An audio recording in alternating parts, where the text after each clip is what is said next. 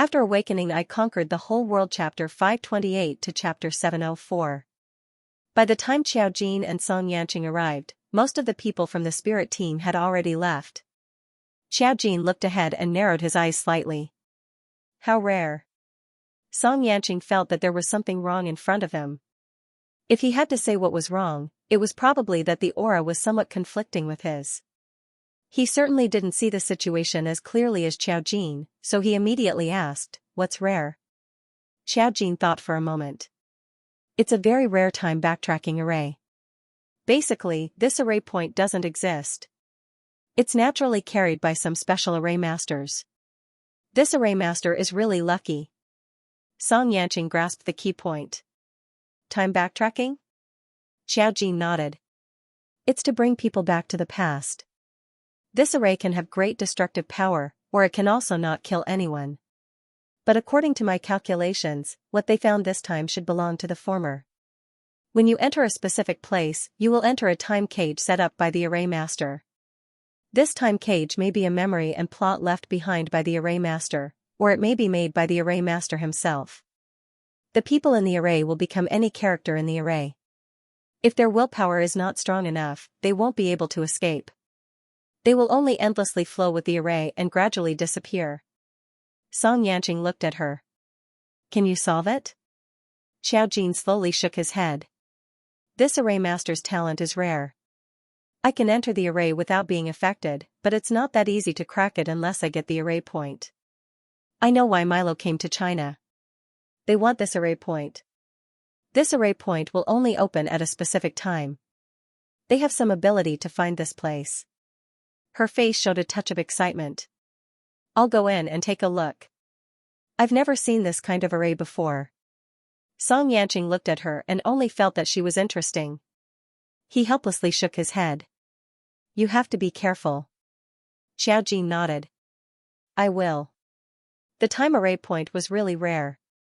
If she could get it, she might be able to recover her lost memories. No wonder she had a premonition.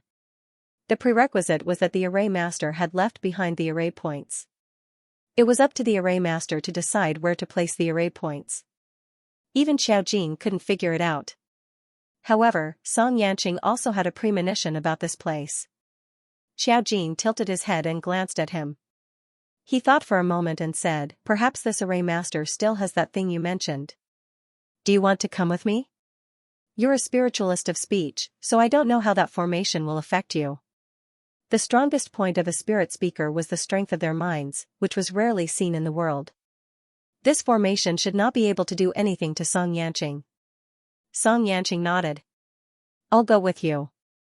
He could not let Xiao Jin go alone. Xiao Jin nodded. She was already prepared to go with him, so she went with Xianxia. The boatman who had brought people over had now returned, and was still loudly calling the police. Uncle Policeman, I'm not lying. It's true, a group of people all went there. Yes, it's under the front peak in the middle. Yes, I know. There used to be only a cave there, but I saw it with my own eyes. A huge cave appeared there just now. I'm not lying, it's true, Uncle Policeman.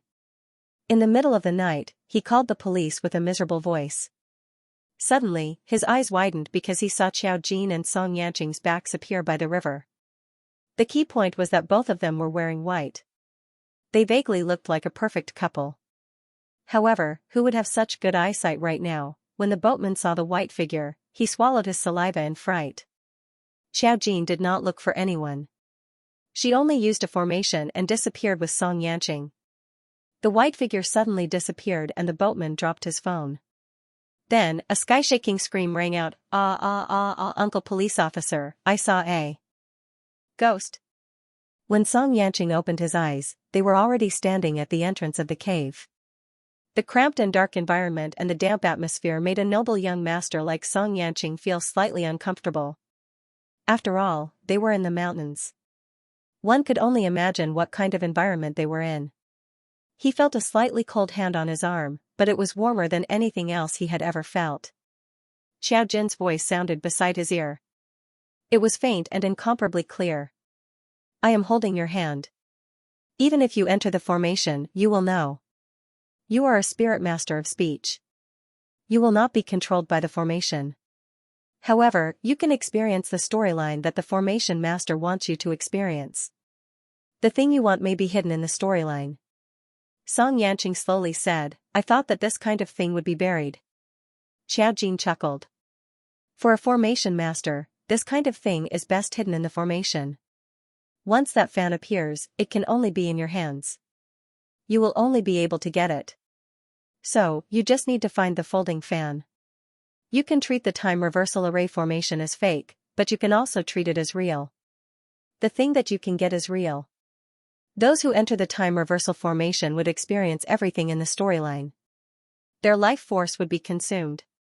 Thus, once they entered the character and could not leave, they could only die in the formation. Unless, the person who set up the formation did not want you to die. Xianxia nodded. I will be careful. Xiaojin nodded. Then, she pulled Xianxia and pushed the door open. She could already feel the aura of the formation. She relaxed her body and felt an overwhelming special aura enveloping her. Suddenly, she felt a tighter touch on her wrist. Xianxia held her hand. It was just to make it more convenient for the two of them to stay in the same place at all times. After all, it was too dark inside, and there was also a formation to block it. It was very easy for them to be separated. This was the only thought in Xiaojin's mind. However, she didn't have time to think too much. When she opened her eyes, it was already bright. The man lying on the bed had a pale face. Even so, it couldn't hide his peerless elegance. He had a very handsome face, and there was an iron-blooded heroic spirit that very few men had. It was a feeling that could only be felt when killing enemies on the battlefield. It was just that his pale complexion slightly blocked this sharpness. He was holding Xiaojin's hand. His eyes were gentle as he said, Qin Yang, wait until I return from the battlefield. I will definitely take you as my wife. Xiaojin withdrew his hand and covered the sudden coldness in his eyes. He only replied in a low voice, okay. She became a woman in a theater, Hu Qin. She was the leading actress of the theater. She was a graceful and beautiful singer who could move people's hearts with her singing. However, she was not Hu Qin in the end. She was just replacing Hu Qin and entering this role. She was still Xiaojin. She had to hide the coldness in her eyes. She had no feelings for anyone. She only had that inexplicable memory in her mind. This memory only had the process of what was happening. There was no ending. The man in front of her was picked up by Hu Qin from the river. At that time, he was seriously injured and appeared by the river. He was about to die. It was Hu Qin and her good sister Hong Lu who saved him. Although this era was chaotic, it was not a good thing to save a man for no reason. Hu Qin and Hong Lu could not let others know, including the owner of the theater, Master Shi, so he was hidden in the backyard of Hu Qin's bedroom to recuperate. Fortunately, the man was in good health. After treatment, he quickly recovered. Hong Lu guessed that he came from the battlefield. The armor he wore was not ordinary. He was probably not a simple person. He told Hu Qin that his name was Du Jingqing. Hu Qin had never seen such a man. She had been trapped in this town for too long. She fell in love with Du Jingqing, and Du Jingqing also fell in love with her. He called her Qin Yang, and she called Du Jingqing Jing Lang. Xiaojin waited until Du Jingqing fell asleep. Then he got up and looked outside. This was a very small town. It should be a chaotic dynasty. Otherwise, there would not be such a war-injured person like Du Jingqing. The plot of the Formation Master should have some meaning here. Xiaojin became Hu Qin. She felt that there should be some story in it. But she did not know what the ending of the story was. Xiaojin vaguely felt that this might be a tragedy. If it was not a tragedy, there would not be this formation. After watching some modern TV dramas with Xiao Fei, she also understood some of the tricks. According to the current plot, this Du Jingqing most likely gave Hu Qin water. Alas, another tragedy. But she did not know how the story would develop. Although she was in the reincarnation of the formation, she was very sober. Soon after, she saw Hong Lu come to see Xiaojin with some people. Hong Lu was a good sister who grew up with Hu Qin. They had a very good relationship. Hu Qin was gentle, while Hong Lu was bold and bold. She dared to take responsibility for what she did. She was forthright and not like ordinary women. She was followed by a little maid called Ah Man, who usually served Hong Lu. At this moment, the girl was looking left and right. She seemed a little lost. When Xiao Jin saw her, the corners of his lips curled up slightly. Hong Lu stood in the distance and said with a smile, "Yo, where did this pretty lady come from? It's so early in the morning, and she's already seducing souls?" Xiao Jin gradually lowered his eyes and smiled faintly. "Sister Hong Lu." Looking at this beautiful fairy, a man was stunned for a moment. F*ck, what a beautiful girl. What the F*ck did that mean? Why did he subconsciously say this word? Man fell into deep thought. Hong Lu looked around and winked at Hu Qin. She came over and grabbed her arm, saying in a low voice, "You're running out of time. You have to send that do guy away as soon as possible. Young Master Wu has recently come to talk about you a few times. I think he has his eyes on you. Master sure can help you block him now, but who knows if he can block him in the future." Xiao Jin was a little hesitant, but Jing Lang's body hasn't fully recovered yet. It's fine as long as you can walk now. Hong Lu secretly stuffed a cloth bag into her hand without letting Man see it. She only said, "You have to make up your mind." Xiao Jin knew what she was talking about. She had discussed with Hu Qin about their escape. Although Master sure treated them well, he was a businessman after all. He could not support them forever. The Wu family in town had their eyes on Hu Qin. Hong Lu wanted Hu Qin and Du Jingqing to leave together. As long as they could escape, they could live anywhere. The cloth bag she gave her was the money that Hong Lu had saved over the years. Hu Qin didn't feel good about seeing such affection. Yes, it was Hu Qin, not Xiao Jin. Xiao Jin didn't know how the plot would develop, but she had a feeling that she would follow. Let me think about it. The original array master was dead. If Xiao Jin wanted to know where the array point was, she had to follow the plot.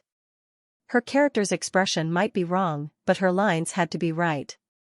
Otherwise, she would be kicked out of the array if her ability was too strong. Next time, the array master might not be willing to let her in. This was the ability to turn back time. Think about it carefully. Hong Lu left with Ah Man. Before leaving, Ah Man looked back at Xiao Jin. He felt that Hu Qin was very familiar, but he couldn't remember where he had seen her. That transparent aura was rare in the world. Xiao Jin looked at their backs as they left, and the corners of her lips curled up. Some time in the array would pass quickly, but the people in the array wouldn't notice it. They would only think that time had passed because they had memories. Xiao Jin watched them leave. In the blink of an eye, the scene changed and passed quickly. It was already night. She was wearing thin clothes. Her face was wet and seemed to be tear-stained. She touched her face. It was indeed full of tears. This body was crying. In front of her was Du Jingqing's expression. "Qiner, you really don't want to go with me?" Xiao Jin only nodded. Her tears stopped, but her voice was bitter. "I can't go. If I go, what will happen to Hong Lu and the others? If she ran away, Master sure would not let them go. The other people in the theater would also suffer." The young master of the Wu family was still in town. She couldn't watch the people in the theater fall into a pit of fire because of her. Du Jingqing only looked at her with sad eyes. "Qiner," his voice was choked with sobs. Xiao Jin reached out and pushed him. "Let's go." Du Jingqing only looked deeply at Xiao Jin and said, "Qin Yang, just you wait. After I return from killing the enemy and share the burden of the country, I will definitely come to marry you in a palanquin with 8 carriers." Xiao Jin nodded. "I'll be waiting." Du Jingqing turned around and mounted a horse. His figure quickly disappeared into the night. She seemed to feel something and turned her head. She saw Hong Lu looking at her with tears in her eyes. "You really are a fool.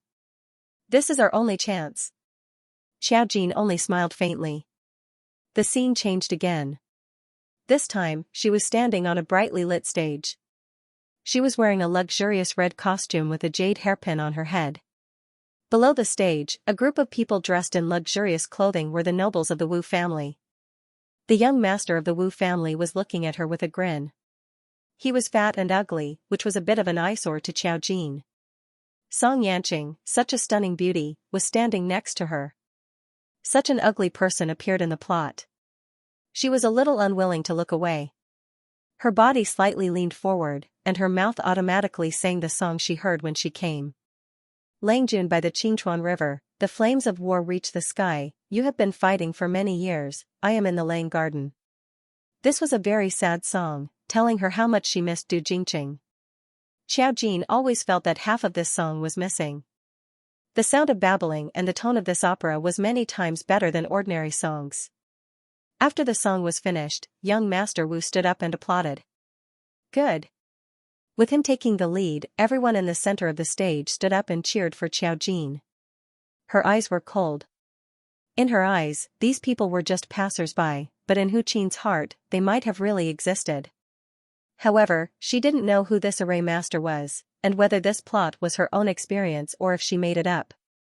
She would continue acting according to the plot. Xiaojin bowed slightly to those people and was about to leave when young Master Wu suddenly called her. Miss Hu Qin. Xiaojin paused. She stood still, but her body was sideways. She could only look at the red curtain. Others couldn't see her, but they could only hear her delicate and graceful voice. Young Master Wu, what are your orders? Young Master Wu's face showed a greasy smile. Miss Hu Qin, you can't always sing in this theater. Haven't you thought about the future? Although Hu Qin's identity was in the theater, she was a top singer. Master sure treated her like a money tree, so he didn't let her suffer any losses for the time being. She was still an innocent person. It was just that young Master Wu's family in town was rich and powerful. It was also because of this that he could take a fancy to her. However, Hu Qin didn't have this idea. In her heart, she was thinking about Jing Lang, who was far away on the battlefield. Xiaojin blinked gently. This scene didn't let her make any response. Soon, the shadow of a middle-aged man appeared in front of her. He had a small mustache at the corner of his mouth, which looked like a comedy. At this moment, standing in front of Xiaojin, he looked a little annoyed. Young Master Wu is not to be trifled with. Hu Qin, you can't do anything about it. You've been in my theater all your life. I haven't done anything wrong to you. I know about that man. Xiaojin raised her head. Judging from her movements, she seemed to be expressing shock. Master Shi sighed. I'm not blind. This kind of thing doesn't sound good if it gets out. Hu Qin, you're a girl after all. Young Master Wu is a little ugly, but his family can guarantee that you won't have to worry about food and clothing. Xiaojin's voice sounded mournful. Master Shi, you know that he already has a wife and 3 concubines. 2 of them died an unnatural death. I married into his family. However, in this chaotic world, who could care about these things? Master Shi could only sigh and shake his head. The meaning was clear. Even if Hu Qin didn't marry him, this matter wouldn't be over. After Master Shi left, Hong Lu walked in from outside. She looked at her with a look of disappointment. I told you to leave back then. Xiaojin just shook his head. Hong Lu sighed deeply again. The plot changed again. She was wearing a red wedding dress and a veil. Xiaojin raised her eyebrows deeply. It seemed that she couldn't escape the truth. Hu Qin was married to young Master Wu. She was sitting in a wedding room. With a veil over her head, she couldn't see the whole picture of the room. She could only vaguely hear the bustling sounds outside. There seemed to be a lot of people. It wasn't hard to imagine what they were celebrating. This was the Wu family's courtyard. Xiaojin's face was cold. Just as she was about to remove the veil, she suddenly heard screams. Ah! Bandits, bandits! There are bandits! There was also the sound of energy entering someone's body. Xiaojin was particularly familiar with it. Her eyebrows jumped as she heard it. She was already sitting up. She parted the paper on the door and looked outside. Flames filled the sky. On the night of the wedding, a group of bandits broke into the Wu family's courtyard. They killed countless guests, including the eldest young master of the Wu family, who was rushing to the bridal chamber. In troubled times, such situations were everywhere. Bandits fled everywhere. Even this small town couldn't escape from the bandits' evil clutches. But somehow, they missed Hu Qin, who was still in the bridal chamber. Seeing that the commotion outside was gradually subsiding, Xiao Jin opened the door and left in a hurry. She rushed out of the Wu family's residence and headed to the theater. She saw that the theater was deserted and empty. Everyone was gone. She didn't know where they went. Xiao Jin vaguely heard movement. Bandits were wreaking havoc in the town. Her heart skipped a beat. She went to her boudoir in the theater and took some of her hidden assets. Originally, she left them for Hong Lu. Who knew that Hong Lu didn't take them away when she left? After she took these, the scene sped up again. Only then did she realize that she had appeared in a city. She was wearing coarse clothes. Something was smeared on her face and it was a little dirty. There were patrolling soldiers on the roadside, as well as citizens living in the city. But most of them seemed to be in a tight financial situation. A series of horse hooves sounded. Xiao Jin subconsciously looked up. A group of majestic soldiers appeared in the city and galloped over. The person in the lead was tall and wore a majestic armor. He had an imposing appearance and his appearance was so familiar. Xiao Jin, who was on Hu Qin's body, was startled. She shouted, "Jing Lang?" Shu, the person who was galloping past, suddenly stopped his horse. The person on the horse turned his head and looked at her. He seemed to be in disbelief. After a long time, that person slowly called out, "Qin Yang?" Xiao Jin felt her eyes heat up and tears gushed out. Her voice trembled as she called out, "Jing Lang." This wasn't Xiao Jin's original emotion. It was just the plot's need. She felt it and went with the flow. "Qin Yang." The person on the horse's back dismounted. With incomparable surprise, he came forward. Ignoring the gazes of others, he hugged her in his arms. He could still feel the warmth. The details of the time reversal array formation were terrifying in all aspects. It made him feel as if he was living in the past. Therefore, when an ordinary array formation master encountered such an array formation, it would be difficult for them to resist. Once they did, they would be trapped here for the rest of their lives. If he died in the plot of the array formation, he might really die. However, Xiao Jin was different. She clearly knew that everything before her eyes was fake. Even if it was fake, it would still take some time to figure out where the problem was. She restrained herself from pushing the scene in front of her. Fortunately, the scene quickly changed again. This time, she was wearing a red wedding dress again. This red wedding dress was much more luxurious than the Wu family's. Her eyes were filled with love as she felt her red veil being slowly lifted. What appeared in front of her eyes was Du Jingqing, who was also wearing a red groom's outfit. Du Jingqing also looked at her with gentle eyes. It was as gentle as when they first met. He said softly, "Qin Yang, I've finally fulfilled my promise to you. From now on, you are my wife, my wife." This gentle tone was somewhat familiar. It was so familiar that Xiao Jin seemed to see something else through Du Jingqing's eyes. She looked at Du Jingqing's eyes. They were like a familiar light, deep and as bright as the moon in the sky. She seemed to see Song Yanqing's shadow. She blinked her eyes and just smiled. Du Jingqing lifted her red veil. Before he kissed her gently, the scene sped up. After that, the plot skipped a few times, but this kind of skipping made Xiao Jin instantly have an additional memory, as if she had really experienced the skipped period of time. She married Du Jingqing. Du Jingqing made great contributions on the battlefield and was conferred the title of general. She became Du Jingqing's wife and became famous all over the world. After that, she found Hong Lu, a man, Master Shi, and the others who had been stranded outside because of the bandits' rampage. Fortunately, they were still alive and well. Each of them had their own small families and lived happily and contentedly. Hu Qin found them and gave them generous rewards, so that they could live happily for the rest of their lives in this new world. This life seemed long, but for Xiao Jin, it was just a blink of an eye. She also knew that there was something wrong with this plot. This plot was fake. If there was such a happy and healthy ending, there was no need for the formation at all. Sometimes, time could go back to the past, but it could also satisfy people's wishes and become a perfect memory. She didn't choose to open her eyes. Instead, she sighed slightly. When she opened her eyes again, she appeared in the previous scene. Du Jingqing still had the same unbearable expression. "Qiner, you really don't want to go with me?" It was a familiar line again. Xiao Jin naturally took over. "I can't go. If I go, what will happen to Hong Lu and the others?" Du Jingqing looked at her with sad eyes. "Qiner," his voice was choked. Xiao Jin reached out and pushed him again. "Go." Du Jingqing still said the same line. "Qiner, wait for me. After I come back from killing the enemy and share the country's worries, I will definitely come to marry you." Xiao Jin nodded. "I'll wait." Du Jingqing turned around and rode a horse. His figure quickly disappeared into the night. She turned her head. Hong Lu looked at her with tears in her eyes.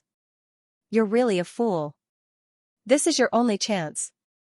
Xiao Jin smiled faintly. This time, the plot didn't jump. She followed Hong Lu back and saw that in front of Hong Lu's backyard, the room was filled with flames. Eldest young master Wu led a group of people, holding torches, and sneered at her in the courtyard. Xiao Jin's heart jumped.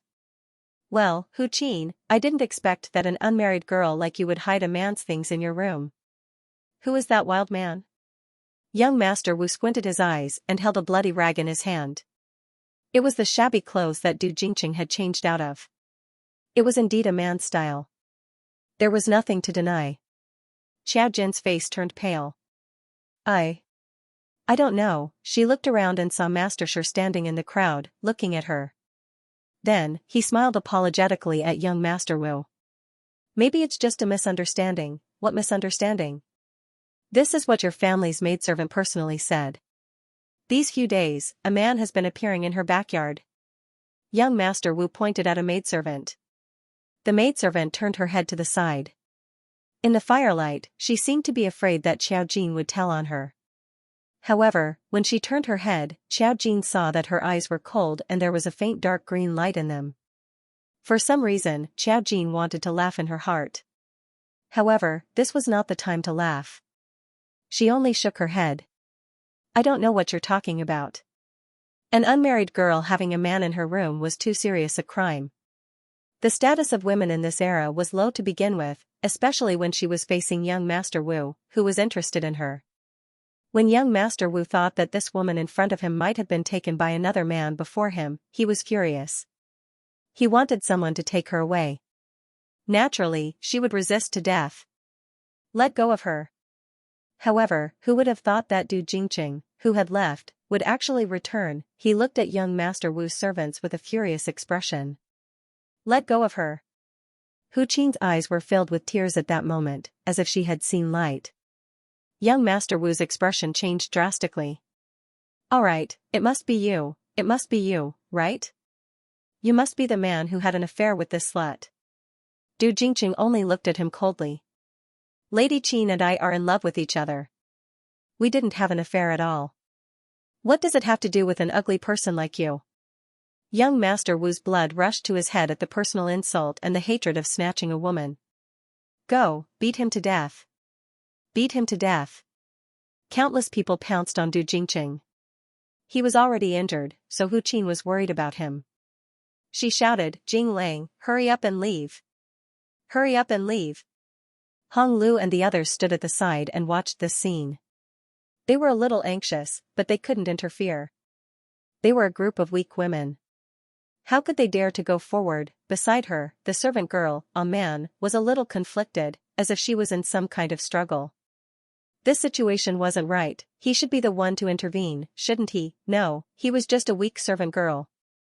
What could he do? No, something was wrong. Man furrowed her brows in pain. She wanted to hug her head, but the people and environment around her seemed to be cracking apart. When Xiao Jin was being grabbed and struggling with all his might, he took the time to give a surprised look over. She knew who this was. It was Gui Zhou, whose fortune she had divined before. This person, his willpower was actually able to resist this time formation.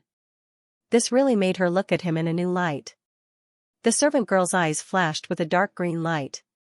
No one knew what she was thinking. Du Jingqing came from the battlefield. Even though his skills were good, it was difficult for 2 fists to fight against 4 hands, especially when there were dozens of people in front of him. He knocked down a few people in one breath, and was soon hit by someone. His wound had not completely healed, and he actually spat out a mouthful of blood and fell down. Jing Lang. At that moment, Xiao Jin felt as if his eardrums were about to burst from the sound of his voice being automatically shouted out by the storyline. This didn't seem like a TV series. There weren't so many beautiful moments. Du Jingqing was actually beaten down. The Wu family's young master saw that Du Jingqing was extremely brave and fierce. He was originally afraid, but now that he saw Du Jingqing fall down, he suddenly felt incomparably proud. His carefree mood surged up, and he knew the principle of adding insult to injury. He actually snatched a person's torch and threw it on Du Jingqing's body without hesitation. Ah! This time, Xiao Jin almost fainted. She watched as Du Jingqing was lit by the torch and held in pain. She felt as if her heart was about to explode. She struggled to break free from the 2 people who were holding her back. She wanted to pounce over, but someone held her back. When she turned around, she saw that it was the Wu family's young master. His expression was sinister. "If you dare to go over, I'll kill everyone in this theater." Hong Lu originally couldn't bear it when she saw Du Jingqing being burned. She rushed over and wanted to scratch the Wu family's young master's face. "You bastard!" Hu Qin couldn't hear anything. Right now, she only wanted to throw herself at Du Jingqing. However, young Master Wu's servants were used to doing evil with him, so they threw the torches at Du Jingqing one after another. Du Jingqing held in pain as his body was quickly engulfed in flames. Hu Qin was about to go crazy. She let out heart-wrenching screams, but she was restrained by several people and couldn't rush over. Hong Lu went forward to scratch young Master Wu, but a servant next to him hit her in the waist with a stick. She cried out in pain and fell to the ground, curling up. The surrounding space seemed to become a little blurry. Xiao Jin heard young Master Wu's vicious and exasperated voice. "Since you like to catch me so much, burn me together with you." He didn't care about human lives at all. Master Shi also came forward to resist. Many people in the theater also came forward to resist. The servant girl who told on them took a step back. A man looked at all of this in shock, as if she wanted to do something. She reached out toward Xiao Jin, but quickly covered her neck as if she couldn't breathe. Flames filled the sky and everywhere was on fire. The theater was burning. For some reason, Xiao Jin's body rushed onto Du Jingqing and was burned together with him. It was a pain that made one's flesh split open. The fire burned to the extreme. Every place in the theater was burning. Young Master Wu didn't want things to get out of hand, so he simply went all out and burned everyone in the theater to death here. Hu Qin's heart was filled with grief and anger. She hugged Du Jingqing and couldn't even cry. She opened her mouth and let out a heart-wrenching cry. It was heart-wrenching and extremely painful. The pain was real. Even Xiao Jin found it hard to bear when he felt the heart-wrenching fire. She furrowed her brows and finally understood why she had experienced a fake storyline. Du Jingqing was burned to death because he rushed back to save Qin Yang. He didn't have time to return to the battlefield and fight for the country. He just didn't feel at ease leaving Qin Yang here alone. He knew that Qin Yang was in trouble.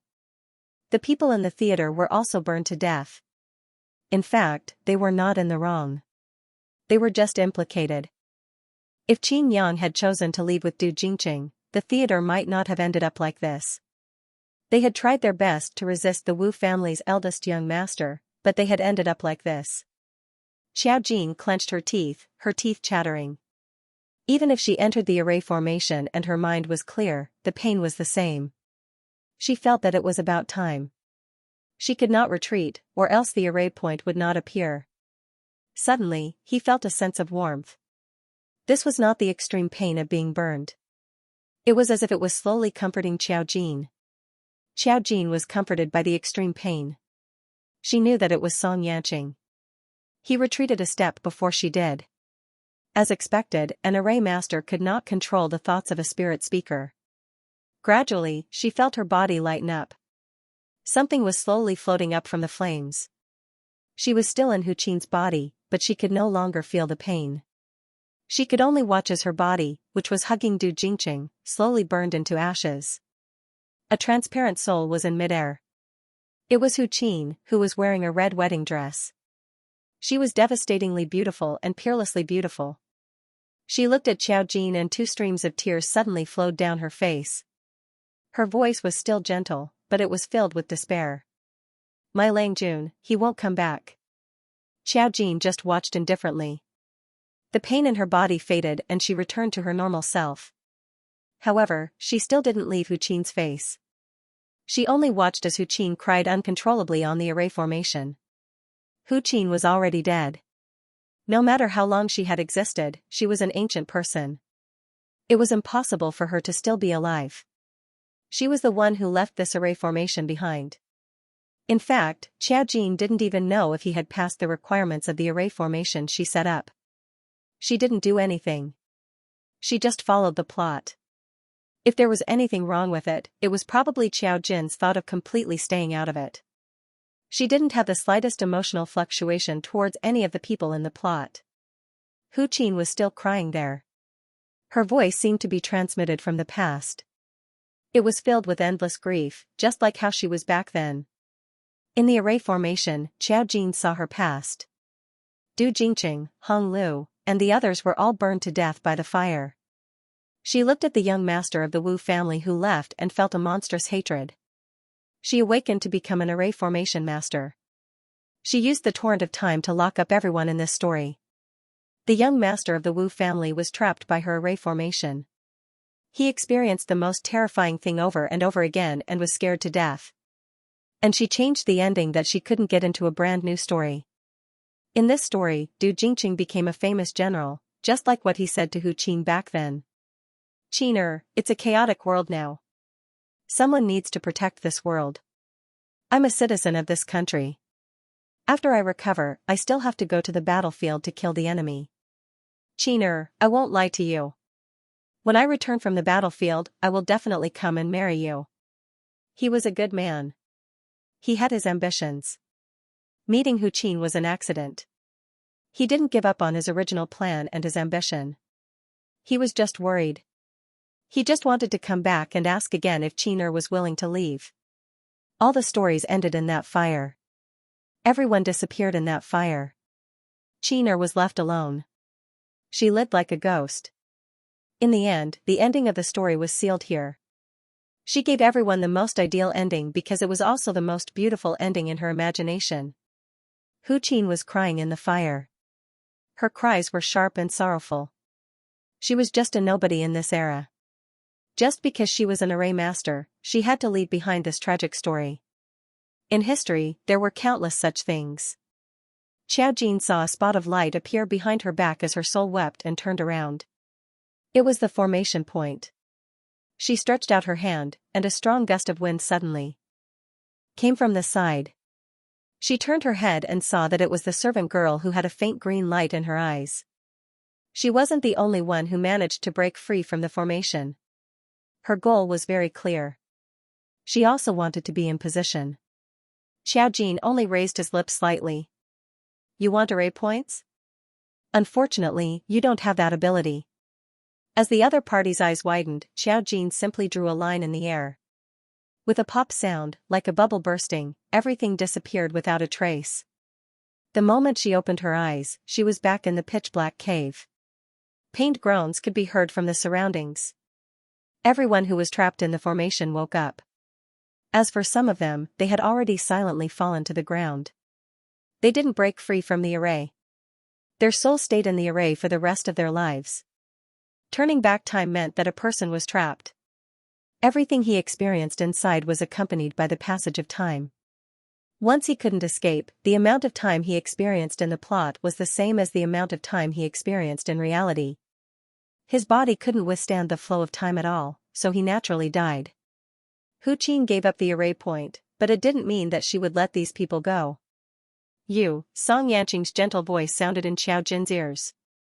She immediately reached out her hand to cover Song Yanqing's mouth and gently shushed him. Then, she pulled Song Yanqing and instantly disappeared from the cave. A glaring light lit up. Mi Luo raised his phone and found that this wasn't a cave, but a secret room. There was only a coffin, and beside the coffin, there were countless skeletons. These were all people who had entered this place for thousands of years, wanting to get the time array point. They all failed, and no one could get rid of this array. Miluo didn't actually have such strong willpower. He just felt that something was strange from the moment he entered the array until he saw Hu Qin. That wasn't the real Hu Qin. Hu Qin was played by someone else. He was affected by the other party and actually recovered a part of his consciousness. However, he didn't get the array point. The other party's last sentence, "It's a pity that you don't have the ability," made him angry. Since he was young, no one had ever said that to him. Only this person, he didn't even know if it was a woman or not. After all, in the array, anyone could randomly become anyone else. The light shone, and the pained faces of the spiritual psyche masters were everywhere. Some people fell, and some were pulled out. He saw Azu. He stood there, his old face was twisted, obviously struggling. Miluo went forward and patted him, and Azu's body fell directly. He was dead. He died in an array just like that. His death was easy and not worth it. Miluo saw his body, and there was no fluctuation in his green eyes. He just coldly curled his lips. The people beside him woke up and saw Miluo. They called out blankly, "Lord Miluo?" Miluo nodded, "Let's go." There were no more formation points here, and it had already returned to its original appearance. He looked around, but there was nothing worth paying attention to.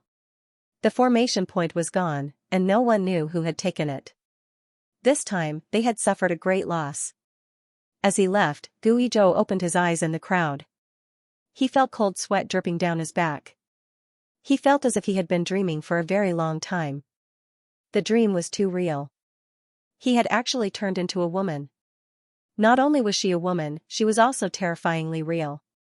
He came back to his senses and looked around. The cave was still as dark as before, but it was not as dark as before. He could vaguely see some fallen people and a pile of bones on the ground. F***ck. He was so scared that he tried to shake a few of his colleagues who were on the verge of collapsing. When he realized that he couldn't wake them up, he gritted his teeth and left first. He couldn't help it. He was very hungry now. Not only was he hungry, but he was also very thirsty. It seemed like he hadn't eaten or drunk anything for a long time. If he didn't replenish his energy, it seemed like he would collapse to the ground in the next second. His ability was actually not very useful. It was just using the wind speed ability to increase his speed. However, at this time, it became his escape weapon, allowing him to smoothly escape from the cave. "Are you hungry?" When they returned to the hotel, Xiao Jin asked Song Yanqing. Song Yanqing's face was extremely pale. He was indeed very hungry. And he was so thirsty that even his mouth was dry and burning. He endured and said, "I'm fine." He quickly walked to the table and poured himself a glass of water. Xiao Jin said, "It's normal. If nothing unexpected happened, we've actually been in the cave for a few days. The time reversal array was to make you forget the flow of time in the real world.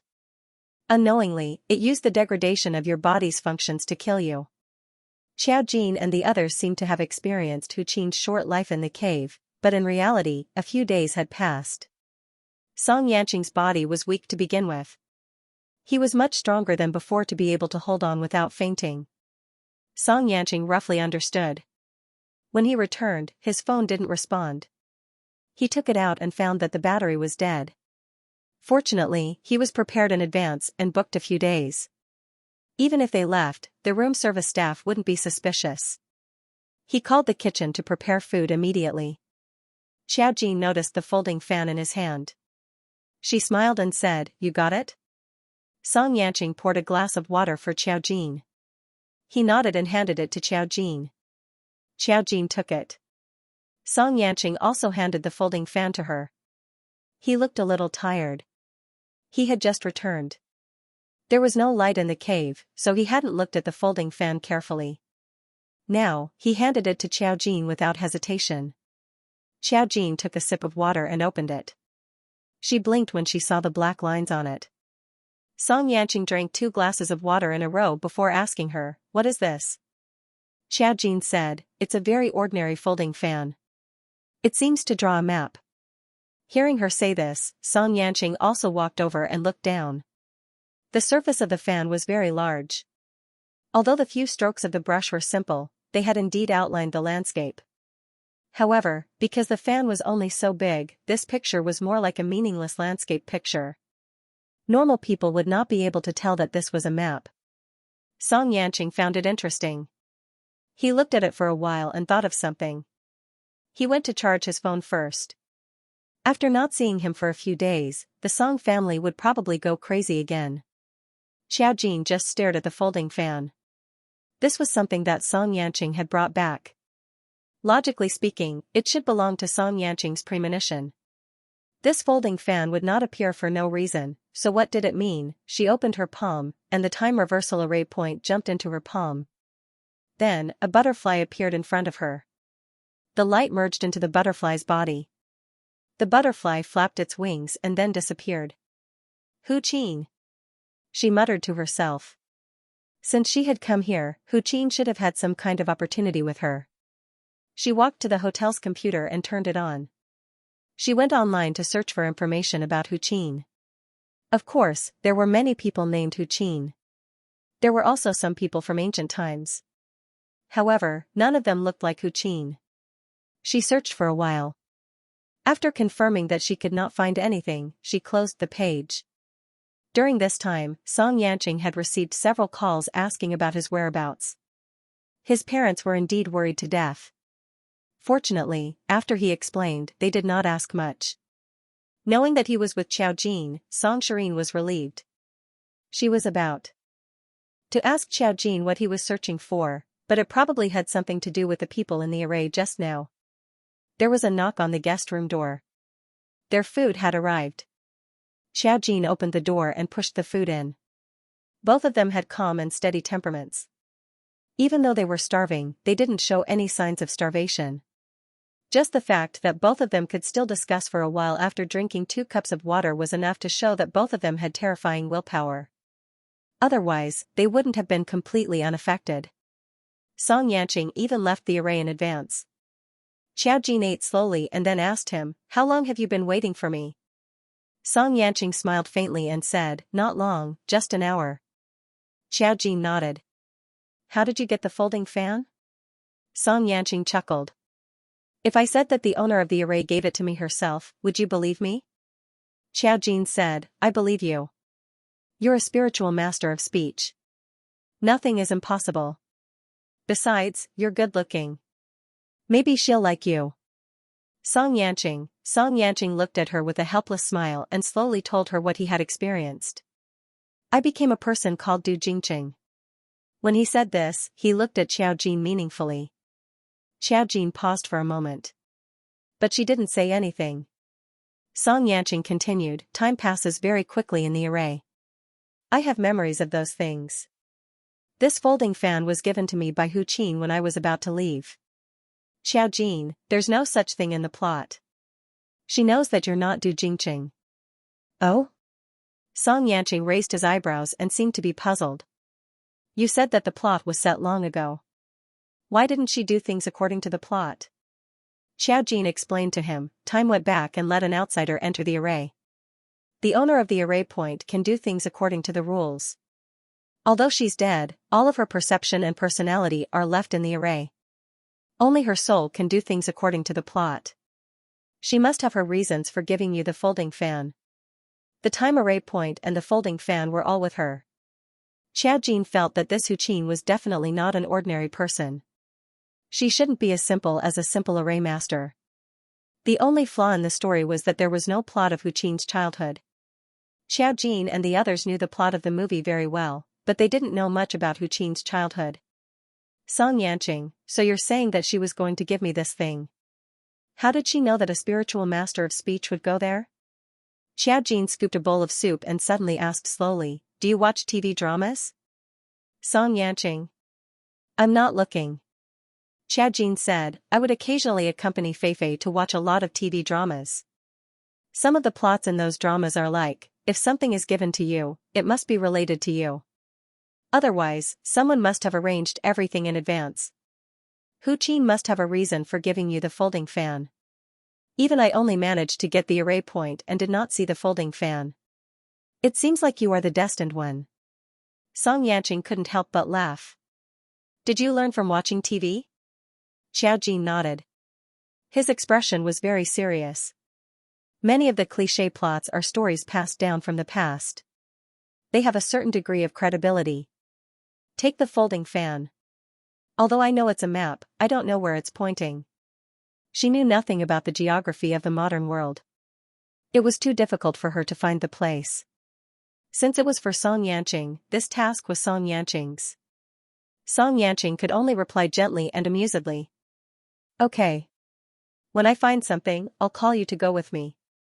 After the meal, Xiao Jin was eager to try out the time array points she had obtained. She had lost some memories, and she didn't know if she could see the past at this array point. She didn't hide from Song Yanqing when she used the array. Song Yanqing had a lot of things to do. The moment he turned on his phone, he found that he and Xiao Jin had been missing for almost 4 days. 4 days was enough for him to mess up some of the things in his control. He needed some time to turn everything around reasonably. So he was very busy. He looked up and could see Xiao Jin standing in the living room with her eyes closed.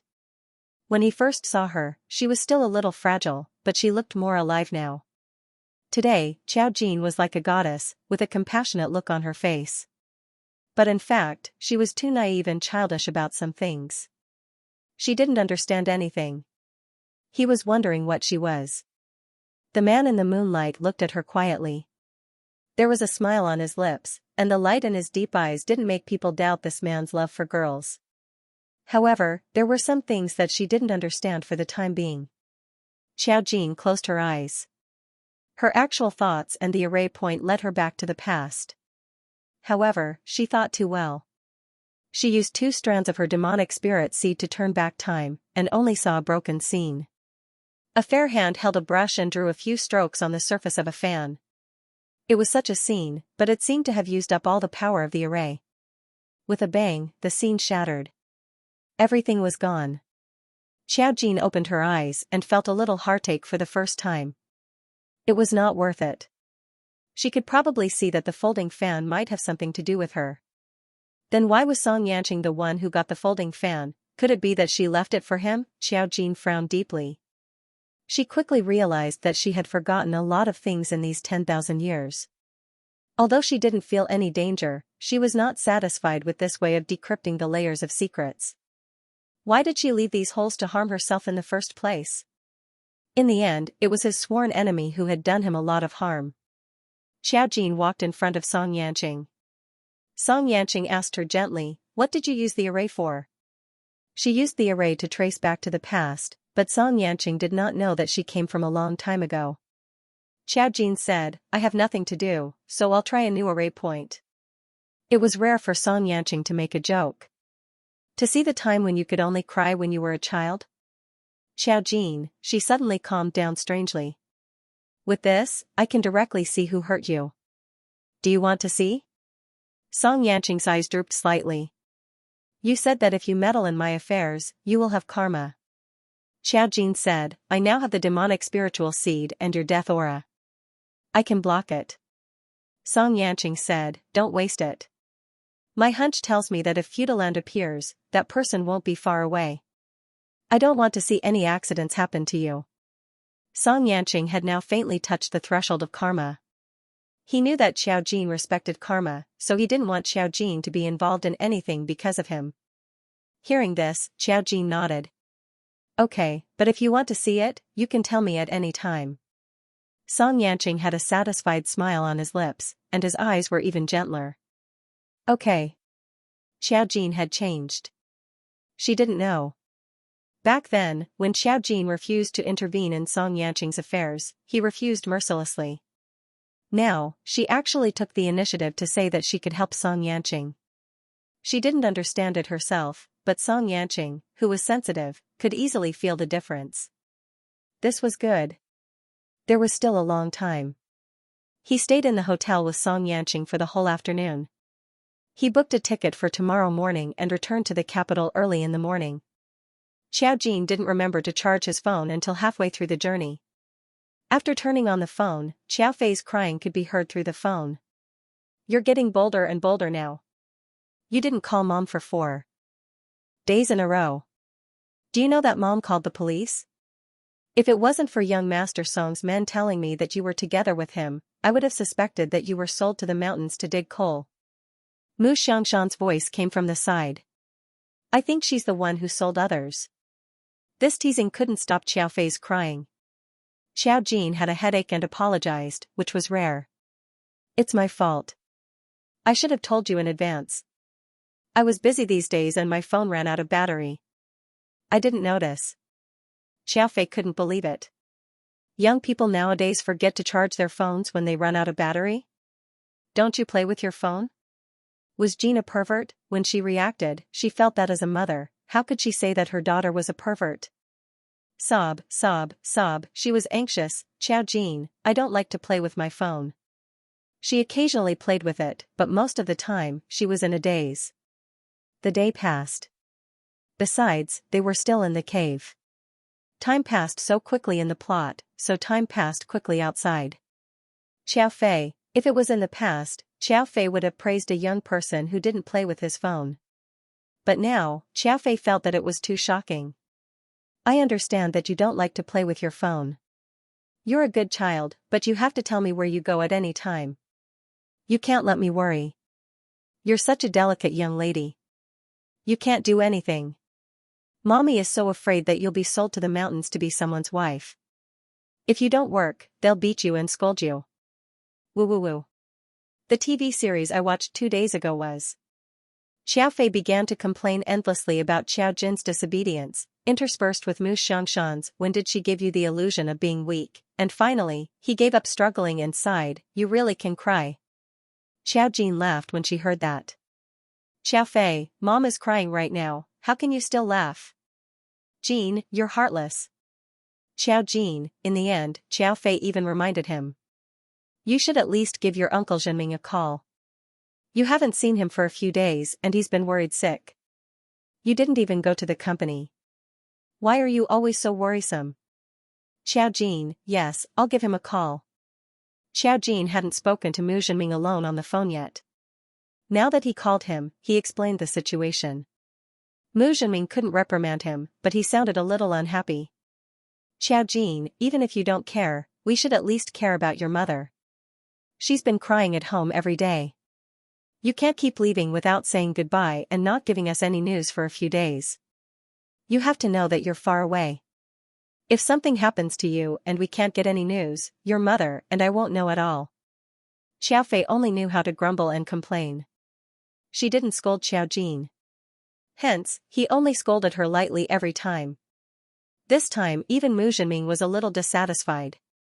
In the past, Xiao Jin might not have cared about their thoughts at all. This time, she paused and listened to Mu Zhenming. Then she said, I know I was wrong. Since they were family, they must be anxious. In the past, she was alone. Now that she had a family to feed, it was appropriate to express the concern between family members. They were anxious because they were really worried about her. Hearing her apology, Mu Zhenming couldn't blame her anymore. He could only sigh deeply. Don't do this again.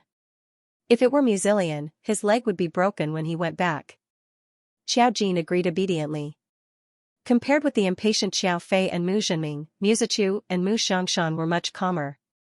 Song Yanqing took her back to the Mu family first before returning to the Song family.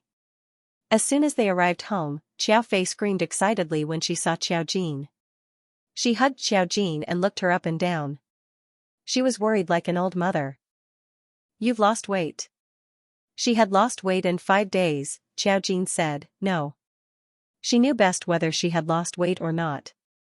Xiao Fei said, I said you've lost weight. You look at yourself every day. How can you tell? Xiao Jin, after entering the house, Grandpa Mu took the fishing rod and was about to go fishing. When he saw them, he just glanced at them casually. You're back?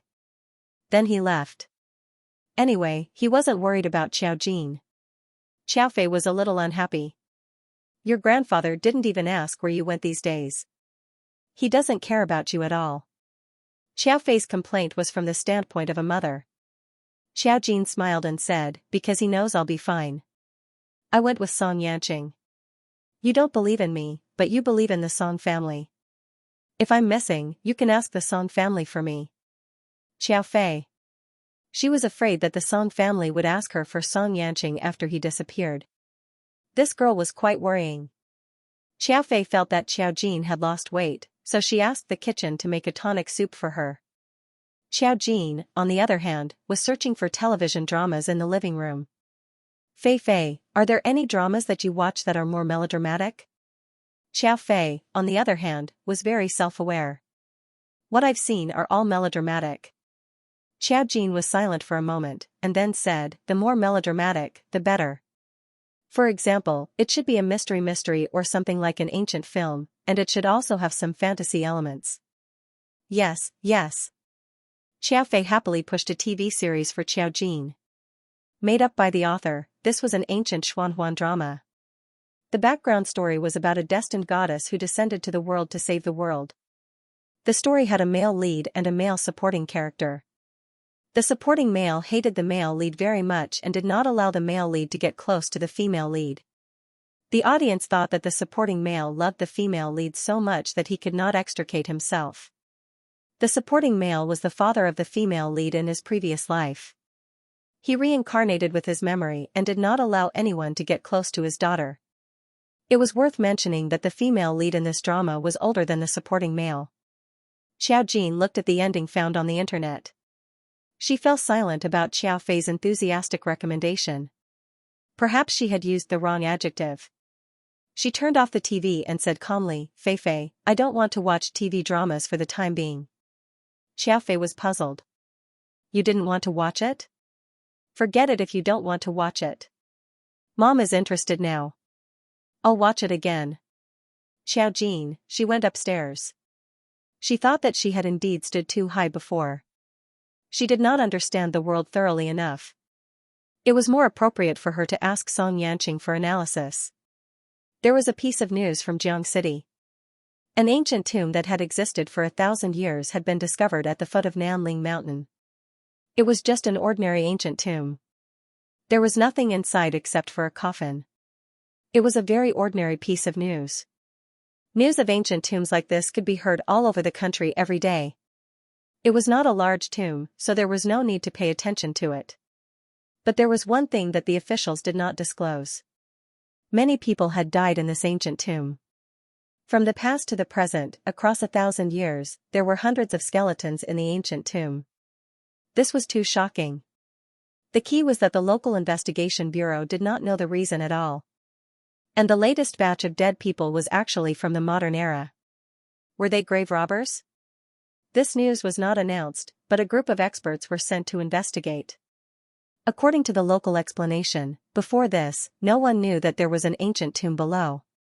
It was clearly a concave cave in the past.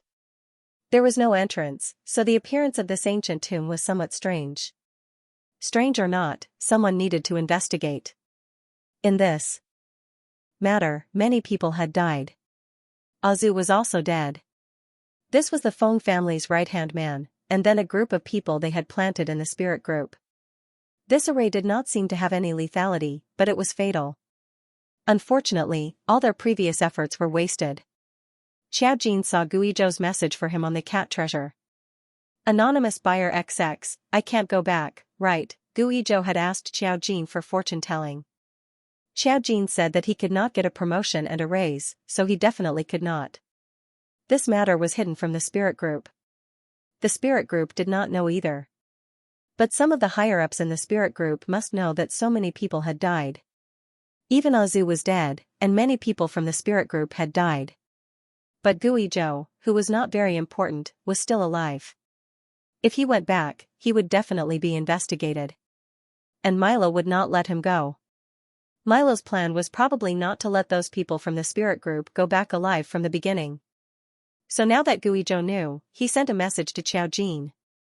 He was a little annoyed and a little desperate.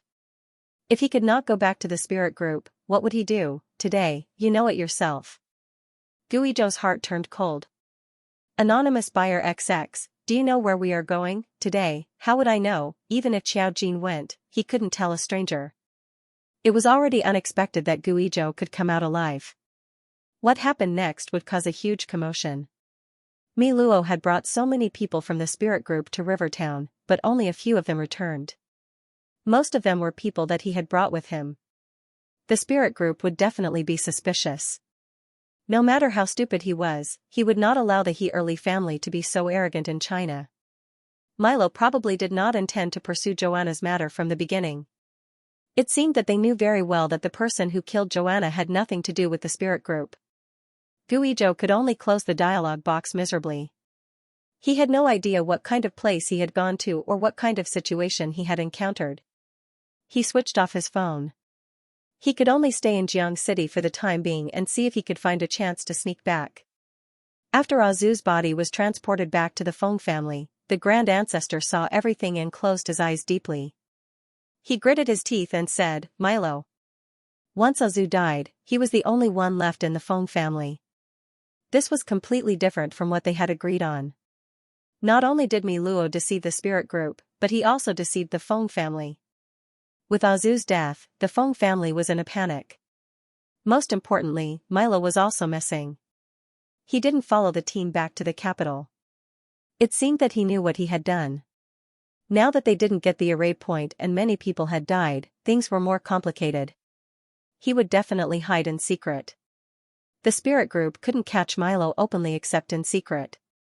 So even if he hid in a city in China, no one would know. Of course, the spirit group suffered a great loss with so many people dead. The people below weren't stupid. The higher-ups of the spirit group had to at least give them an explanation. Because of this, the spirit group fell into a state of panic. He Yao was one of them. Among the people who followed Milo to Jiang City, there weren't any of her people, but there were her friends. Although they rarely contacted each other in private, He Yao was in disbelief when she learned that the other party had died in an accident. Aside from their identity as spiritual psyche masters, they all had families. In the past, if something happened, at least everyone would know. But this time, the spirit group refused to say anything, which made He Yao suspicious. She thought of Milo who came to the capital last time. Now that Milo was also missing, wasn't it obvious that the He Early family was behind this? She thought about it and felt that something was wrong, so she wanted to ask Xiaojin more about it. Xiaojin agreed to meet her without hesitation. The two of them met in an elegant and secluded cafe. When Xiaojin saw her, he sat down and said, "You don't have to be so anxious. This is a good opportunity for you." He Yao was dumbfounded. A good opportunity? Why is it a good opportunity for me? Xiaojin sat down and said to her, "You don't need to know where those people went. You only need to know that they are indeed dead. And this isn't the first time something like this has happened in the spirit group. Those people were used as scapegoats. What you need to do now is to bury your doubts and listen to the spirit group. This way, people will pay attention to you. Many of their members have died this time. They will definitely promote a new batch to shut the mouths of the people below. He Yao, it's possible for you. Promotion? In the past, He Yao would have been happy to hear that she had been promoted. However, now that she had become suspicious of the existence of the soul group, she was somewhat unhappy. Even if I don't get promoted, those people are still dead. Then let them die a worthy death. Xiaojin stirred his coffee with a spoon. I know what you're thinking now. You think that the spirit group is lying to you by hiding the existence of the formation master. But in reality, the spirit group was established with good intentions. This society needed an organization to maintain stability. If there was no one to control the spiritualists, the world would be in chaos. Under this premise, the spirit group is controlled by the various large families. Actually, there is a division of interests. But, at least on the surface, they seem to be an organization that must exist. I need you to be promoted. The higher you climb, the more likely you'll be able to change the current situation of the spirit group. And, I'll help you. He Yao was stunned for a moment. You want me to be a spy? Xiaojin said, the word spy isn't appropriate. That's under the premise that the spirit group needs to be disintegrated. I only need you to climb to a higher position. Then, you'll have the right to speak. You'll be able to change the current situation of the spirit group. As for me, I need to know where the demonic spirit seeds are kept. He Yao, so you still need me to be a spy? Xiao Jin. You can think of it that way. He Yao thought for a while and then agreed. Okay. Xiao Jin laughed. Aren't you afraid that I have a worse purpose? He Yao, with your strength, even if you want to, can I stop you? She saw through Xiao Jin's existence very clearly. Xiao Jin nodded and lowered his head to take a sip of coffee. He Yao was too easy to worry about. After He Yao and Xiao Jin finished talking, she returned to the spirit group. Indeed, it was useless for her to have doubts. It was better to follow Xiao Jin's words and climb to a higher position to know more of the truth. She already had enough qualifications. She just lacked the opportunity. At this moment, Mu Zhenming suddenly called her and asked where Xiao Jin was. Xiao Jin said that he was playing outside. He asked a few questions and didn't say anything. Xiao Jin felt that Mu Zhenming's attitude was wrong. After checking, he found a hot news. The ground of a large factory in Huqing had collapsed. It was holiday time at that time. A group of employees who stayed behind ran out when they realized that something was wrong.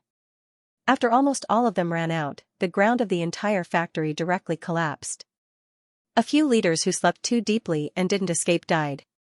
This news seemed quite inexplicable and made people wonder if it was an unlucky year. However, when Xiao Jin saw that it was a business under the Feng family, he understood what was going on. With Azu's death, the Feng family couldn't be supported by the ancestor alone. Now that the backlash was serious, a large-scale accident had already occurred. The Feng family's factory was a large factory that produced important goods. It had transactions with many companies around the world and had tens of thousands of employees. The annual output of the factory could reach tens of billions of yuan. There was also a lot of equipment inside that was very valuable. This destruction was equivalent to destroying a mountain of gold. If an ordinary accident happened, it could be salvaged. However, the ground collapsed and the factory was completely destroyed. Even the foundation was destroyed. This loss was real and tangible. This time, the Feng family could be said to be completely dumbfounded. When something happened earlier, it could be said that something was wrong. Now that the Feng family directly lost hard assets, even if the grand ancestor didn't say it, they should feel it. The Feng family was suffering a backlash. As for the fate of the Feng family, some people knew about it, while some didn't. They couldn't possibly tell everyone about it. Phoenix Qianan was one of those who didn't know. He could only feel that the atmosphere in the house was very wrong recently. Everyone's face was incomparably gloomy, as if something big was about to happen. He knew about the accident at the Feng family's factory. When his mother mentioned it, he only said, "Isn't it too unlucky?" He felt that something was wrong. When he went to see his cousin, Song Yanqing, at the Song Yanqing's house, he told him about it. He frowned and only said, "Brother, I feel that something is wrong with the Feng family recently." Song Yanqing was holding an English book. He didn't even raise his head. He was like an elegant young master from a famous family. His tone was so gentle. "Oh, what do you think is wrong?" "Recently, a lot of people in our family have had accidents." Phoenix Qianan thought for a while and swallowed. Since Feng Yibing's death, our family seems to have been cursed. Many brothers and sisters have had accidents one after another. Their investments in the stock market have begun to fail. Now, even the foundation of the company has begun to have accidents. Song Yanqing raised his eyes and put down the book. There was a deep smile on the corner of his lips. Was the Feng family's luck good before? After Song Yanqing's reminder, Feng Qianan realized that something was wrong. In the past, everything went smoothly for the Feng family. Even if the younger generation in the family was not promising, at least it went smoothly. He had never heard of any failure. Especially the outstanding few, they were successful in everything they did. For children like them, the resources they had were different. Naturally, they enjoyed different things as well. Even Feng Qianan himself felt that he was particularly lucky in everything he did. Even when he played dice with people in the bar, he basically never lost. Now, he felt that something was wrong. Everything seemed to have been turned around. He had heard his mother talk about some strange places in the Feng family before. Now his heart jumped and he had an ominous premonition. He subconsciously asked Song Yanqing, "Brother, is there something wrong with us?" Song Yanqing stood up and rubbed the corner of his eyes. "No, you don't have to worry too much." He walked to the bookshelf and put the book in his hand back to its original position. Instead, he began to look for something along the bookshelf. While looking, he naturally asked Feng Qianen, aunt and uncle, "How long have they been married?" 25 years. Feng Qianen subconsciously replied. Feng Qianen's parents were also a pair of beautiful stories in the circle. 25 years, there was not even a little bit of gossip about Feng Qianen's father. Everyone said that his father hid well. After all, it was in a chaotic place like the Feng family.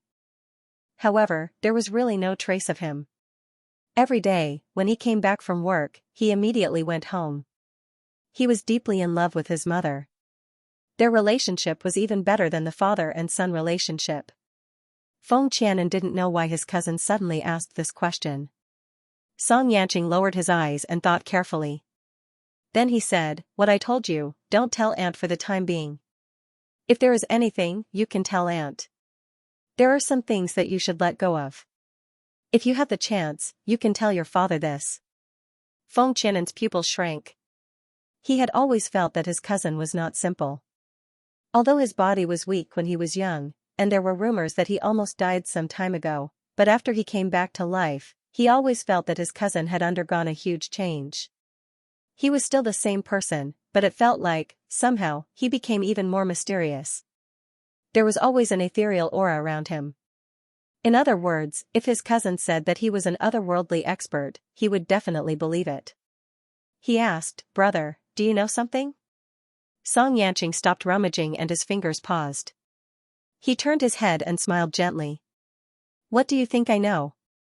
Phoenix Qianen, even if he knew, he wouldn't say it. Phoenix Qianen didn't like people hiding things from him, but the person was his cousin. He knew that there was a problem, but he didn't dare to ask. He could not help but feel a little worried. What did cousin mean by that? What did he want to let go of? Why did he have to tell his mother, Feng Qianen, "Brother, why don't you tell me yourself?" Song Yanqing said, "You are her son, and I am just her nephew. Some words had to be said by the person closest to you. Only then would it be somewhat convincing." Song Yanqing had already warned his aunt once. If she didn't believe him, he couldn't say it again. "Is that so?" Feng Qianen was still a little confused. Song Yanqing naturally changed the topic. "Have you gotten the person you like?" Hearing him suddenly mention this, Feng Qianen subconsciously replied, "Not yet." He wanted to cry and laugh. She really only treats me as a younger brother. It was his fault for finding the wrong excuse to get close to her. Fan Jin was old and had no interest in little puppies. She was also injured.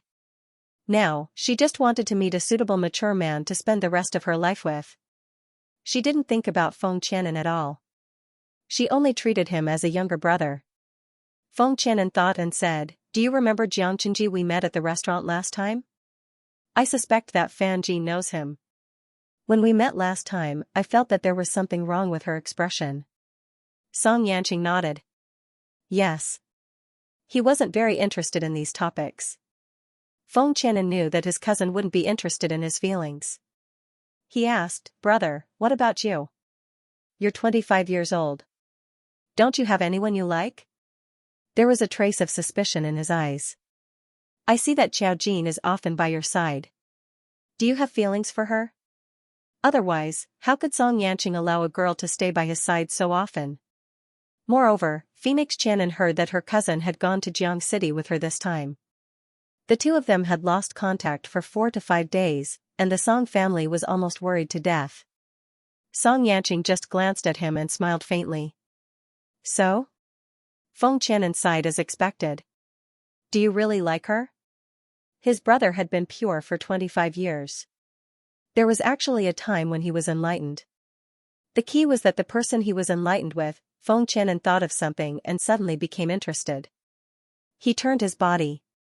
"Hey, brother, is she also a child of the Ji family? Is she Ji Chiyue's daughter? I heard that their family stole the dragon and swapped the phoenix. Isn't Ji Fanjing the son of Ji Chiyue's mistress wife?" Xiao Jin is? Song Yanqing's smile was flat and didn't even seem to change. He just looked at Feng Qianan and said in a very gentle tone, "Do you have so much to say?" Feng Qianan. He was unhappy. Didn't he just say something about Xiao Jin's mistress mother? This was the truth. My cousin is too protective of me, Phoenix Qianan thought sadly. However, he shut his mouth and didn't dare to open it again. His brother had been like this since he was young. Even if he was unhappy, he would not show it. Instead, he would smile more gently than anyone else. Phoenix Qianan had seen some perverted games before.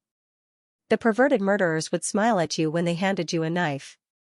This kind of person was even more terrifying. Of course, his brother was not that perverted, it was just that it still made people feel chilly. He talked about these things with his brother and temporarily forgot about the troubles in the Feng family. He didn't expect to receive a call just as he was about to leave. Just listening to what was said on the other side of the phone, Phoenix Grace's face suddenly changed and stood up. What? Song Yanqing looked over. Phoenix Qianan's expression quickly became a little flustered. His tone was a little hurried. Where are you hurt? After the other party said something, he quickly said, okay. I'll be right back. Give me the address of the hospital. After hanging up the phone, Song Yanqing immediately asked, who had an accident? Feng Qianan looked at him and couldn't help but panic. Brother, my dad had an accident. He had a car accident. Song Yanqing. His brows furrowed slightly, but they quickly smoothed out. Since Feng Qianan said so, it meant that it wasn't a fatal thing. Sure enough, Feng Qianan continued, he hit his leg. I don't know how he is now. I have to wait for the results. I'm going to the hospital. Brother, are you coming? Since something happened to his uncle, he definitely had to go and take a look, so he nodded. Feng Qianan took Song Yanqing to the hospital. The hospital was under the Song family. Song Yanqing used to come here often, but now he didn't come much. In the hospital's VIP ward, Feng Qianan's father, Feng Linming, was lying there with one leg in a cast. When Feng Qianan and Song Yanqing arrived, Song Yanqing's aunt, Song Henning, and Feng Qianan's sister, Feng Qianshui, were already there. When the two saw Feng Qianan, they both called out, Qianan. When Song Henning saw Song Yanqing, a smile appeared on her tired face. Yanqing, you're here too? Song Yanqing nodded and walked over to ask, how is uncle now? Feng Qianan rushed over and wailed, Dad. Feng Qianshui was a little annoyed. Dad isn't dead yet, don't cry. As soon as she finished speaking, she was glared at by Song Henning. Song Henning then answered Song Yanqing, a little worried. During the car accident, the debris cut his hamstring and it was completely broken. Now that he had an operation, the doctor said that because the problem is too serious, even if he can walk after being stitched up, he can't do strenuous exercise. During this period of recovery, it will take several years. After she finished speaking, she sighed again. Where did this unlucky thing come from? Feng Qianshui said indifferently, there have been a lot of uncles in the family recently, and Dad didn't escape either. Song Henning frowned. What nonsense are you talking about? After Song Yanqing learned of the situation, he comforted her. Aunt, don't worry. It's fine as long as uncle is fine. These words were already comforting. It was better than him not being alive. It seemed that Xiao Jin's words really came true. Feng Linming had been in the Feng family for so many years. Although he enjoyed everything in the Feng family, he had also done a lot of good things. His merits and demerits offset each other, and karma didn't take his life. At least there was still a chance to recover, which was better than anything else. Feng Linming hadn't woken up yet. Song Yanqing glanced at him a few times, then looked at Song Henning and said, Uncle, have a good rest recently. I think the Feng family is in troubled times recently, so it's better to take this opportunity to recuperate. Song Henning looked at Song Yanqing and hesitated. She still remembered that this nephew had hinted at something to her. She had also been in the Feng family for so many years, so she had heard some rumors. People outside all said that the reason why the Feng family was so lucky was because they did dirty things behind the scenes. Everything was stolen from other people. They would all suffer retribution. She used to think that it was just nonsense that outsiders were jealous of their good luck. Now, the Feng family had one incident after another. Even if it was not retribution, people had to believe that there was something wrong with the Feng family. No one could have so many incidents in such a short period of time. It was like the things that had never happened in the Feng family before, but now they all erupted in one breath. She used to think that the luck of the entire Feng family was abnormally good. Now, her husband also had an accident. Her husband had done good deeds all his life. She really couldn't imagine that this kind of thing would happen to her husband. This nephew really wanted to know something, but she couldn't ask in front of her children. After all, some things were too hard to believe. Feng Qianshui looked similar to Feng Qianan. Feng Qianan had the appearance of an obedient and sunny guy. Feng Qianshui also looked obedient and cute, but she also looked cold. Just from the way she frowned when looking at Feng Qianan, it could be seen that she was not to be trifled with. She was Feng Qianan's twin sister, but she was more outstanding than Feng Qianan. Seeing that her father had an accident, she did not feel much sadness. Instead, she felt relieved. She looked at Song Yanqing and suddenly blinked. "Cousin, can we talk?" Song Yanqing looked at Feng Qianshui and nodded with a faint smile. The two came to the door of the ward. Feng Qianshui looked at her cousin who was as cold as the bright moonlight. She took a deep breath and asked, "Is the Feng family suffering retribution now?"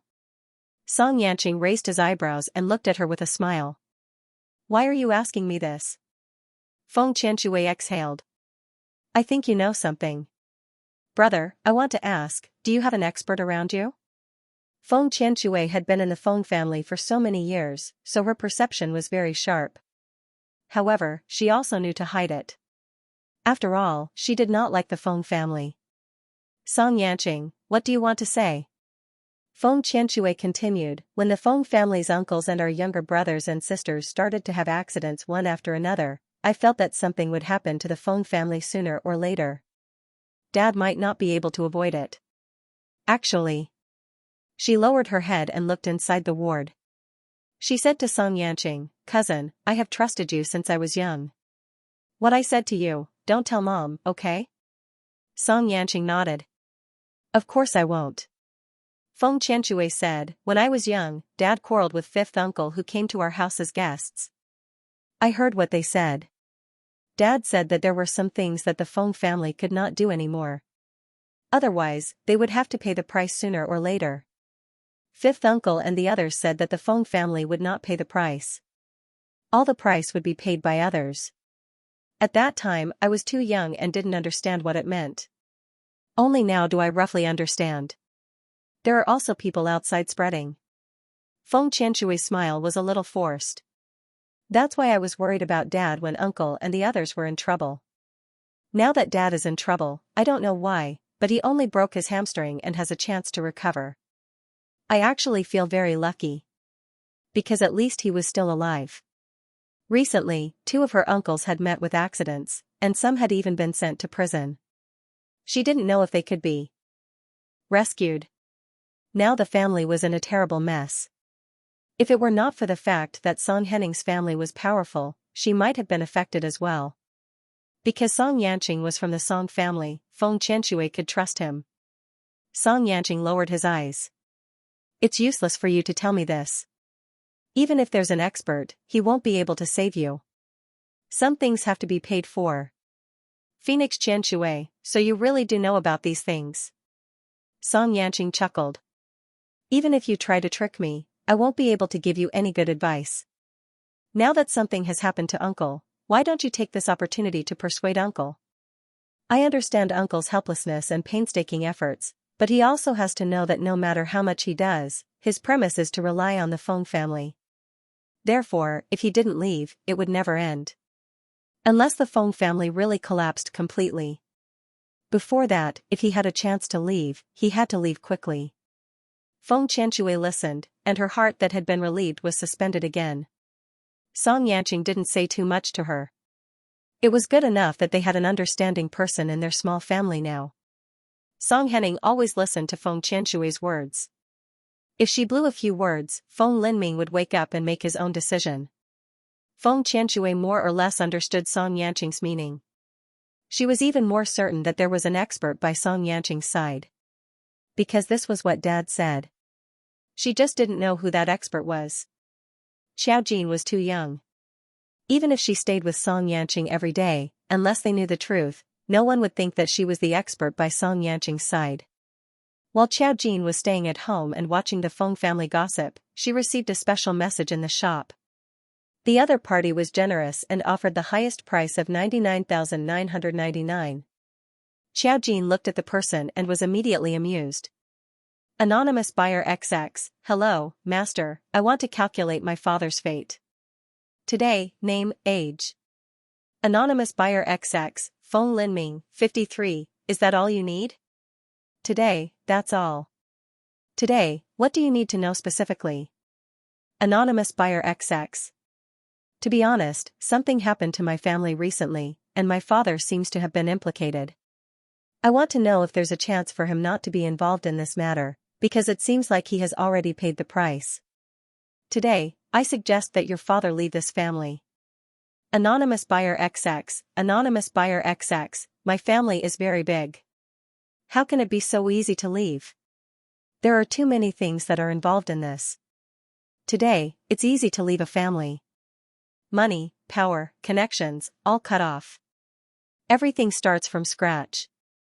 Anonymous buyer XX, Anonymous buyer XX, I'm afraid that the others in the family won't let my father off. Today, dear, they can't even take care of themselves.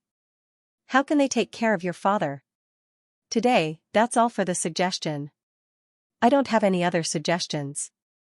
Other than your father, your family should also be careful. When Feng Qianshui saw this sentence, she immediately felt her hair stand on end. It meant that not only her father, but they would all be in trouble. Feng Qianshui was so scared that her back was drenched in sweat. She was resting on the sofa in the hospital when her face suddenly turned pale. Song Henning immediately looked over. Qianshui, what happened to you? Not feeling well? Feng Qianshui. I think so. The air conditioner is too cold. Mom, can I go and rest for a while? Song Henning waved his hand. Go ahead. I've already told you that someone will take care of your father. Just stay here for a while. If you're cold, put on more clothes. Don't catch a cold. Feng Qianshui nodded and turned to leave the ward. Xiao Jin found it interesting. It wasn't as if the Feng family didn't notice the problem. Of course, if it weren't for the fact that Feng Qianshui was Song Yanqing's cousin, she wouldn't have gotten involved in this matter.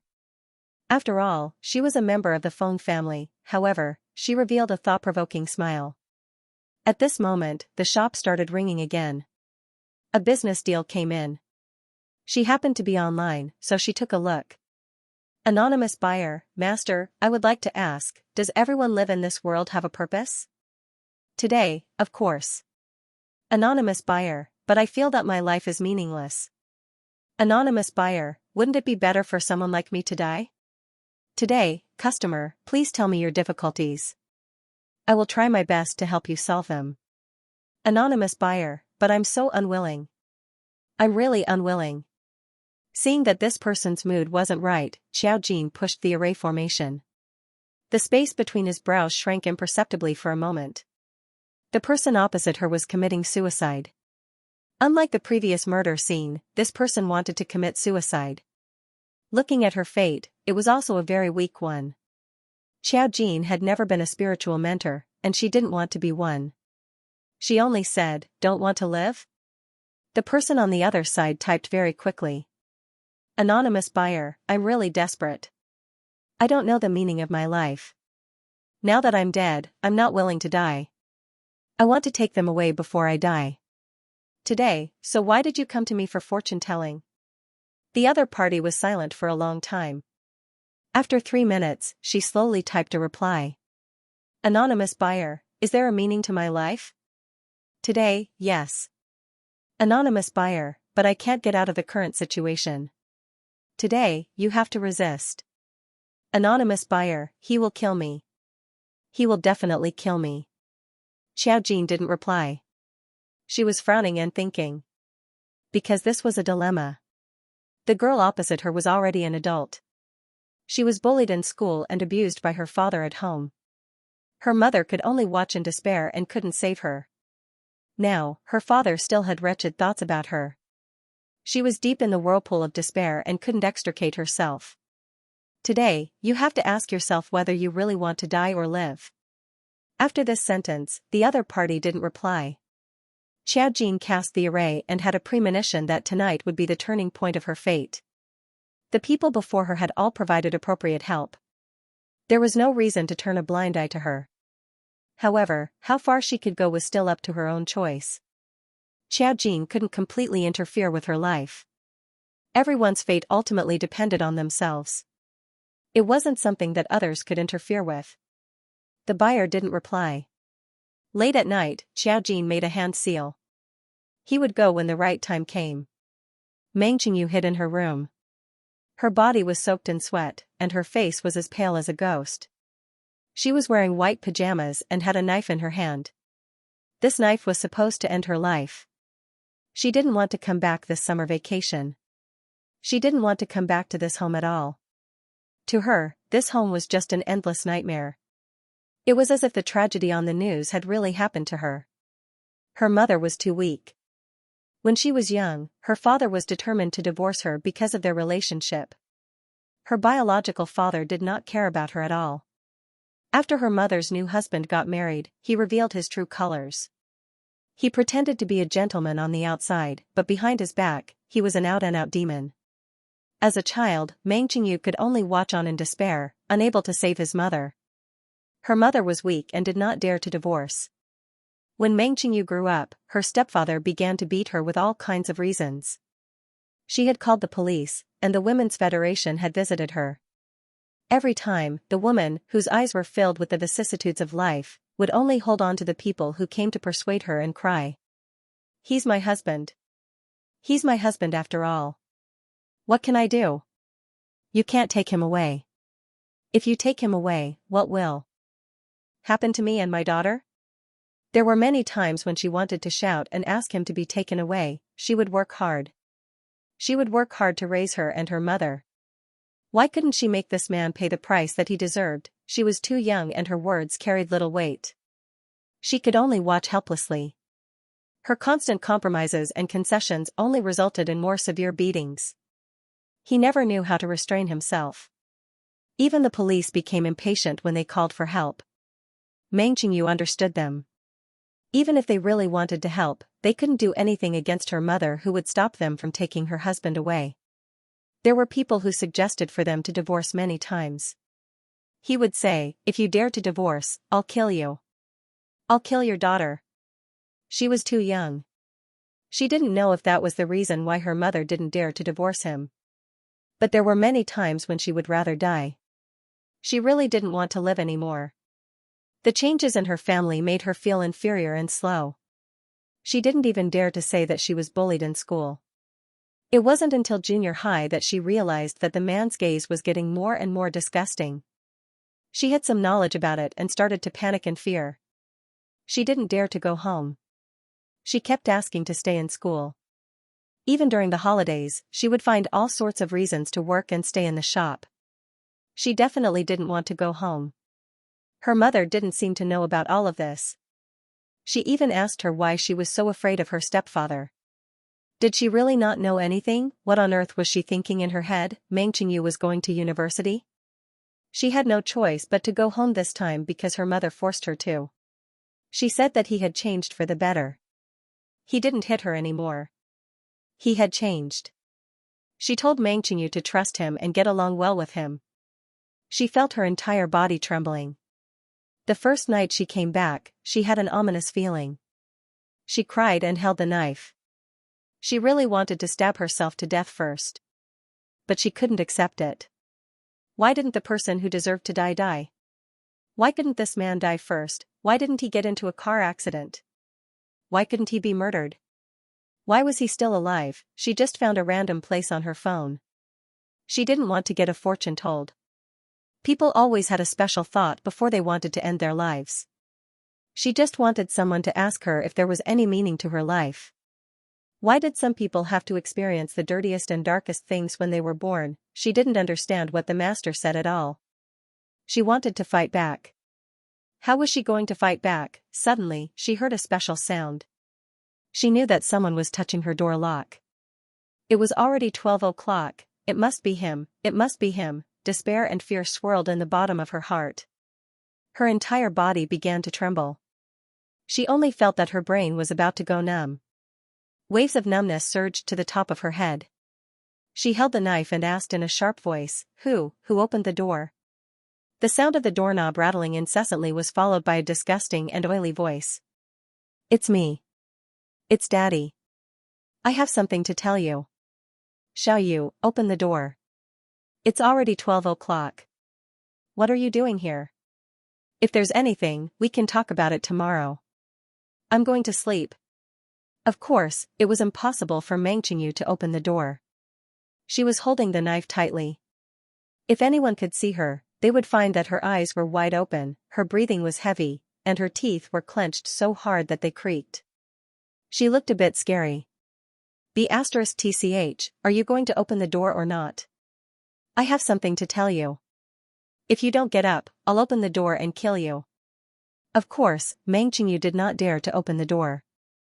She found her phone, and the screen was fixed on the interface of dialing 110. If anything happened, she would not let him go tonight. Even if she died, she would make him die with her. She made up her mind. Holding the knife, her body was still trembling as she went to open the door. The moment the door opened, the person who was still banging on the door rushed in. He cursed and looked up to see Meng Qingyu holding a sharp knife in her hand. He was shocked and immediately retracted his hand. He took a few steps back and looked at Meng Qingyu cautiously. He cursed, You B*TCH, what do you want? Meng Qingyu was still afraid. It was impossible for a person to change in an instant. She was still afraid of this man from the bottom of her heart. At this moment, she could only force herself to summon up her courage and stare at him. What do you want to tell me? Tell me. The knife was still a little scary. Seeing Meng Qingyu's expression, her stepfather, and Jingsong, turned to the other side and cursed, You Shirong, why don't you come out and look at your B*TCH daughter? She's pointing a knife at me. What's the meaning of this? I raised her, fed her, and clothed her. Now you're going to kill me? Look at what kind of daughter you raised, you stinking whore. Meng Qingyu couldn't stand him scolding her. She shouted, You're shameless. I saved the money to go to university. You even took a part of it. You raised me when I was young. You haven't worked for years and relied on my mother. You B*****. Since they were about to shed all pretenses of cordiality, Meng Qingyu might as well start cursing. Her mother, Yu Shirong, heard the commotion and came out of the room worriedly. From her expression, she obviously knew about it and hid in the room, not daring to come out. Her actions made Meng Qingyu's heart turn cold. Yu Shirong only had the appearance of an ordinary woman. Because of the years of hard work, her body appeared especially short and small. She looked at Meng Qingyu embarrassedly. Seeing that she was holding a knife, she turned pale with fright. Xiaoyu, how can you hold a knife? Hurry up and give it to me. Don't treat your father like this, okay? Your father really just wants to say something to you. Yu Shirong slowly walked over. Although she was a little scared when she saw Meng Qingyu holding a knife, she still slowly approached. Seeing her like this, Meng Qingyu could no longer hold back his tears. He called out, Mom. Tears streamed down Yu Shirong's face. You child, come to your mother. She approached Meng Qingyu step by step. Meng Qingyu paused for a moment, probably because she saw that her mother was still a little aggrieved. The knife in her hand was taken by Yu Shirong. Yu Shirong turned around with the knife in her hand. Can't you talk to her nicely? Before he could finish his sentence, he saw An Jingsong rush up to him with a vicious look on his face. He pushed Yu Shirong away, walked over, grabbed Meng Qingyu's hair, and threw him into the house. Meng Qingyu screamed. Yu Shirong was also stunned after being pushed away. She subconsciously shouted, What are you doing? Don't hit her. When Meng Qingyu was thrown into the room, her heart turned cold. She had a feeling of despair. She felt an incomparable pain on her scalp and a slap on her face. Pa, the sound was very loud and clear.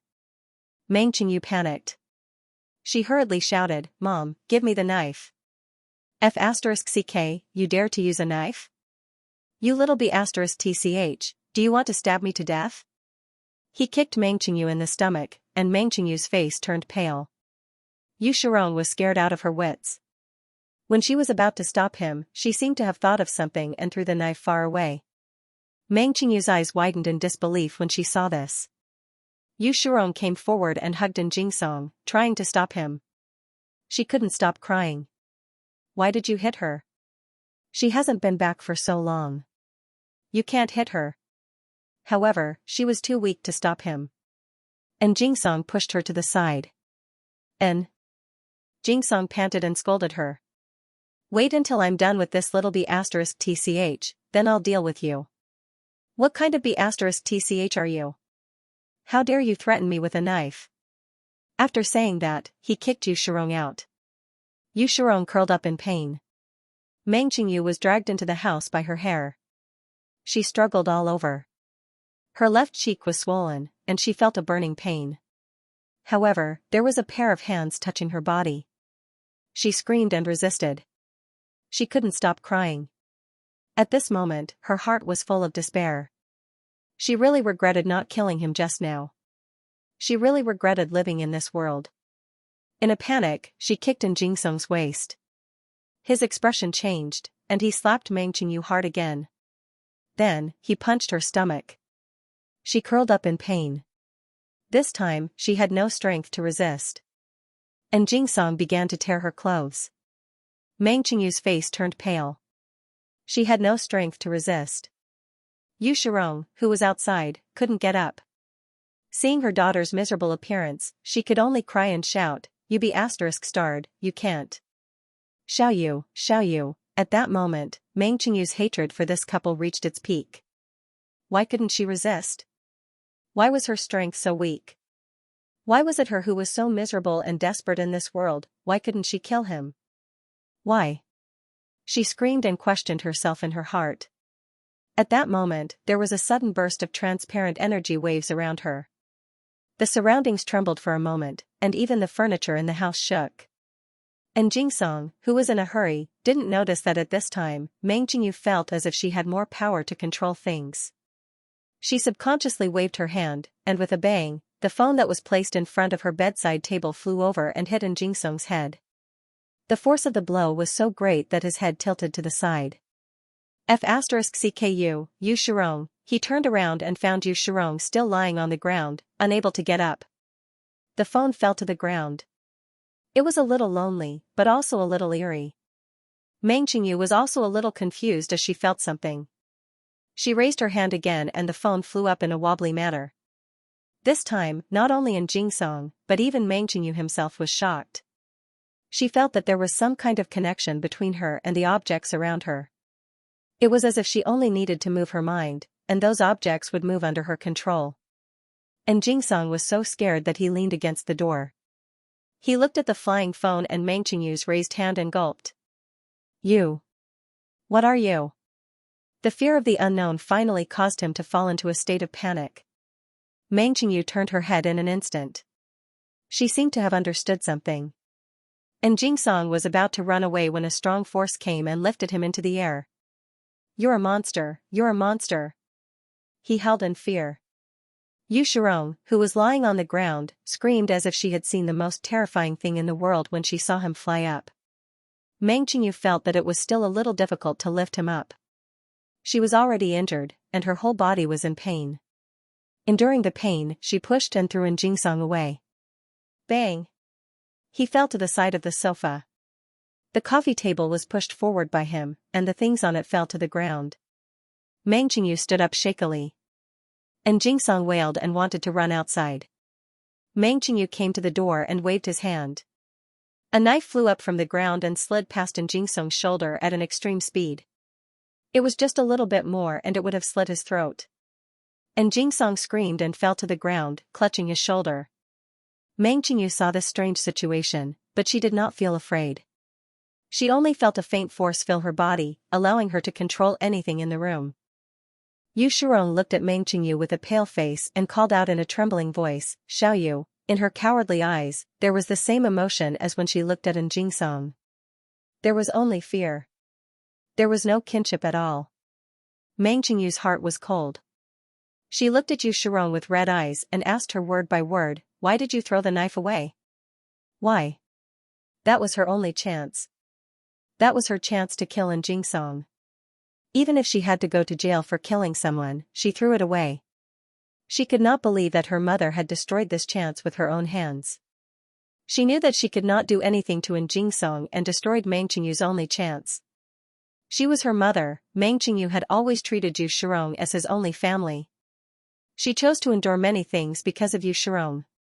She endured it again and again, and now she had a cold heart. She hated Yu Shirong's cowardice, but she hated herself even more for being born in such a disgusting family. Tears streamed down her face as she said in a trembling voice, you should have strangled me to death when you gave birth to me when I was young. You shouldn't have let me live like this. And Jingsong, who was at the side, was holding his shoulder. When he saw Meng Qingyu talking to her mother, he wanted to open the door and escape. However, he was discovered by Meng Qingyu. She rolled her eyes and waved her hand. With a bang, the door opened by An Jingsong was slammed shut again. Half of his body had already squeezed out. Meng Qingyu reached out and grabbed him back. At the same time, he closed the door with his other hand. Meng Qingyu once again raised the knife, wishing she could kill An Jingsong. Just as she was about to kill him with a single blow, a voice suddenly rang in her ears. There are plenty of opportunities to kill him. Why choose the most impulsive one? The voice was very soft and ethereal, as if it came from a very far place. Meng Qingyu turned around in shock and saw a girl in a white shirt and black pants standing by the door. She had an excellent figure, and her seaweed hair reached her waist. Her features were exquisite, and she was so elegant that she didn't seem like a real person. She was so beautiful that she seemed to have appeared from a legend. Meng Qingyu was dazed for a moment. She asked, who are you? The girl smiled and said, you just asked me if there was any meaning in your life. Meng Qingyu's eyes widened. You are. She was the master. Most importantly, she suddenly appeared in Meng Qingyu's house without making a sound. It was too ridiculous. Thinking of the ability she had just gained, Meng Qingyu was a little afraid of Qiao Jin. Qiao Jin didn't answer. He just pointed at the two people on the ground. The neighbor has already called the police. Take care of this tonight and come find me at 9 tomorrow morning. I will tell you where you should go. She had really intended to come here to save them, but she did not expect to bump into another high-grade magus. He Yao was lucky. Every member of the spirit group was different. Now that He Yao was promoted, she had the opportunity to recruit a spiritual reader. It wasn't a dark one. Meng Qingyu awakened the ability to control spatial objects, which was much stronger than He Yao's ability to control metal. Meng Qingyu wanted to say something, but in the blink of an eye, Qiao Jin disappeared. It was as if it was just an illusion. She was stunned and turned to look. And Jingsong and Yu Shirong were staring at her as if they were having a stroke. Obviously, they saw it too. In other words, Qiao Jin wasn't an illusion. Thinking of the police who would come later, Meng Qingyu lowered her eyes and smiled coldly. Just like what happened in the past, now, she finally had the ability to make An Jingsong beg for death. Qiao Jin called He Yao and told her that he met another high-level wizard. Amazing, He Yao didn't know what to say over the phone. She already got Lan Xiaoni last time, and now there was another one. Hearing Qiao Jin's words, the other party would most likely agree to follow He Yao. Qiao Jin said, but this one has experienced some things. You can find out when the time comes. She hasn't been demonized yet, so it might not be easy to control. You have to pay special attention to her psychological condition. He Yao immediately said seriously, I know. Every spiritual reader will receive psychological counseling when they come in. You said her ability is to move spatial objects? Qiao Jin said, yes, just like how you can control all metals, she can control anything within her sight, as long as it's moving. Of course, the bigger the object, the more difficult it is. But in terms of lethality, even if your entire team works together and gets rid of Lan Xiaoni, you still can't beat her. She didn't demonize, which is something worth celebrating. It means that she still has a bottom line in her heart. What we need to pay attention to is not to let her cross this line. Xianxia was very happy. I've already received a promotion notice. I'll soon become the head captain of a small team. This kind of small team can mobilize several spirit groups. If she joins, my power will be even stronger.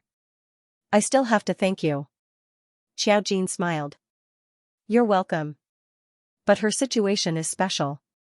She will contact me directly in most situations in the future. Is that so? Xianxia didn't ask why and only said, okay. Xiaojin thought about Meng Qingyu, and his expression was deep in thought. Meng Qingyu's awakening was not as simple as that. When Xiaojin saw her, he discovered a wonderful point. Inside Meng Qingyu's body, there was an array point. It was alive and represented a person's array point. But she wasn't an array master. That array point was in Meng Qingyu's heart. Maybe it was related to her awakening, but Xiaojin really didn't know what array point it was. Was it man-made, or a natural accident? Ever since Xiaojin awakened, although everything was under her control, there were some things that made her feel that something was wrong. The Rakshasa realm was inexplicably active. In that era, the Rakshasa realm rarely took the initiative to appear in the present world except for a few special circumstances. Because the two worlds were unrelated, if they wanted to appear, they would have to pay a big price. Now, there was something that she had never seen before, the characteristic of the formation point appearing in a human body. Perhaps it was because her consciousness had drifted for 10,000 years, and this world had developed some unexpected situations. But it didn't matter. If there were any accidents, all of this would come to an end. She would eventually understand, so she wasn't in a hurry. The backlash was not over yet. It was unwise for her to rush to understand everything now. The next day, Meng Qingyu stood at the door, somewhat at a loss. She didn't sleep the whole night. Last night, the girl said that she would find her at 9 o'clock. Then she remembered that the girl didn't say where she was. How was she going to find her? She had been running around the police station all night, and Jingsong was still detained inside. The situation last night was special. The quarrel was too intense, and the neighbor next door heard it and called the police. When the police came, Jingsong called her a monster. Her mother, Yu Shirong, was so scared that she didn't dare to say a word. She squatted on the ground and vented all her grievances and despair. She said that it was because Jingsong wanted to be vulgar to her that she resisted. Her face was swollen, and Yu Shirong was also injured. Jingsong was only grazed by a knife, which was more in line with what Meng Qingyu said. It was self-evident who the police would believe. After all, this was the truth. The only difference was that Meng Qingyu suddenly awakened to become a spiritual reader halfway. Meng Qingyu insisted on detaining Jingsong and charging him with indecency, so the police didn't let him go for the time being. When her mother, Yu Shirong, returned home with her, she was like a frightened bird. When Meng Qingyu wanted to touch her, she ran away in panic. At that moment, Meng Qingyu seemed to understand something. She stood on the spot and revealed a mocking smile. It was really funny. She wasn't afraid of the man who had beaten her for more than 10 years. She wasn't afraid. What she was afraid of was her daughter who had been abused and almost molested. She had awakened an inexplicable power, but she had never thought of using this power to harm her. At that moment, Meng Qingyu didn't even dare to believe that Yu Shirong was his biological mother. However, their similar facial features had long since proven that they were indeed mother and son. However, Meng Qingyu would never be able to understand Yu Shirong's true thoughts. When they arrived at the entrance of the neighborhood, Meng Qingyu saw a taxi parked by the street. The window rolled down, revealing a delicate and indifferent face. She waved at Meng Qingyu. Get in. When Meng Qingyu saw that it was her, she did not know why. She was clearly a stranger, but she felt incomparably at ease. Without hesitation, she got in the car and left with Xiaojin. Xiaojin brought her to a tea house with a quiet environment. Because Meng Qingyu's face was swollen, he had applied some ointment. At this time, it was still swollen and looked a little strange. Xiaojin took a look and said, "It seems that the matter has been settled?" Meng Qingyu shook her head. Right now, that B*TCH is only temporarily detained. He didn't succeed in molesting me. It will be very troublesome to convict him. I have changed my mind now. I will let him out." When she lowered her head and said these words, she was filled with incomparable hatred. Xiao Jin understood her thoughts. Even if she didn't understand, she couldn't say anything else to persuade Meng Qingyu after what had happened. If you couldn't stand in someone else's shoes, you wouldn't be able to empathize. Xiao Jin's indifference was the best explanation for this. She just nodded and poured a cup of tea for Meng Qingyu. "It's good that you have your own ideas." The fragrance of the tea was pleasant. Meng Qingyu picked up the cup and took a sip. She was a little dazed. "I don't know what to do now. I feel like my mother treats me like a monster." Xiao Jin didn't talk about this topic with her. He just said softly, "So I'll introduce you to someone." As he said this, He Yao was brought in by the waiter. Xiao Jin explained to her about the spirit group. "There's a very suitable home for someone like you." When He Yao came in, she saw Xiao Jin and Meng Qingyu talking. He Yao waved at Xiao Jin. "Xiao Jin." She then looked at Meng Qingyu and walked over gracefully. "Hello, Meng Qingyu. I'm He Yao." Meng Qingyu was stunned for a moment, but she still subconsciously reached out to shake He Yao's hand. He Yao was a rather capable woman in the spirit group. Although she was sometimes confused in front of Xiao Jin, she had the image of a company manager in front of others. In front of Meng Qingyu, she was a capable and elite woman. He Yao sat down and smiled. "You just awakened last night? We sympathize with your situation, but unless the awakened spiritualists are born with it, most of them have had a bad experience. Therefore, being a spiritualist is a double-edged sword. It's fortunate that you didn't turn into a demon. You're a very kind child." This was the first time Meng Qingyu heard someone praise her for being kind. She was a little stunned, but when she thought about what she had experienced, her expression became a little sad. He Yao knew what she had experienced. She had already investigated it thoroughly last night and had given her some time to recover. As soon as she received Xiao Jin's notice, she came over. She grabbed onto Meng Qingyu's matter. "You've just experienced such a thing and need to receive psychological counseling. Let me first introduce the nature of our organization." After that, He Yao told Meng Qingyu about the spirit group in detail. After Meng Qingyu finished listening, the fresh feeling she got from another world washed away the haze in her heart. She was a little surprised. "So our world is actually so exciting?" "Actually, it's not that exciting." He Yao sighed. "It's not a good thing for a psychic to awaken or become a demonized psychic. It's all because they're stimulated." Meng Qingyu thought of the despair in her heart last night. She almost thought that the rest of her life was gone. At that time, she thought that since things had happened, she couldn't wait to kill Jingsong and then die herself. If Jingsong had gotten his way last night, she would not have been able to survive. Being molested by such a person, no matter how strong she was, she couldn't bear to live. She would feel sick and hopeless. Fortunately, none of that happened. Therefore, she still had a chance to change. She also had the ability to solve this problem. This was probably why she didn't demonize. Of course, this might not be the reason. Xiao Jin listened to their conversation. Thinking of the array point in her body, he raised his eyebrows. Meng Qingyu and He Yao talked for a long time. Xiao Jin listened quietly at the side. He Yao would take care of these things, so she didn't need to get involved. He Yao was going to take Meng Qingyu for counseling. When she was about to leave, Meng Qingyu glanced at Xiao Jin and suddenly asked, "Master, do you think that there is karma in this world?" Xiao Jin smiled faintly and stared at her. "Maybe, maybe not." Meng Qingyu nodded. Xiao Jin looked at her back as she left. He Yao felt that it was a little strange. Later, she sent a message to Xiao Jin. "He Yao, is she going to do something stupid?" Xiao Jin, "Not really. It's a personal choice." He Yao, "Alright, this kind of thing was too profound." She would know what Meng Qingyu was going to do later. When Meng Qingyu finished counseling and returned home, it was already night time. The trauma of many years was not so easy to get rid of. The psychologist told her to report every week. After she left, as a special psychologist of the spirit group, he said to He Yao, Meng Qingyu's psychological condition is actually not good. I did a psychological test on her. According to my evaluation of the psychological conditions of other spiritual readers, the degree of distortion in her heart has reached the level of demonization. It's surprising that she hasn't demonized.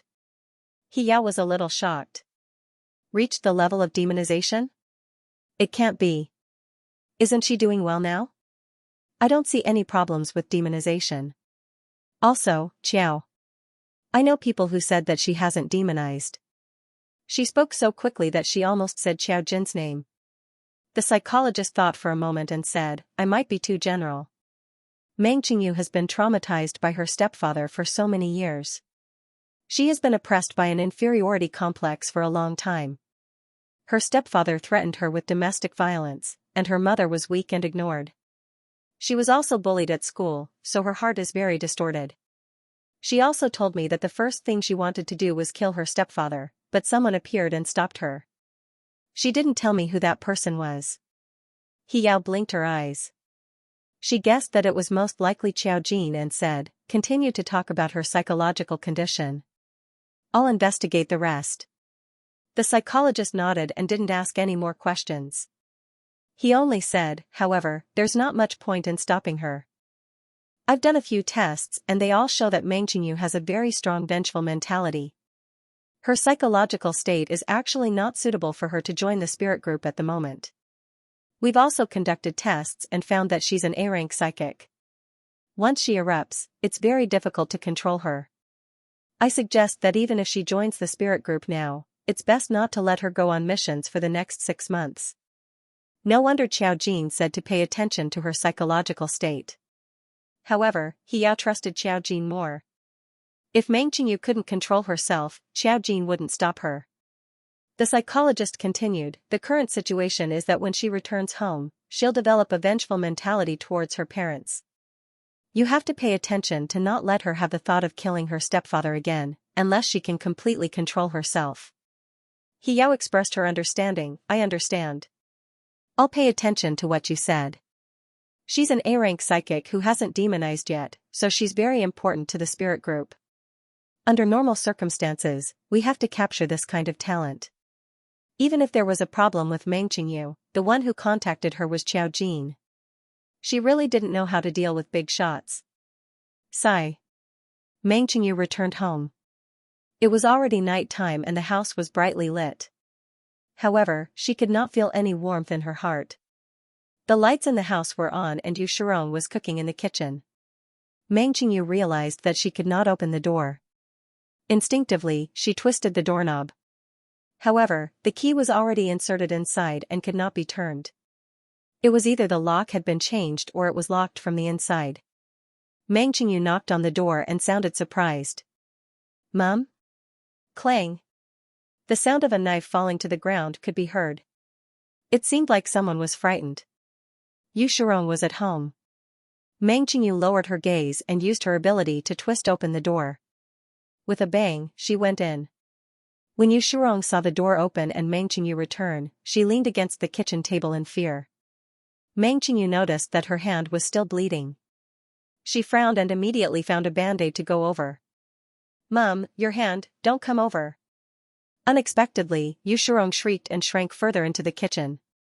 She looked at Meng Qingyu and said in a horrified tone, You're a monster, a monster. At that moment, Meng Qingyu felt as though her heart was being torn apart. She could not help but burst into tears once more. Her mother's words seemed to have disintegrated the entire day of psychological counseling. She said, I'm not a monster. Every single word was said to Yu Shirong. I'm your daughter. Your daughter. She yelled, I'm your daughter. I'm not a monster. I was too scared yesterday. I don't know why I have such an ability. Why did you call me a monster? I won't hurt you at all. Yu Shirong could only scream continuously. Her screams were so piercing that Meng Qingyu could not take it anymore and used her strength to seal her mouth. Ugh, ugh, ugh, she could no longer scream and could only cover her mouth with her hands in fear. She could not control it at all. However, her body was free. At that moment, Yu Shirong's fear reached its peak. It was as though something in her brain had broken down and she broke down as she ran out. Meng Qingyu did not stop her. Yu Shirong bumped into her body and ran out. She was knocked into a daze. Tears streamed down her face as she looked out of the window again. Not a single one of the lights could bring her warmth. The neighbor next door quietly opened the door. When he saw Meng Qingyu, he asked softly, "Qingyu, what happened?" Last night, when the neighbors saw the situation, they called the police. They already knew what kind of treatment Meng Qingyu received. Last night's incident had spread throughout the neighborhood. It was too terrifying. How could such a good child suffer such a thing? Meng Qingyu shook his head and wiped his eyes with his sleeve. When he smiled again, his eyes were a little cold. "I'm fine. Thank you for your concern. My mother ran out. I'll go after her." She closed the door and left in the direction her mother had run. However, after searching for an entire night, he still couldn't find his mother. She hadn't slept for 2 days, and her exhausted body couldn't take it anymore until the police called. "Miss Meng? Is Yu Shirong your mother? We found her on Dongshan Street. She doesn't seem to be in her right mind. Can you come and pick her up?" When Meng Qingyu heard this, he forced himself to stay awake. His eyes became colder and colder. "Okay, I'll be right there." Meng Qingyu had personally sent her mother to a mental hospital. She had gone mad. No matter what, if Meng Qingyu hadn't driven her mad, she would have lost all hope for this woman. She had gone mad because of herself. After so many years of being abused by Jingsong, she hadn't gone mad. Instead, she had gone mad because of her own daughter. How laughable. Perhaps she had long been abnormal. Meng Qingyu thought of the knife she had thrown out. In fact, she had thrown out Meng Qingyu's heart at that time as well. After settling her mother's procedures, she took all the money in the house. Actually, it wasn't much at all. It was only a few thousand yuan. The money that she had sent back from her job in school had all been spent by Jingsong. This money was paid by He Yao in advance. Even if He Yao lent it to her, she could use it in the future. Her salary in the spirit group was low. The spirit group's salary wasn't low and the treatment was good. Every time they caught a demonized spiritualist or found a spiritualist, there would be a reward. Furthermore, the spirit group helped spiritualists find proper jobs.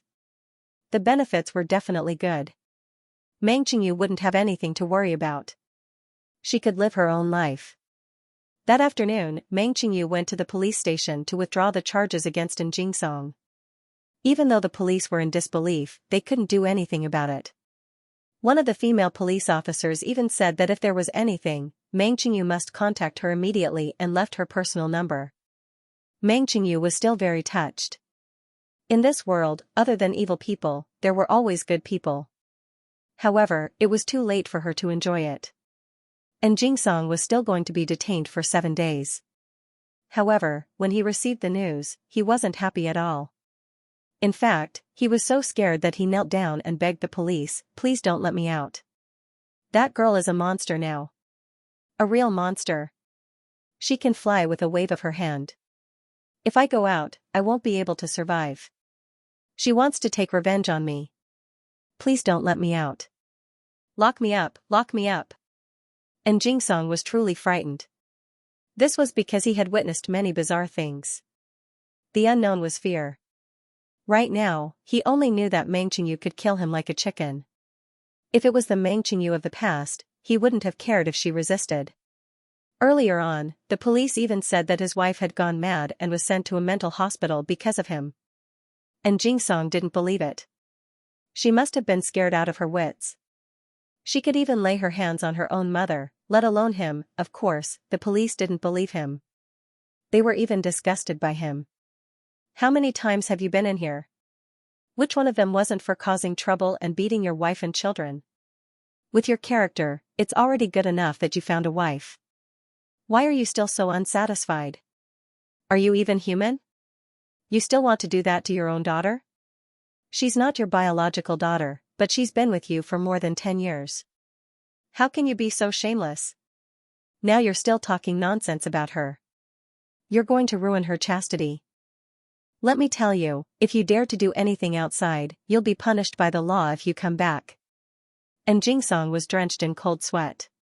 He had an inexplicable premonition that after he left, he would never have the chance to return. Although going to prison wasn't a good thing, if he didn't come back, it meant that he would die. Even though he was wailing in the detention center, no one paid any attention to him. Everyone treated him as a lunatic. To be able to do such a thing, he was definitely not a normal person. When Xiao Jin was watching TV at home, he heard Mu Zhenming talking to Mu Xiangshan. Something happened to the Feng family again. If Mu Zhenming could talk about it, it must not be a small matter. He mentioned it to Mu Xiangshan and said, the Feng family's industrial base in Shanghai caught fire. The entire material warehouse was burned down, and several people died. Now, more than a dozen of the Feng family's higher-ups have been fired because of continuous dereliction of duty. The Feng family is now having problems again and again. I don't know who they offended. Xiao Jin paused for a moment. Xiao Fei brought her a bag of potato chips. Why don't you go into your room to watch TV? She also had a TV in her room, but she wanted to snatch it from the living room. Xiao Fei liked to watch TV in the living room. It was big and spacious. But it was better to watch TV. If Xiao Jin watched it first, she liked to watch the history of evolution or the origin of the human world. It was apes, orangutans, and the scenes of the end of the world thousands of years ago. How could Xiao Fei watch this kind of thing? She was very worried that Xiao Jin's brain had not recovered. Xiao Jin said, there's atmosphere. Xiao Fei, no, there was no atmosphere. Mu Xiangshan listened to Mu Zhenming's words and glanced at Xiao Jin without a trace. Mu Zhenming didn't notice and only heard Mu Xiangshan leisurely said, what other problems can there be? It's just retribution for doing too many bad things. It's only a matter of time before something happens. Was this fire set by someone else? Forget about the fire, the industrial base collapsed a few days ago. Do you think someone has the ability to do this? Mu Zhenming hesitated for a moment. After all, he was a firm materialist. He didn't dare to completely believe the rumors of the Feng family, but the Feng family was now strange. He only said, they probably offended someone who shouldn't be offended. Mu Xiangshan said meaningfully, with the power of the Feng family, even if they offended someone who shouldn't be offended, they can still get away with it temporarily. But look at this time, they have no power to fight back. In a few months, so many things have happened. Do you know how many people from the Feng family are in prison now? The kind that can't even be fished out. I estimate that there will be quite a few next year. TSK, the Feng family. Even if Mu Xiangshan was no longer in the mall, he would still know some information. The connections he had left behind in the past were not for fun. It was rare for Mu Zhenming to discuss this kind of thing with his father. At this time, he put his elbows on his neck and crossed his hands. He was in deep thought. Dad, I heard that the Feng family got a fortune teller to change their fate. Is it related to this? Why don't you ask your cheap daughter about fortune telling? Mu Xiangshan raised his chin at Xiao Jin. Isn't that a ready-made example? Mu Zhenming's face darkened. Dad, Xiao Jin is just playing around. How would she know these things? Mu Xiangshan, then just pretend that she doesn't understand. Xiao Fei was still looking at Xiao Jin in a dilemma. Jin, where's your friend? Lord Song didn't ask you to go out today? Before Xiao Fei could speak, Mu Xiangshan spoke again. Hey, what's your daughter's relationship with Lord Song? Do they go out every day? Don't make it sound like there's something between the two of them. Xiao Fei, that's not what you said before. Xiao Jin said. Lightly, Song Yanqing has something to do these 2 days. I also have something to do. I'll go out when it's time. Mu Xiangshan, listen, they're still calling Song Yanqing. There's an 80% chance that they don't have a good relationship. Xiao Fei. Mu Zhenming rubbed his temples. Dad, don't meddle in the affairs of children. Mu Xiangshan said, it's your wife who is meddlesome. Xiao Fei curled her lips. What did I say? Xiao Jin doesn't go out to play all day. Girls should go out more often. Mu Xiangshan said, it's not right to go out all the time. Why didn't you say that when Muzillion was at home? Hey, Muzillion also has something to do in the army. Where's his phone? Mu Zhenming nodded. He just went there for intensive training, so he didn't have time to call. They're only allowed to call their family members once a week. Recruits can only call once a month. Mu Xianxia said, sigh, I miss him when there's no one at home. Mu Zhenming said, you were the one who suggested joining the army. Mu Xianxia said, nonsense, she's your wife. Xiao Fei. Mu Xianxia picked up his fishing rod. I'm going fishing. At this moment, an announcement came from outside. Mr. Mu, Mrs. Ma is here with her son. Mu Zhenming frowned. Mrs. Ma? Let them in. Xiao Fei was also stunned for a moment. Ma Ruyan? She didn't tell me she was coming. Mu Xianxia suddenly sat back down. Mu Zhenming glanced at him. Aren't you going fishing? Mu Xianxia said, no hurry, I'll drink some water first. He was all smiles. Soon, Ma Ruyan came in with her son. Ma Ruyan was Xiao Fei's best friend who used to play mahjong. She even showed a photo of her son to Xiao Jin. It was a pity that Xiao Jin didn't like him. When Mu Zilian left, she even brought her son to visit, but Xiao Jin wasn't home at the time. Now, she was here again. Even Xiao Fei glanced at Xiao Jin guiltily. Xiao Jin's expression was indifferent. Coincidentally, the TV was showing the normal physical behavior of apes and monkeys. Xiao Jin watched it calmly. Xiao Fei suddenly exclaimed, ah, how can a child watch this? As he spoke, he changed the channel of the television. He switched to the animation channel and saw that Peppa Pig was making pig noises. Xiao Fei, look at this. Xiao Jin, at this time, Ma Ruyan came in with her son. Their hands were still full. Xiao Fei, as the mistress of the family, politely greeted them. Ma Ruyan also respectfully greeted Mu Xianxia and Mu Zhenming. The man behind them was wearing a well-ironed suit. He was quite good-looking and looked very similar to Ma Ruyan. She smiled politely and greeted the three members of the Mu family in the room politely.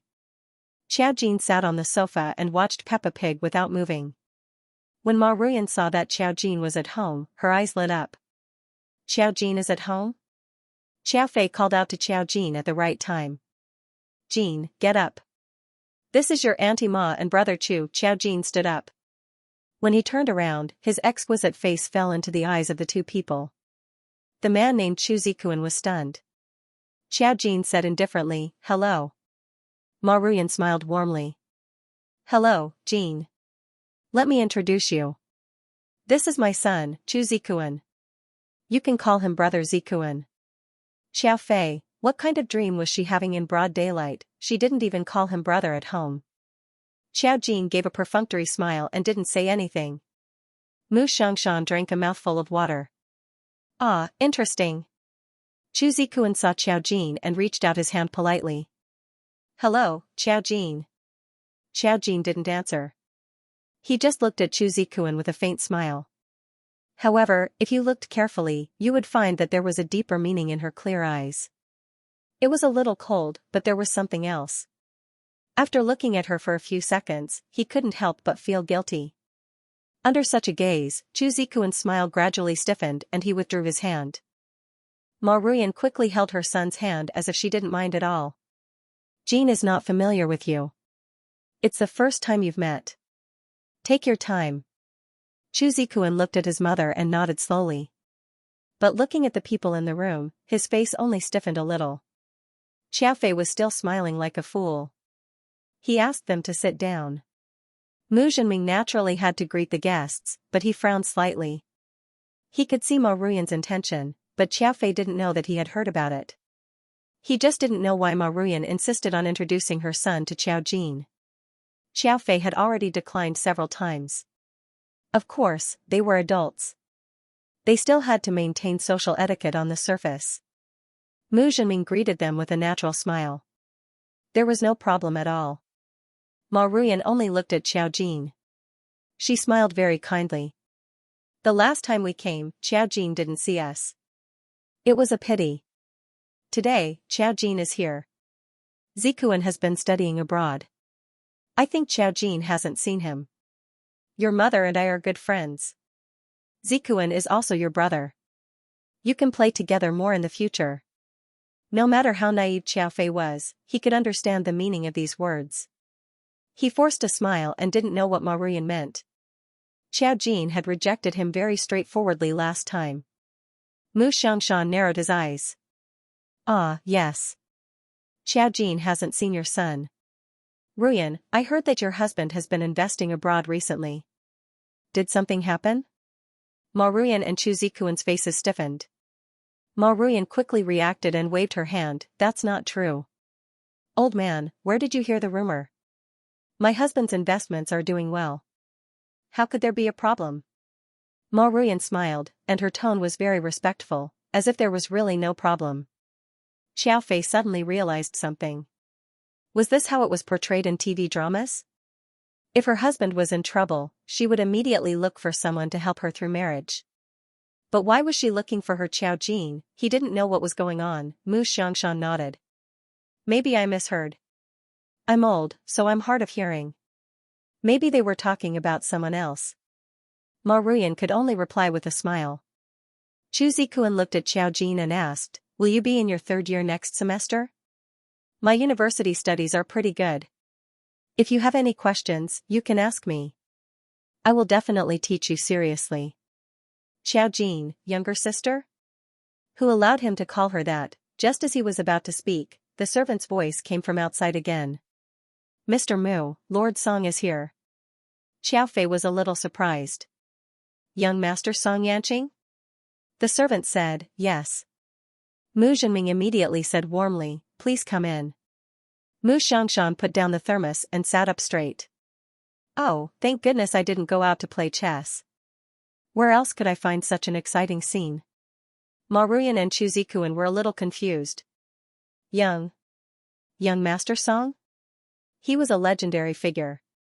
They didn't hear much gossip and had never seen Song Yanqing before. Ma Ruyan and Chu Zikuan immediately had a bad feeling in their hearts. They couldn't say what was wrong, but they just felt that something was wrong. Until Song Yanqing walked in, Ma Ruyan and Chu Zikuan were both suffocating.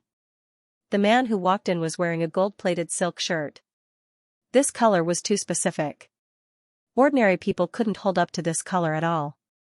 However, when this person wore it, he, who was already full of nobility, looked even more imposing. Although he was gentle like jade, it couldn't block the unique aura. Ma Ruyan and Chu Zikuan were so oppressed that they couldn't even speak. There was only amazement and fear in their eyes. When they saw him coming, they unconsciously took a step back, as if they were afraid of blocking him. When Song Yanqing came in, there was a smile on his lips. He just glanced at Ma Ruyan and Chu Zikuan lightly and didn't put them in his sight. He looked at Mu Xiangshan and Mu Zhenming and called them warmly. Grandpa Mu, Uncle Mu, Auntie Mu, I'm here to disturb you. His voice was low and clean, and people couldn't find any flaws. Chu Zikuan was suppressed by his aura and couldn't even speak at this time. He hadn't seen Song Yanqing before, but he had heard of him. Ma Ruyan had never seen Song Yanqing before. At this moment, she was suppressed by Song Yanqing's aura. She stared blankly at this immortal-like person, and then saw him turn to Xiao Jin with lowered eyebrows. Xiao Jin. These two words seemed to be a little different from the call just now. There was some gentleness, which made people's hearts beat faster inexplicably. Xiao Jin's reaction wasn't like before. He still looked indifferent, but there was more gentleness. Ma Ruyan and Chu Zikuan couldn't say a word. Xiaofei turned around and introduced him to them with a smile. This is the young master of the Song family, Jin's friend.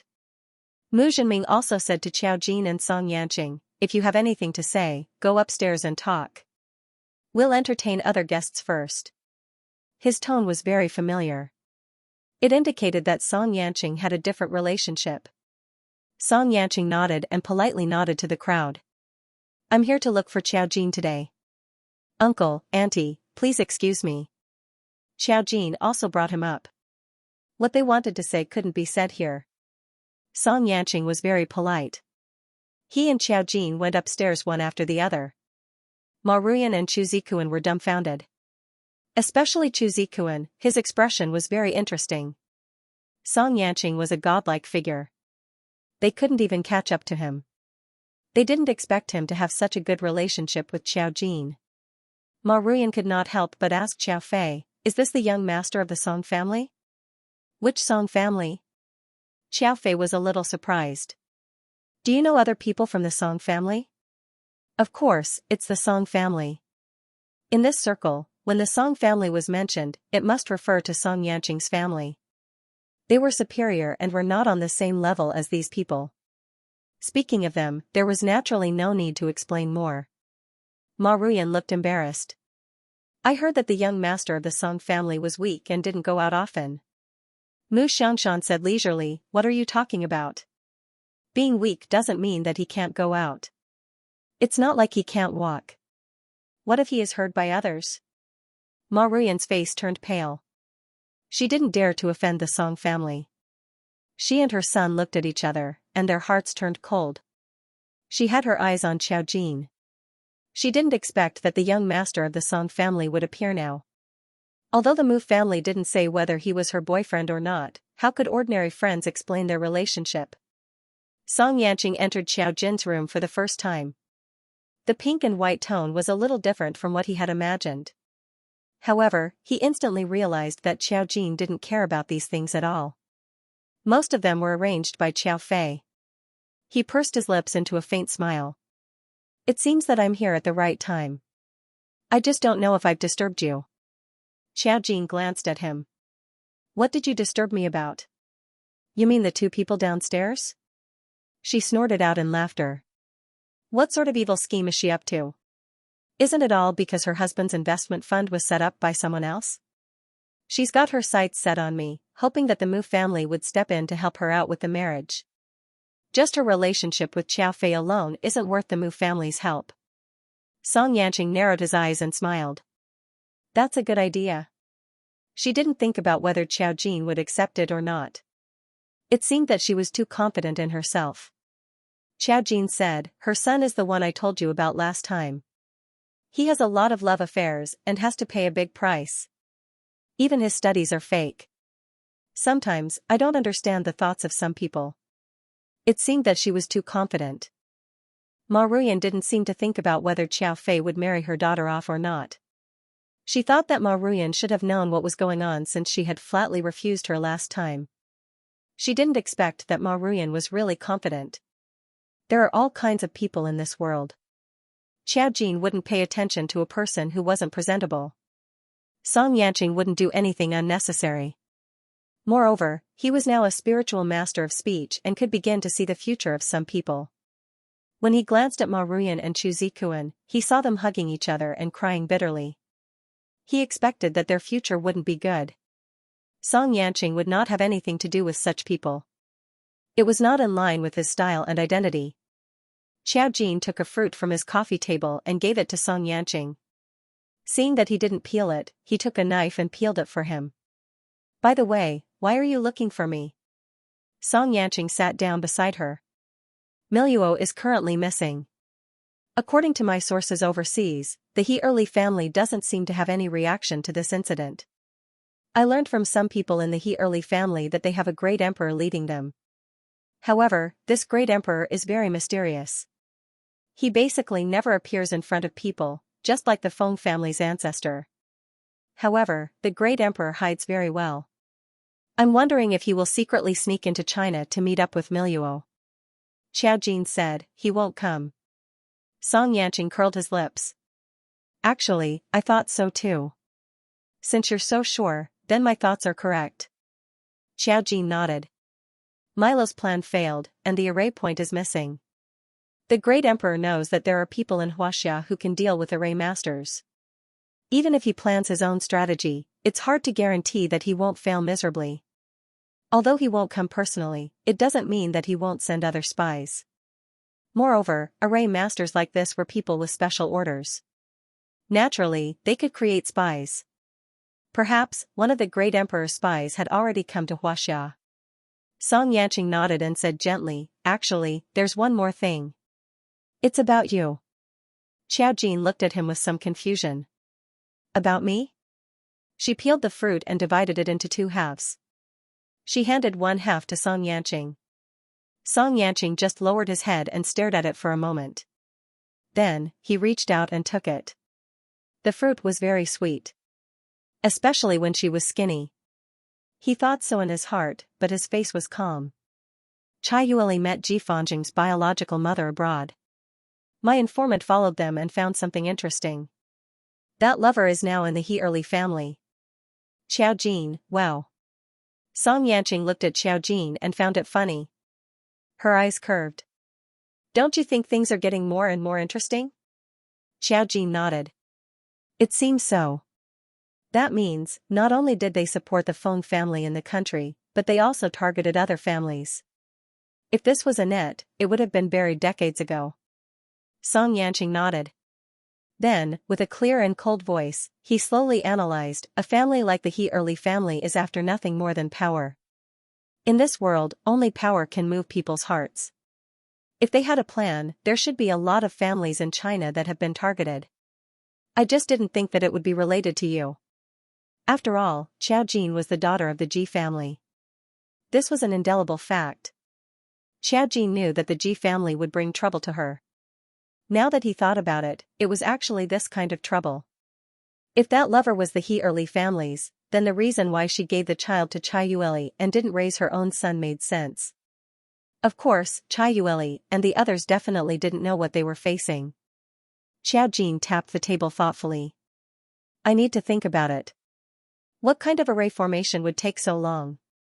Or rather, they didn't plan to use the array formation at all.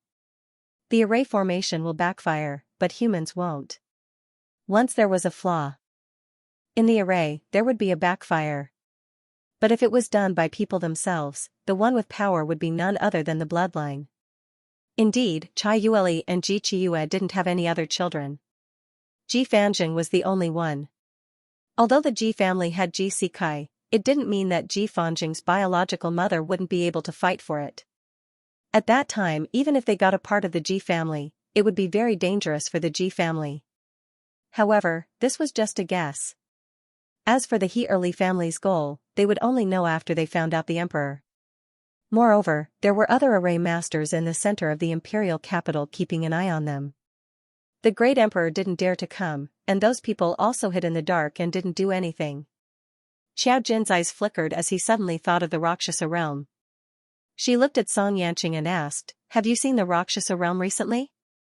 Song Yanqing said, it's very rare to see them. They don't appear as frequently as before.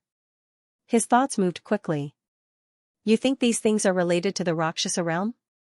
You said that the Rakshasa world has nothing to do with the real world. I did say that, and I think so too. Xiao Jin frowned. But that's just what I think. There might be some changes. The devils from the Rakshasa realm can't come over, but they've been trying their best to lure the spiritual reader into becoming a devil. There must be some kind of scheme. Xiao Jin thought of Duan Nianru. Back then, Duan Nianru hadn't transformed into a devil, but she had used the power of a devil. Instead, he became a puppet of the Hurley family. Why did he become a puppet of the Hurley family? Xiao Jin had also thought of this question back then, but she felt that it wasn't very likely. Now, she felt that she might have been mistaken.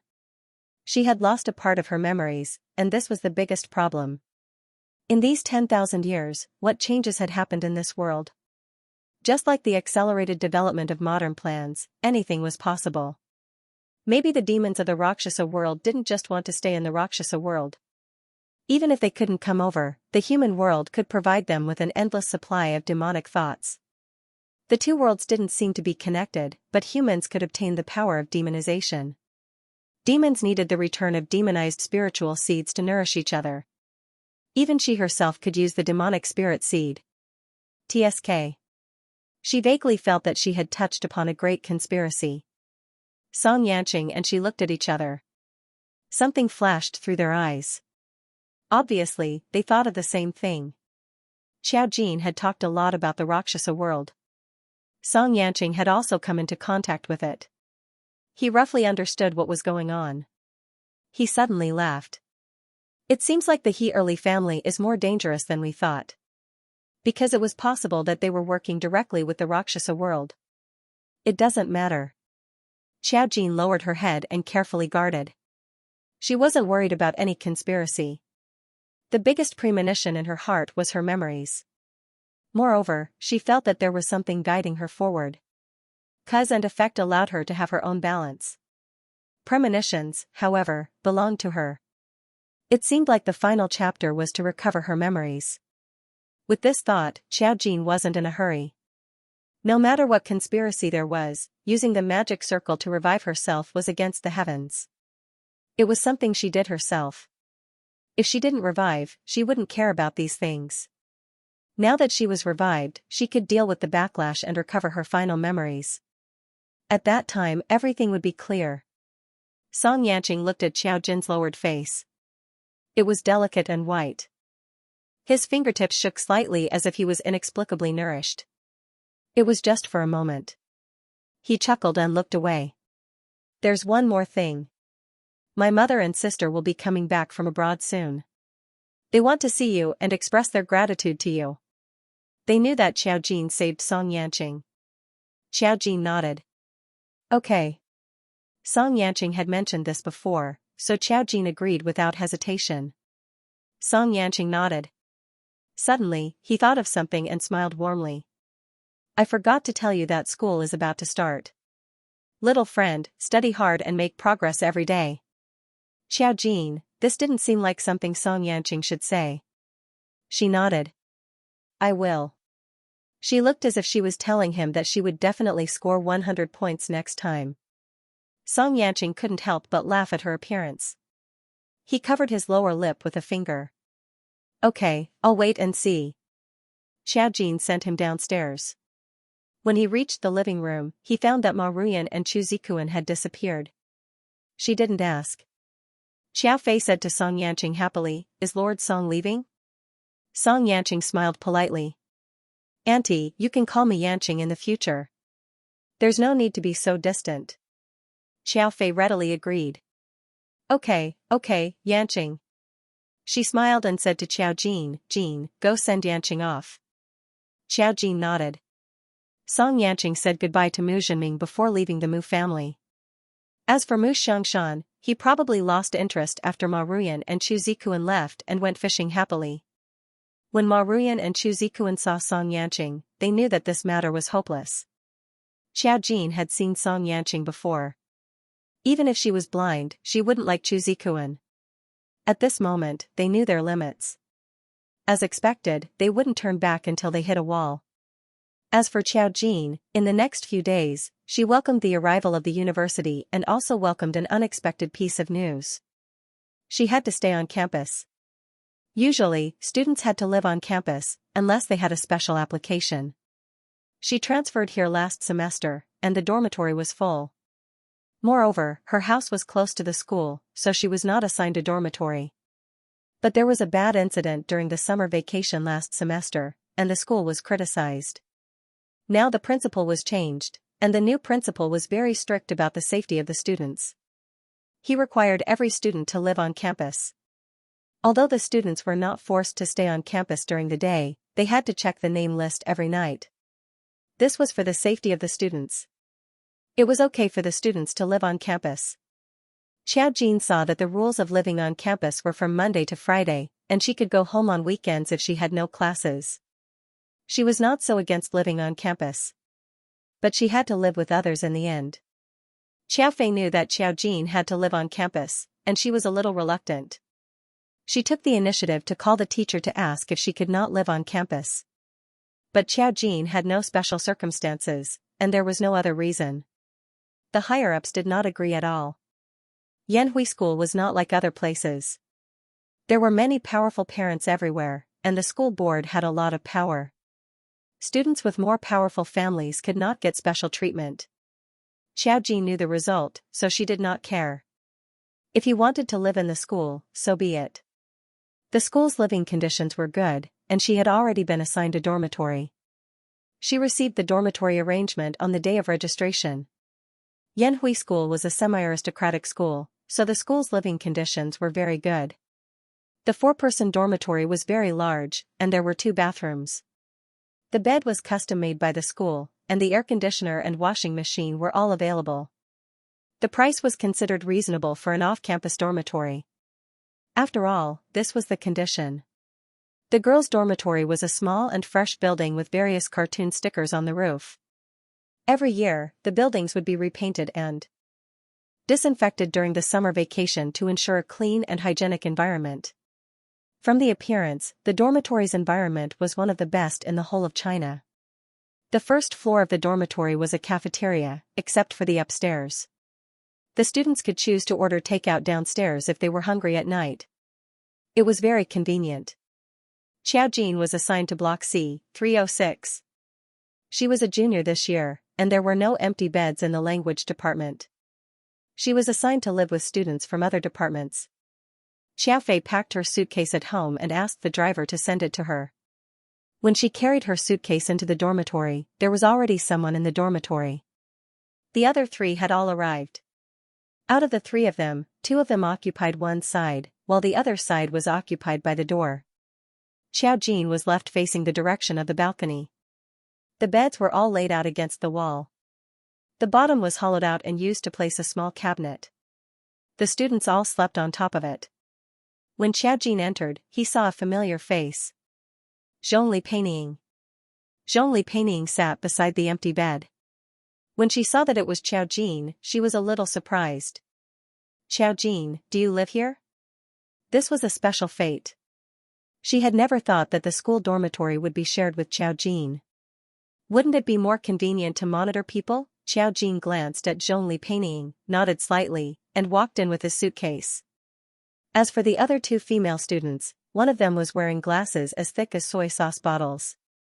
Without looking, one could tell that she was a top student. School had just started and hadn't been issued a book yet. She was holding a foreign book and studying hard. The other one looked delicate and was holding a small mirror to touch up her makeup. When she saw Xiaojin, she was a little surprised.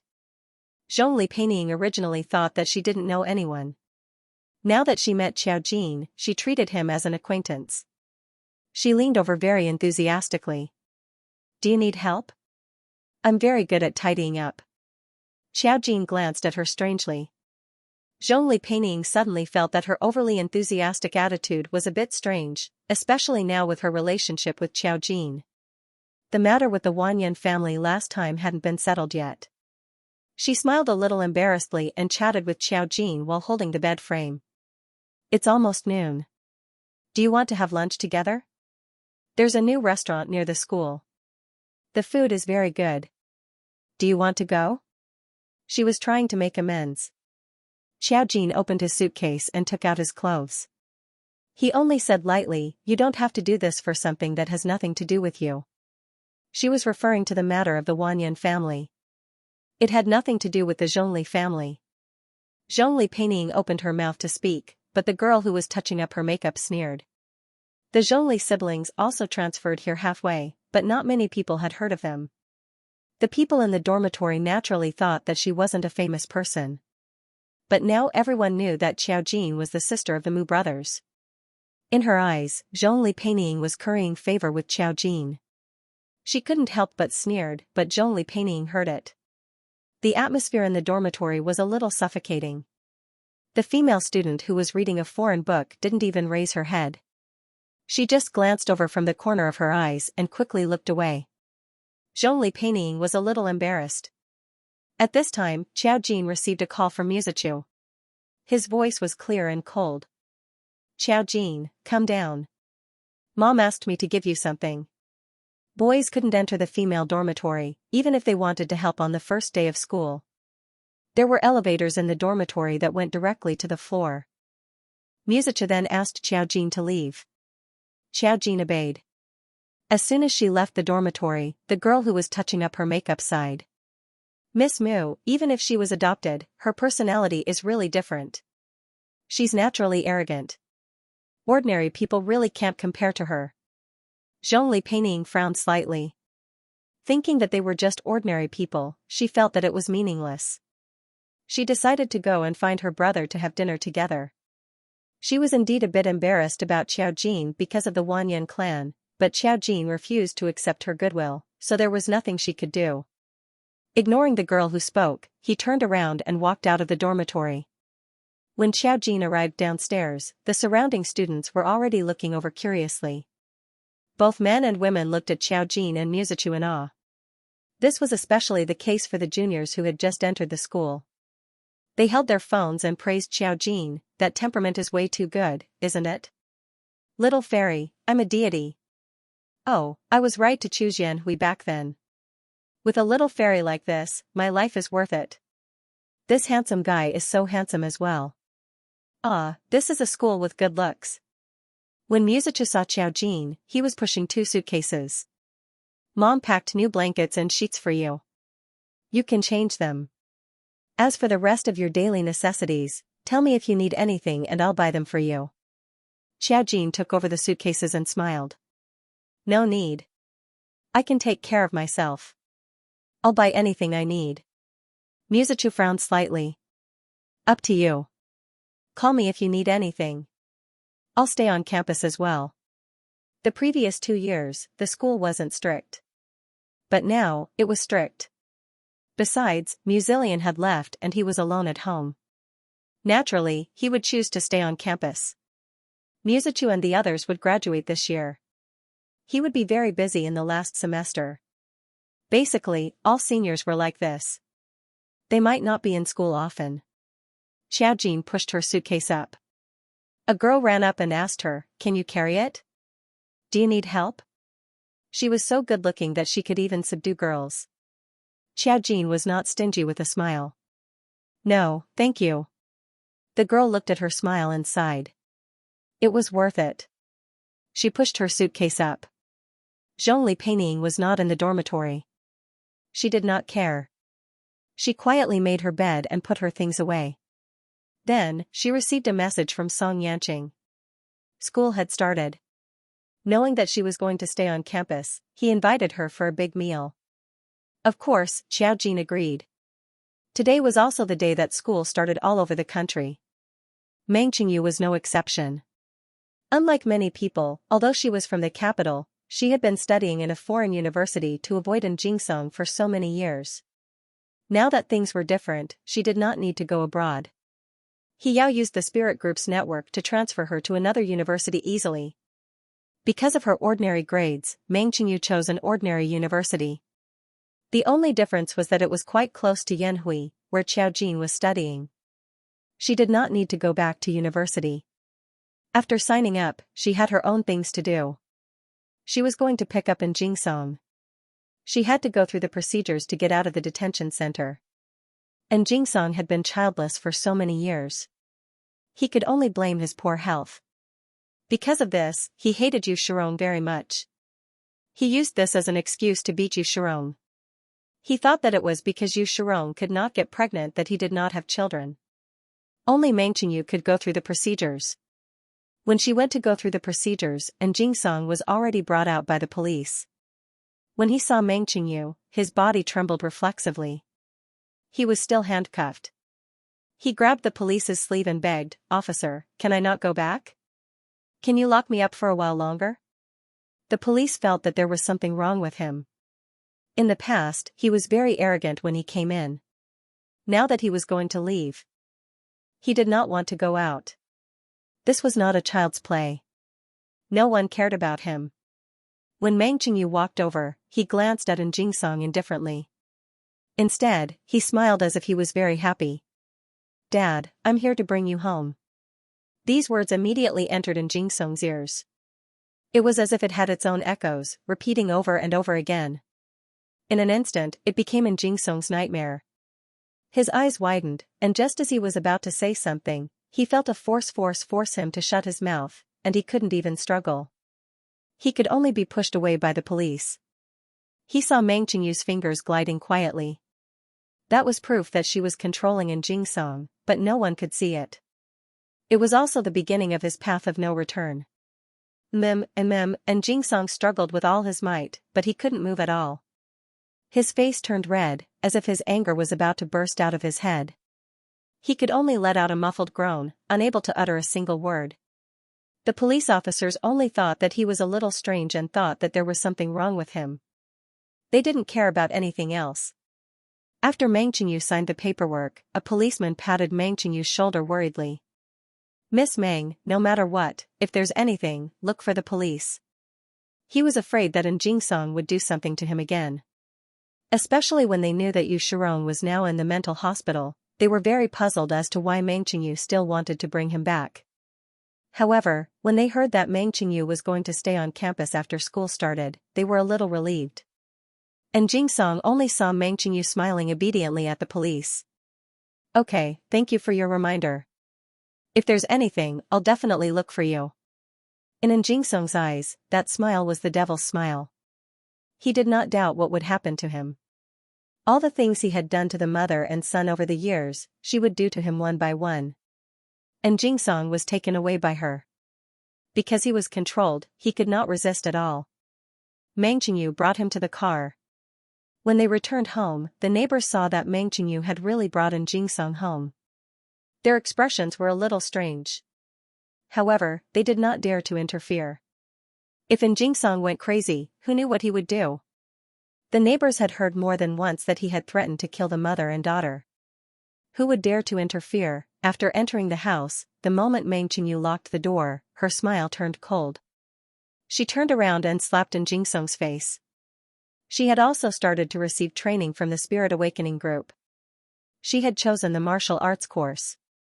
Not only did she want to have the ability to use spiritual sense, she also wanted to have absolute strength.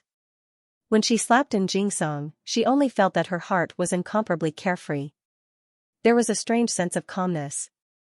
And Jingsong's body loosened. The control was released, but his mouth still made a sound. He could only be slapped to one side.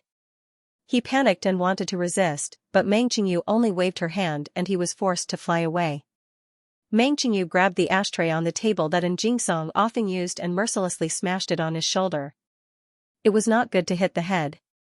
He would be smashed to death. How could there be such a good thing? And Jingsong called out to the heavens, but there was no response. He could not cry out. He could only hear the sound of a blunt object hitting his shoulder.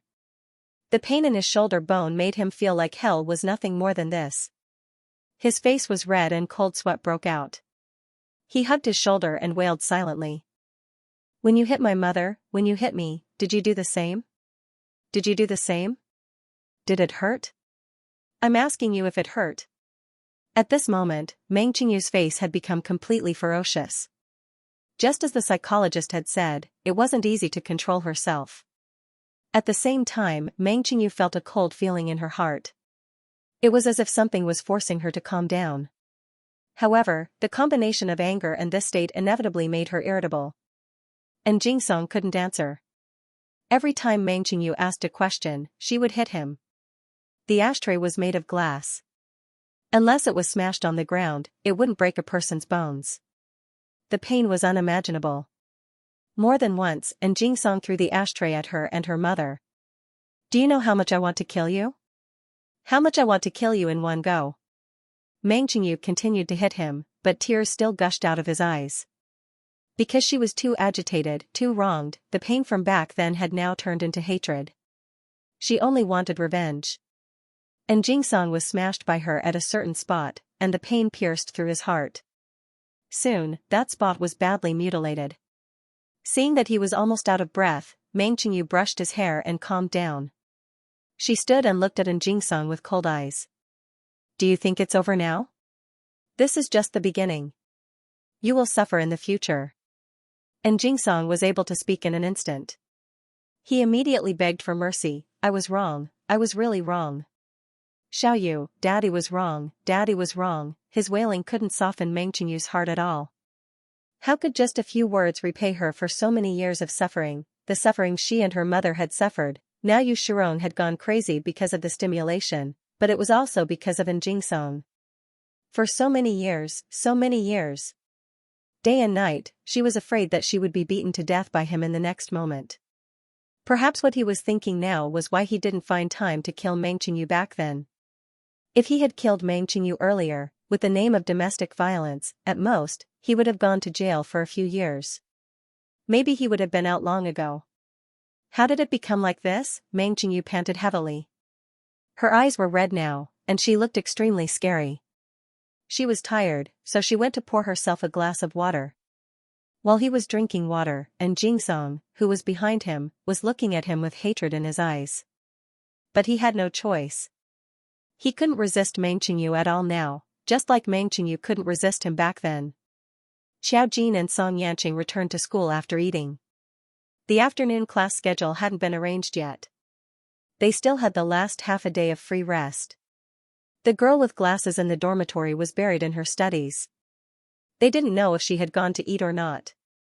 Xiao Jin sat on his bed and looked at the news on the internet. The hottest thing recently was the Feng family's matter. The Feng family was also a well-known family. Many of their companies were related to the Feng family. In addition to the gossip about their family and the recent incidents, the netizens were most concerned about this matter. The hot search on Weibo was quite lively. Xiao Jin looked at it and didn't find any important information. They were all talking about the Feng family's old affairs. Including their strange luck, some people stood up to analyze it. This was also a problem with the Feng family now. If it was in the past, no one would dare to say this. Xiao Jin just curled his lips and slowly looked at the gossip about the Feng family that had been exposed. Song Yanqing returned home and received a message. Someone from the Feng family came to look for Song Shirin. Song Shirin returned temporarily because of a business trip. She didn't know if it was related to this matter. Ah Tong winked at Song Yanqing. It's young Master Qian'an's father's brother. Talking about marriage, actually, they weren't really close. The Feng family was so chaotic because Feng Qian'an's father, Feng Linming, only had a half-brother. He could also be considered her biological brother. But the other party's style of doing things was completely opposite to Feng Linming's. Ah Ye's expression was a little gossipy. He brought his daughter with him. When Song Yanqing heard this, there was only a faint smile on his lips. When he arrived at the main hall, he saw Song Yiyin, who was entertaining the Feng family. There were 3 people standing in the hall. One was Song Yanqing's father, Song Yiyin. The other was Feng Linming's elder brother, Feng Xiao, and his daughter, Feng Yunqi. Feng Yunqi was also a well-known figure. She was famous for her beauty and was especially famous in the entire Feng family. She was also a socialite in the capital. When Song Yanqing came in, they all saw him. When Feng Yunqi saw Song Yanqing, her beautiful eyes revealed a hint of shyness. She was indeed astonishingly beautiful. However, Song Yanqing glanced at her and didn't give her any gaze before looking at his father. He called out in an elegant tone, "Dad, Uncle Feng Xiao." When Feng Xiao saw him, he greeted him with great enthusiasm. "Nephew, it's been a long time." "Aye, how can he be so shameless?" Even those who had a good relationship with him, even Feng Linming, wouldn't call Song Yanqing that way. "Nephew Gu," those who didn't know would think that Feng Xiao and the Song family had a good relationship. In fact, before this, Feng Xiao basically didn't interact with the Song family for 10,000 years. This time, he suddenly came with his daughter. Anyone with eyes could see what his purpose was. Song Yanqing maintained a polite and alienated faint smile towards his enthusiasm.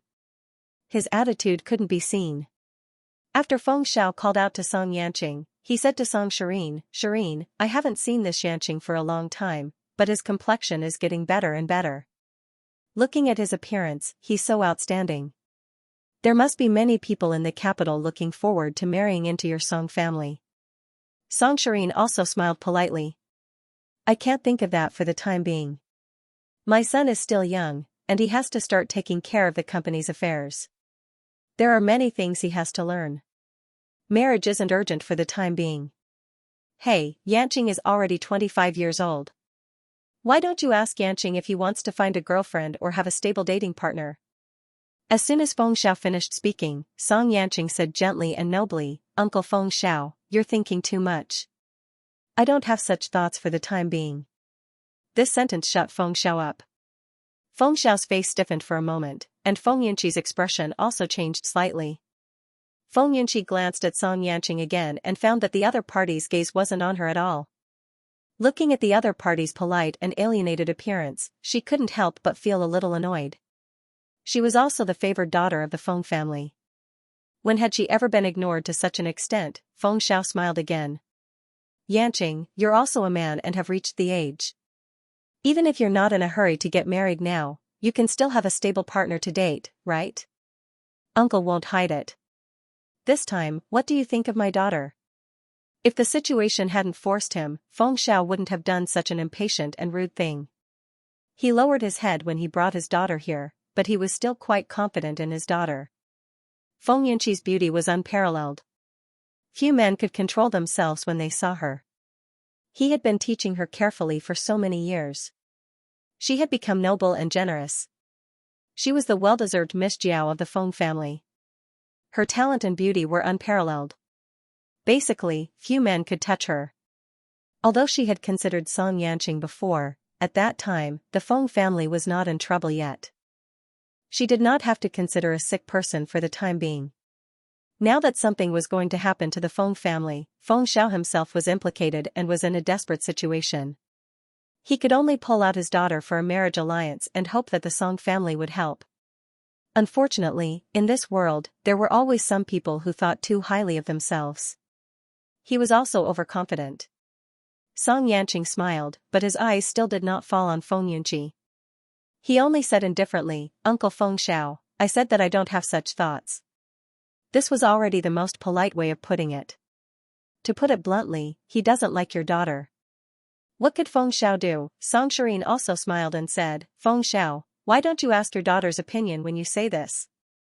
This kind of matter is not child's play, and it's a matter between young people. As elders, we shouldn't get involved. Look at me, I don't care about Yanqing's matters." These words were telling Feng Xiao that he would not object to Song Yanqing's words. In other words, he wanted to introduce Feng Yunqi to Song Yanqing. As long as Song Yanqing did not agree, there was no chance. The Feng family needed a marriage alliance, but the Song family did not. Feng Xiao's face turned ugly. He was used to being flattered by others. If it weren't for the Song family, he would have turned hostile on the spot. Seeing the father and son smiling in front of him, how could Feng Xiao not understand that his visit was like selling his daughter? It was very ugly. Feng Yunqi's face was even paler. She was rejected by the father and son so blatantly. She was a little aggrieved. Who asked her father not to know? In his heart, Feng Xiao was angry in his heart, but now he could only endure it. He smiled and took the initiative to change the topic. He said goodbye in a few words. If things couldn't be settled, there was no need to stay. Song Yanqing still said lightly, "Ah Yi, see the guest out." "Ah Yi, okay." When passing by Song Yanqing, Feng Xiao's eyes were like knives as he glared fiercely at Song Yanqing. As an elder, he had no sense of propriety. It could be seen how arrogant the Feng family had always been. After Feng Xiao and the others left, Song Shirin's face turned cold. Something is going to happen to the Feng family. All kinds of people are coming to the door. Do they think that the Song family is easy to bully? Song Yanqing only said warmly, "Dad, don't worry about the Feng family." "Did Aunt say anything to you?" Song Shirin frowned. "I don't know what happened to your aunt. She said that she planned to take Lin Ming abroad to recuperate. Xianxia and Qianan were left abroad to train. It seems that she wants to cut off contact with the Feng family." Song Shirin didn't know about the curse of the Feng family for the time being, but she also knew that the Feng family had some problems recently and some illusory things couldn't be avoided. Song Yanqing nodded. "It seems that it makes sense. The Feng family is now doomed. If Aunt can figure it out, this matter will be easier to handle." "Can't escape?" Song Shirin caught the key point in his words and said thoughtfully, "Do you know why the Feng family is in trouble?" Song Yanqing just looked at her with a smile and didn't answer. Song Shirin knew that her son was hanging out with a little girl surnamed Qiao every day. That little girl must be capable to be able to pull Song Yanqing back from the brink of death. It was not surprising that she knew about the Feng family now. It was a bit thought-provoking. "Are you really that close to her?" Song Yin sat down and took a sip of the tea. Perhaps because it tasted good, she narrowed her eyes and said, "I've heard that you're often with that girl. Rumors have been spreading in the capital. In such a small place, you can't hide anything from others. Tell me the truth. Isn't it interesting?" There was no need to hide anything from his father. Song Yanqing softly replied. Song Weiyin put down her teacup and sighed. "You're already so old. It's about time you moved." I can't be bothered with your affairs. Since you've taken a liking to her, you should know that there's a mystery about her that hasn't been explained. Figure it out yourself. Song Yanqing smiled and took the lead. Dad, I will. He wasn't someone who didn't know his limits. If he wasn't confident, he wouldn't have said these things. Song Shireen couldn't help but ask, how does she treat you? Song Yanqing said, there are some exceptions. She doesn't know much about relationships. Song Shireen gasped, it's a miracle. Whether it was Song Yanqing or Xiao Jin, it was really a miracle that they had not officially developed. Song Shireen also knew her son's charm. It seemed that there were indeed strange people in this world. Song Yanqing only laughed. Probably. Feng Xiao and Feng Yunqi walked out of the Song family. When they got into the car, Feng Xiao scolded with a gloomy face, this Song guy really doesn't know how to appreciate favors. Feng Yunqi was a little aggrieved at this time. Are you talking about his father or him? Feng Xiao's face was full of anger. He used to be sick. He didn't even like you when I took you there. He really doesn't want face. Feng Yunqi said, don't say it. Am I not shameful enough? They have said it so clearly. I have already said that this path of the Song family won't work. But looking at the capital, other men are not worthy of you except him. Feng Xiao also really loved this daughter. Otherwise, he wouldn't have thought of directly targeting the Song family. Feng Yunqi lowered her eyes and suddenly thought of something. I heard that he has a girl he likes. Everyone knows that. Recently, I often heard that they are together. Maybe because of this, he doesn't accept me? What kind of girl can he like? Is she as beautiful as you? Feng Xiao frowned, but if it was before, he would definitely find out the girl without saying a word. At this time, he waited and said, forget it. The Feng family is now in troubled times. Zhu is also dead. The great ancestor's temper has been unpredictable recently. Whoever provokes him will be unlucky. At this juncture, since the Song family is unwilling, let's change it to something else. Do you know Ford Deland? Feng Yunqi's eyes flickered. You mean that foreign superstar? Recently, the advertisements had come to the country. Feng Yunqi had heard of some. Feng Xiao nodded. I heard from the great ancestor that Ford Deland has some relationship with the Heerly family. If you can get close to the Heerly family, it will be a good choice. After all, Feng Yunqi was a blessed girl. At this time, when her father said this, her face turned cold. Dad, do you think that I can't get married? Why do you have to let me get close to someone else? Among all the men in the world, she only liked Song Yanqing. Feng Xiao's face darkened in front of her. Why are you still so willful? You have to know that your uncles are all in trouble now. The money I invested in them has all been thrown into the water. Now, they can't make any waves. Don't you know why I'm looking for the Song family? Feng Yunqi immediately fell silent. Feng Xiao saw that she had calmed down and leaned back in his chair. His eyes were rather irritated. I don't know who did this to us. Why did something like this happen to our family recently? Feng Yunqi, on the other hand, looked back in the direction of the Song family, somewhat unwilling. After Xiao Jin stayed in the school, he found that school life was not as boring as he had imagined. The school had a movie theater, a billiard room, and all kinds of entertainment facilities. As long as the students went there during their free time, there would be no restrictions. There was also a food street in the university that catered to the students. Although Xiao Jin was always alone, after several invitations from Zhongli Peining, he agreed to go out for lunch with her. When Zhongli Peining saw Xiao Jin nod, she was so moved that she almost shed tears. It was simply inconceivable that she could move this iceberg beauty. It was worth mentioning that Xiao Jin had recently been ranked on the school's campus belle list. It should be known that last semester, Xiao Jin was still unknown. Only Musicha made her a little bit famous. Until the new semester, her beauty finally came out of the circle. In the past, although Xiao Jin's facial features were beautiful, they could only be called beautiful. She was just like many beautiful vases. There was no shortage of beauties in any university in the capital, especially in a place like Yanhui University. Until this semester, everyone was still a little surprised by the sudden appearance of Xiao Jin, a fairy-like girl. There were many beautiful girls, but those who were beautiful enough to have such temperament were really one in a million. She was like a faint layer of smoke. Standing there, she had an indescribable noble and elegant feeling, as if she would ascend to heaven at any time. In any case, the school was very honest and ranked Xiaojin on the campus belle list this semester. In the end, she won the first place among the campus belle selection. Even if Xiaojin didn't care about this reputation. There were also people who maliciously speculated that such a big change was due to plastic surgery during the summer vacation. But looking at her face carefully and comparing it with before, it seemed that there was no difference. If a person's temperament was improved, was it really the same as ascending to heaven? In addition, she was indifferent, so she got a particularly old-fashioned nickname, Ice Mountain Beauty. Just like her brother Musachu. You must not often read the school forum, right? Your photos are often posted on the forum. Everyone says that you have changed too much. Zhongli Peining held her mobile phone and refreshed the school forum. Xiaojin just glanced at it a few times.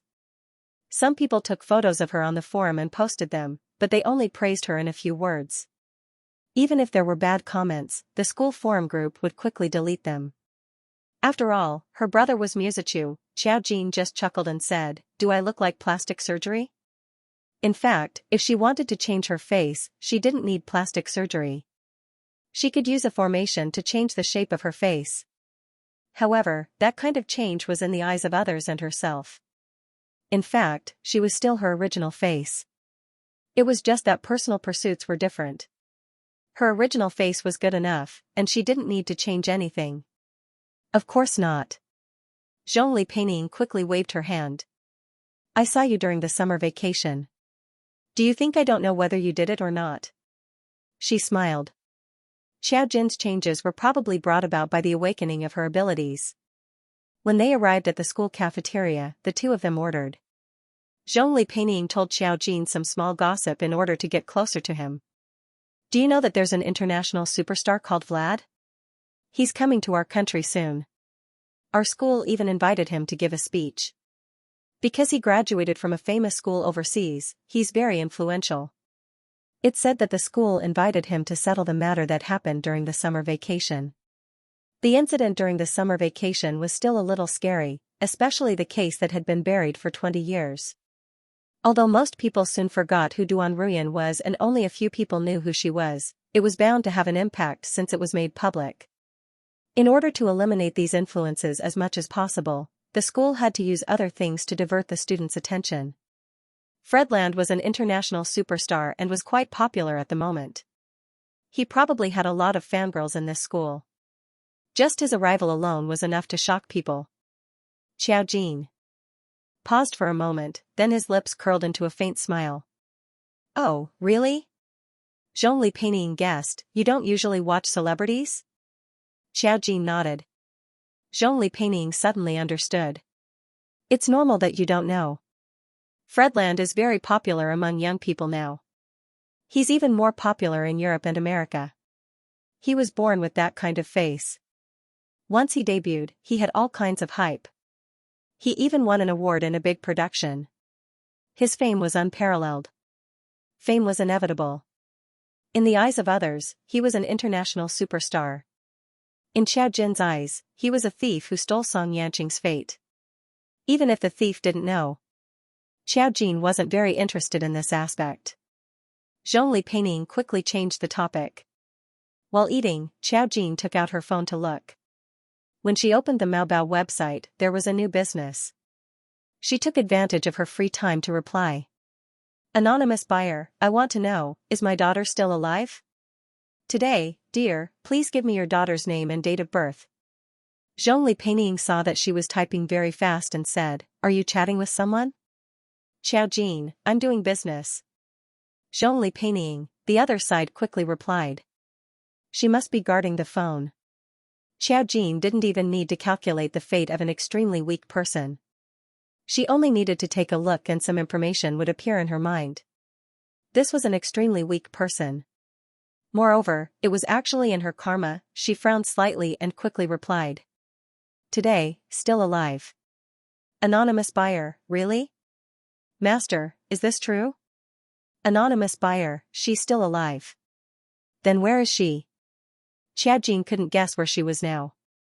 Zhongli Peining was also in front of her. However, this person was actually in her karma. It was a bit surprising. Her karma now was only in the Feng family. Thinking of this, Xiaojin's eyes narrowed. She felt something in a trance. Today, I can't tell you for the time being. I can only get one piece of information at a time. Zhongli Peining saw that Xiaojin's expression was a bit deep in thought. At this time, the food was served. Is your business facing a bottleneck? Xiaojin shook her head. You need to apply for leave in school. What's the reason for applying for leave? Zhongli Peining held the spoon in her hand and was a little confused. You want to go out of school? Xiaojin nodded. Zhongli Peining rolled her eyes and said, I usually use the excuse of having a stomachache.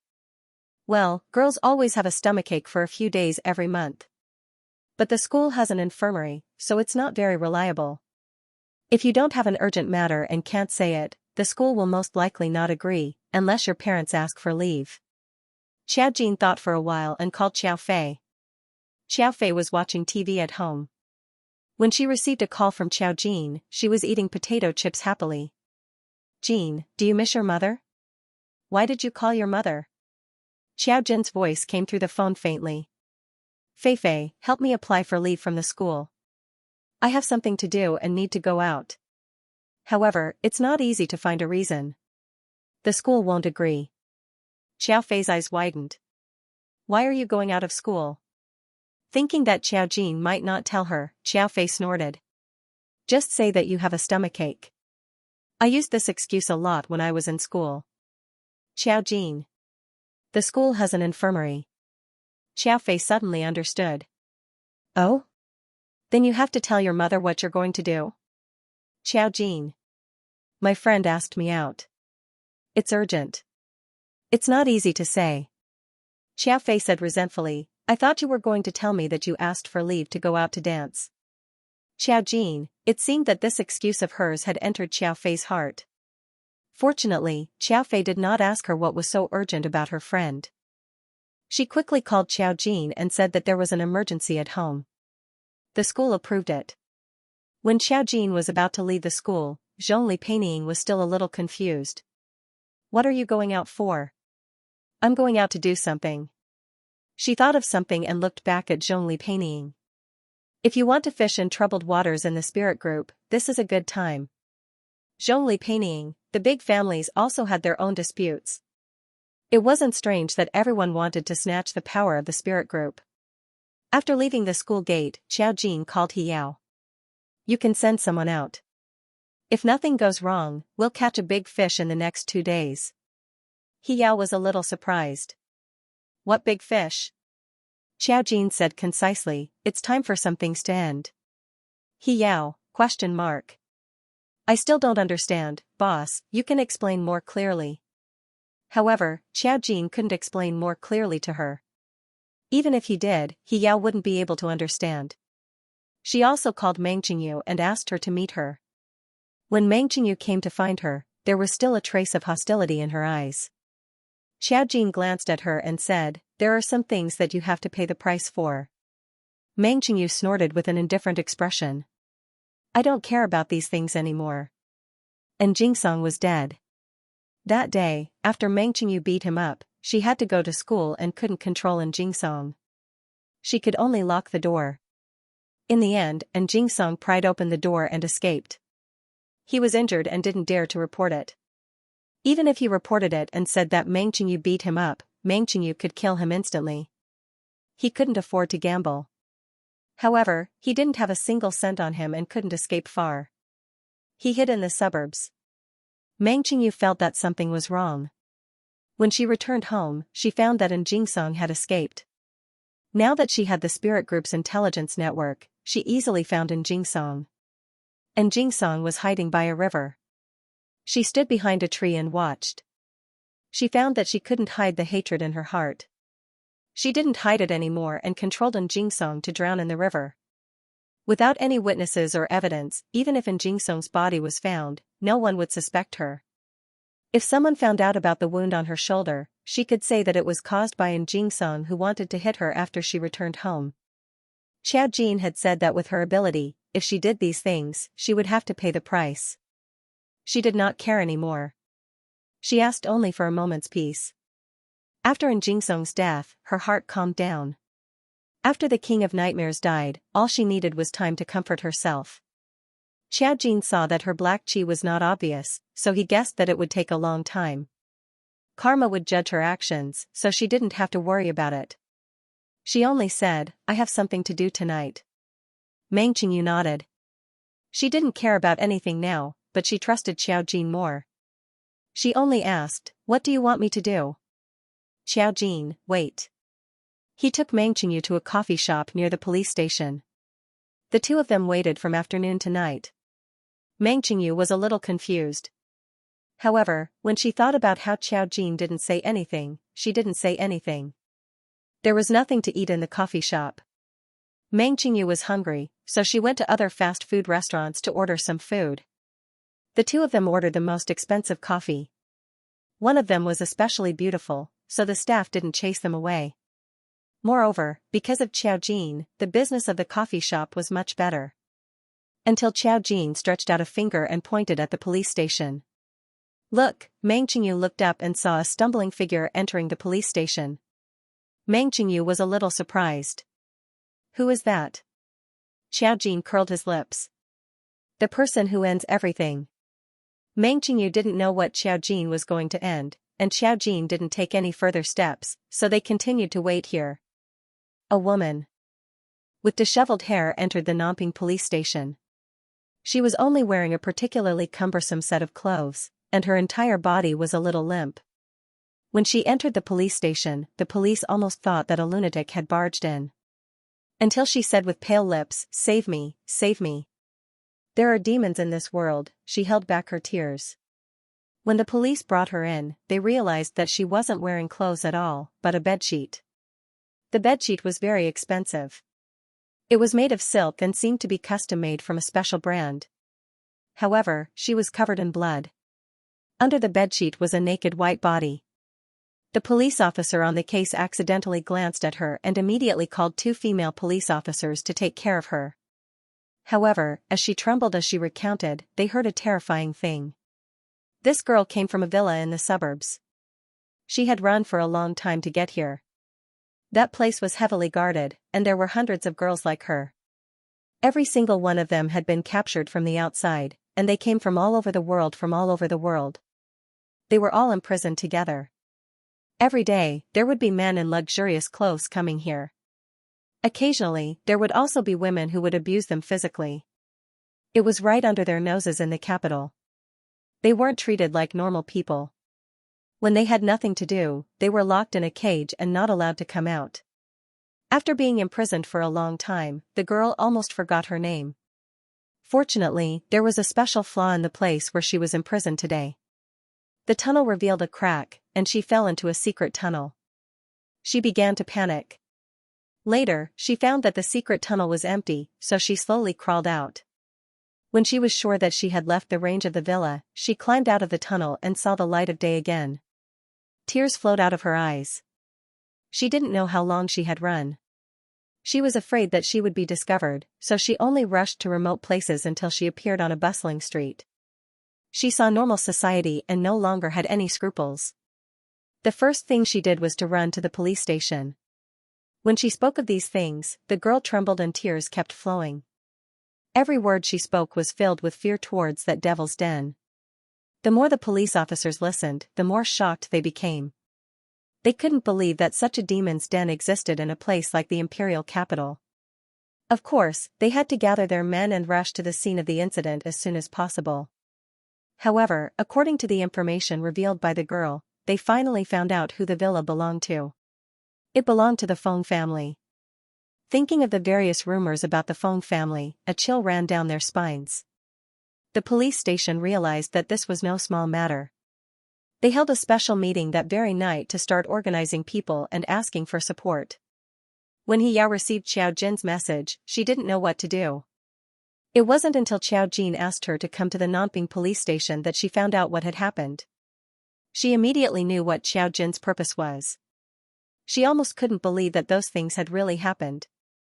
As a member of the spirit group, not only did they have to maintain the stability of society as a spiritual reader master, even if it was the world of ordinary people, it was still outrageous for such things to happen. They only thought that the Feng family was only arrogant in the spirit group. They did not expect that they were worse than beasts. Xiao Jin waited until He Yao intervened as a member of the special investigation team. Then, he took Meng Qingyu and said, "Come with me to a place." Meng Qingyu nodded. Xiao Jin raised his hand, hailed a taxi, and told the driver a direction. Meng Qingyu was puzzled at first, but after half an hour, she realized that this was a heavily guarded place. It was a private matter. There was a particularly eye-catching villa at the top of the hill, and there were guards at the bottom of the hill. However, the entire hill was lit up tonight. Along the way up and down the hill, there were people with flashlights and dogs looking for someone. As soon as the car approached, they could hear everything clearly. The car stopped at a hidden place. After the driver left, Xiao Jin took Meng Qingyu to look up at the villa at the top of the hill. Meng Qingyu was very envious. This is the life of the rich. She still didn't know what this villa represented. Xiao Jin glanced at her.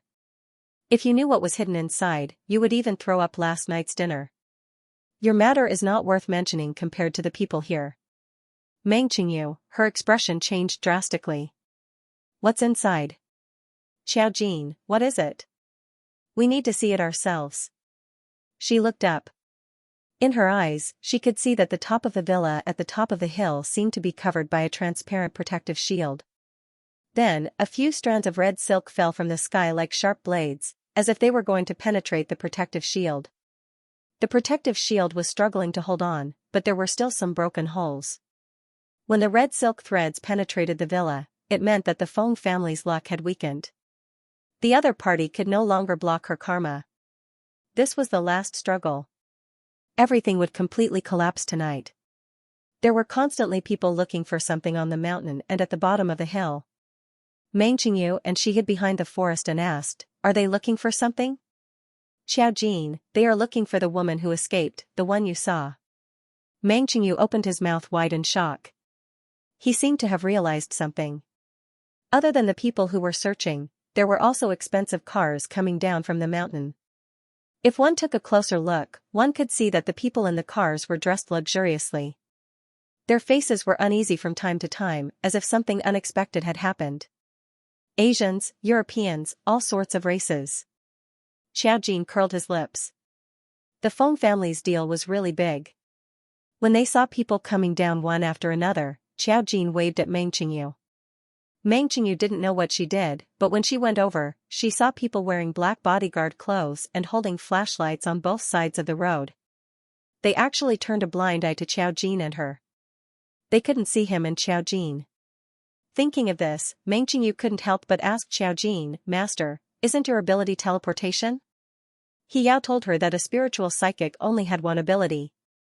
When she saw Xiao Jin suddenly appear at her house that day, it meant that Xiao Jin teleported. How could he become invisible now? Xiao Jin, don't talk.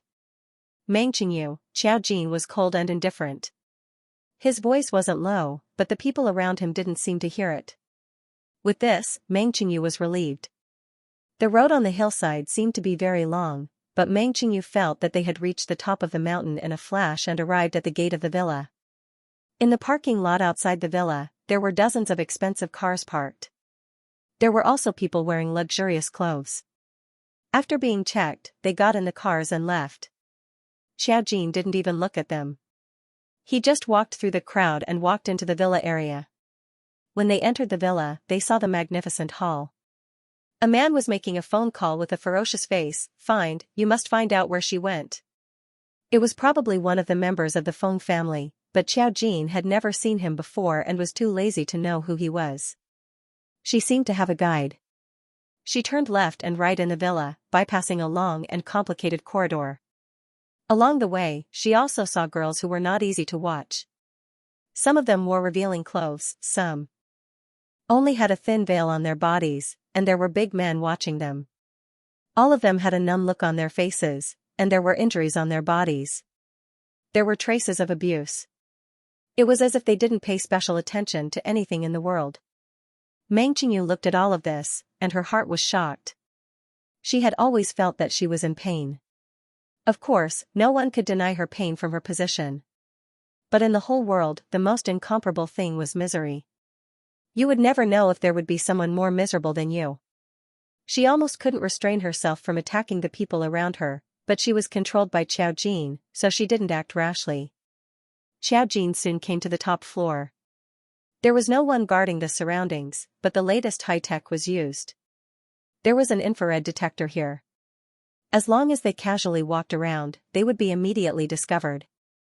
Xiao Jin walked over with Meng Qingyu, and nothing reacted. It was as if they didn't exist. The top floor was a building style with only a door in the middle. It was as if something was hidden behind the door. The door was special. It couldn't be opened by ordinary means unless there was a password. Xiao Jin just waved his hand, and the door slowly opened to both sides. Meng Qingyu looked at this scene and wondered how powerful Xiao Jin was. After all, she had stayed in the spirit group for a while and had some basic knowledge. Xiao Jin's method was obviously not a normal spiritual reader. There must be a reaction when the door opened.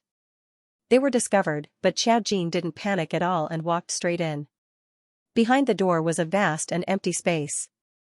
The surroundings were empty, but there was a huge altar in the center. There were many jars with seals on them, and there were many candles burning on the jars. Most of them had already been extinguished. If one took a closer look, they would be able to see that although these jars seemed to be placed randomly, they actually formed a large array on the altar. Each jar corresponded to a center of the array. This was the Feng family's lucky borrowing array. It had been circulating here for decades. Inside the jar, there were all kinds of things borrowed from other families. As long as it was discovered, the Feng family would not be far from death. Someone broke in. Who is it? There was clearly no movement at all. The door to the forbidden room has been opened. A series of footsteps could be heard. Meng Qingyu said, "Someone's coming. Do you want me to stop them?" Xiao Jin's voice remained indifferent. No need. She looked around and then waved her hand behind her. The door that was originally open was quickly closed with a ping sound. The group of people rushed to the door but found that they couldn't open it no matter what. Immediately, someone informed the Feng family's backbone, the Great Ancestor. When the Great Ancestor heard that someone broke into the forbidden room, he immediately knew that things were not good. I was wondering where the things would be hidden. It turns out to be here. Xiao Jin muttered to himself. As he expected, there were some demonic spiritual seeds hidden here. They could actually be used to maintain the operation of the array. This was obviously not something the Feng family's ancestor and Azu could do. The speculation of the person behind them was completely confirmed. However, other than that, the Feng family couldn't do anything else with the spiritual seeds. Since they were already here, they naturally couldn't come for nothing. She reached out her hand and pinched it gently. All the candles went out, and wisps of black gas surged into her palm. Meng Qingyu naturally couldn't see this scene. The door isolated all sounds.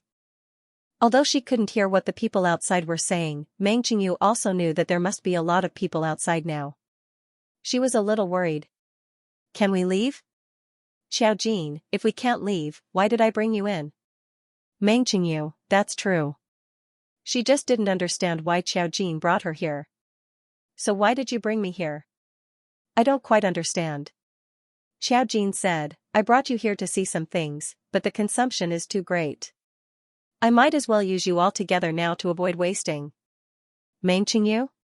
How could she not understand Xiao Jin's words? Xiao Jin just smiled. You just need to stand there. You don't need to move. I need to see some things from the past from you. When it came to seeing the past, Meng Qingyu's face was a little pale. Xiao Jin's voice was very faint. In addition, the candles were extinguished. There was no light in this room, so Meng Qingyu could hardly see Xiao Jin's appearance. Don't worry, you won't feel anything. I'm looking at things that happened before you were born. He wanted to use the backtracking array to see who set up the array points on Meng Qingyu and the Feng family's array. The consumption was too great, and it would be even greater if they were separated. This was also the reason why he brought Meng Qingyu here. To avoid wasting. He could do it all at once. In the darkness, Meng Qingyu couldn't see anything. She could only see a faint light. A wisp of red seemed to penetrate through the air and was reflected in her eyes. Because Meng Qingyu didn't understand, he was inexplicably flustered and closed his eyes tightly. She didn't know what Xiaojin was doing. Xiaojin used the Feng family's demonized spirit seed to cast a backtracking array to look at the past. The Feng family's array was set up by someone. She saw the Grand Ancestor and Azu from decades ago in the flashback. At that time, they were no longer young. They were only from an ordinary family in the imperial capital. They had lived a hard life since they were young. The two of them were brothers. They were ambitious and were unwilling to live an ordinary life. Soon, because of certain things, they both awakened and became array masters. Later, they met a man in a black robe. That person's face was covered by a black robe the entire time, and no one could see his face clearly from all angles. It was obvious that he was on guard. He taught the Feng brothers to set up a large array and borrow the luck of others to build momentum for the Feng family. This was also the origin of the Feng family. Of course, there was always a price to pay for doing these things. Behind the scenes, the Feng family had done a lot of bloody things. They used others to block the consequences of borrowing luck.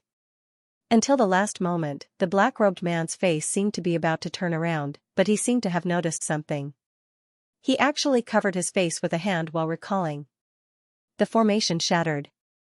Xiaojin curled his lips. Interesting. The memories seemed to be memories, but in a moment, they were all seen. Xiaojin looked at Meng Qingyu's body.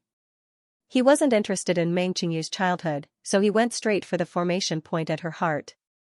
The formation point really wasn't born. It was just that in the memories, the scene of the formation point only lasted for a moment. In the scene, there were a total of 9 formation points. They seemed to have exploded from something and fell from the sky, scattering in all directions and falling to various places in China. The one that fell on Meng Qingyu's heart was only one of them. 9 formation points. 9 was a special number in the world of spiritual readers. Xiaojin suddenly opened his eyes. Meng Qingyu was also 20 years old this year. Did the formation point appear 20 years ago? The wisps of demonized spiritual seeds that he had collected earlier dissipated completely. Looking at the past in one go consumed a lot. There was no reaction for a long time. Meng Qingyu asked carefully, "Master, is it done?" "Xiao." Jin's voice came from the darkness. "It's done." Meng Qingyu opened her eyes and found that there was no change in her surroundings. She couldn't help but ask, "Master, did you see the past on me?" Xiaojin nodded. "I saw something even more unexpected." Meng Qingyu was a little frightened. "Is it some kind of curse?" She swallowed her saliva, afraid that Xiaojin saw something terrible. Xiaojin glanced at her and seemed to be a little amused. "You're thinking too much. It's not easy for a curse formation point to exist, and it's not worth the loss for the user. Your parents are just ordinary people. Who would use it on you?" Meng Qingyu was relieved now. There was a strange fluctuation coming from the door outside. It seemed that an external force was forcing the door open. Xiaojin glanced and said, "Let's go." She grabbed Meng Qingyu's arm, and both of them disappeared on the spot. As soon as the two of them left, the door opened with a bang, and a wave of people barged in from outside. However, at this moment, red threads invisible to others penetrated through the barrier and landed on the altar. They landed on the corresponding jars, causing them to emit strange fluctuations and tremble incessantly. This strange scene stunned some of the Feng family members and bodyguards who rushed in. Bang, bang, bang, suddenly, the jars exploded one by one, turning into dust. The Grand Ancestor, who was still rushing over, suddenly clutched his chest and spat out a mouthful of blood. What terrified the driver was that he saw with his own eyes that wisps of black gas dissipated from the Grand Ancestor's face. His originally spirited face quickly wilted, and his entire facial features seemed to sink rapidly. His skin and flesh were already shriveled when he was old, and now, it was even more terrifying that his skin and flesh were hanging directly on a skeleton. If the driver hadn't stayed in the Feng family for a long time, he would have abandoned the car and fled in fear. The grand ancestor felt his vitality dissipating bit by bit. He realized that he couldn't live anymore. He used his last strength to take out his mobile phone and dialed a number, then he spat out a sentence, "I am not willing." Then his head tilted, his eyes were open, and he fell. The driver finally trembled, stepped on the brakes, and shouted in horror, "Grand Ancestor?" However, the Grand Ancestor just died with his eyes wide open, and he lost his breath forever. Just like Azu, his death was too unexpected. Great Ancestor, Great Ancestor. The Great Ancestor died, and he died suddenly. The driver stopped on the side of the road and informed the Feng family of the news while trembling. Then he watched helplessly as the Great Ancestor's corpse, which originally still had flesh and blood hanging on it, seemed to be gradually weathered. Wisps of it drifted away like dust. Gradually, only a pile of bones was left. The bones were too broken, the car was too narrow, and the position was not maintained well. A pile of skeletons fell into the gap of the car seat and fell apart. After death, there was no way to preserve the whole body. The driver was stunned. The Feng family who received the news was also stunned. Azu's death was already unexpected enough, but now the Great Ancestor was also dead. The Great Ancestor is dead, the Great Ancestor is dead. That really means that the Feng family is finished. Almost many of the Feng family who received the news sat on the ground, feeling that the sky was falling. At the same time, the police led by He Yao directly raided the villa. Because someone trespassed the forbidden area and the news of the Great Ancestor's death spread, the entire Feng family was in chaos. At this time, no one had the intention to stop the police, and He Yao's team directly found out. Xianxia was naturally among them. He had also heard of the Feng family's reputation in the spirit group before. Many of the spiritual readers in the spirit group were also backed by the Feng family. Now he followed He Yao and personally went to the scene and saw a nightmarish scene. He was extremely shocked. Those girls were like livestock. They were locked in the basement one by one. There was no space for them to spread out. They were all shrunk in the cage. Outside the cage, bowls and water were placed. A very small part of them could come out and move freely. But the part of them who moved freely had no so-called shame at all. Even when they broke in, even if they were naked, their expressions were all numb. It was as if they didn't care at all and had no human moral concept. He Yao was glad that she didn't bring Lan Xiaoni and Ishuadai. Hua Yanming and Chao Ikai's faces were full of blue veins, not because they didn't dare to look, but because of anger. In a normal society, it was difficult for normal people not to feel angry and sympathetic when they saw people being kept like livestock. The police who came to take over were even more shocked. The photos and records were sent to the headquarters overnight. The internal department was furious and ordered a thorough investigation of the matter. However, the information in the villa was destroyed too quickly, and most of the people had run away, so they only caught a few fish that escaped the net. They didn't say anything and were quite stubborn. That night, they died in the interrogation room. Such a place must have been provided to many guests, but the information of the guests had been completely destroyed. They had to continue investigating, and no one knew how long it would take. No one knew when the person behind this would suffer retribution. When Xiao Jin left with Meng Qingyu, she asked, "What about those girls?" Xiao Jin said, "The police will be here soon. They will be rescued." "Then, what about those people?" Meng Qingyu's eyes surged with a special flame. Even though she had experienced dark things, she could not imagine that there was such a sinful thing in this world. She thought of the people who drove away. They might be powerful and influential. How could they be caught? Xiao Jin turned her head, and there seemed to be a strange light in her bright eyes. She said, "Karma will come sooner or later," Lin Feng said. The girls under the villa were not just simply kept. They were tools used by the Feng family to transfer the punishment of borrowing luck. Many of them had already died. They caught girls from all over the country who either ran away from home or were caught wandering outside. Most of them died because their families did not pay attention to them. In a few cases, their families called the police, but it was impossible to find them. This matter was too big. They were afraid of causing social unrest, so they were asked not to say a word. But they had to investigate thoroughly. The Feng family's ancestor was finished. The Feng family's luck was directly ruined. All kinds of revenge came one after another. Without a protective umbrella, some people wanted the Feng family to die. Moreover, many bottles and jars were found in the Feng family's forbidden room. They were all filled with notes from the wealthy families in the capital and other wealthy families in other places. Outsiders had no way to know what was written on them, but these people would definitely know. Just this point alone was enough to make the Feng family fall into eternal damnation. In the Song family, Song Henning rushed back to the Song family that night. Her face was pale. Song Shireen also received the news. Such a big matter would shake the entire capital. She was afraid that not many people would be able to sleep tonight. I have been a materialist all my life. I don't believe in gods and Buddhas. I only believe in myself. I can't imagine that one day, such an outrageous thing would happen to me and my husband. Song Henning knew what happened to the Feng family. Even if she didn't know much. She knew that the ancestor was dead. Her husband realized that some things had completely collapsed. He powerlessly told Song Henning the reason why the Feng family had prospered for so many years. Song Henning couldn't believe it at all.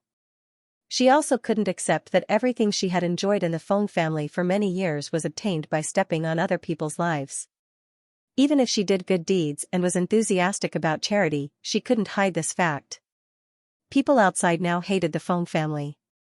As the daughter-in-law who married into the Feng family, she was afraid that she wouldn't be any better. Song Henning was not worried about anything. She was only worried that her children and the Song family would be implicated. Song Shireen looked at her sister and sighed. The Feng family's matter has nothing to do with you. I know it's fine, but I can't sit still, big brother. Song Henning's eyes were filled with tears. I've lived for more than half my life, but I've never experienced such a ridiculous thing. All my respected uncles, sisters-in-law, and sisters-in-law have become like this. Lin Ming said that now that the Feng family's ancestor is dead, the Feng family is finished, and the descendants have to pay the price.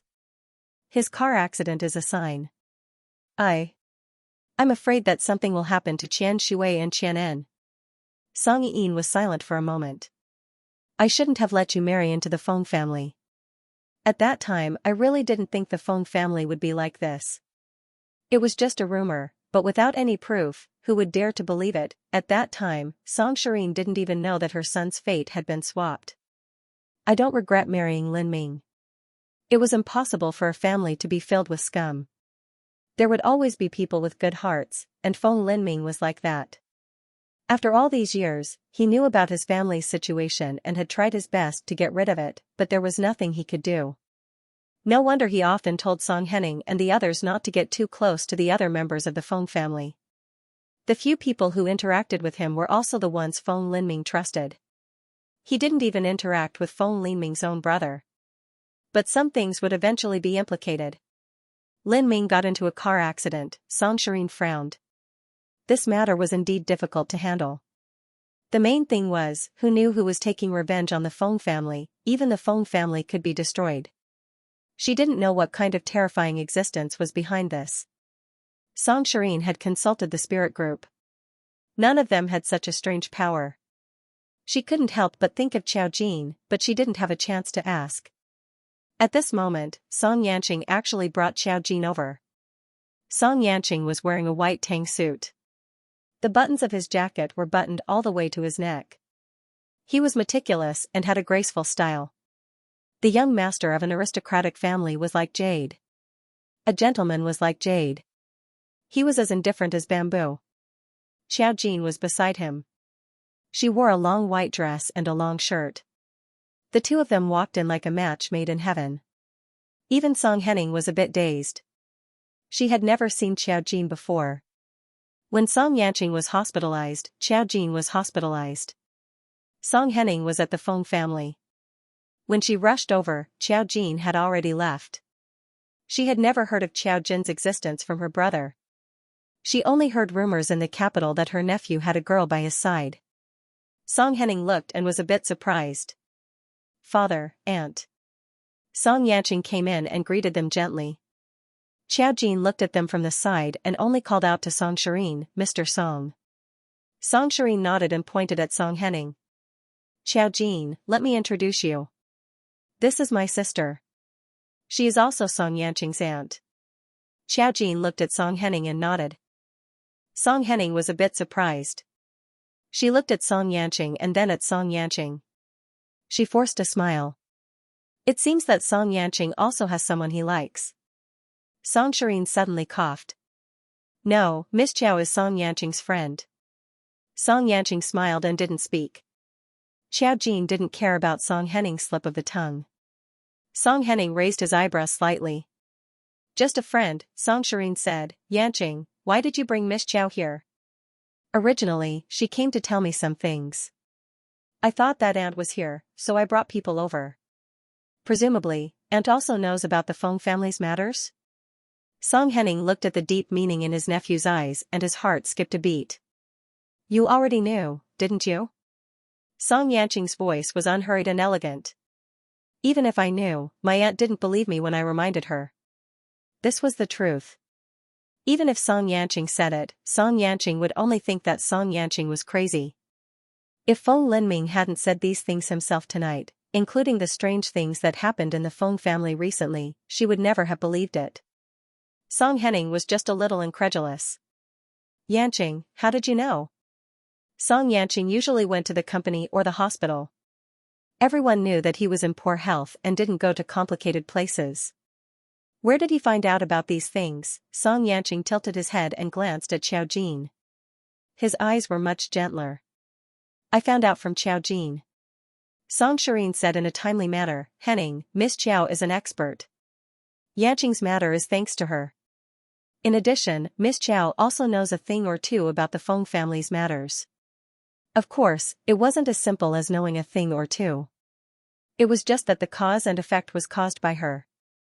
There was no need to say such a small thing. Song Henning looked at Xiao Jin with some surprise. She was so young, what did she know? Song Henning had some doubts about the expert her brother mentioned. She didn't know what Xiao Jin did. The Feng family is destined to be finished now. There will be others to settle the subsequent matters for him. Xiao Jin also repeated what he told Song Yanqing when he came here tonight. As for the others in the Feng family, her faint gaze moved to Song Henning. The price that should be paid is destined to be paid, but it won't endanger their lives. Won't endanger their lives? Song Henning still felt a little dizzy. Didn't this mean that something was going to happen? Xiao Jin said, just like Feng Linming. Song Henning collapsed in her seat. She wasn't afraid of herself. She was always worried about her children. Even if it didn't endanger their lives, if something happened and left any sequelae, it would be a big deal. Song Henning felt so wrong that she wanted to cry. She was also raised by the Feng family. When she married into the Feng family, she didn't expect the Feng family to be in such a situation. Now that the Feng family had declined one after another and even her own children were going to be involved, how could she not feel wronged? Even if there was no Feng family, could it be that she could not raise her own son and daughter? Unfortunately, there were no ifs in this world. After all, her children grew up in the Feng family and received an education in the Feng family. It was already very fortunate that they didn't grow up crooked. Seeing Song Henning's appearance, Song Shirin couldn't bear it. After all, she was her younger sister and she really didn't do anything wrong. Growing up in the Song family, their Song family's education had always been elite. They would never do something like the Feng family. But when her gaze turned to Xiao Jin shook his head gently. The karma had been settled. As for what would happen to Song Henning and the others afterwards, she couldn't say for sure. What was certain was that Song Henning wasn't in much danger. The main danger was Feng Qianshui and Feng Qianan. Seeing Xiao Jin shake his head, Song Shirin was still a little disappointed. However, as long as she was still alive, it wasn't unacceptable to have a chance to recover like Feng Linming. She just had to suffer for a few years. Song Shirin still wanted to persuade Song Henning. After all, she was very uncomfortable now. After Xiao Jin and Song Yanqing left, Song Yanqing asked her, "Is there no room for negotiation at all?" Xiao Jin looked at him and said softly, "The karma has been settled. The fall of the Feng clan is just a follow-up effect. As for what will happen to their people, the unseen world has its own arrangements. Your aunt will be fine. Feng Qianan and Feng Qianshui might experience some twists and turns. I've said it before. If you enjoy it, even if you don't know about it, you'll have to bear the resentment. This is not a paradox. For those who died in the hands of the Feng family, it was already a very fortunate thing to pay the price after enjoying it.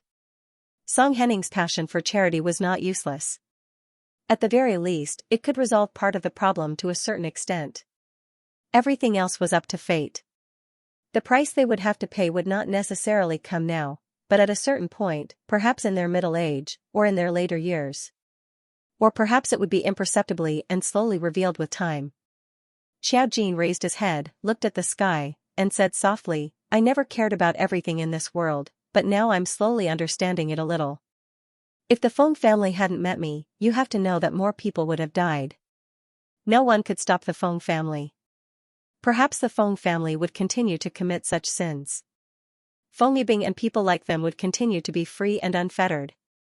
Xiao Jin had always been indifferent. She respected karma and had always been watching the development of the world without interfering in anything. But that didn't mean that she thought that some things were right. She respected karma and in fact, she respected life. She wouldn't force others to change their minds, nor would she let others jump around in front of her. Song Yanqing nodded slowly. I understand. After a long time, he smiled again. And won't be a big problem. After all, she has us behind her. If anything happens, the Song family will be there. The two of them walked towards Song Yanqing's courtyard. Song Yanqing asked her, Don't you need to go back to school today? Xiao Jin said, I've asked for leave. If I go back now, the school will be closed. I'll go back to the Mu family later. Song Yanqing's brows twitched slightly. It's too late to go back to the Mu family now. You can stay here. I have plenty of empty rooms here. It's not like you haven't stayed here before. Xiao Jin only said, if I sleep outside, Feifei will ask. She knows that I've asked for leave today. It was still an excuse she gave. Song Yanqing was stunned for a moment. Then, he smiled easily. Up to you. Do whatever you think is convenient. Then, he walked forward and said in a faint voice, I have something to discuss with you. If it's not suitable tonight, let's do it another day. Xiao Jin listened and frowned. What do you want to discuss with me? Song Yanqing turned to look at her again. It's about you. Maybe it's a little sudden. If you don't want to, we'll talk about it another day. Xiao Jin thought for a moment. Forget it then. Song Yanqing paused for a moment and nodded. Okay, I'll ask Azai to send you back. Xiao Jin said, no need. I mean, I won't go back tonight. What do you want to talk to me about? She walked forward and caught up with Song Yanqing. She raised her head slightly and looked at him with a serious expression. Song Yanqing looked at those eyes that were as clear as the bright moon. His heart stirred, and he said with a smile, I'll tell you later. Xiao Jin nodded. Okay. When she left with Song Yanqing, she called Xiao Fei. Xiao Fei was just about to call her to ask where she was. Now that she called back, he asked directly, when are you coming back? Or have you already gone back to school? Xiao Jin said, I won't be coming back tonight. I'll be sleeping in the Song family. Xiao Fei, her daughter was too honest, and she choked for a moment. Mu Zhiming also looked at Xiao Fei doubtfully. After a long while, Xiao Fei stammered, you're at Lord Song's house? Is something the matter? Xiao Jin said, something did happen, so I called you to tell you that I won't be coming back tonight. Feifei, rest early. Good night. Xiao Fei. Good night. After being led away by Xiao Jin, Xiao Fei hung up the phone in a daze. What's wrong? Mu Zhenming asked her. Xiao Fei looked at him and said worriedly, Jin said that she'll be resting at Lord Song's house tonight and won't be coming back. Hey, don't you think they're too close? Mu Zhenming, he had a lot of thoughts, but it wasn't appropriate to tell Xiao Fei. In the end, he could only say, don't think too much. Lord Song doesn't care, and you don't have to worry about it. No matter what, Xiao Jin won't be at a disadvantage. Xiao Fei, that seemed to be the case. Xiao Jin wouldn't be the one to suffer. Mu Zhenming, go to sleep. You can't do anything when the child grows up. Young people nowadays have new tricks every day. You won't understand. Xiao Fei, I'm a young person too. Mu Zhenming. Song Yanqing's yard was very big and there were many bedrooms. The last time she came, Xiao Jin slept on the first floor. Today, she slept on the first floor as well. Aze and Song Yanqing were both resting upstairs. Aze saw that Xiao Jin was resting here tonight and winked at her. They didn't understand, but it didn't mean that Aze didn't understand. Even if he hadn't eaten pork, he had seen pigs run. In the past, not to mention the young master asking someone to stay, he felt uncomfortable all over. Now, he even asked Miss Chow to stay for the night. It wasn't the first time. What did this mean? Sigh, the people outside would no longer think that the young master had some psychological problems that prevented him from looking for a girlfriend. It's because you're not beautiful enough, not fairy-like enough. Xiao Jin was now sitting on the balcony of Song Yanqing's bedroom on the second floor. Looking at the scenery outside the window, she held a glass of juice made by Aze and said softly, "What do you want to ask me?" Song Yanqing sat on the chair opposite her and looked at her. His eyebrows and eyes were soft. You said that the awakened spiritual readers were usually stimulated by something. How did you awaken? The most important thing was that Xiao Jin's awakening didn't match the performance of ordinary awakened people. She was an array master, but what she knew was obviously not something that a beginner array master could understand. Everyone had a high or low level of awakening, but Xiao Jin was already standing in a top position. She seemed to be born with a lot of knowledge. Xiao Jin heard this, her eyelashes trembled slightly, and her eyes blinked slightly. What should come will always come, and Song Yanqing will always ask. She said, "Isn't it the matter that you know? I committed suicide." After committing suicide, her consciousness returned and she became like this. Song Yanqing lowered his eyes and looked at her again. His tone was thoughtful. That matter must have caused a lot of shock to you. In fact, he could feel that it wasn't just because of that matter. It was because Xiao Jin seemed to have changed into a different person. No matter what, there was still some information about the past. The sudden change in a person was too great. Of course, many people wouldn't believe in illusory things if they hadn't experienced it. This was also why Xiao Fei and the others only suspected it and didn't think about other aspects. Song Yanqing now knew that the world was bizarre. There were many things that could not be explained. Humans could cast curses, but what if they were to reincarnate in another's body, or rather, who?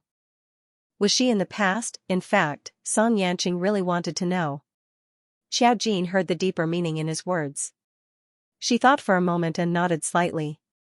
She didn't want to talk about what had happened in the past, so she didn't want to talk about it now. There was no such thing as resurrection. Xiao Jin's body had always been hers. She was destined to awaken in this era. Regardless of whether she woke up or not, the life of her consciousness would be cut off at that time. Her soul had been separated during the 10,000 years of wandering, and some of them had become Xiao Jin in the past. When their souls merged, they naturally became a complete her. Song Yanqing knew that she had a secret, but now was not the right time. He just looked at Xiao Jin, suddenly stood up, and touched her hair. Everything is over now. Her hair was soft. Just thinking of what she had experienced before, his eyes narrowed slightly. He had investigated those people a long time ago, and they had all mysteriously met with mishaps in their homes. Now, they had all disappeared without a trace, and the most obvious one was Feng Feihe. He didn't know who Feng Feihe was before. After the investigation, he knew. Feng Feihe should have died. He knew that something had changed to cause the current situation of the Feng family. When the time is right, he thought that Xiao Jin would tell him. He mentioned another thing, I haven't found the place on the fan yet. There were only a few strokes, like an ink-style landscape painting. In comparison, looking for it in the whole world was like looking for a needle in a haystack. Xiao Jin nodded, don't worry now. When the time comes, it will appear. Just like some things, the more you think about it, the more you won't get the answer. Maybe a sudden flash of inspiration will give you the answer. Song Yanqing raised the corners of his lips and smiled. His smile was soft, it's very late now. You should go to rest. Xiao Jin said okay. When she went downstairs, she faintly caught a glimpse of Song Yanqing's room. There was a black aura flowing. It was just very faint, so faint that she thought it was almost an illusion. That was not the death aura on Song Yanqing's body. She withdrew her gaze, went downstairs, and entered her room. The guest room of the Song family was also very big. After she lay in bed, she received a message from He Yao. He Yao, the end of everything you said refers to the Feng family? He Yao, the Feng family really doesn't do anything. Now our spirit group has begun to help deal with this matter. There are even spiritual readers involved. We got a piece of information. The information is all about the spiritual readers under the Feng family, but most of them died in the last mission with Miluo. A few disappeared for no reason. The rest have to wait for the spirit group to deal with. He Yao, those girls are really pitiful. Xiaojin looked at it and only replied with one sentence. The Feng family is over for the time being. The Feng family is over, but the people behind it must appear. This matter was so big that it involved some of the Feng family's actual business relationships and interests. Many people were involved. The Feng family's matter was estimated to be chaotic for a while. Early the next morning, Xiaojin woke up. She still had classes today and had to go back to school. There was a new set of toiletries prepared for her in the bathroom. After she was done, she opened the door and saw Song Yanqing in the living room. The servants had already brought breakfast in one after another. When Song Yanqing saw that she was awake, he said, "Since you're awake, come and have breakfast. I know you still have class today. After breakfast, I'll ask Azai to send you there." Xiaojin nodded and walked over to sit down. The Song family's breakfast was very simple. It was Chinese-style breakfast with soup dumplings. The taste was especially good. They were all meticulously made by the chef. Xiaojin didn't stand on ceremony. After eating, he said, "I'm going to school." Song Yanqing said directly, "My mother and sister will be here in the afternoon. I'll pick you up and have dinner with you tonight." Xiaojin nodded. They had already agreed on this matter. Before leaving, Xiaojin waved at Song Yanqing. "See you in the afternoon." Song Yanqing raised his eyebrows and was in a good mood. "See you in the afternoon." Azai was waiting outside. When he saw Xiaojin come out, he sent her to school. When she arrived at school, she went back to the dormitory before class started. At this time in the dormitory, Zhongli Peining was not there. The glasses roommate who loved to study was also not there. Only the girl who often prepared a small mirror was there. She also had a friend. She looked very beautiful, and her temperament was very similar to Xiaojin's. She looked pure and well-behaved, but it didn't need to be described too much. In comparison, outsiders would feel that such a girl in front of Xiaojin seemed to have lost her color. Only her eyes were as big and bright as a deer's. They were eye-catching. Xiaojin's roommate was called Tong Yingxin. The friend she brought was sitting in her seat. They were talking and laughing. Seeing Xiaojin suddenly push the door and come in, they both fell silent. Xiaojin didn't say anything to them. She went back to the dormitory to get her things and change her clothes. Tong Yingxin noticed that Xiaojin didn't change her clothes at once. She stayed overnight in the Song family last night. Naturally, she didn't bring any clothes. Besides, it was the same for her to go back to school to change. Tong Yingxin suddenly said, "Xiaojin, didn't you go home yesterday because you had something to do? Why didn't you change your clothes?" Xiaojin paused and stood up. She just glanced at her and then looked back to find clothes. It seemed that there was no need to explain to Tong Yingxin. Tong Yingxin's smile froze at that time. The girl next to her looked at Xiaojin. She smiled and said hello to Xiaojin, "Hello." Xiaojin also said softly, "Hello." She took a change of clothes and went into the bathroom. After going in, Tong Yingxin whispered in a tone that Xiaojin couldn't hear, "Last night, she said that she had something to do at home and asked for leave. When she came back, she didn't change her clothes." Who would believe it? She also rolled her eyes. Tong Yingxin heard it when she went back to the dormitory yesterday when Zhongli Peining told her about the leave.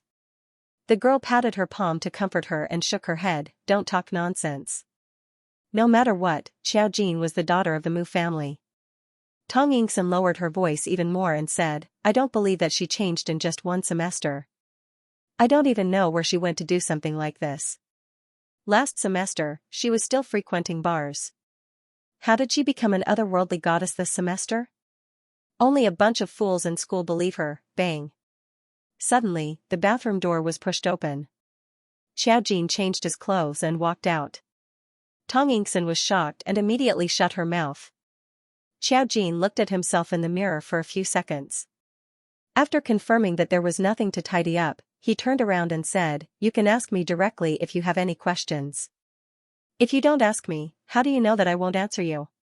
You don't have to talk behind my back. The bathroom isn't soundproof. I'm not deaf. I can hear you. Tong Yingxin, her face immediately turned red from suffocation. No matter what, speaking ill of someone behind their back was heard by the person involved. It was enough to make people feel disgusted. If Xiao Jin was a nobody, Tong Yingxin wouldn't care. But Xiao Jin was the daughter of the Mu family. Tong Yingxin was still very afraid of the Mu family. At this moment, when Tong Yingxin looked into Xiao Jin's clear and bright eyes, she only felt the pressure suddenly increase, and she couldn't even raise her head. Her friend Xing Jiaobai immediately said, She can't speak.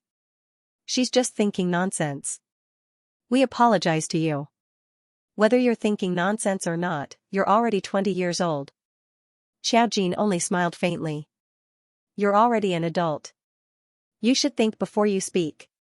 In any case, you're still studying in Yanhui University. This will only make me wonder how you got into Yanhui University in the first place. Yanhui University also depended on results. To be able to spend money directly, one had to be rich and powerful. These two people were studying in Yanhui University, which meant that their studies weren't bad. These words were said to coax 3-year-old children. Their faces instantly turned green. It was a sight to behold. Xiao Jin took her phone and books and left the dormitory.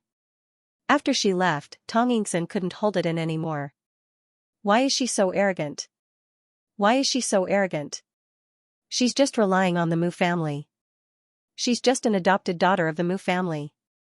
Xing Jiaobai immediately covered her mouth, as if she was a little frightened. Shoo, shoo. What if she hasn't gone far? Don't talk nonsense. Tong Yingxin felt very aggrieved. She was so angry that her eyes turned red. It's not like you don't know that the rumors about her last semester were not groundless. Everyone was spreading them. How did it become my fault alone? Xing Jiaobai said, Even if you think so, you shouldn't say that. At least wait until she leaves. You were caught by her in front of us. We really don't have any evidence. What can we do? Tong Yingxin grabbed Xing Jiaobai. Jiaobai, you are good-looking and good at studying. You should be the campus belle. I really don't know why the school is so blind to choose her. Xing Jiaobai pursed her lips and smiled. Yingxin, you don't understand. I'm not as good-looking as her. Otherwise, everyone wouldn't have chosen her. Besides, the most important thing for students is to study. We can't pay attention to these superficial things. Tong Yingxin held her arm. Jiaobai, you're the best.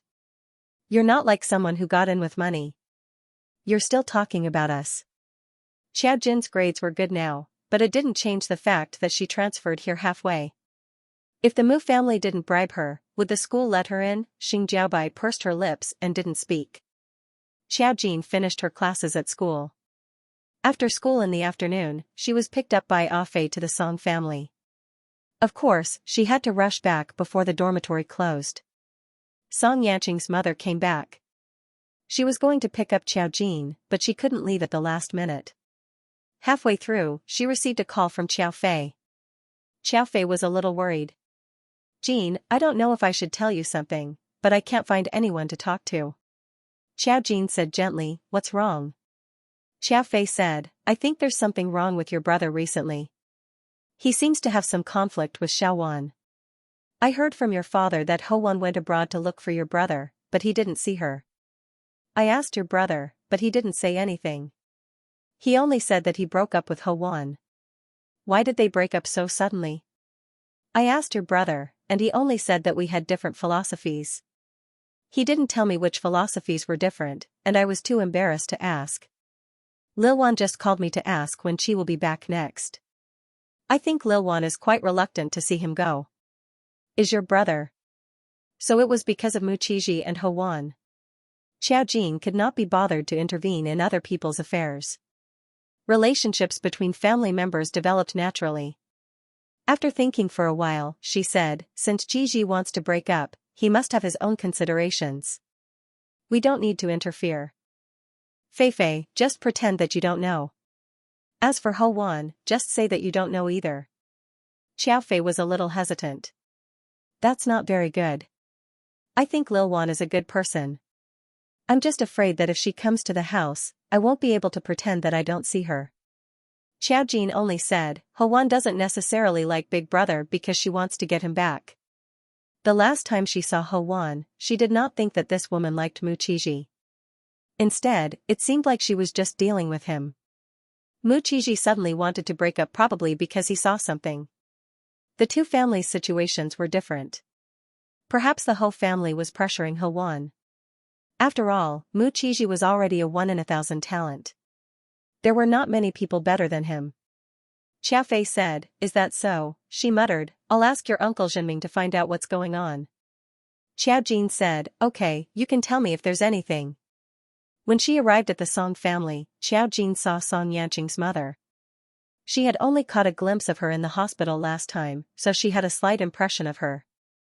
Song Yanqing's mother was a typical Huaxia socialite. She wore a custom-made cheongsam and looked pretty good. She was very similar to Xiao Fei, and they were both well-maintained. However, Xiao Fei was a little more like a child and didn't look old. Song Yanqing's mother could tell that she really took good care of herself. Her figure and appearance were not worse than a young person's. After all, she was raised in a big family. Song Suyu had been by her side for many years and was very similar to her mother. When Xiao Jin entered, Song Shuayin said to her wife, Qin Yuan, who was sitting next to her, this is Xiao Jin. Song Yanqing saw Xiao Jin come in and turned to wave at her with a smile. Xiao Jin, sit here. Qin Yuan's eyes lit up when she saw Xiao Jin. When she was abroad, she had heard about Xiao Jin. Now that she saw her, she realized that this girl was really good-looking. It seemed that she was a good match for her son. No one knew a son better than his mother. In addition, her son had already admitted that he liked her when he came. The more Qin Yuan looked at Xiao Jin, the more satisfied she was. However, her son said that he hadn't won her hand yet. She didn't expect that with her son's appearance and conditions, he would be so disappointing. Song Suyu had seen Xiao Jin before, so she wasn't surprised to see Xiao Jin now. She smiled at her. After all, she was the person who saved her brother. No matter what, she was happy to see her. She came back, and Ding Dang also appeared. She meowed beside Song Suyu. After all, Song Suyu had given Song Yanqing, so it recognized her. But it didn't dare to run to Xiao Jin. Xiao Jin walked over and smiled at the crowd. Hello. Qin Yuan smiled gently at Xiao Jin. Xiao Jin, I've heard my son mention you before. You are indeed a man of striking appearance. Look at your face. Although it was a simple compliment, it was sincere. People who didn't know better would think that Qin Yuan was just looking at looks. Although she felt that her future daughter-in-law was good-looking. That's right, he had already made up his mind. Her son was already 25 years old. She had to worry even if she didn't. It would be easy to explain if he wasn't married at the age of 25. However, he didn't even have a girlfriend at the age of 25. He didn't even have a close female friend before. This was what made people worried. Now that there was Xiao Jin, Qin Yuan felt relieved. The more he looked at Xiao Jin, the more he liked him. Song Suyu teased, Mom, are you so exaggerated when you praise someone? Miss Xiao is really capable. The fact that Xiao Jin had saved Song Yanqing wasn't a secret in front of them. Thinking of this, Qin Yuan said sincerely, Xiao Jin, I must thank you properly for saving Yanqing. Xiao Jin said, you're welcome. It was nothing. Song Yanqing, it wasn't a simple matter at that time. Song Yanqing thought that if it weren't for the death aura on him, Xiao Jin probably wouldn't have saved him at all. He looked at Xiao Jin's natural and straightforward manner and couldn't help but want to laugh. To our Yanqing, you saved his life. Qin Yuan wiped the corners of her eyes and thought of the joy she felt when she woke up after fainting. She said, our Song family really doesn't know how to repay you for saving our lives. Why don't we let Yanqing repay you with his body? Song Suyu, Song Meiyin, and Song Yanqing, wasn't this a little too straightforward? However, Xiao Jin was very upright. Mrs. Song, Song Yanqing has already paid me, so I didn't save you for nothing. It's just that you don't understand. Qin Yuan blinked. Huh? Oh. Why was her son so self-aware? On one hand, Song Yanqing was glad that she didn't care about this. On the other hand, he couldn't help but sigh that she couldn't even understand such an obvious hint. However, if she could tell that Xiao Jin didn't mean that, the situation would probably be even more awkward. He was deep in thought. He didn't know when Xiao Jin would realize that there were feelings in this world. Song Shirin said, Xiao Jin has to go back to school later, so let's eat first. Qin Yuan was speechless. The atmosphere gradually warmed up. During the meal, the Song family and Xiao Jin had a good time. After it was over, Song Yanqing sent Xiao Jin back to school. Of course, she also gained something. She added everyone in the Song family on WeChat. Song Suyu immediately checked her WeChat moments and found that Xiao Jin hadn't posted a single post. He couldn't help but feel suffocated. He really couldn't do anything about it. He couldn't provide any reference advice for his brother. When Song Yanqing came back, he saw Song Shirin on a video call with his second uncle, whom he hadn't seen in a long time. Song Shirin and Qin Yuan were talking to him. When Song Yanqing came back, Song Shirin called out, Yanqing.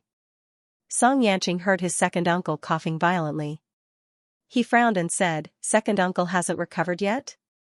Song Yanqing's second uncle had been in poor health since he was young. He had been recuperating overseas and rarely came back. He didn't worry about anything. Basically, even Song Yanqing rarely saw him. He would only make a trip back during the festive season. Song Shirin glanced at Song Yanqing. Song Yanqing heard his second uncle's weak voice in the video call. I'm fine. I haven't been coughing much lately. Yanqing, how have you been? It was as if two sick people were consoling each other. Song Yanqing said gently, second uncle, I'm fine. How have you been? His second uncle's voice didn't appear in the video. Instead, there was only a corgi lying on its stomach with its back facing the camera. His second uncle only showed one hand, holding a cat teaser to tease the corgi. Corgi squinted at the person next to the video. It looked like he didn't want to talk to him. Every time Song Yanqing and second uncle talked to each other, Song Shirin and Qin Yuan would remain silent. After hanging up the video call, Qin Yuan said, Yanqing, we have a secret that we haven't told you all these years. Song Yanqing looked at his mother and frowned. What secret? Qin Yuan glanced at Song Meiyin. Song Meiyin cleared her throat. Actually, your second uncle's body is fine. Song Yanqing didn't know what to say. Song Meiyin seemed to feel sorry for her son. Your second uncle didn't want to take care of family matters, so he found an excuse to stay overseas. That's why I asked you to learn more things all these years. He was indeed in poor health when he was young, but he recovered naturally when he grew up. I just didn't know how to tell you.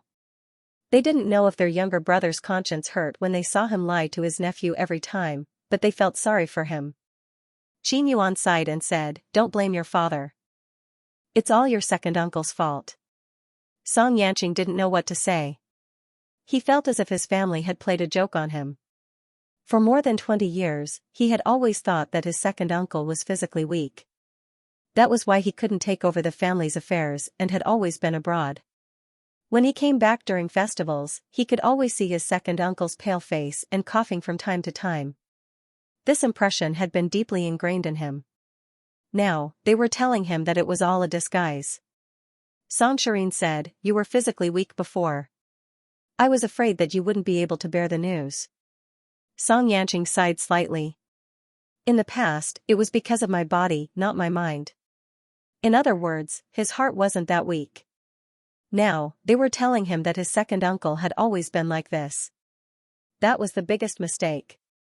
He rubbed his temples. Forget it. I'm a bit tired. I'm going to rest first. Qin Yuan said nervously, go ahead. Take care of yourself. After Song Yanqing left, Qin Yuan said, I told you that you should have told him earlier.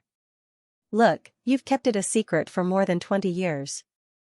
How can your brother be so shameless? Song Shirin said, you can scold him if you want to.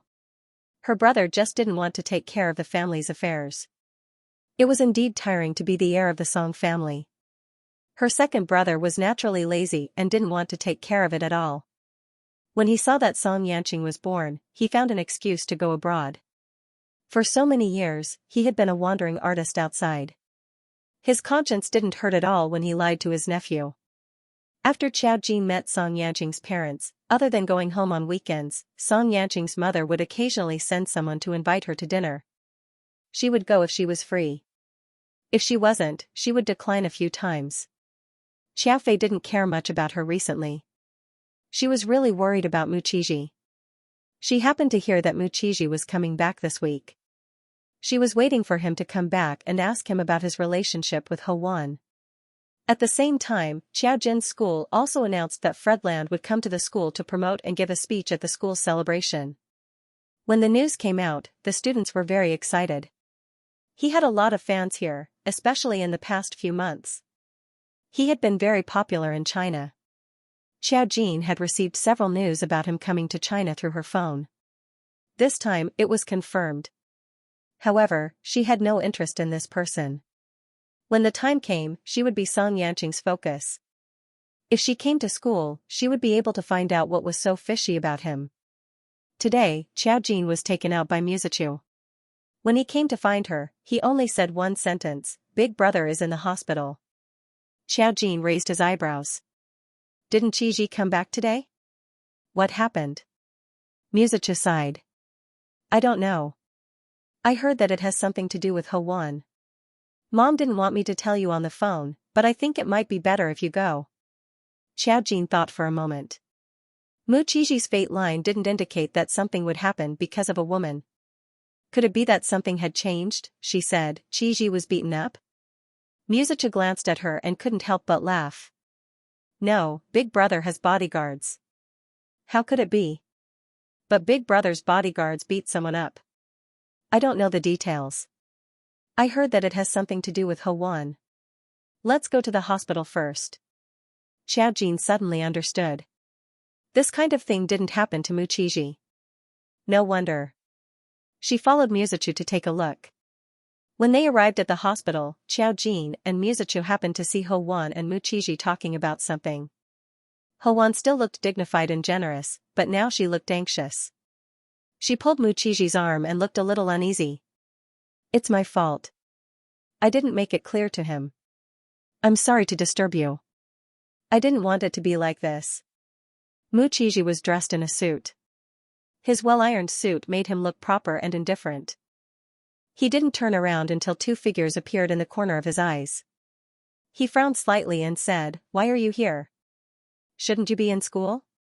Musichu said, Brother, we thought something happened to you.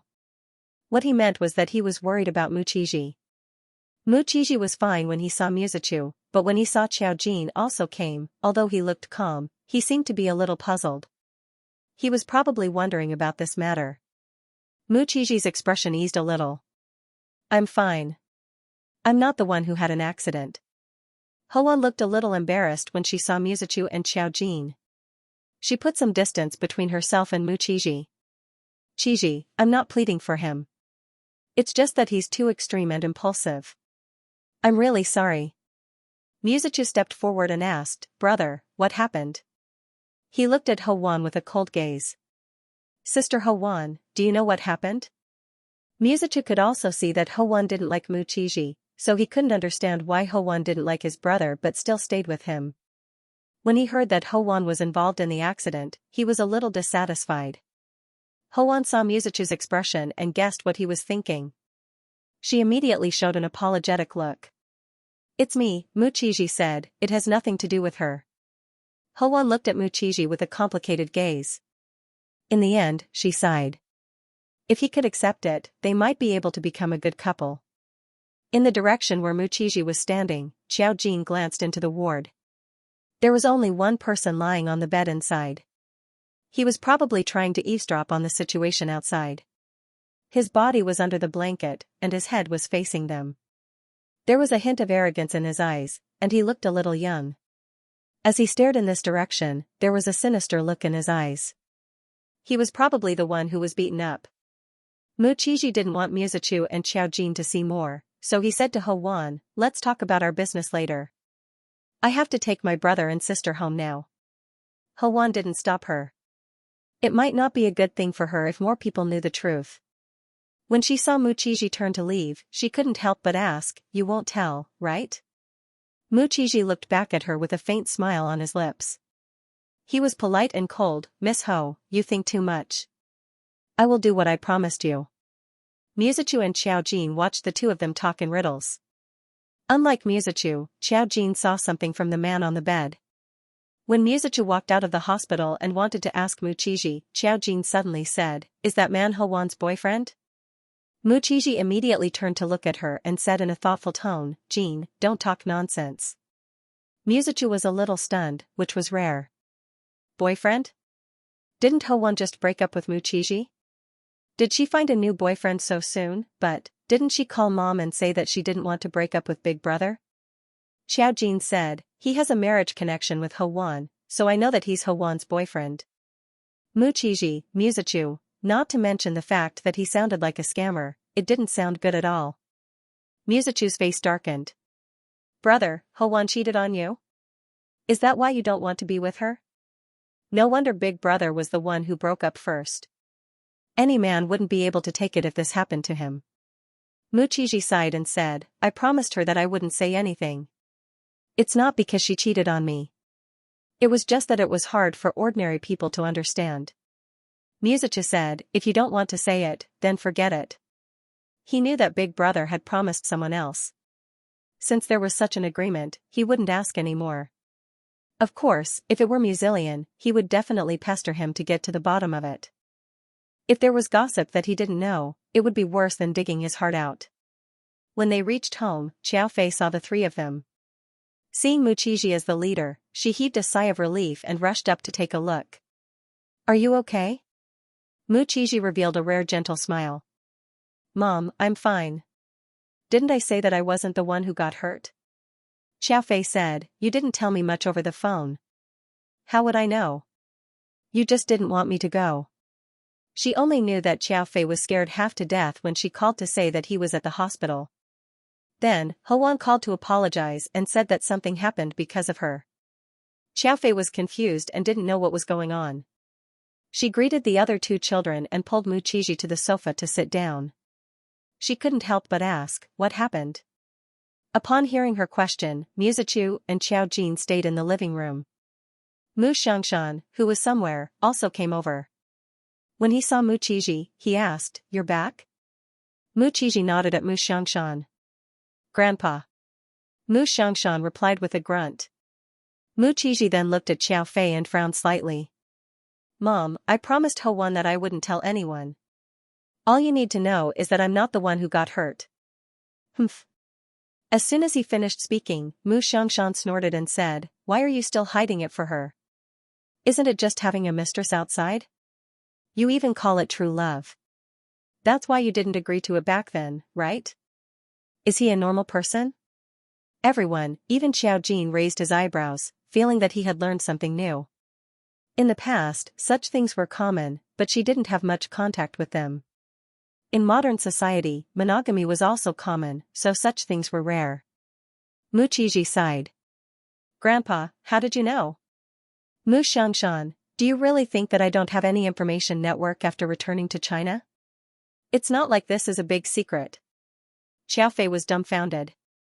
Xiao Wan, because she was too shocked, she didn't know what to say. Mu Xianxia, "The Ho family is in a hurry because they want someone to take over her. In her situation, who would let their son marry her? Wouldn't that be marrying several green hats? Today, I still have to settle the score with the Ho family. It's really rare for outsiders to come and find trouble with my grandson." Ho-wan can't even control her own people. How can she have the nerve to ask you to keep this matter a secret? Mu Qizhi was silent for a moment. In the end, under Xiao Fei's continuous questioning and the attention of the two people who were quietly watching the show, he explained the whole story. When they first got to know each other, Ho-wan did not pick out anything wrong.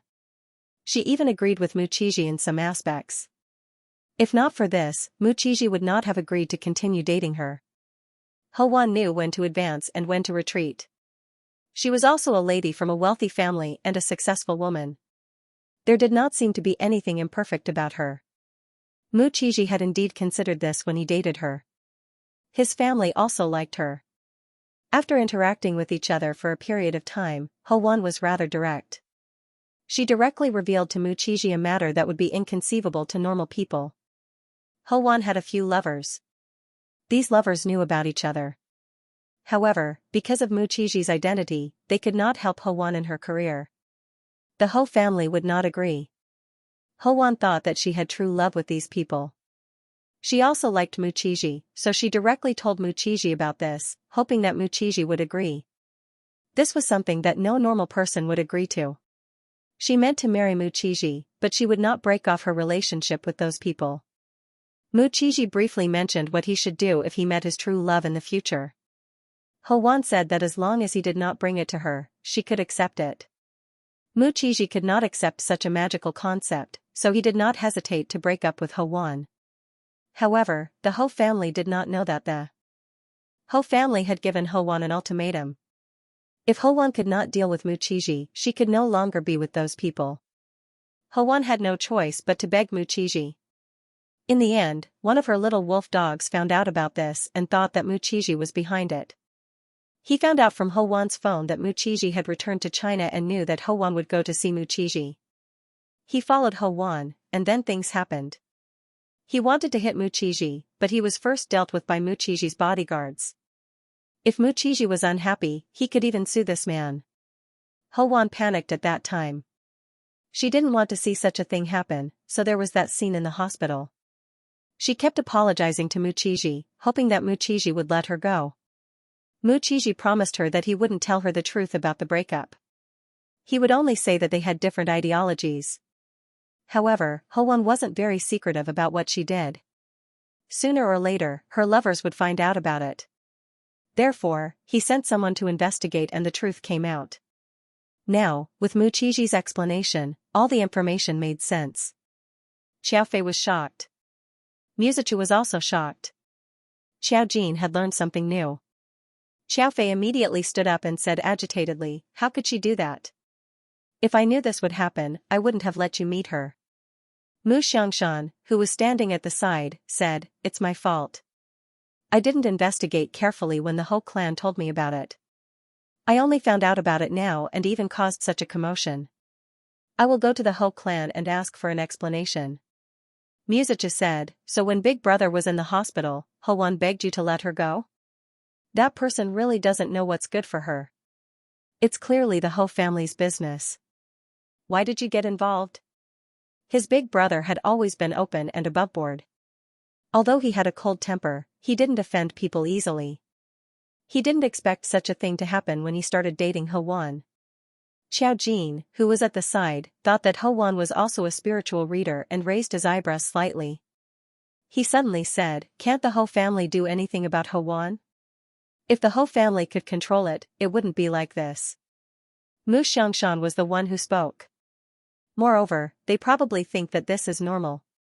Nowadays, many rich families had mistresses outside and had illegitimate children.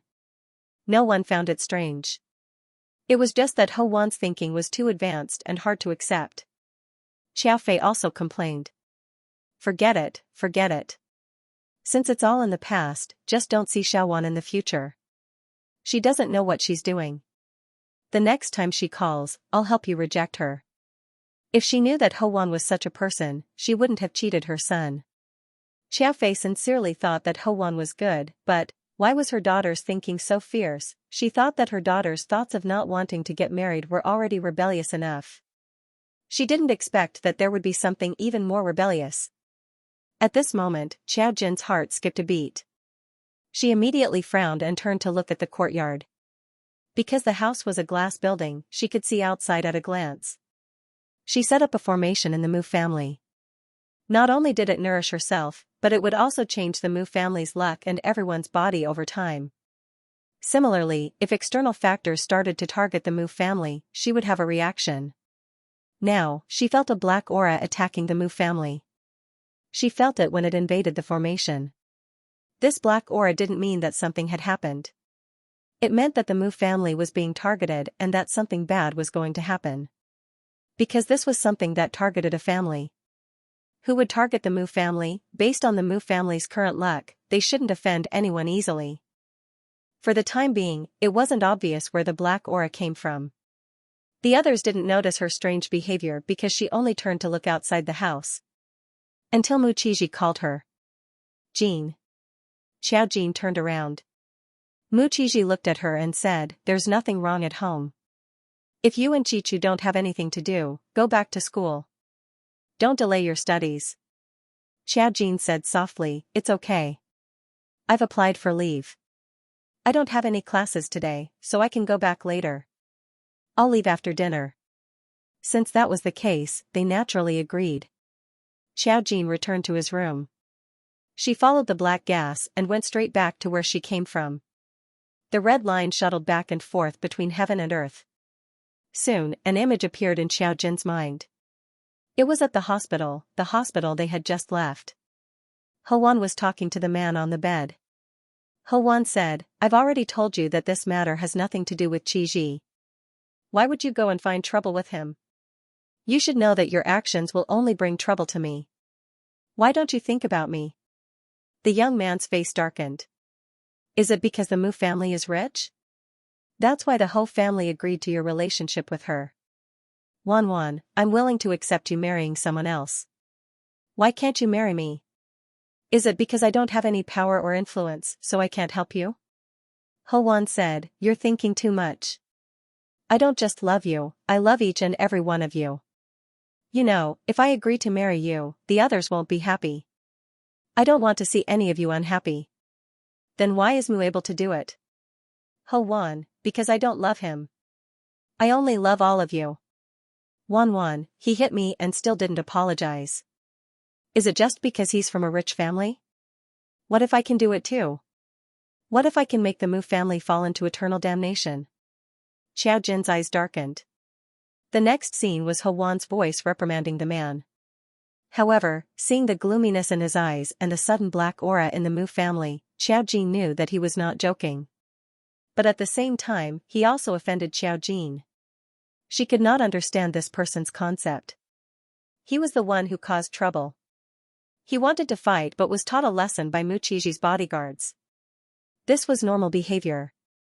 Now he felt that he was wronged, she sneered. Soon, Xiao Fei came to call her for dinner. He asked her to go back to school with Musichu after dinner so that her studies would not be delayed. Xiao Jin did not specifically mention Hoan's matter. There was a formation in the house. If there was anything, she would know immediately and rush back. But before she left, she set up a formation on Mu Qiji and the other members of the Mu family. If there was anything, she would know immediately. Even if there was danger, she would be able to save them in time. After returning to school, Xiao Jin said to Musichu, "Chichu, be careful." Musichu immediately looked at her and said in a probing tone, "Is there something wrong?" Xiao Jin nodded but did not elaborate. Things that had not happened yet, no matter what she said, it was hard to say. That night, when Tong Yingxin returned to the dormitory, she didn't like Xiao Jin no matter how she looked at her because of what happened during the day. However, she couldn't do anything to her.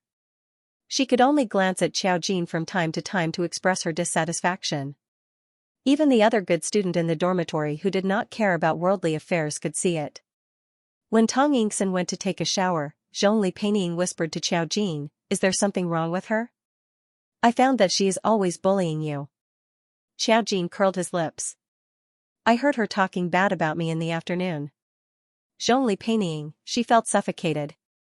She knew that Xiao Jin was a spiritual reader, and he was a prophecy type. No wonder Tong Yingxin and Xiao Jin didn't get along well since school started. In this dormitory, other than the two of them, the other one only knew how to study and was completely uninvolved. Even if they were not in the same department, they knew that this was the top student from the math department next door, Xianxia. Usually in the dormitory, if he was not reading, he would do research and compile all kinds of academic information. In any case, it was the type that they could not understand. He was probably a genius among the top students. Usually, he didn't care about anything and wouldn't care. Tang Yingxin couldn't win her over, and Zhongli Peining was with Xiao Jin, so the dormitory was divided into 3 groups. Tang Yingxin couldn't do anything to these people, so she could only run to other dormitories. She couldn't help but whisper, "Is she crazy?" Xiao Jin couldn't help but chuckle. She thought so too. Xiao Jin didn't even provoke Tang Yingxin, but Tang Yingxin still spoke ill of Xiao Jin behind his back. If that wasn't crazy, then what was? But I know one thing. Zhongli Peining still found out a lot of things in school. Tang Yingxin and Xing Jiaobai have a good relationship. That Xing Jiaobai is also competing with you for the position of campus belle, but it's completely hopeless. She's ranked so far behind, but the two of you have similar temperaments. When the school was selecting, there were always people comparing you and Xing Jiaobai. You might not know, but maybe it's because of this that Tang Yingxin doesn't like you. In general, there's something wrong with her. Xiao Jin said, "She talked about me to Xing Jiaobai in the dormitory during the day." Zhongli Peining, amazing. Did she run into some legendary female azure field? She always thought that these things would not happen to people like Xiao Jin. But now that she was living on campus, there were a lot of things to do. Zhongli Peining had been with Zhongli Xiyu since she was a child. The two were rarely separated. Now that she couldn't see each other all day, she knew a lot of gossip in the school out of boredom. She was a spiritual reader. She had been burdened with responsibilities since she was a child, so she was not very interested in studying. However, since she could enter Yanhui, she could handle the general study. Zhongli Peining still wanted to say something to Xiao Jin, but Tang Yingxin came out of the bathroom. Zhongli Peining stopped talking, turned to the bed, and sent a WeChat private message to Xiao Jin. "Sister of the Zhongli family, Xiao Jin, do you know about the Feng family?" When Xiao Jin saw this sentence, he raised his head and glanced at Zhongli Peining. Zhongli Peining winked at her on the bed outside, pointed to the phone, and motioned her to reply with the phone. This action was also seen by Tang Yingxin. She suddenly felt that these two people were talking bad about her in private. Her face was a little pale at that time. But she didn't dare to say anything. She could only endure the anger and go to bed. She pulled the curtain and hid inside to send messages to others. Zhongli Peining was a special person in the spirit group. In addition, she was from a spiritual reader family. It was reasonable that she shouldn't ask Xiao Jin about this kind of thing. Xiao Jin thought it was a little intriguing, so he only replied, "What's wrong?"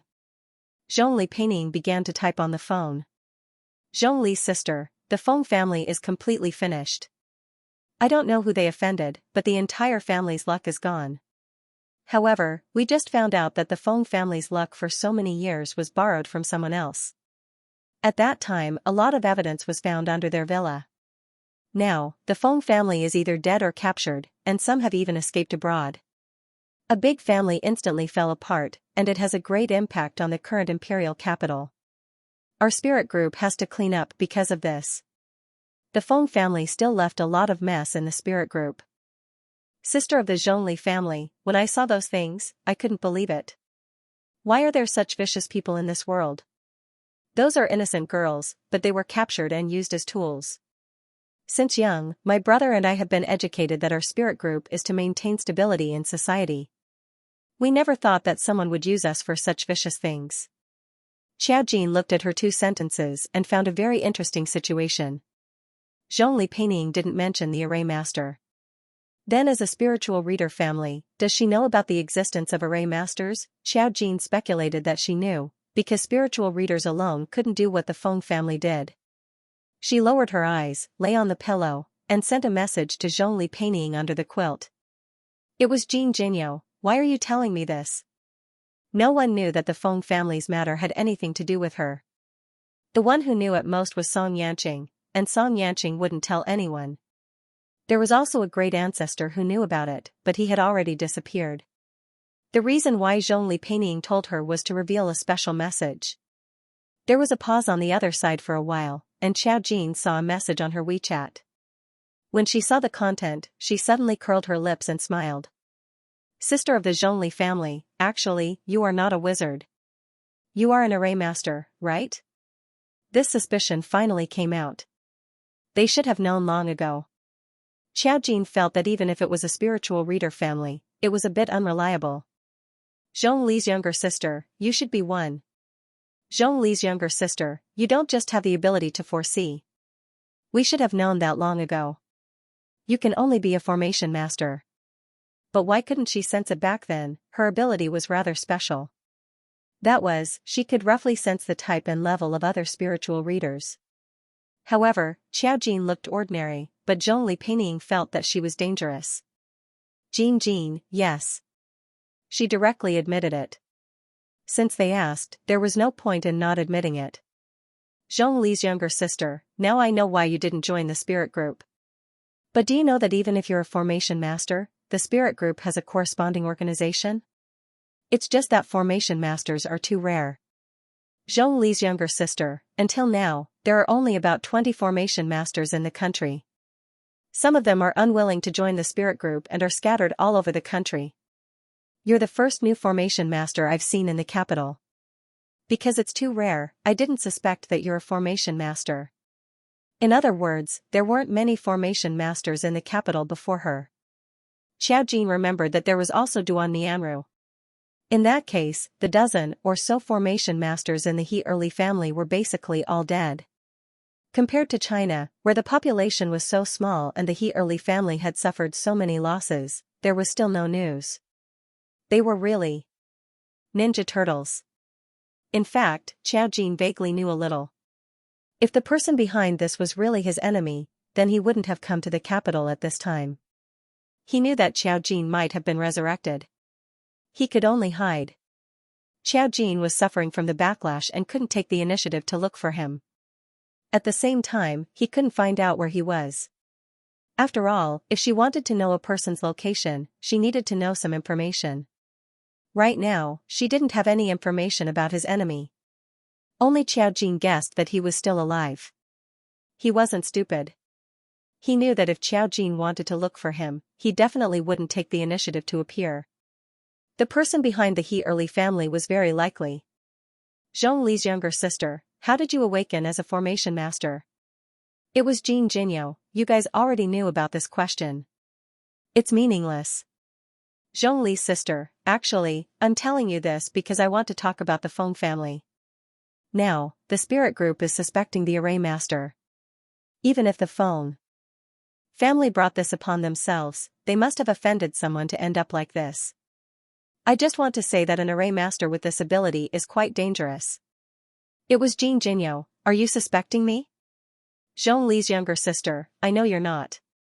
After a few minutes of silence, another message was sent. Zhongli's sister, I can tell that although you have a cold personality, you respect people very much. You wouldn't do such a thing. Moreover, she was too young. How could she have such a powerful ability? What a coincidence, little sister, this matter was really because of her.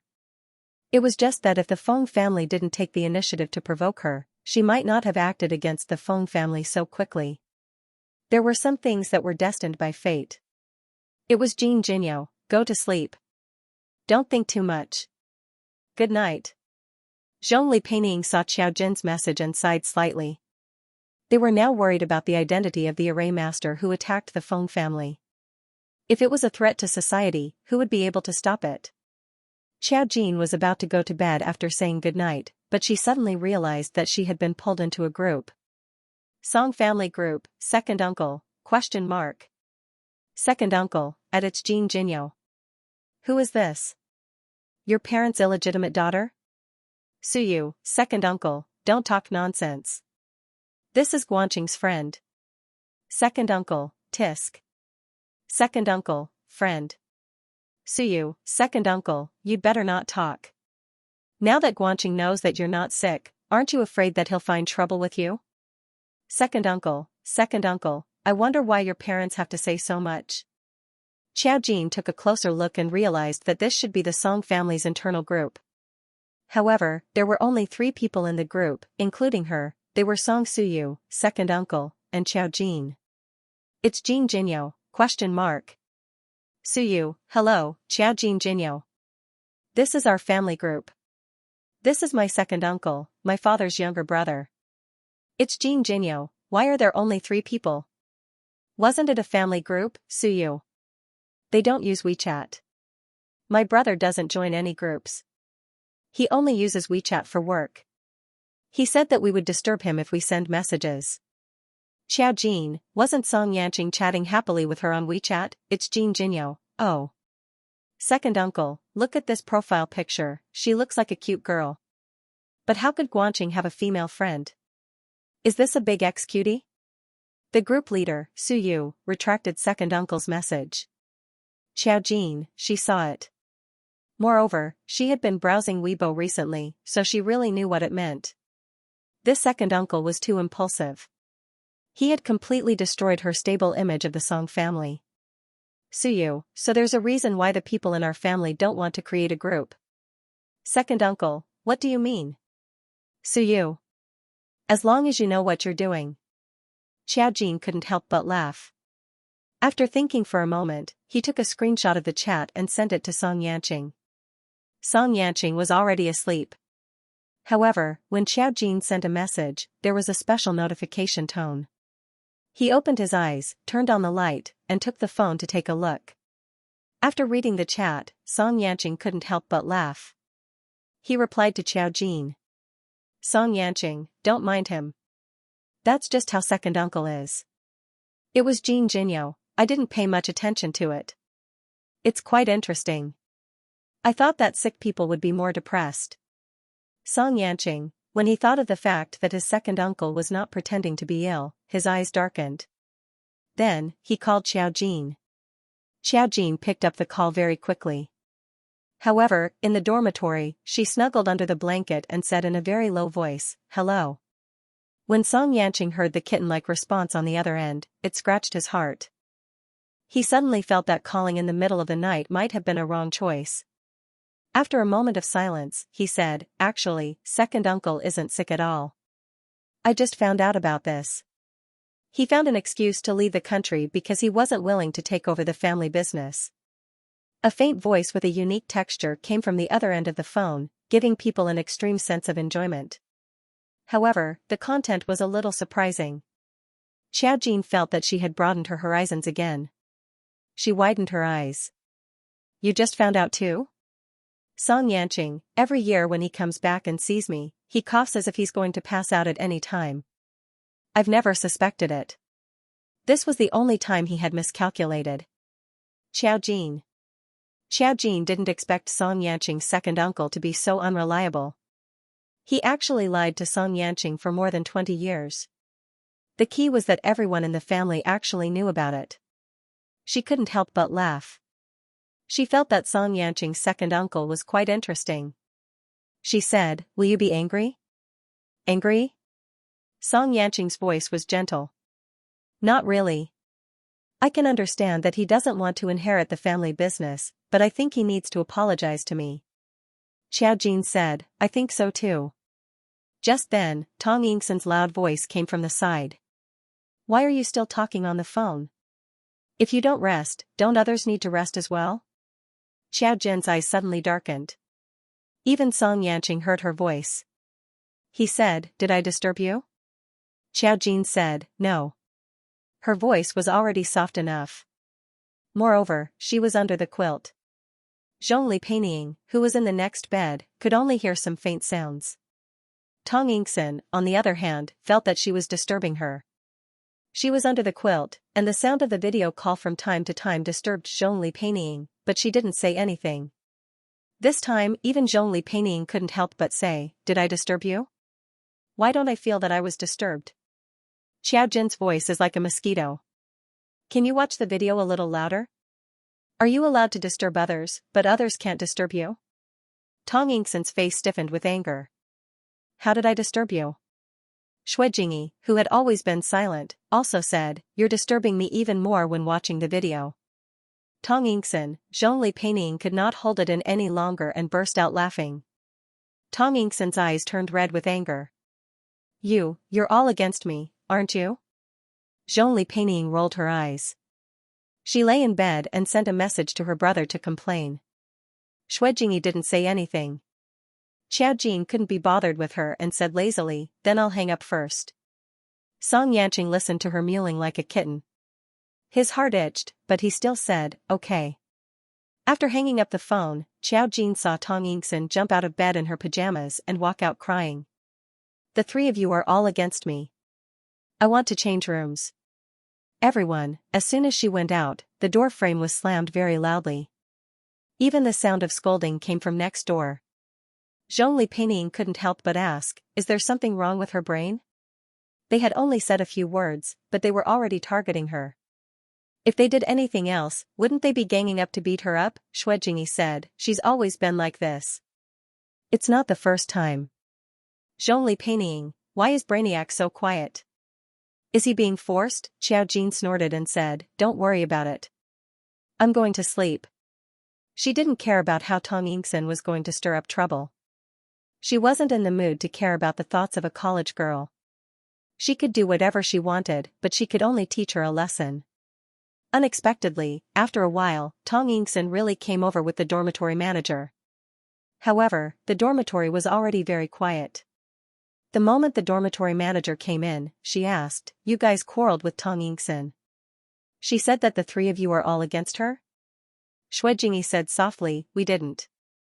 She was the one who complained that Xiao Jin's calls were noisy.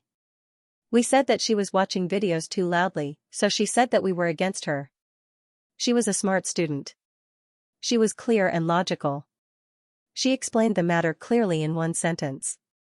The dormitory manager paused. This wasn't the first time Tong Yingxin had caused trouble. Even the dormitory manager wasn't willing to come. At this time, Zhongli Peining shushed her. "Don't quarrel. Xiao Jin is already asleep." Tong Yingxin's face turned even redder. "She's allowed to sleep, but I can't. She woke me up, and she's already asleep?" The dormitory manager was a bit impatient. Enough. There was a super genius in this dormitory. Compared to Tong Yingxin, the dormitory manager would definitely believe her. "We're all classmates, so we should understand each other. Tong Yingxin, you should rest early. Why did you have to change dormitories for such a small matter? If you want to change, fine. There's another room in 760. Tong Yingxin froze. 760 had a huge weirdo who was famous throughout the school. How could she dare to go there? Seeing that she didn't dare to speak, the dormitory manager walked out. This time, even the dormitory manager didn't give Tong Yingxin any face. She glared at Jingyi when she went to bed. She hadn't expected that this person would stab her in the back at such a crucial moment. It was simply too infuriating. She couldn't stand such a vile person who would stab her in the back. Xiao Jin slept until dawn. After eating breakfast at 8 o'clock, she felt something. She had a bad premonition. However, that premonition disappeared in an instant. Musichu? It didn't seem like he was in danger. She frowned and immediately called Musichu. The call went through, but no one answered. She called twice, but still no one answered. Without hesitation, she was about to use a formation to calculate Musichu's location when Duan Nianru called her. Duan Nianru's voice was a bit sneaky. "Big sister Xiao Jin, I seem to have caused some trouble." Xiao Jin. "So?" Duan Nianru, "I saw someone trying to kidnap a boy, so I saved him. He's now unconscious, but I don't know what to do. If I send him to the hospital, won't the hospital suspect me?" Xiao Jin, she paused and thought of some coincidences. She said, "What did the boy you saved look like?" Duan Nianru, "He's quite handsome." Xiao Jin, Duan Nianru directly took a photo of Xiao Jin. Xiao Jin took a look and saw that it was Musichu. Could it be that his premonition had disappeared because Duan Nianru had saved him? Kidnapping? Xiao Jin's eyes sank. He quickly asked for Duan Nianru's current location and rushed over. She hadn't expected that Duan Nianru would save Musachu. This was truly a coincidence. As for the person who kidnapped Musachu, she didn't need to think to know who it was. When they arrived, Duan Nianru was in a rather remote area. Because there weren't many people around, no one paid much attention to her supporting an unconscious male student. Duan Nianru's eyes lit up when she saw Xiao Jin. Big sister Xiao. When Xiao Jin saw Musachu, she immediately knew that Musachu had been drugged. She waved her hand in front of Musachu, and Musachu suddenly spat out a breath and coughed twice before waking up. Duan Nianru, amazing. When Xiao Jin took Musachu, Duan Nianru was startled. Big sister Xiao, aren't we sending him to the hospital? When Musachu woke up, the first person he saw was Xiao Jin. He was a bit confused. Xiao Jin, why are you here? Duan Nianru was shocked. Big sister Xiao, so you know him? Xiao Jin nodded. He's my family. Then, she directly asked Musachu, were you kidnapped? Musachu lowered his head and looked like he couldn't remember. He seemed to have a headache. After a long while, he said, I came out to get a document from the professor's house. I was kidnapped as soon as I got out of the car in the professor's neighborhood.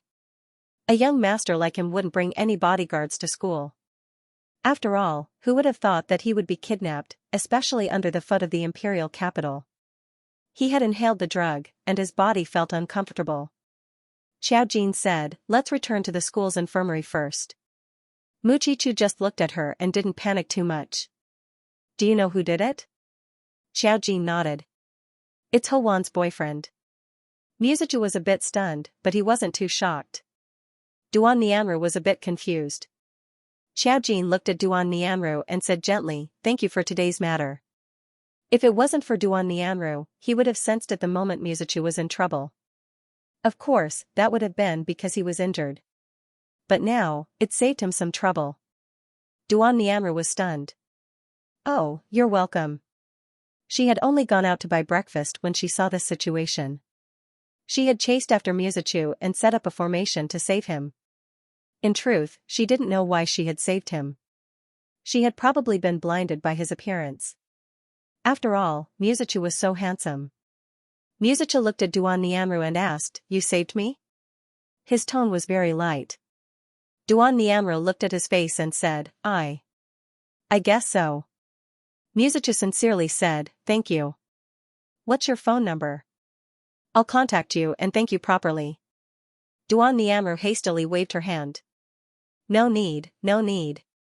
I didn't expect you to be Big Sister Qiao's family. Big Sister Qiao has helped me a lot. This is truly a coincidence. You don't need to be so polite. Musachu looked at the shy girl and smiled. That's one thing. She's her. You saved me. Duan Nianru shook her head. Xiao Jin said, he's the one thanking you, not me.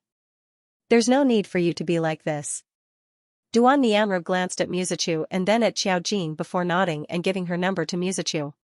She asked curiously, are you going to call the police? After asking, she felt that her words were a little funny. If Xiao Jin needed to call the police, this matter would be more troublesome for her. After all, she could solve it without calling the police. As expected, Xiao Jin shook his head. He said to Duan Nianru, go back to school first.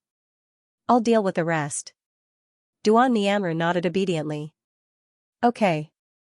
She listened to Xiao Jin and waited for Xiao Jin to leave with Musachu before returning. She hadn't expected that the person she had saved would be Big Sister Qiao's family. On the other side, Xiao Jin brought Musachu back to the school's infirmary for a checkup. He didn't tell his family about it. Instead, he made a hand seal and directly appeared in the hospital where He Wan's boyfriend was. When she appeared at the entrance, she heard a sweet voice from inside. Brother, what happened to you? Why didn't you tell me? The male voice was a little impatient. Why would I tell you? It's useless even if you came. You only know how to cry all day. The female voice fell silent. She turned around and found that it was Xingjiaobai in the ward. TSK. Some things were so coincidental that it was unimaginable. But it could only prove that it was a coincidence. Suddenly, a shout came from behind. Xiao Jin? Xiao Jin turned around and saw Ho-Wan standing there. Beside her was a handsome boy who looked gentle. Ho-Wan was holding his hand. Xiao Jin glanced at the two of them and didn't pay much attention to them. On the contrary, Ho-Wan looked at Xiao Jin and felt a little uncomfortable. "What are you doing in the hospital?" The noise outside also made the people inside come out. Xing Jiaobai turned around and saw Xiao Jin at the door. She was a little shocked. She didn't expect Xiao Jin to be here. Xiao Jin looked at Ho-Wan and said simply, "Your little boyfriend found someone to kidnap Mizuchu." Ho-Wan was shocked. How is that possible? She just told him not to cause trouble. How did he cause trouble again, and how did Xiao Jin know? Xiao Jin didn't care about Ho-Wan's shock. He walked into the room and glanced at the person Xing Jiaobai was guarding. He was one of Ho-Wan's boyfriends. His name was Xianxia. Xianxia was a few years younger than Ho-Wan. It was a little rude to call him a street gangster, but he was just an ignorant and incompetent boy. It was only because of her good looks that she knew Ho-Wan. He had a bad temper. Ho-Wan often couldn't do anything about him. But she favored him among all her boyfriends. Because of his pitiful background. At this time, Xianxia saw Xiao Jin's clear eyes looking directly at him. He suddenly felt a little guilty and subconsciously turned his head to one side. But his expression was still a little unruly. Ho-Wan walked in and said to Xiao Jin, "Are you sure that Iran did it? How can Iran have this ability? Did someone else do it?" "You're mistaken. Don't tell me you don't know whether he did it or not." She looked at Ho-Wan and whispered into her ear, "What if I can consign the Mu family to eternal damnation?" Ho-Wan's eyes widened. Xiao Jin stood up straight again, and a cold smile appeared on his lips. Did he say that? Ho-Wan, her expression was a little stiff. Xianxia had indeed said such things, and she had stopped him at that time. However, that was in the ward, when there were only the two of them. How did Xiao Jin know about it? She instantly knew that Xiao Jin was no ordinary person. Compared to other people who felt inexplicable panic, Ho-Wan knew that Xiao Jin had used some special method to eavesdrop on her. It also proved that she was not an ordinary person. She was a spiritual reader. Ho-Wan narrowed her eyes. The people who came in with her seemed to have noticed that Xiao Jin and Monkey Ran were having a dispute. They stood by the side and watched with a faint smile. It was obvious that they were waiting to watch a good show. Ho-Wan reacted quickly, but unfortunately, it was useless. Since Xianxia dared to kidnap Mizuchu, Xiao Jin would never let him off. Ho-Wan subconsciously reached out to stop Xiao Jin. This is Xianxia's fault. In that case, we shouldn't use ordinary methods to solve it. Ho-Wan said in a low voice, "We have our own solutions." Xiao Jin narrowed his eyes slightly. Why should you solve Xianxia's problem? Since he dared to do it, why shouldn't he bear the corresponding price? Xianxia heard it and turned his head. Yes, I did it. What do you want? Once something was done, it meant that he had something to rely on. Otherwise, Xianxia would not have the ability to find someone to kidnap Mizuchu and say that the Mu family would be doomed eternally. Xiao Jin only looked at him, a trace of coldness in his eyes. Even his tone was extremely cold. What I hate the most now is for someone to touch the Mu family. If they offended her, she might take things slowly for the sake of karma. But if they offended the Mu family, the meaning was different. The Mu family was just an ordinary person. In certain situations, they were actually powerless to retaliate. Just as Xiao Jin would not casually bully people who were powerless to retaliate, she would never allow anyone to have any ideas about the Mu family. Why would Xianxia dare to do something that even the Feng family did not dare to do? Xianxia was used to being arrogant. He was also an ignorant and incompetent person. Usually, he would hang out with a bunch of people in society because he was in his rebellious period. For his family, there was a reason for him to be so rebellious. Xianxia snorted disdainfully. If they do, I'll do it. Ho-Wan roared. Xianxia. Xiao Jin was a spiritual psyche master. His actions were tantamount to courting death. It would have been better if he did not admit it. Now that he admitted it, what could Ho-Wan do? Are you crazy? You actually kidnapped Mizuchu. This matter was between her and Muchiji. She did not expect that the Mu family would be implicated one after another. Even Ho Wan did not care about it. Xing Jiaobai was stuttering. Seeing Ho Wan so angry, she was obviously surprised. She hurriedly said, "Sister Ho Wan, Xianxia was her brother, her biological brother. As for why they did not have the same surname, it was not the time to discuss it." Xiao Jin ignored Xing Jiaobai and only said, "You're right. We should not use ordinary methods to solve this." Xiao Jin took out his phone. "So I recorded it. Let's call the police and deal with it." Ho Wan's face turned pale. Xing Jiaobai's expression also turned ugly. I'm sorry, Xiao Jin. Although I don't know what my brother did, he did wrong. But can you let him go? He can't be arrested. If he is arrested, his life will be ruined." Xiao Jin could not be bothered to listen to her twisted logic. "You're right. His life will be ruined. If Musichu was not saved today, ask him if he kidnapped Musichu to have a peaceful talk. What's the point of the two?" She looked at Xiangyuan. "Do you want to wait for the police to arrest you or do you want me to do it myself?" Before he could finish his sentence, Xiao Jin slapped Xiangyuan's face with the back of her hand. The slap was so strong that it caused Xiangyuan's entire body to sway.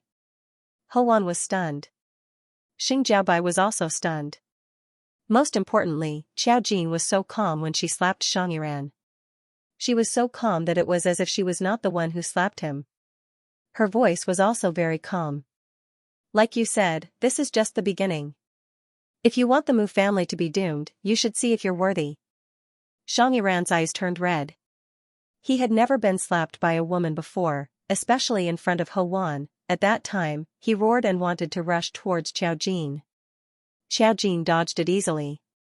In that instant, she felt a slight pressure. It was so small that it did not affect her at all. It only proved that someone had attacked her.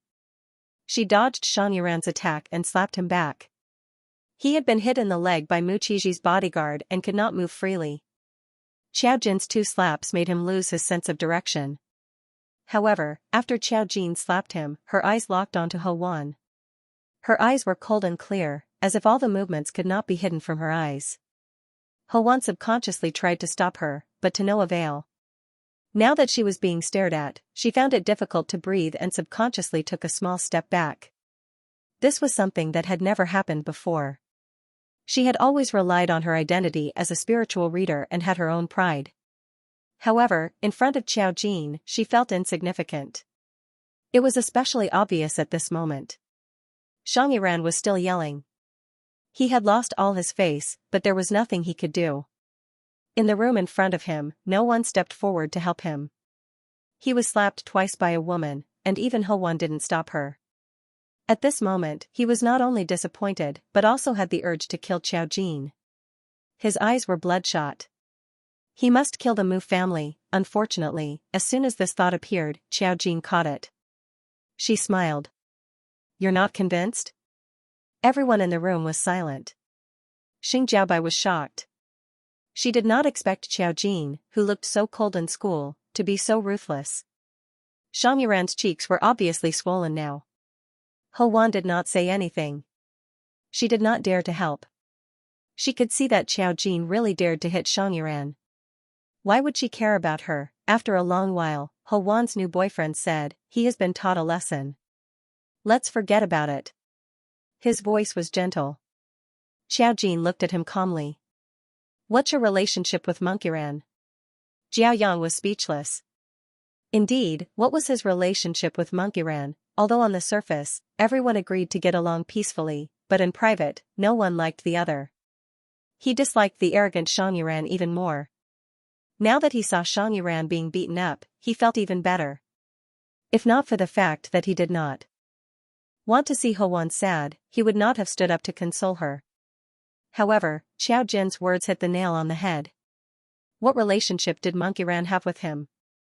Why did he come out to persuade him? Xiangyuan kidnapped the other party's family. Ho Wan tugged at Jiao Yang. This has nothing to do with him. Before Xiao Jin could speak, Xiangyuan went crazy. You only have eyes for them. I've been beaten up twice, but you don't see it at all. Hoan also felt uncomfortable. Iran, you started it. How can I help you? Whether the Mu family knew or not was another matter. Now that Xiao Jin, who had come looking for trouble, was a spiritual reader, she had no choice but to suppress some of her thoughts. If Xiao Jin wanted to pursue the matter, she might not be able to protect Xianxia. Xianxia said, I did it for you. If not for you and that person from the Mu family, I wouldn't have. He kept finding excuses for himself. This made Hoan very disappointed in him. She had already said that this was between her and Mu Qiji, but Xianxia insisted on interfering. Now, he kept digging his own grave. Her liking for Xianxia was also gradually fading. While the people in the room were still arguing, a person suddenly walked in. He was wearing a black coat and had an imposing aura. Xiao Jin looked up and was slightly surprised. It was Ji Sikai. A person who was thousands of miles away. Unexpectedly, Xing Jiaobai looked a little scared when she saw Ji Sikai. She called out timidly, brother. Xiao Jin, oh, so this was their relationship. Xiangyiran's backer was actually the Ji family? Ji Sikai did not look at Xing Jiaobai or anyone else in the room. He only looked at Xiao Jin. When he saw Xiao Jin, he did not seem surprised. His cold gaze shifted to Xiangyiran. Xiangyiran, who was still arrogant just a moment ago, shrank back. His body was extremely stiff as he sat on the bed. He looked away, not daring to look directly at him. Xing Jiaobai felt that the atmosphere was not good. She stepped forward and said, brother, get lost. The cold word scared Xing Jiaobai so much that she shrank to the side. She did not dare to speak again. Xiao Jin looked at Ji Sikai. This is your brother? She did not expect to be related to Xianxia even though they were thousands of miles apart. Ji Sikai looked at Xiao Jin, his eyes darkening. An outsider's child. He did some stupid things. Sorry for making a fool of himself. When he said this, Xing Jiaobai and Xiangyiran's expressions changed. It was obvious that Ji Sikai was telling Xiao Jin that Xiangyiran was an outsider's child. Didn't that mean? Ji Sikai's father or other uncles might have given birth to Xiangyiran, and it was really disgusting to use the word child to describe Xiangyiran. At least, Xiangyiran was furious when he heard this, but he did not dare to vent it on Ji Sikai. Xing Jiaobai's eyes turned red. Although they were not welcomed in the Ji family, they did not expect Ji Sikai to be so rude. Hoan also did not expect to see Ji Sikai. She had met Ji Sikai a few times. In her impression, this man was cold and had a strange temper. He was not someone to be trifled with. She did not expect him to be Xiangyiran's brother. Didn't Xiangyiran's mother die early and he had been living with Xing Jiaobai? How could Ji Sikai be their brother? Xiao Jin said, this isn't a matter of whether or not I should laugh at you. Ji Sikai, I don't care if he's your brother or not. He sent people to kidnap Chi-Chu. This matter won't end here. I know. Unexpectedly, Ji Sikai nodded at her. So, I'm here to deal with this matter and give your Mu clan an explanation. After he finished speaking, his lips curled into a somewhat sinister smile. In the next second, he waved his hand. Someone walked in from outside and handed a silver steel rod to Ji Sikai. When the others saw this, they all had a bad feeling. Just as Hoan was about to finish speaking, Jiao Yang pulled Hoan to the side. He had never met Ji Sikai before, but his intuition told him that this man was not to be trifled with, and he was cold and heartless. Judgments between people of the same sex were often the most accurate. Xiangyiran also saw it. His cheek was already swollen. When he saw Ji Sikai walking over with the steel rod, he instinctively shrank back. Brother, I was wrong. I'm really sorry. I won't dare to do it again. He was a little scared, and he was getting more and more annoyed. Ji Sikai laughed even harder. What did you do wrong? In the next second, he raised the steel rod and hit Xiangyiran's other uninjured leg. Ah! Xiangyiran's screams could be heard throughout the entire floor. However, Ji Sikai's bodyguards closed the door silently. Because of the soundproofing, only faint sounds could be heard. Xing Jiaobai almost screamed out loud, but she covered her mouth and did not dare to make a sound. Hoan was also held back by Jiao Yang. She did not dare to say that he was the person she liked. Her eyes turned red immediately. What are you doing? Are you crazy? The steel rod was obviously special. How could it be a simple item that Xianxia brought? Xianxia held in pain and broke out in cold sweat. His entire leg was in so much pain that he lost all feeling. Xiao Jin was the only one who didn't even blink. Mu Qiji's bodyguard still had room to spare. Xianxia might recover after a month of rest. Xianxia's blow would definitely cripple Xianxia's leg. He was ruthless. Xiao Jin could clearly hear the sound of Xianxia's bones breaking. Because it was too painful, Xianxia fainted from the pain.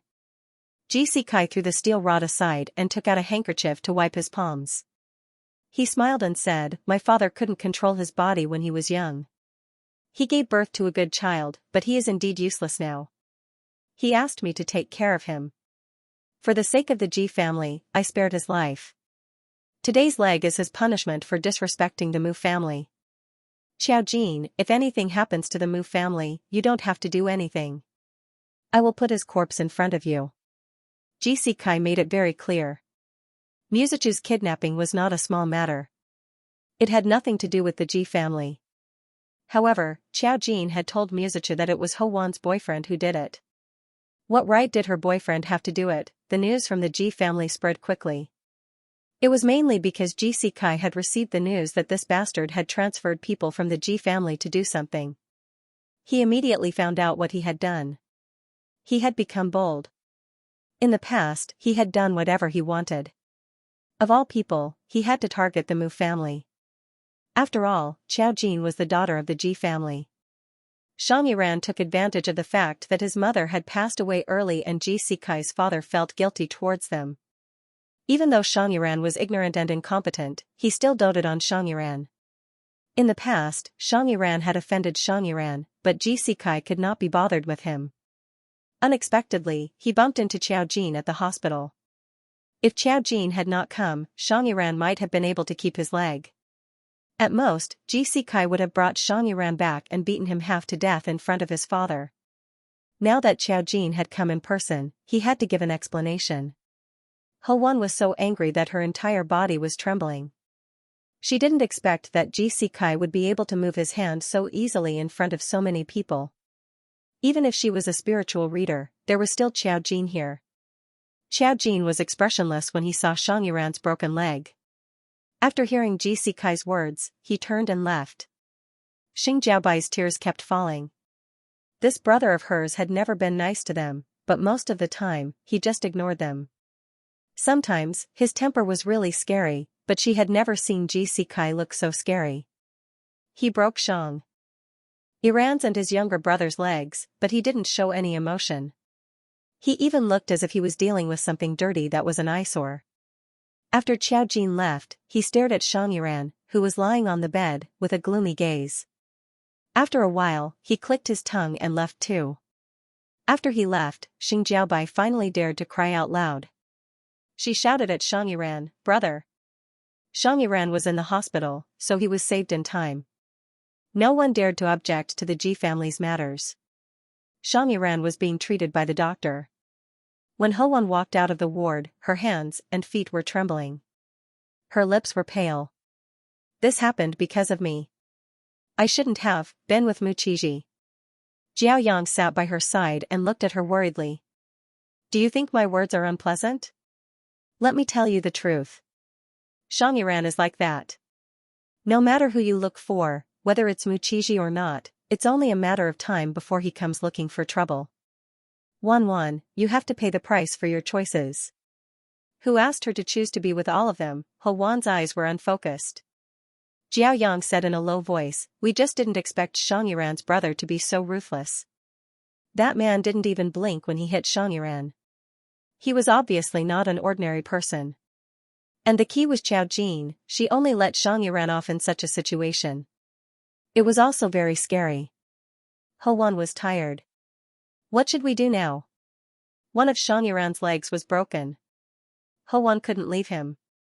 Although Xianxia asked for it, it was also because of her. Jiao Yang said, "Let's find Mo Huan." Mo Huan was Ho Wan's last boyfriend, but he was the calmest and most reliable among the three of them. He was older than Ho Wan and had been a professor abroad. He rarely came back, but he was Ho Wan's spiritual support. Ho Wan had no other choice now. She nodded. Okay, I'll call him Ho Wan. Xing Jiaobai walked over with red eyes. Sister Ho Wan, what happened to my brother? She only knew that her brother was injured and came to the hospital to visit Xianxia. She didn't know that she would witness such a bloody thing. Ho Wan sighed. Your brother caused trouble for the Mu family because of me. I thought it was over, but I didn't expect him to find someone to kidnap the Mu family. Qiao Jin's second brother. This is what you saw when you came. Xing Jiaobai covered her face. What should we do? My brother's leg is broken now. The doctor said that he might not be able to keep his leg. Big brother was too cruel. Ho Wan was also sad. She couldn't help but take a deep breath and ask, what's wrong with your brother? Doesn't your dad know about this? More importantly, the two people in front of him were actually related to the Ji family. No matter what, the Ji family was as famous as the Song family in the capital.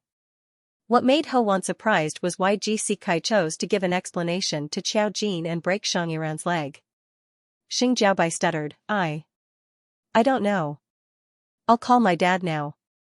Only then did she remember to call her father. However, the moment she made the call, Xiangyuan's father found out that Xiangyuan's legs were broken by Ji Sikai. He was completely shocked and could not believe it. What? Your elder brother did it? How is this possible? He didn't even let Ji Sikai handle this matter.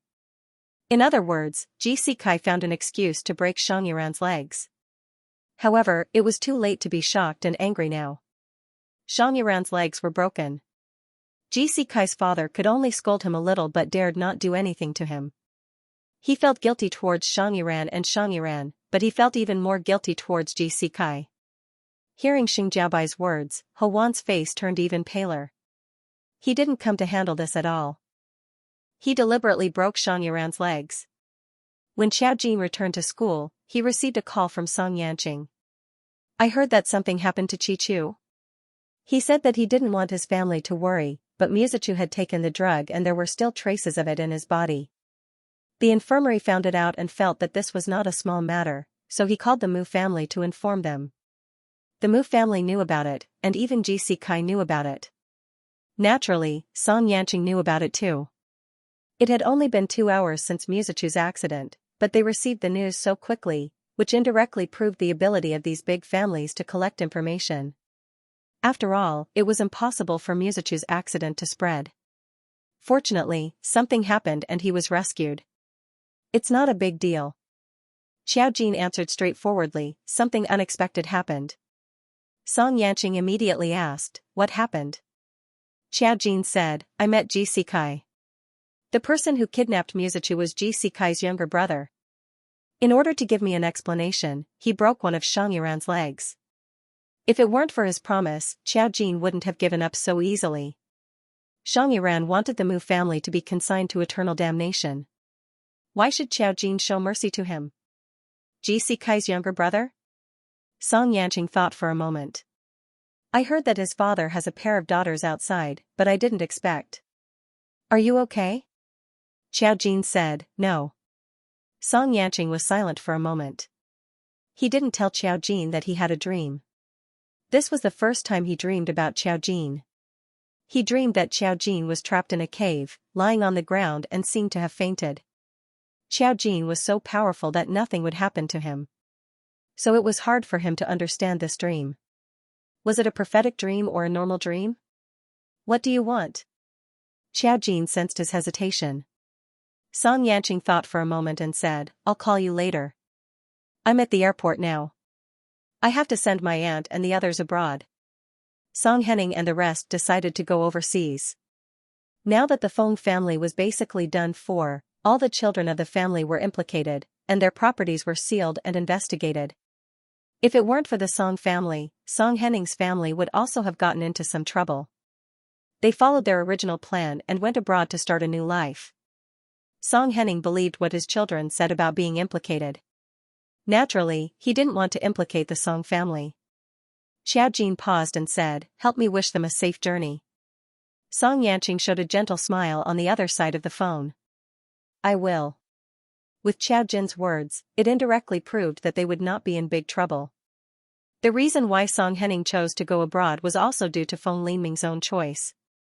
The Feng family had done so many things, and he didn't want to see the faces of the victims in the country. Even if he was never involved, he was still a member of the Feng family. This was something that couldn't be helped. Song Yanqing was going to send Song Henning abroad. He was waiting for the security check when suddenly there was a huge noise at the airport. There were also sounds of excitement. At the same time, he had a hunch. Ford Dyland, Ford Dyland. Ah, my Prince Charming is here. God. The plane has landed. Get ready. We must get first-hand information. All kinds of noises came into his ears from all directions. He just paused for a moment, then curled his lips and smiled at the security staff. He took out his documents and passed the security check. Fredland had officially arrived in Xianxia. This news quickly became the #1 trending topic. If you asked who Fredland was before, perhaps some people wouldn't know who he was. But now that you asked who Fredland was, everyone knew that he was a European and American superstar. He was mixed blood and had inherited his mother's perfect looks. When he debuted, he appeared in a popular American drama. With his superb acting skills, he won this year's Best Actor award and became the perfect young man that countless European and American fans went crazy over. He was too perfect. He was like a proud son of God since he was young. He graduated from the best school and obtained a doctorate at a young age. Then, he became a big hit in the entertainment industry. Because his life was a miracle, he was known as the Son of God. This was a very high praise in Europe and America. Now that he was in Xianxia, he was worshipped like a god. The moment he walked out of the airport, dozens of bodyguards surrounded him. The entire airport was filled with the screams of his fans. So when people saw him, they all shouted, "Fredland, we love you. Ah ah ah ah ah ah, look at me, look at me. Oh my God, how can there be such a perfect person in this world? He's really too handsome. I'm going to faint." Everyone was screaming. Even the ordinary passers-by who didn't know Fredland couldn't help but look when they saw a tall man wearing sunglasses and a handmade windbreaker coming out of the passage. He was indeed God's favorite. His face was as if it was cast by God, exquisite and perfect. Under the sunglasses was a perfect jawline, the curve of his face smooth and beautiful. When he was escorted by the bodyguards through the crowd, just a slight smile on his face was enough to make countless fans go crazy. The flashes around him were constantly aimed at him. Every angle of him would be a hot topic on Weibo and Xianxia today. There were also a few people who whispered after seeing him. He's quite good-looking, but the man I saw just now, I think he's better. If I hadn't seen the person who just passed the security check, Fredland would be the most handsome person in my heart. It's amazing. There are still handsome guys in this world who belong to the same world as us. Oh my God, that guy just now must be a real rich young master. I can't think of a better adjective other than the words elegant as jade. That temperament is simply amazing, just like an immortal. Ah, it's a pity that I didn't manage to take a picture. That handsome guy also has a lot of bodyguards around him, sigh. Because the crowd was too crowded and passionate, even the dozens of bodyguards were barely able to get through the crowd and into the private van. There was still a group of crazy fans screaming and chasing after the van. If it weren't for the armed police maintaining order, the airport would have collapsed. After they got into the car, Fred's manager wiped his sweat. This is too scary. China is indeed the country with the most people. The number of fans here is even scarier than you are in the US. Fordland curled his lips and revealed a seductive smile. His voice was quite low and magnetic. Is the next stop Yanhui University? The manager looked at the schedule and nodded, yes, but we'll be heading to the hotel first. Tomorrow, we'll be giving a speech at Yanhui University, and the day after tomorrow, we'll be shooting the commercial. Also, when he said this, he suddenly hesitated. Ford glanced at him. What's wrong? The agent looked at him awkwardly. When we came, Sir said that we had to go back after the shoot. You can't go anywhere in private.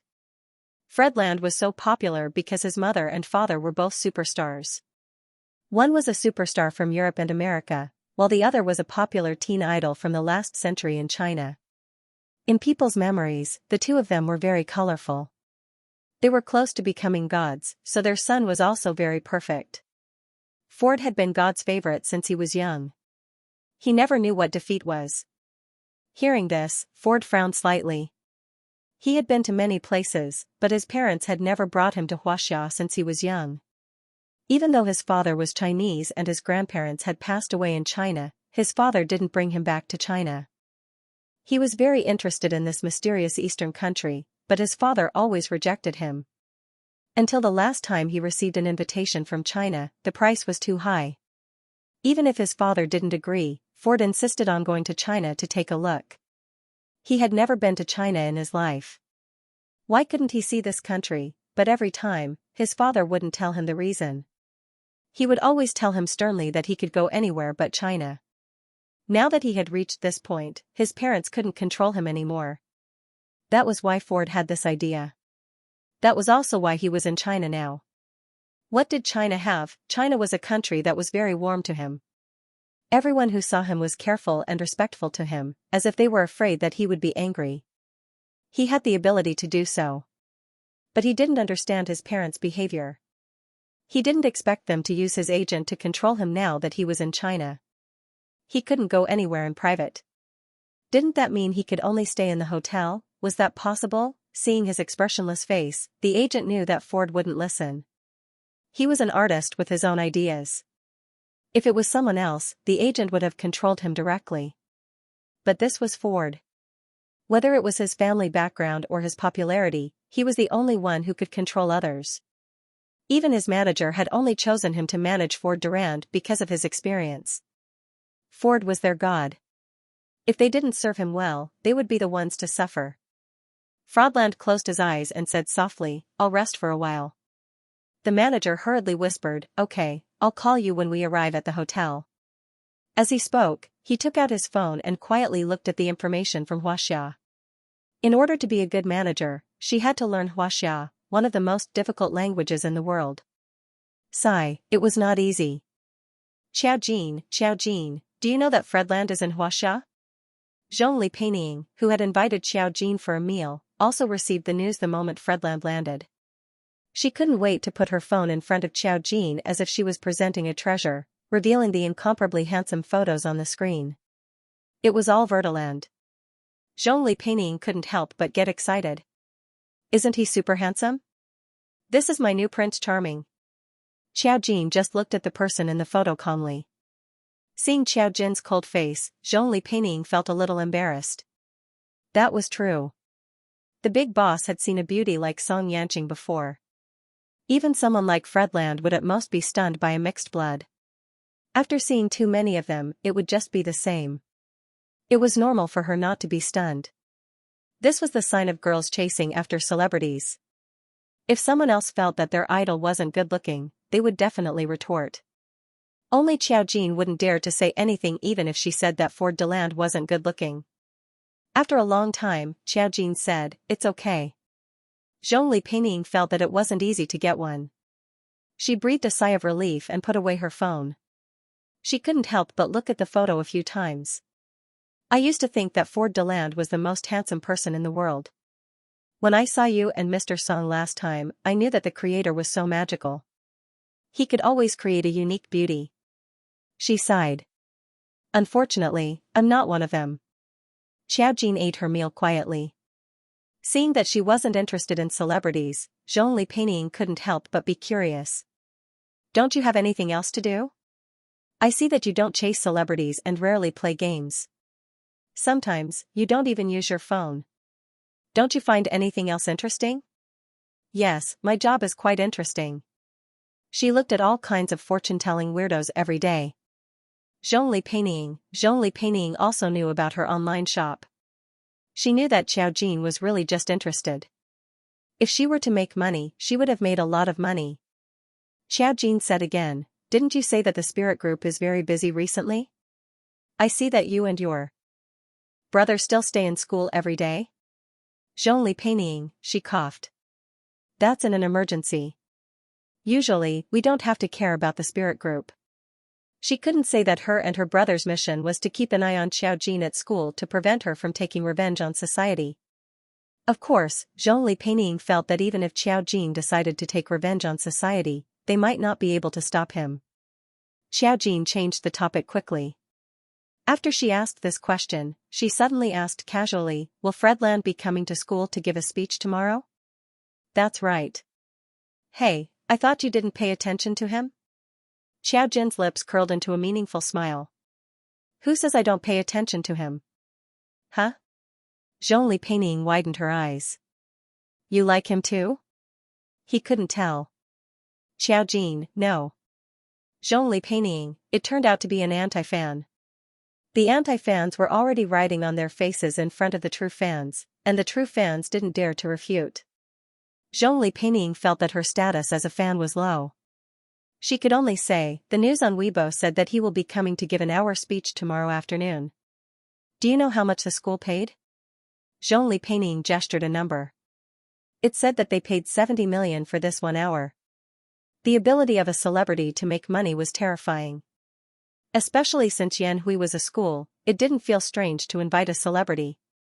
Of course, that was because Fredland's studies were excellent enough. They invited him to set an example and divert some attention. Xiao Jin chuckled. "It's quite profitable." Zhongli Peining sighed. "It's quite profitable. If I looked better, I would also want to enter the entertainment circle.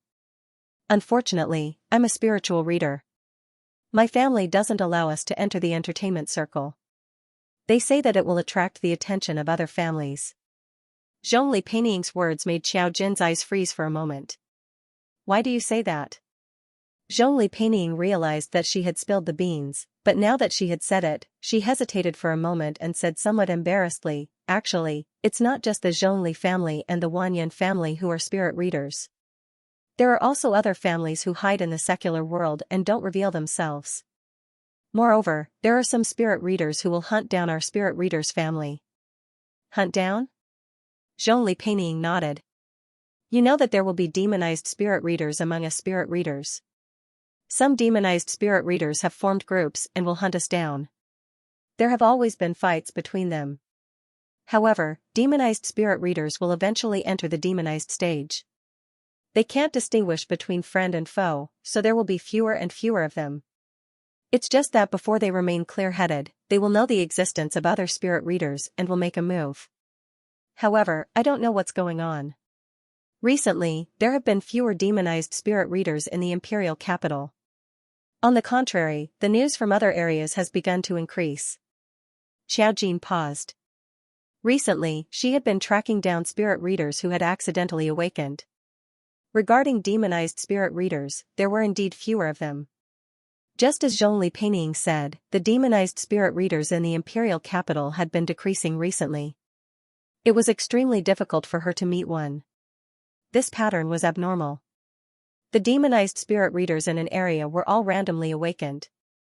If there were an increase in other areas and a decrease in one area, that meant that the Rakshasa world had begun to change places. That didn't make sense. Spirit readers who could awaken demonized were difficult to find. Wouldn't it be unwise to give up such a large place like the imperial capital? Most importantly, her formation still needed demonized spirit seeds. However, thinking of this, Xiao Jin wouldn't tell Zhongli Peining. Zhongli Peining whispered, "Don't tell anyone what I told you. These are the secrets of the spirit group. They shouldn't be said." Xiao Jin, "Okay." Zhongli Peining felt a lot more at ease. "Didn't a few demonized spirit reader master spirit seeds disappear a while ago? We suspect that someone has a way to steal the spirit seed. However, if anyone can use the demonic spirit seed, they would have long turned into a demon. The spirit group was still suspecting you before, but now they are all gone. Because it was a demonic spirit seed. It was impossible for a spiritual reader to use a demonic spirit seed. This was a consensus. Even the families of spiritual readers who knew about the existence of array masters thought so. Even if he obtained the demonized spirit seed, he would definitely be corrupted after using it. How could he remain conscious? However, they had no idea that there was such a pervert in this world. Xiao Jin's lips twitched, but he didn't say anything. At this moment, Song Yanqing called Xiao Jin. She said to Zhongli Peining and went to the side to answer the phone. Song Yanqing's voice was elegant and mellow, giving people the most direct enjoyment. Have you seen the news? Fred Land has already come to China. I saw it. His fans were talking about him in front of me just now. Song Yanqing chuckled. What did you say? I said that I don't like him. Is that so? His tone became gentler. If he didn't switch my fate, would you still like him? Of course not. Xiao Jin frowned. I don't even know him and I'm not familiar with him. Why would I like him? In her impression, she would only like those whom she knew and was familiar with. She liked the Mu family and Song Yanqing. Well, it seemed that she couldn't express herself so casually in modern society. Xiao Jin didn't say it out loud. Song Yanqing said, actually, I called you just now to tell you something. I had a dream. What dream did you have?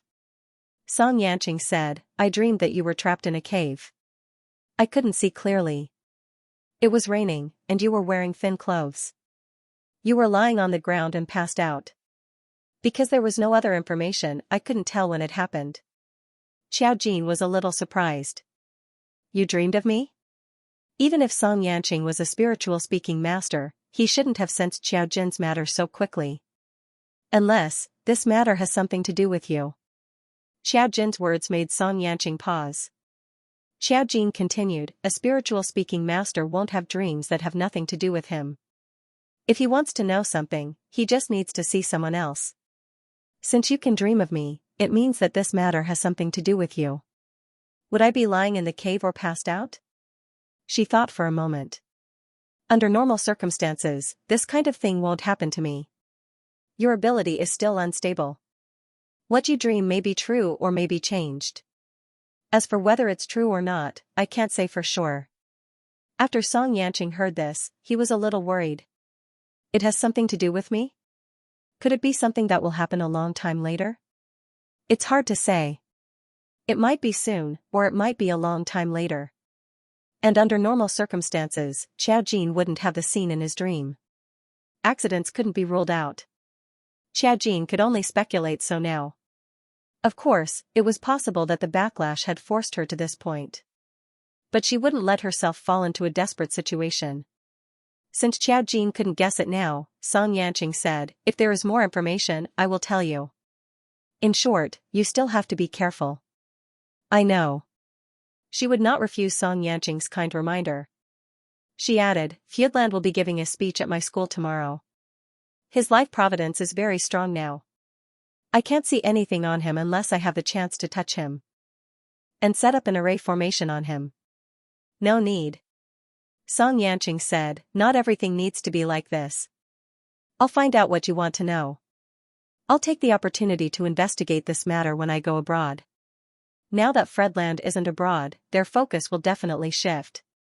This is a good opportunity for me. After saying that, he added in a deep voice, don't touch him. Xiao Jin froze for a moment, then said, got it. You have to be careful when you're abroad. Song Yanqing smiled with satisfaction and said softly, don't worry, I'll be back soon. After hanging up the phone, Xiao Jin thought for a moment. It was easy to say not to run into Fredland, but there were other ways. What if the person who switched life providences came to the imperial capital this time? Moreover, Song Yanqing was still alive at the age of 25, which was suspicious in itself. Xiao Jin was now a spiritualist and had a high sense of danger. He had killed all of Joanna's array masters last time, so Xiao Jin wasn't worried that he would encounter anything overseas. If he really encountered fatal danger, Xiao Jin would be able to appear by his side immediately. He would wait until Fredland came to Yanhui to give a speech tomorrow before making a decision. Returning to his seat, Zhongli Peining blinked. Are you done talking to Mr. Song? Xiao Jin looked at her. How do you know it's him? Zhongli Peining giggled. You only know how to talk to Mr. Song for so long. After such a long time, she had a habit of answering the phone. Xiao Jin chuckled and didn't comment. Really? Zhongli Peining nodded. Xiao Jin thought for a moment. I have a lot to talk to him about. The world of a psychic was so complicated. Zhongli Peining, I understand, I understand. Xiao Jin, what did she understand? Zhongli Peining didn't say much and quickly followed Xiao Jin back to the dormitory. When they got back, they saw a dazzling scene. She didn't know where the straight-A student had bought a huge poster of Fredland and pasted it next to her bed. Zhongli Peining saw it and exclaimed, Jingyi, do you like Fredland too? Shui Jingyi glanced at her. No, he used to be a very famous koi fish in school. Thanks to him, I'll get first place in the exam. I hope I can get first place in this national math competition. Xiao Jin, Zhongli Peining, this was another world that they couldn't understand. Does Fredland have this effect? Zhongli Peining touched her chin. I might as well put one up too.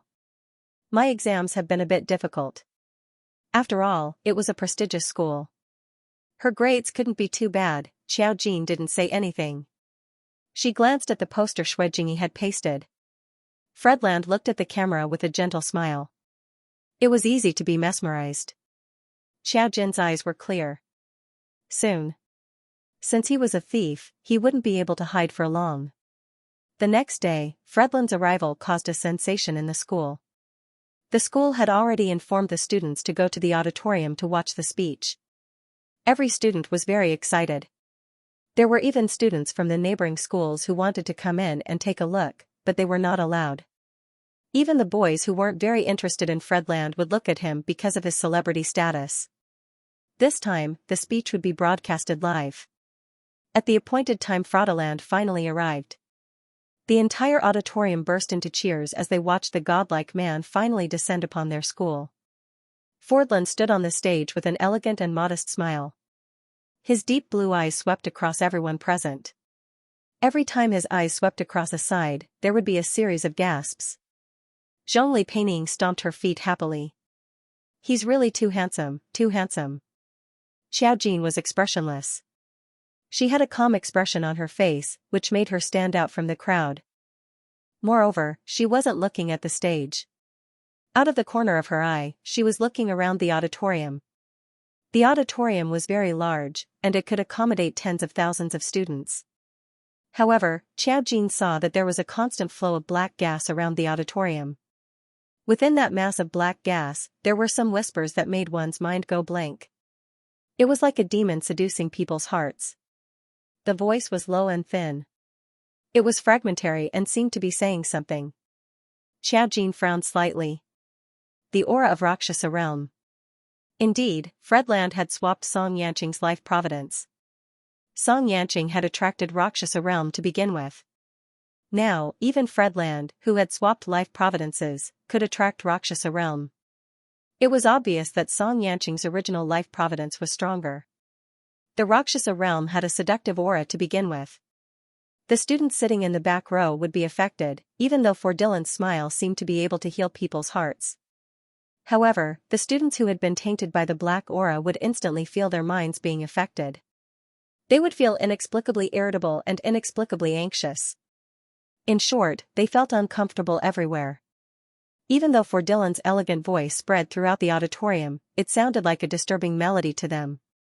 They couldn't bear to listen to it. The Rakshasa realm shouldn't have appeared on such a large scale. Xiao Jin glanced at Fordillan. The radiance on his body seemed to have dimmed a little. The stronger Song Yanqing's ability was, the more the life providence would be attracted to him. It was already unstable on Fordillan. She was actually very curious. Without Song Yanqing's life providence, what would be left of Fordillan? At that moment, she felt a special aura. She turned her head and saw a figure wearing a hat disappear into the corner of the auditorium. The other party reacted very quickly. Almost instantly, he sensed that something was wrong and disappeared.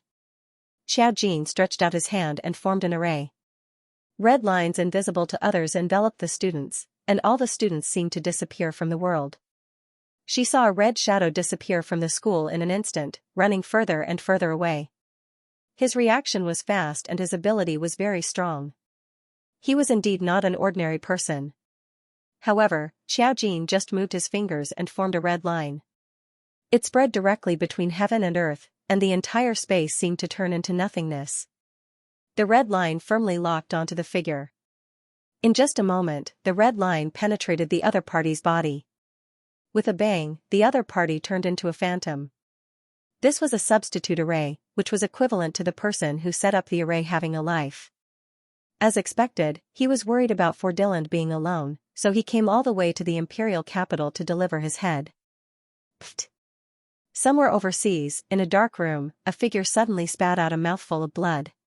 He raised his head, and his body, which was already struggling at death's door, once again let out a gasping sound, as if even breathing was extremely difficult. Looking at his body again, it could no longer be called a human body. His entire body was on the verge of rotting, like a body of withered leaves. Only a handful of bones were left to support his entire body. After spitting out this mouthful of blood, his vitality was greatly damaged. Trembling, he reached for the phone beside him. "Louisa. Hurry and call him back. I know who that person is. She isn't from our world." There was a hint of fear in his eyes. After hanging up the phone, he seemed to have used up all his energy and collapsed to the ground. Everything was too late. He was getting weaker and weaker, unable to hold on any longer. His opponent could no longer be described as powerful. If he dared to show his face again, he would definitely die. He closed his eyes and fell into a deep sleep. At this time, Fredland, who was giving a speech in the school auditorium, suddenly changed his expression. He felt a little uncomfortable. There was an indescribable discomfort. His entire body felt very uncomfortable, but he couldn't pinpoint exactly where it was uncomfortable. Seeing that he suddenly stopped his speech, the agent below the stage was a little nervous. The principal and the others were also a little confused. Fredland looked at everyone and revealed an apologetic smile. "I'm sorry, everyone. I'm not feeling well right now. Can I pause for 10 minutes? The leaders below the stage looked at each other. In the auditorium, most of the students said loudly, "Okay." Although they'd agreed to let him rest midway, they still didn't understand what was going on. They whispered to each other. Some sharp-eyed people saw the discomfort on Fordilland's face and immediately felt sorry for him. Did he get sick because he wasn't acclimatized? It's very possible. I heard that Fordilland has never been to China before. I hope he'll be fine after resting for a while. Zhong Li Peining whispered to Xiao Jin, "What's the situation now?" Xiao Jin said, "I don't know." Although she said that, her eyes became clearer. Fordilland's abnormal situation proved that the substitute she'd just dealt with was the person who had swapped fate. Because something had happened to the other party and he was in danger, Fordilland's fate was also in danger. She watched coldly as Fordilland was taken away by his manager. "What's wrong with you? My God, you can't be in trouble halfway." The manager looked panicked. Although they had a sense of superiority, China had spent so much money to invite them here. Moreover, this was a famous aristocratic university with countless famous people. If Fordilland wanted to be a big shot, he had to look at the place. Fordilland just frowned, his handsome face looking uncomfortable. "I just feel uncomfortable. I don't know why." "Uncomfortable?" The manager's eyes widened in horror. To them, Fordilland's entire body was valuable. Nothing could happen to him. "Where are you feeling uncomfortable? I'll call a doctor for you now." Fordilland waved his hand. "No, I need to rest." Thus, he asked for a 10-minute break. At this moment, Fredland's phone rang. He was going to give a speech, so he naturally couldn't have his phone with him. He had his manager take care of it. The manager glanced at it and immediately handed it to Fordilland. "It's Louisa." Louisa was Fordilland's mother. Fordilland was a little surprised. He picked it up and heard Louisa's terrified voice. "Fordilland, come back from China immediately. I've already asked your father to arrange a private plane. You can't stay there any longer. I want you to come back immediately." Due to the urgency, Louisa's voice contained a rare trace of panic, completely destroying her usual elegance. One had to know that his mother was the most beautiful pearl of the last century. She had been elegant and noble all her life and had never lost her composure like this. And now, she seemed to be facing a great panic. "Why?" Frodland frowned. "My speech isn't over yet. This is my job." You should at least wait for me to finish my work. No. Louisa insisted, you have to come back immediately. The bodyguards we arranged have already gone over. Listen, someone is going to harm you. You can't stay in China any longer. Disadvantageous? Who would harm me? Mother, do you know that if I break the contract now, I'll have to pay tens of millions of dollars? Huaxia was generous, but there were restrictions as well. This kind of price was at least 5 times the price. If Fredland broke the contract, he would have to pay 5 times the price. Hearing this, the manager beside him shuddered. Tens of millions of dollars was a sky-high price in the European and American circles. Even for Ford, it wasn't a small amount. Of course, for his parents, it wasn't much. We'll arrange for someone to compensate you for breaking the contract. Anyway, you have to come back now. Because Louisa's voice was too hurried and panicked, Fredland hesitated. Who in China would harm him? Just as he was thinking, a group of men in black walked in. They were all tall and wore black clothes and sunglasses. They said to Fredland in fluent English, Mr. Fredland, your parents asked us to take you to the airport. Your mother wants you to return to New York immediately. Fredland was unhappy for a moment. This was because his mother was forcing him, and he hated it the most when someone forced him. But he could hear the panic in his mother's voice. Plus, she didn't explain the danger clearly. After hesitating, Fredland nodded. The manager had no choice but to clean up Fredland's mess with a bitter face. If he suddenly decided to leave, China would definitely say that he was acting like a big shot. He didn't know how it would affect his reputation. Fredland was taken away from the back door. The manager went to explain to the school leaders. Hearing that Fredland wasn't feeling well and had left, the school leaders were dumbfounded. You guys don't care about international credibility at all. We gave Mr. Fordeland a sincere price for him to come to our school and give an hour-long speech. It's only been 20 minutes, and you're telling me that he's not feeling well and has left? They were used to being leaders. Naturally, they weren't afraid of a small celebrity manager. Plus, there were leaders who didn't agree with inviting a celebrity. This was like poking a hornet's nest. If they went back and said something, it was unknown if Fredland would still be able to step into China in the future. Seeing their ugly expressions, the manager broke out in cold sweat. Sorry, really sorry. It's just that Mr. Fredland's body couldn't take it, so he had to leave. We'll definitely compensate you for breaking the contract. We're really sorry. We promise that if there's another chance, we'll come to Yanhui for free and give another speech, okay? Some school leaders snorted and left. Others stayed behind to negotiate with the manager.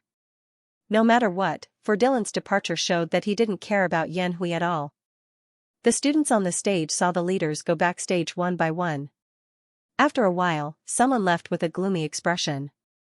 In the blink of an eye, 10 minutes had passed, and Fredland still hadn't come out. Not long after, a student who happened to go to the toilet sent a message. Fredland left the school, I saw it. He was taken away by a group of people. They seemed to have left in a hurry.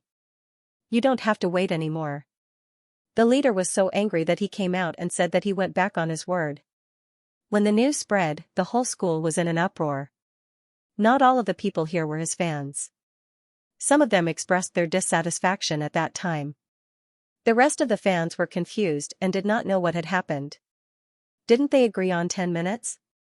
Why did they leave just like that? Zhongli Peining was also dumbfounded. Why did he leave just like that?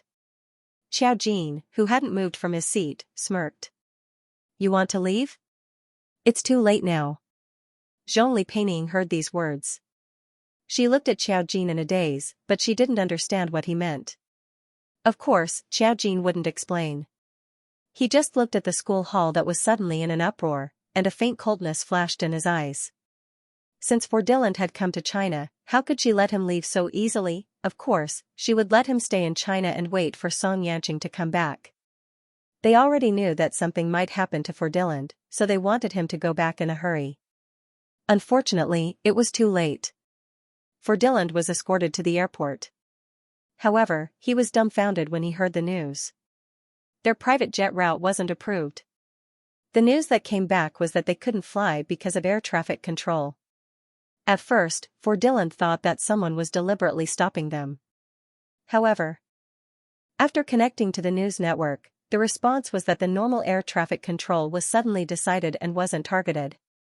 Now, all private jets flying to China weren't allowed to fly over the capital.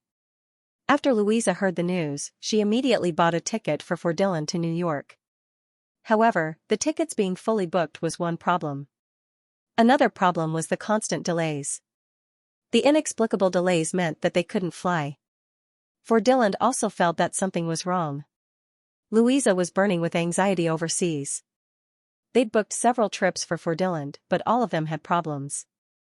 However, once Dylan changed to another flight, the other flights would return to normal soon.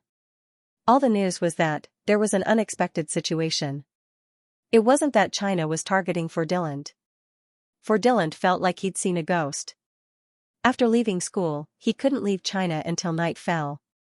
What was worse was that at night, there was a special situation on the TV news. Several flights to America had different degrees of special weather and couldn't take off. All the flights in the morning were delayed. The exact recovery time was still to be determined. Dylan had no choice but to go back to the hotel with his manager and stay there first. When Louisa found out about this, she almost went crazy with worry. At night, Dylan had a video call with his mother. He said to the elegant lady in confusion, "It's strange. All the flights are having problems. It seems that I'm destined not to return to New York today. Don't worry. I'll be back in a day or two." No, Louisa wasn't so relaxed. She already understood that someone was deliberately stopping Dylan from coming back. However, this wasn't a power that ordinary people could use. Dylan, you have to come back. No matter what, you have to come back. I've already arranged a ticket for you. I know you're very seasick, but there's no other way now. Dylan frowned. Mother, you should at least tell me what's wrong. Why do I have to go back? I have many bodyguards protecting me. Why are you still worried about me? That's because the person who wants to harm you aren't normal people. Louisa couldn't tell anyone about this. She just looked at Fredland anxiously. No, if she knew this, she would have stopped this child from coming to China, she would have stopped him from coming to China. However, it was too late now. Looking at his silent mother in the video, Fredland also fell silent. Because he didn't understand why his mother would reveal such a look of despair. Similarly, even if he arranged a ticket, he would be trapped and unable to go back. All sorts of situations would occur. Even someone as unreligious as Dylan started to wonder if he had really offended someone. His mother's words lingered in his ears. Compared to Dylan's uneasiness, Xiao Jin had a good night's sleep. Before going to bed, Zhongli Peining chatted with her for a while and told her, "I heard that Dylan went to the airport, but he didn't fly out for a few flights, so he hasn't left Xianxia yet." Xiao Jin just raised her eyelids. Really? Her tone was light, as if she didn't care at all. Zhongli Peining watched her closely and nodded. Yes. She seemed to want to know something, but she didn't know what she wanted to know. After Dylan left today, the students were dismissed from the auditorium. Everyone was angry at Dylan for leaving without saying goodbye. They thought that Dylan was acting like a big shot and didn't even give an explanation. They didn't hear any news about him not feeling well. His fans were confused, but they didn't dare to argue with others. Zhongli Peining heard Xiao Jin's words, but felt that there was something wrong. When she talked to Xiao Jin, she was indifferent, as if what she said in the afternoon was just an illusion. But now, Dylan didn't leave. For a moment, Zhongli Peining thought that perhaps Xiao Jin had trapped Dylan in Huaxia. But why would she do that? She was a little confused and worried at the same time that Xiao Jin would do something to Dylan. However, she had been in the school and had never left her sight. Even if she was an array master, how could she bind Dylan who was so far away? How could she have the power to affect all the flights, unless it was an order from the country? But that was obviously impossible.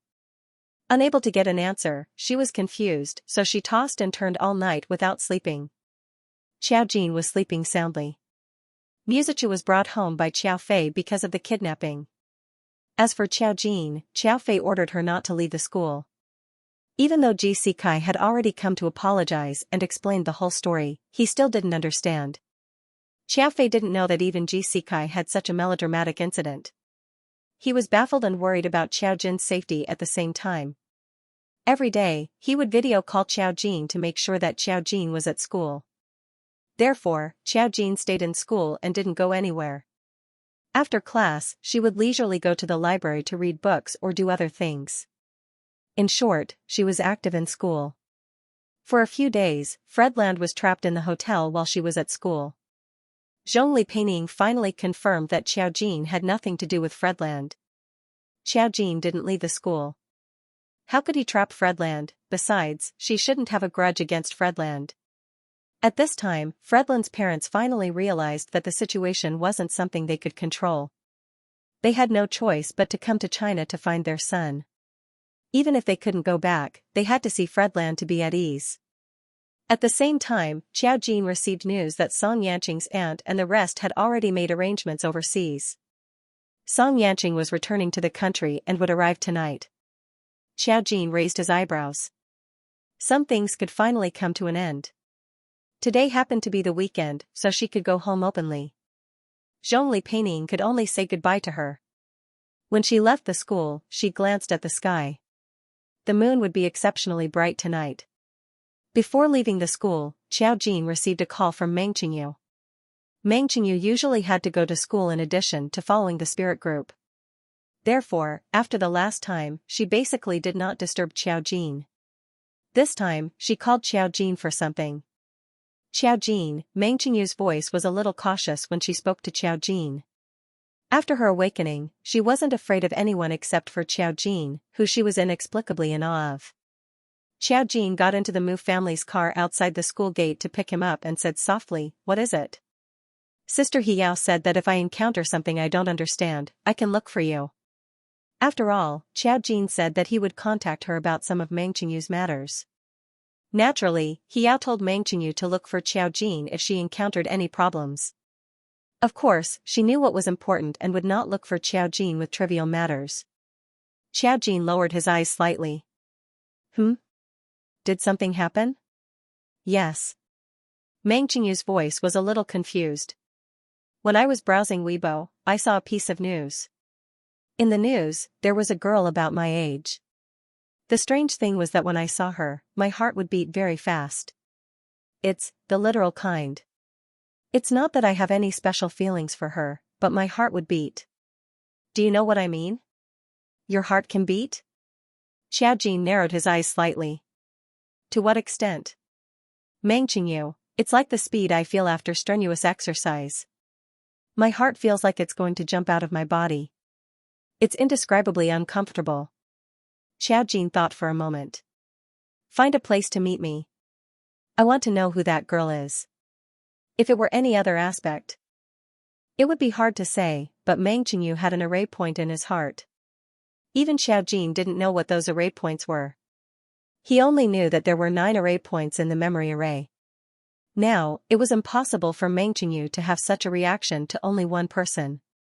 Her heart was beating so fast, there must be something special about her. Meng Qingyu, okay. She arranged to meet Xiao Jin at a place. Xiao Jin asked the driver to drive the car there first. Then, he told the driver to go home. She had to settle things before she could go home. When he saw Meng Qingyu, she was sitting anxiously in the milk tea shop with a cup of milk tea in front of her. Xiao Jin walked over and Meng Qingyu's eyes lit up. "Xiao Jin." Xiao Jin nodded. "Can you show me who that girl is? It's still trending on Weibo. You can see it." Meng Qingyu sat down with her and took out his phone. He searched for one of the top 10 trending topics for her to see. #unfilial daughter beats her parents. The video was only 10 seconds long. It could only be seen that a girl in white was being pulled by someone. She was crying her heart out and hitting an old couple. But from her behavior, it looked more like she was desperately resisting. It was just that the other 2 people were very old. With such a title, it was easy to catch people's attention. The girl's face couldn't be seen clearly, but Xiao Jin felt a strong fluctuation in Meng Qingyu's body. Her heart was beating violently. When she looked up at Meng Qingyu covered his heart with his hand. Just like this. Whenever she saw the girl, her heart would beat uncomfortably.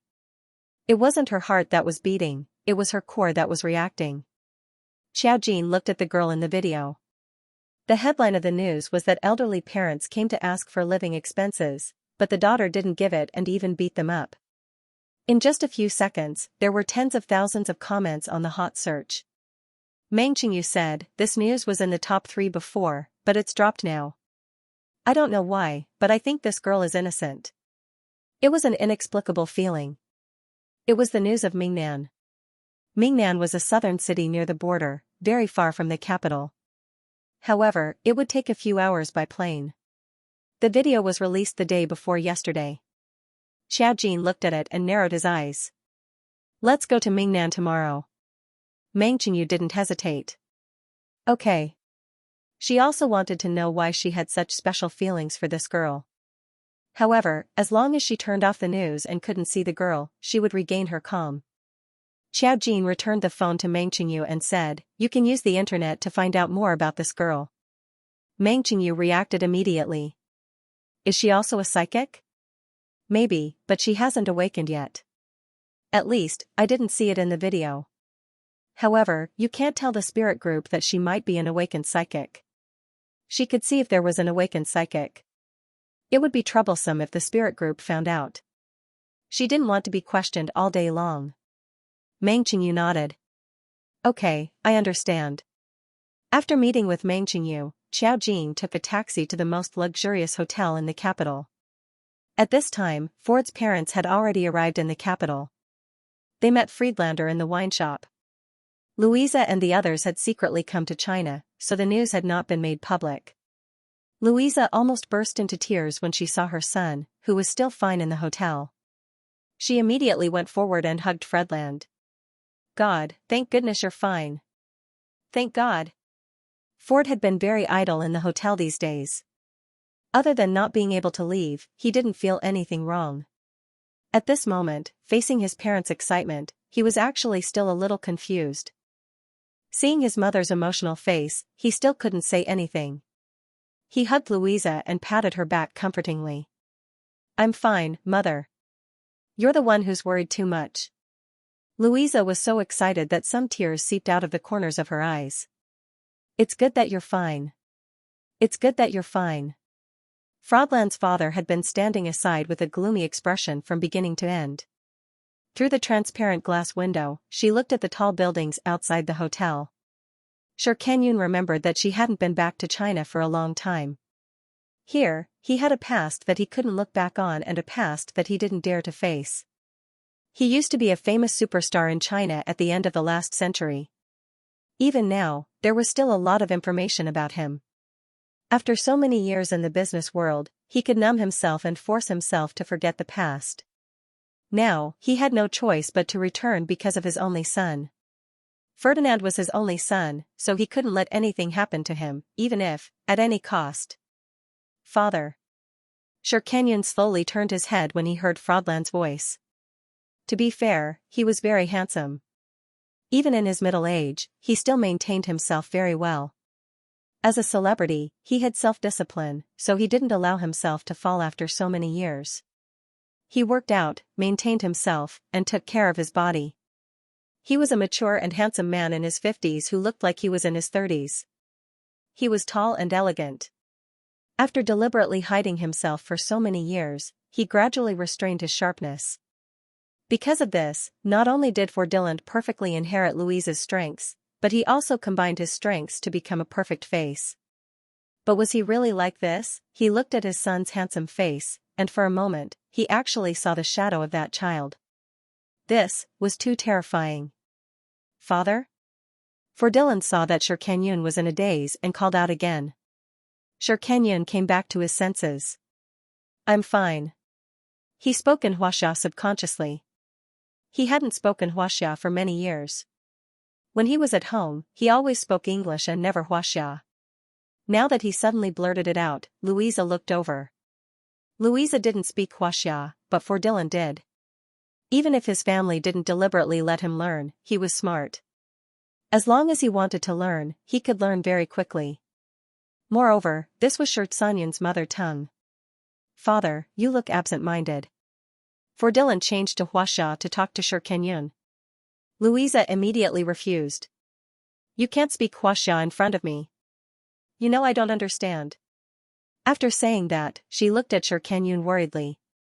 Guy, what should we do about our child? We can't take him away now. Guy was Xianxia's English name. Xianxia's face darkened. He's being targeted. Didn't Bernie say that? Louisa was worried. Even Bernie can't do anything. They shouldn't have found out so quickly. Didn't they say that he's abroad now? If they know that Dylan is in Huaxia, they should be in Huaxia. Dylan caught something, and his blue eyes were filled with confusion. Mother, what are you talking about? Louisa reacted and hurriedly restrained herself. No, we're just talking casually. She looked at Xianxia in a panic. Xianxia shook his head. Take him away first. We can't stay here for long. With that, he stepped forward and took Ferdinand's arm and Lois's hand, ready to take them away. Just as she was about to leave, she suddenly heard a lazy greeting, "Where are you going?" Since you're already here, if you don't take a seat, wouldn't it seem like our Huaxia doesn't treat our guests well? This voice was clear and ethereal, giving people a feeling that it was like clouds and mist. It also made people's scalps go numb. Xianxia subconsciously turned around. Then, he saw a girl with waist-length hair standing in front of the door of the hotel's side bedroom. She wore a light green one-piece dress that reached her knees. The fresh and simple style accentuated her snow-white skin. Coupled with her long seaweed-like hair, she looked like a girl who had walked out of a manga with her own soft glow. Exquisite and beautiful beyond words. When Xianxia saw the other party, his pupils shrank violently. One had to use a keycard to enter the hotel, and there were bodyguards outside the door. Since they could enter so easily, it was obvious that they had used an unusual method. Who are you? Louisa was the first to ask. Xianxia subconsciously shielded his wife and son behind him. Seeing his actions, Xiao Jin's lips curled into a smile. You're quite affectionate and righteous. The moment Ferdinand saw Xiao Jin, he froze. The girl looked simple and fresh. He was a mixed blood, but he had inherited Xianxia's genes and had a Chinese aesthetic. He instantly understood Xiao Jin's beauty. Even in Europe and America, where Chinese people were everywhere, she was very special. She could be noticed at a glance. If her appearance hadn't been so unexpected and made his parents nervous, perhaps Ferdinand wouldn't have minded leaving this girl's phone number on other occasions. Of course, that was only what he thought. The current situation clearly didn't allow him to have such ridiculous thoughts. Because, how did she get in? It was impossible for anyone to enter this room.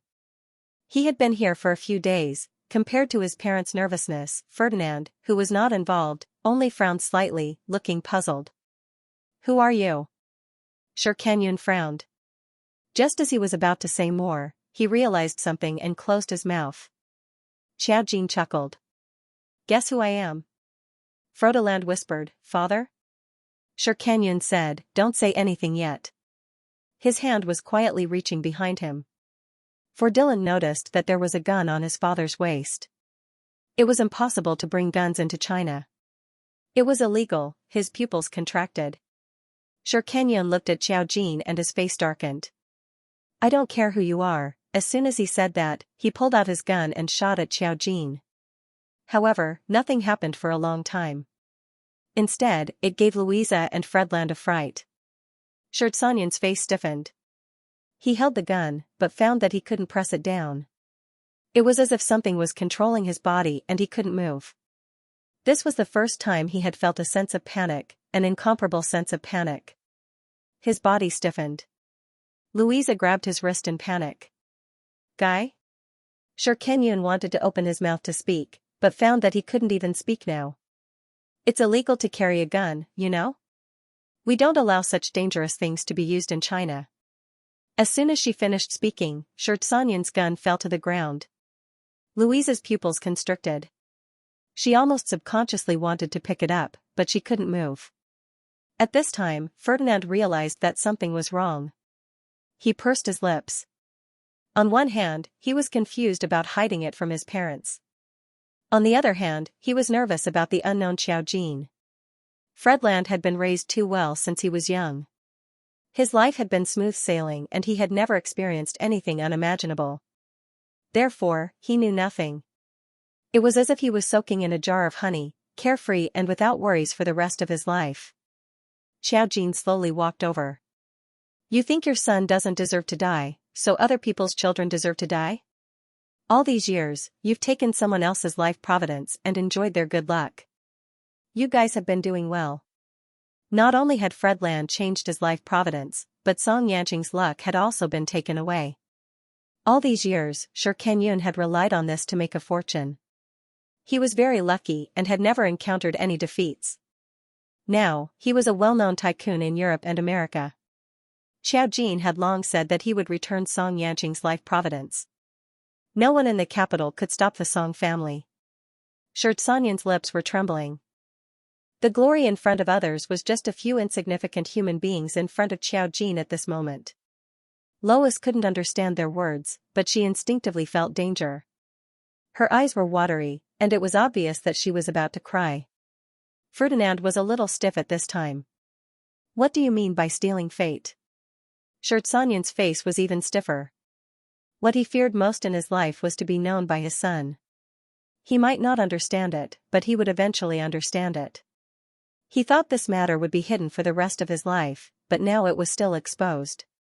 As early as when he received the news that the child of the Song family was not dead, he knew something was wrong. However, Bernie couldn't hold on anymore. They couldn't do more, but it was a disaster in the end. He should have killed him earlier. If he hadn't let him live to 25, there wouldn't have been so much trouble. Ferdinand would have been the best child in his life. Thinking of this, there was a trace of fierce regret in his eyes. He was angry that he didn't kill him earlier. Shi Kenyun didn't explain. Xiao Jin looked at Ferdinand without hesitation. He said directly, "Didn't your father tell you that your luck, IQ, and all your advantages were taken from another person?" She touched Shi Sanyan's body with her finger and saw some memories. You were very weak when you were born. Louisa was injured when she gave birth to you. You should have died young, but your parents couldn't bear for you to die, so they took away someone else's fate. You're lucky to have met such a stupid formation master who did this for you. She smiled and looked at Shi Kenyun. You relied on a woman in your last life and your son for the rest of your life. No matter how much you got, you always have to pay it back. You've lived for 50 years. Don't you understand this? Shi Sanyan's eyes were scarlet. What he hated the most was when people mentioned this matter. Compared with Shi Sanyan's gaffe, Ferdinand was even more shocked. As if he had heard a fairy tale, he was so angry that he laughed. What are you talking about? How could there be such an incredible thing? You said that everything I have is someone else's. Do you know what you're talking about? It's the 21st century. Xiao Jin just glanced at him. Do I need you to tell me that? She stepped back and looked at Shi Kenyun. I won't get involved in this matter. Where it started, it should end. What do you think? After she said this sentence, the doorbell outside. No one opened the door. But the door was opened. There was no sound of a card being swiped, but the door opened automatically. The man was like a cool breeze and bright moon. He was dressed in a black trench coat and looked travel-worn. However, his eyes were filled with an intoxicating gentleness. When he came in and saw the situation in the room, he glanced at Xiao Jin and smiled gently. Are you afraid that they'll run away? Of course. The moment Shi Kenyun saw Song Yanqing, his pupils shrank. Song Yanqing stepped into the room. He was such a gentle person, but he had an oppressive and suffocating aura. He just glanced at Shi Kenyun with a gentle smile on his lips, but Shi Kenyun felt that the most desperate nightmare was about to begin. Song Yanqing walked up to Ferdinand and the others. Ferdinand and Louisa both looked at Song Yanqing in shock as he walked in. Louisa seemed to recognize him, and her pupils shrank as soon as she saw him. Ferdinand, on the other hand, was a bit confused. He seemed to have sensed a familiar aura from this man's body. It was familiarity. He had never seen this man before. However, he could see that this was a very good man, and he seemed to have a close relationship with the girl in the room. Xianxia just glanced at Ferdinand from head to toe, as if he was looking at an unimportant person. His lips revealed an intoxicating smile. Interesting. He didn't know what he was referring to.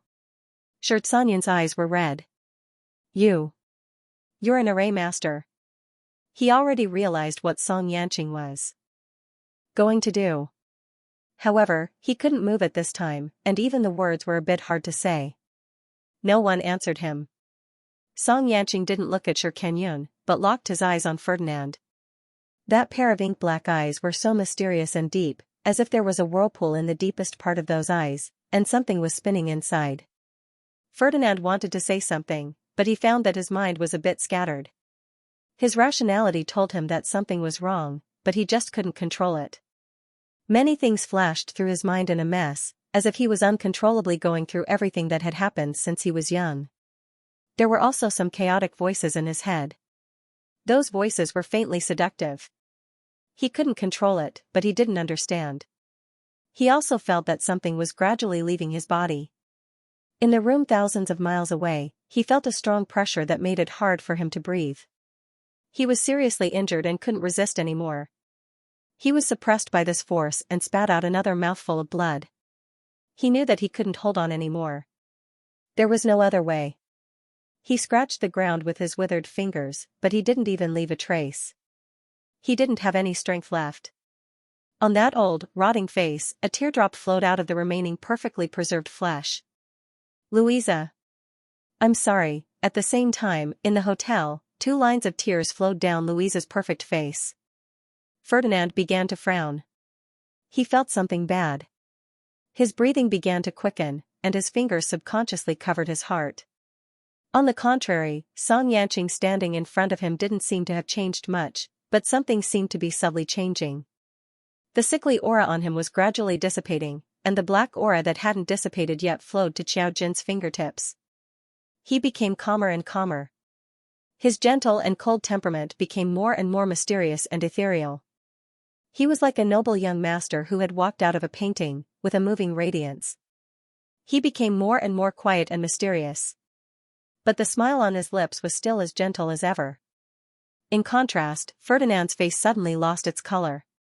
He almost couldn't control it at all. He felt that he couldn't breathe and fell to the ground. Ferdinand! Louisa screamed, but she couldn't help him. Swapping life providences wasn't an earth-shattering action. It only happened in an instant. With his current strength, the array formation master behind his life providence couldn't be controlled at all. Ferdinand, who had fallen to the ground, was breathing with great difficulty as though something was strangling his neck. He instantly felt his body become extremely weak and he couldn't say a word. His face was still as handsome as ever, but compared to his previous high-spirited appearance, it was as if he had suddenly lost his luster. It always made people look a little dim and didn't seem as dazzling. Xianxia only lowered his eyes and looked at him quietly. Even though he had switched back, he didn't show any excitement. Xianxia couldn't tell the changes in their bodies, but when he saw his son instantly fall to the ground, he finally couldn't help but burst into tears. He looked at Xianxia with hatred. It was said that men didn't cry easily, but it was only when they weren't sad. Xianxia was truly sad, but he had never thought about why. Xianxia took a step back and swept his gaze across Ferdinand. He said in an elegant tone, "Don't worry, he won't die yet. It's just that his body is weak. I used to be like this from time to time." However, at that time, his life providence was still considered strong. With the Song family's protection, he didn't feel as bad as Ferdinand. Ferdinand's life providence destined him to live a weak life. With his family background, his parents could have saved his life if they had used all sorts of methods, but now, Xianxia narrowed his eyes slightly, but he didn't do anything else. Everything happened because of the array formation master. All the karma was borne by the array formation master. The 2 people in front of him didn't have any auras. This was because they were ordinary people. Xianxia sighed silently, as though he felt a little regretful. He turned his head and was about to say something to Xiao Jin when he saw Xiao Jin's eyes suddenly focus. His heart skipped a beat. What's wrong? Xiao Jin didn't say a word.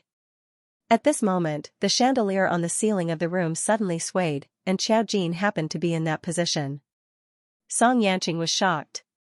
Just as he was about to tell Xiao Jin to be careful, he saw Xiao Jin move.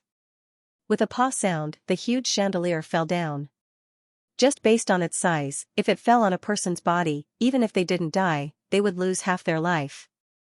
Xiao Jin, her backlash had actually arrived now. Moreover, there were still people in the room. She thought that they would at least wait for her to leave. Her perception and facial recognition began to decline. Xiao Jin suddenly pushed open the door and left. I have something to do. I'll leave first. Song Yanqing could handle the rest by himself. Song Yanqing didn't know about the backlash. He just watched Xiao Jin's figure run away quickly, and his eyes narrowed.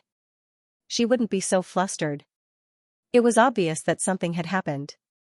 And at that moment, he felt a kind of gloomy coldness. Xiao Jin had something on him. He frowned slightly and didn't follow him rashly. He just turned around and glanced at Shi Kenyun. As soon as Xiao Jin left, Shi Kenyun and Louisa lifted their restraints. The two of them collapsed and hugged Ferdinand, who was on the ground. Ferdinand's face was pale. It was just a little difficult for him to breathe, but his body was fine. But from now on, he would be like Song Yanqing in the past. He couldn't lift his hands or shoulders and could only be carefully protected. Song Yanqing could get used to such a life for 25 years. In fact, it wasn't a big deal. Xiao Jin took the stairs as soon as she came out of the hotel. She couldn't use a large-scale teleportation right now. The backlash would only target her, so it wouldn't hurt anyone else. Thus, she squeezed into the elevator while it was still occupied. If she took the elevator down alone, she would be courting death. There was a 100% chance that something would happen to the elevator. But if she stayed with someone else for a long time, the backlash wouldn't care so much. It would directly pull her into a sealed space, which was undoubtedly the most dangerous situation. This floor was high, and the person who entered the elevator was a cleaner. She looked at Xiao Jin in surprise, as if she hadn't noticed whether Xiao Jin lived here or not. Of course, it was fortunate that she went directly to the ground floor. When they were about to reach the 5th floor, someone came in midway. There was also a guy wearing all kinds of luxurious limited edition clothes. When he saw Xiao Jin, his eyes lit up. Xiao Jin lowered her head and looked at the time on her phone. The backlash usually lasted 10 minutes. 10 minutes seemed short, but in a world filled with killing intent, it seemed very long. The guy in the elevator glanced at Xiao Jin hesitantly. When he saw that the elevator was about to reach the ground floor, he couldn't help but ask, "Miss, may I know your WeChat?" It was normal for a beautiful girl to be hit on outside. Xiao Jin only glanced at him and didn't say anything. Being stared at by her cold eyes, the guy's heart beat faster. He had seen the world, but he had never seen such a fairy-like girl. Just then, the elevator door opened. Xiao Jin's eyes froze for a moment. There was a familiar person standing outside. The tall figure with the slightly sinister and gloomy eyes was Ji Kai. Ji Kai clearly didn't expect to see Xiao Jin, and his eyes narrowed. Xiao Jin only glanced at him quickly before coming out of the elevator. Ji Kai stood behind her and finally called out, "Xiao Jin?" If it was any other time, Xiao Jin would have politely responded, but she didn't have time for that now. When Ji Kai saw that Xiao Jin had left without even replying, his eyes darkened. The boy in the elevator didn't look too good to begin with, but when he saw Ji Kai, he looked a little terrified. Young Master C, when Xiao Jin arrived outside the hotel, the security guard took a second look at Xiao Jin. Why can't I remember such a beautiful girl entering a hotel? The security guard rubbed his eyes, wondering if he was seeing things. However, just as Xiao Jin stepped out of the door, something suddenly fell from the upper floor of the hotel. The passers-by began to scream. Xiao Jin rolled forward on the spot. With a bang, a bucket almost brushed past her body. She was so close to being hit on the head. Falling from such a high place, one would definitely die if they were hit. She got up and glanced at him. Without any expression, she quickly left. In the air above the hotel, the two maintenance staff who were doing their job were scared out of their wits. They had very strict safety measures in place, and it was impossible for anything to go wrong. However, that bucket had clearly been placed properly, yet it had fallen from the middle. It had been placed on the glass. What the hell? The maintenance staff's faces were pale, and they were scared out of their wits when they saw that the bucket had almost hit someone. The hotel immediately asked them to come down and investigate what had happened. Upstairs in the hotel, Xianxia stood in Ferdinand's room and saw Xiao Jin's movements through the glass window.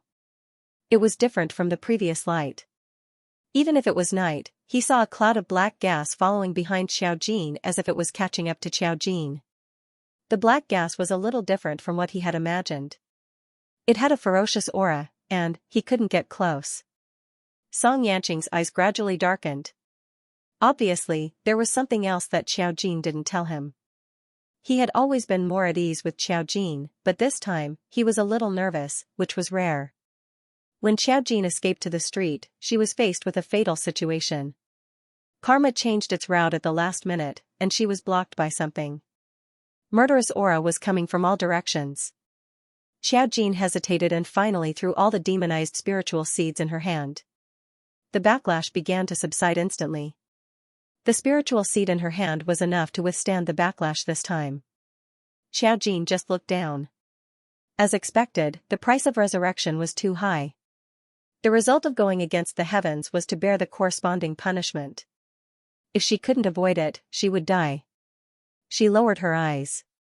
If she could choose, who would choose death? She had the ability, so she chose to resurrect. The price she had to bear was something she had to bear. She could also use others to block these things, just like those people.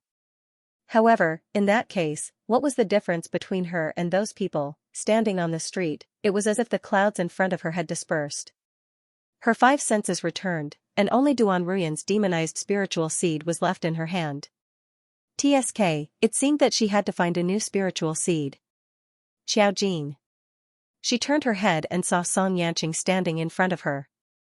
He was wearing a black trench coat, and his slender figure was elegant and abstinent.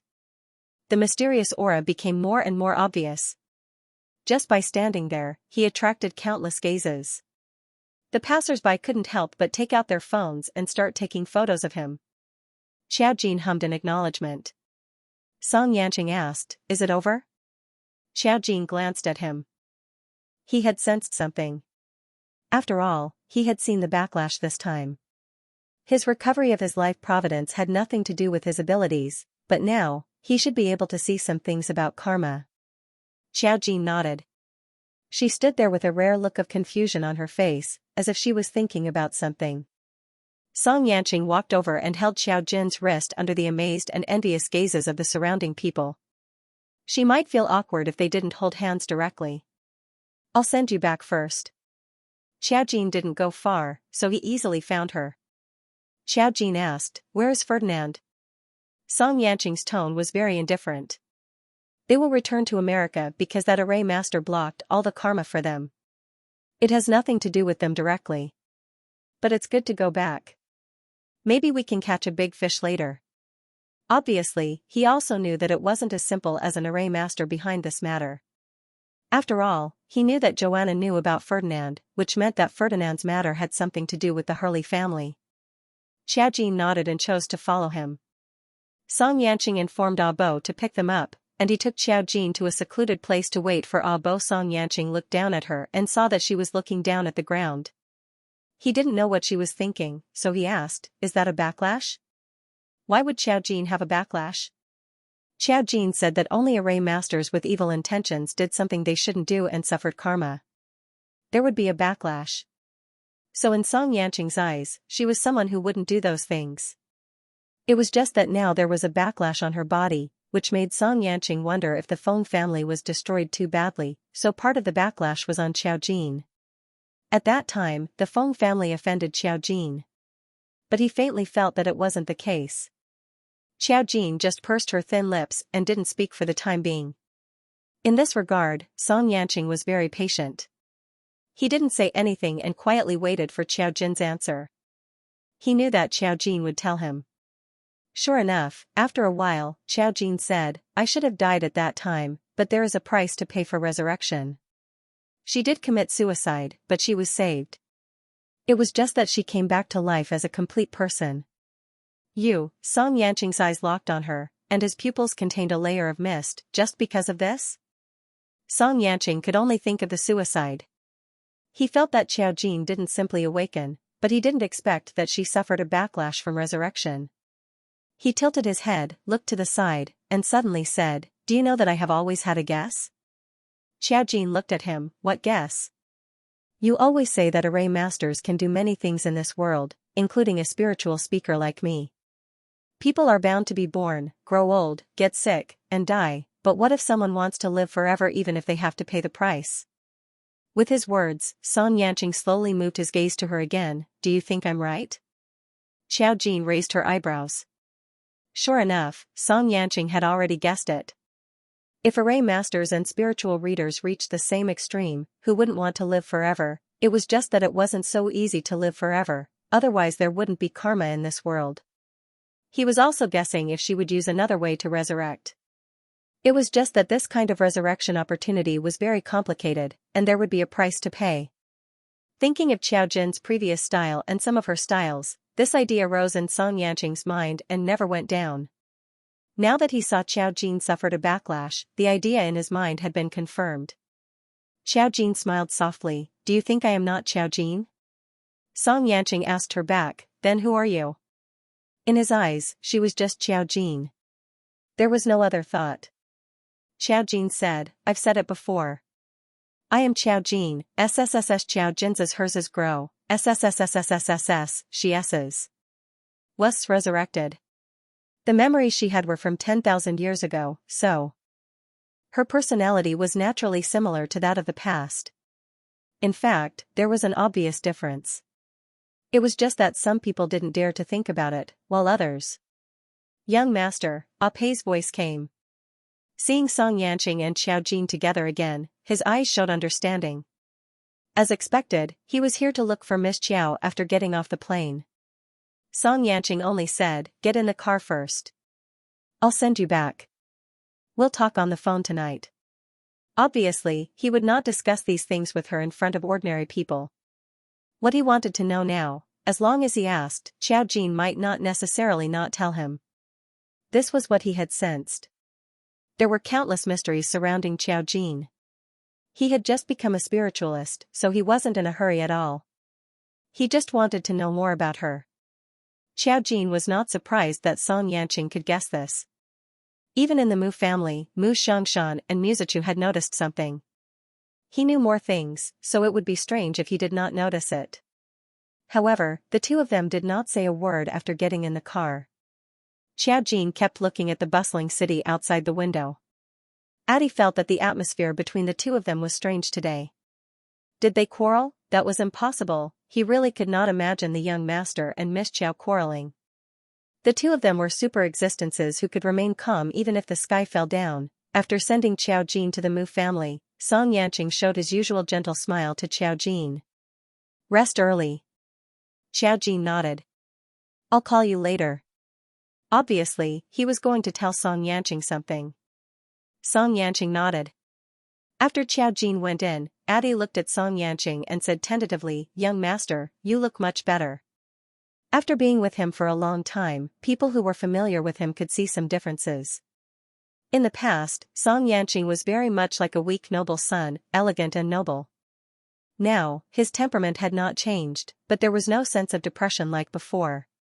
Instead, there was a sense of mystery. It also gave the young master a sense of alienation that others could not get in touch with. "Is that so?" Song Yanqing still had the same gentle smile as before, which made Addie feel that his thoughts just now were an illusion. The young master was still the same young master, nothing had changed. Addie just smiled and said, "Maybe your body is better than before." Recently, he had not seen the young master go to the hospital. This was indeed a sign that his body was getting better. Song Yanqing smiled and did not speak. When Xiao Jin returned home, Xiao Fei was applying a facial mask in the living room. When the pale-faced woman saw that Xiao Jin had returned home, she didn't dare to speak loudly because of the mask on her face. Her voice was a little vague. "Jin has returned home. Have you eaten? If you're hungry, I'll get the kitchen to cook for you." Xiao Jin looked at her. I'm not hungry. Is Chichu resting at home? Musachu had been resting at home for a few days because of the kidnapping. Of course, he was studying at home. Xiaofei nodded. When he took out the remote control, he sighed again. Oh right, Qi Lian called back today. He even asked about you. Xiao Jin was curious. Why are you asking me?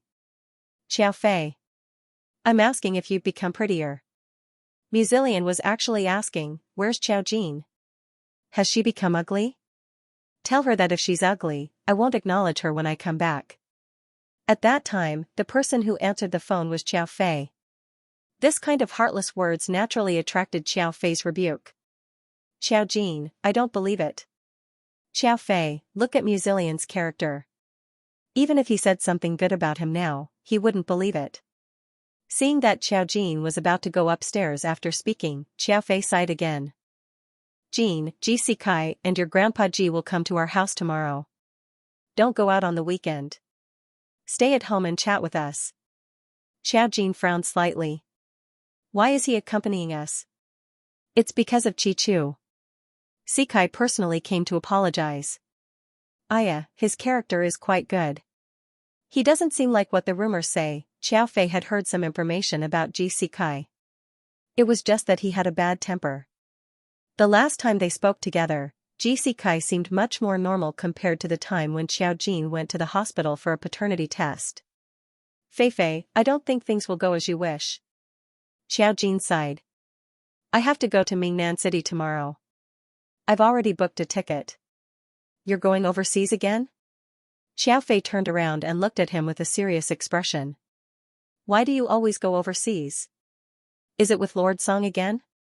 In Xiaofei's eyes, Xiao Jin would only run around with Song Yanqing. Xiao Jin said, of course not. Don't I have other things to do? You're still so young. Tell me, what are you going to do? Xiaofei put her hands on her hips, ready to act like a mother. Am I spoiling you too much? Look at you running around when you're not home. Xiao Jin pursed his lips. I'm going to Mingnan City with my friends for 2 days. Xiaofei, she wasn't lying. Other than checking on the girl, she was also going to Mingnan City to observe the local customs. After all, Xiao Jin had come to this world, and every city was new to her. There was nothing wrong with going on a trip. Xiaofei choked. It was fine if it was something else, but going on a trip with friends meant that Xiao Jin was starting to have a social circle. It wouldn't be appropriate to reject him.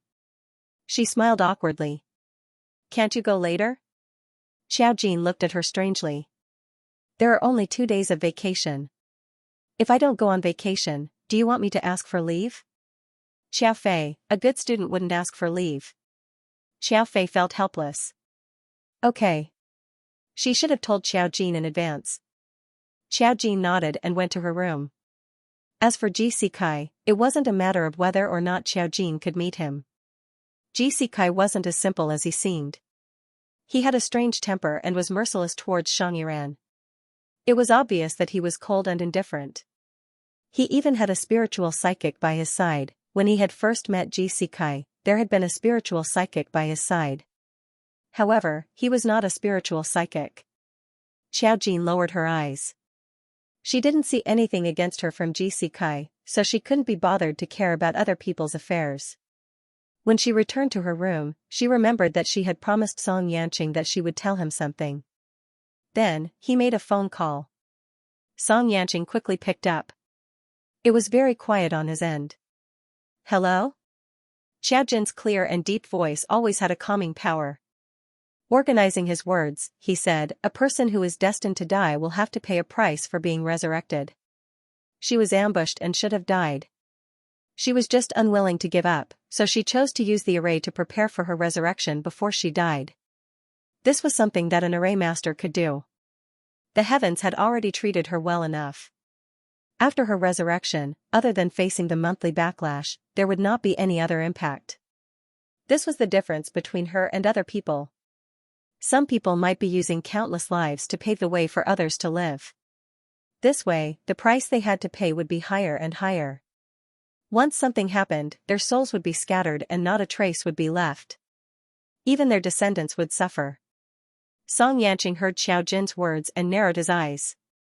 He pondered for a moment and said, "Someone harmed you back then?"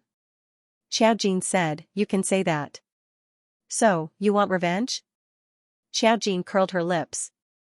"I won't live in hatred. It's just that he's someone who must die."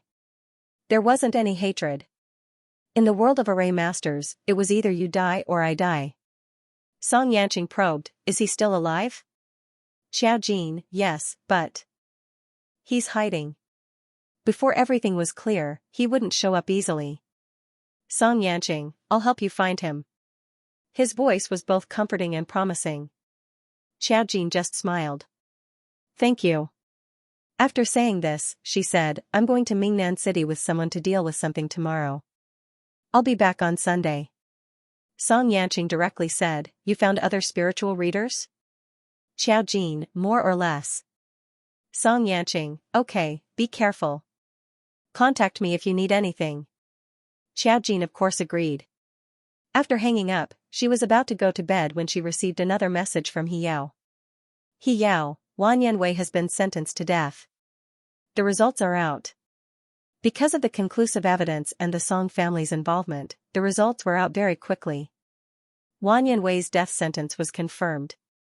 Xiao Jin wasn't surprised to see this result. She just raised her eyebrows slightly. "He Yao, do you know why Wan Yanwei killed that couple?"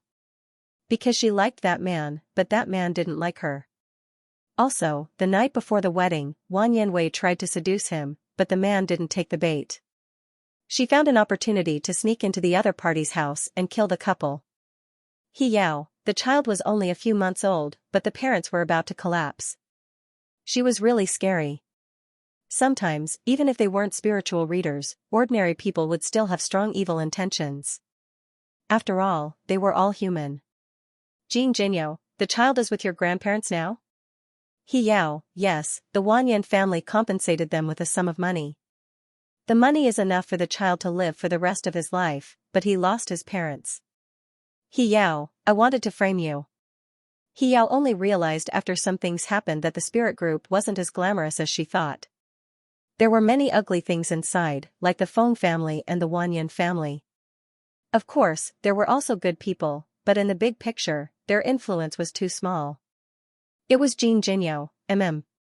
If it wasn't for that woman's fortune-telling, she wouldn't have intervened in this matter. Perhaps at that time, this matter would become one of thousands of incidents. Even if the Wanyan clan used their power to cover it up, no one would know. He Yao, you should rest early. There aren't many demonized spiritualists in the capital recently. Even if such a big thing happened to us, it won't cause chaos. Otherwise, we'd be exhausted if there were demonized spiritualists to deal with. Now that the Feng family was finished, there were many problems left in the spirit group. Recently, He Yao had been dealing with these matters. In addition, she had just been promoted and had come into contact with more things. Naturally, she understood more things. When Xiao Jin saw the message, he only replied, "Good night." There were thousands of things in this world, and she would not encounter everything. What she could do was to experience the complexity of this world, resist the backlash, find her nemesis, and get rid of him. After dealing with the matter of the fortune-telling shop, not every matter was a mystery or a spiritualist's matter.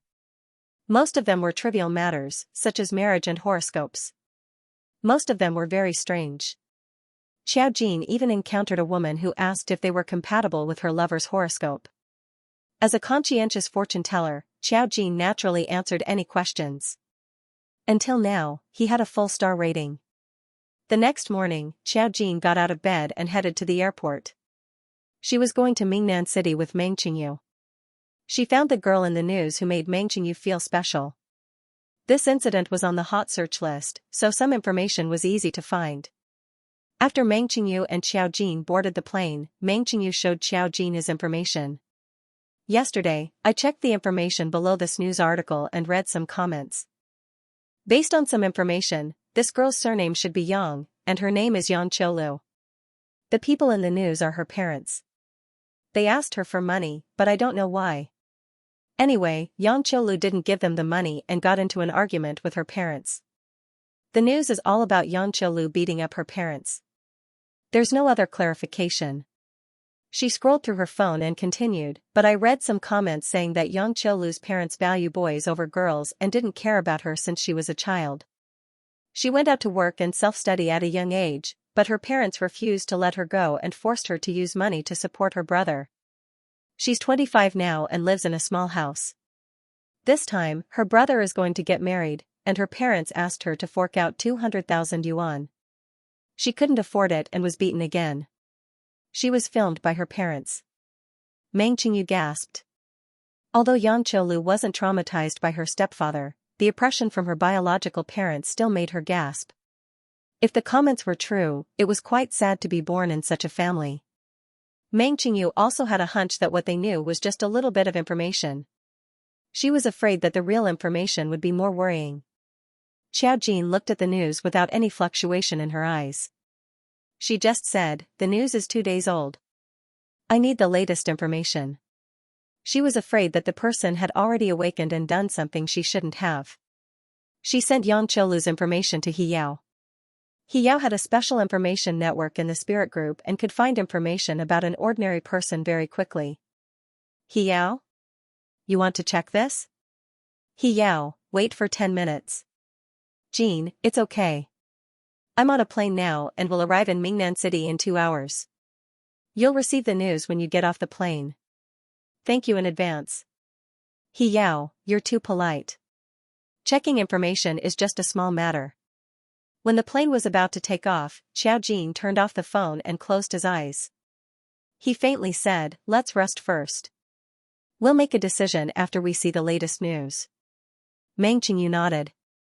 At the same time, he clutched his chest. Whenever she saw Xianxia Lu, she would jump around violently. How should she put it? It was a very uncomfortable feeling. It was as if he could empathize with her. Just by looking at the news, she could tell that Xianxia Lu's life was no worse than hers.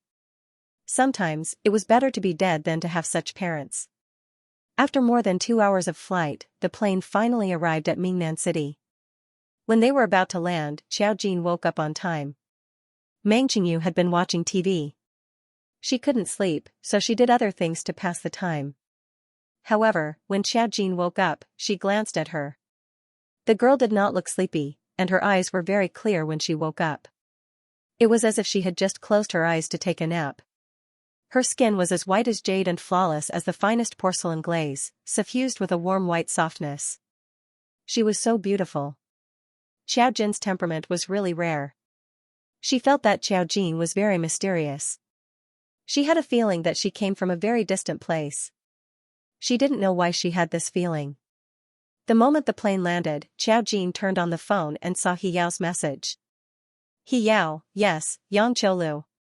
She's from Lingchun City, the neighboring city of Mingnan City. She's from a small, isolated village. He Yao, she's a poor kid. She's had a hard time since she was a child. Her parents value boys more than girls. She has an older sister, who's married, and a younger sister, who was sold. She has a younger brother. Her parents beat and scolded her since she was a child. She didn't finish her compulsory education until her parents asked her to drop out of school and work to earn money for her younger brother's house. She couldn't stand it and ran away to Mingnan City. He Yao, but she was soon found by her parents. They asked her for money from time to time. If she didn't get it, they would go to her workplace and make trouble. They didn't show any mercy. When she was 18, she was almost sold to an old bachelor. The boss of the workplace called the police and she was rescued. Otherwise, she would have been taken away by her parents. After that, her parents didn't stop. This time, when they asked for money again, someone deliberately took a video and posted it on Weibo. Many people scolded her. They said she beat her parents and was unfilial. Few people know the truth. Xiao Jin showed the message to Meng Qingyu. Meng Qingyu was puzzled after reading it. If she could run away, why didn't she run to a farther place? Mingnan City was too close. She had been harassed for so many years. Why didn't she just run away? Xiao Jin, everyone has their own choices and difficulties. We can only know the truth after we understand it. But I just want to know why you have such a special reaction to her. Xiao Jin was concerned about whether she had an array point or not. Meng Qingyu nodded. She also wanted to know. She didn't know if there was an array point in her body.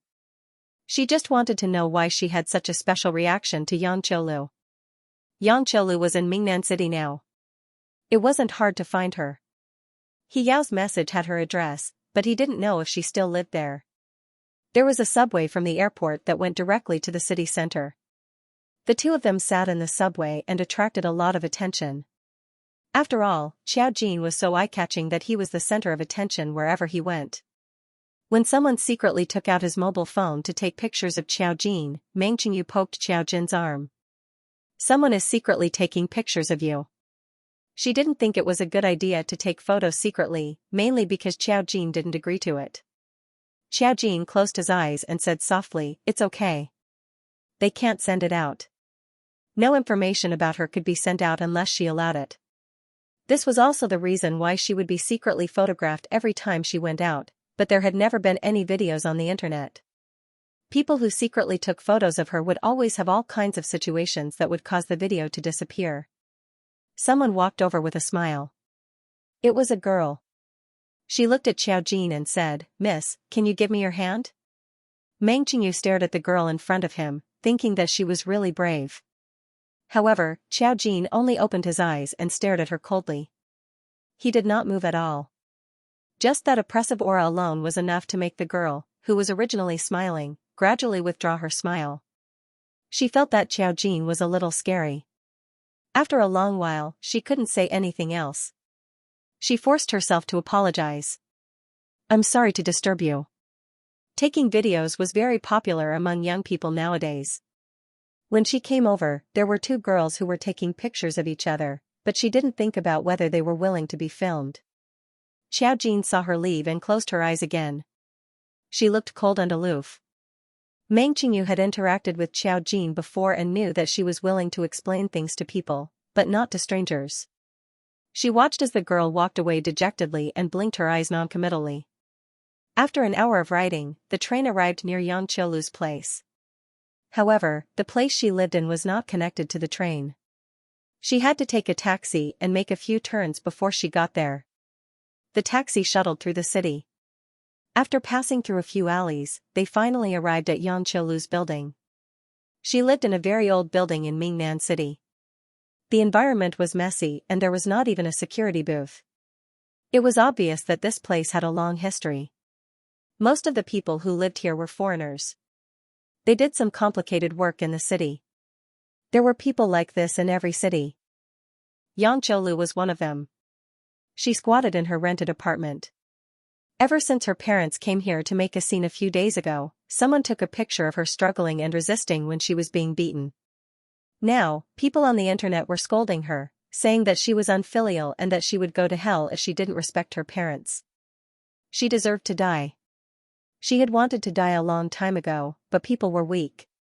When she wanted to die, she couldn't do it. Others said that it was because she didn't want to die. She thought that was right. She still didn't want to die, but she didn't know why her life was so tiring. She squatted in the small rented apartment, hugging her knees in the corner and staring blankly at the ground. She was very hungry, but she didn't dare to open the door. She could even hear someone asking outside, "Does that Yang Qiulu live here?" The unfilial daughter who hid her parents on the internet. "You don't know shit." Sister Ling's voice came from next door. "You think you're so great just because you saw the news? You look like students, but you don't know what's good for you. Do you know the truth and you came here to find her? How could her shameless old bastard parents let you help them?" When the person who was originally speaking heard this voice, his aura immediately weakened. We just saw the news." "Then why don't you King know how miserable Yang Qiulu's life is? She's beaten by her parents every day and is even forced to ask for money. You heartless stards came looking for trouble after reading some news. What are you trying to do? Do you think you're the messengers of justice?" Sorry, we didn't know," they were soon scared away. Yang Qiulu blinked her eyes. She didn't know if she would be squatting here until she died. She didn't dare to open the door, nor did she want to. The thought of not daring to die in the past was now fading away. The past few days had been normal. Her information had been dug out by the netizens and people kept coming to her door to look for her. If it wasn't for Sister Ling next door, she even suspected that she would have been dragged out and beaten. She clearly didn't do anything wrong. The slap on the face really hurt, and her father's fist was really heavy. She only subconsciously resisted. Why couldn't she resist? How could he scold her like that? Her withered and yellow cheeks were incomparably thin, but in the end, tears still flowed down her cheeks. She didn't know how many times she had cried in the past few days. "What are you here for?" Sister Ling's vigilant voice rang out again. But this time, it was a girl with a clear voice. "Hello, we're looking for Xianxia Lu. Is she home right now?" "No." Sister Ling's answer was the same as before. They couldn't let them in to find Xianxia Lu. There were also reporters here who were trying to fish in troubled waters. Those reporters didn't verify the facts and published it in the newspaper, which was the biggest blow to Xianxia Lu. "We know Xianxia Lu is here." The clear female voice wasn't discouraged. "Don't worry, we're not here to cause trouble for Xianxia Lu.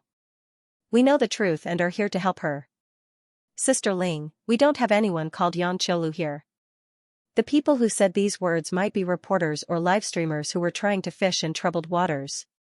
They deliberately used some confusing words to let them in. It would be very tragic.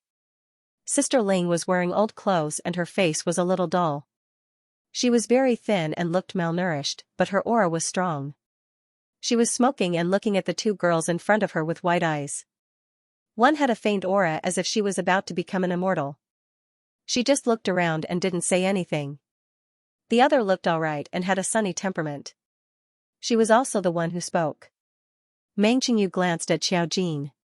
Sister Ling's silence clearly made things difficult for her. They were too embarrassed to barge in. Xiao Jin glanced and his gaze passed through Sister Ling's body to the door. "She's inside." Xianxia Lu lived in Sister Ling's house. Her house had a corridor outside and rooms on the side. She lived in the innermost room and had to go through Sister Ling to get in. So Sister Ling was here to help her stop people. Xiao Jin glanced and his eyes suddenly focused. "If you don't let us in, she's going to commit suicide." Sister Ling's wrist trembled. "What did you say?" Some of the ash was shaken off and she subconsciously turned to look at the closed door. For some reason, an ominous premonition arose in his heart. But looking at Xiao Jin and Meng Qingyu, she was still a little wary. "You're not allowed to come in." She still had to sell things in the house, so the door couldn't be closed. Sister Ling walked in first and knocked on Xianxia Lu's door. Xianxia Lu didn't open the door. Sister Ling felt that something was wrong and hurriedly found the key to open the door. In the end, she screamed in fright, "You wretched girl, what are you doing?"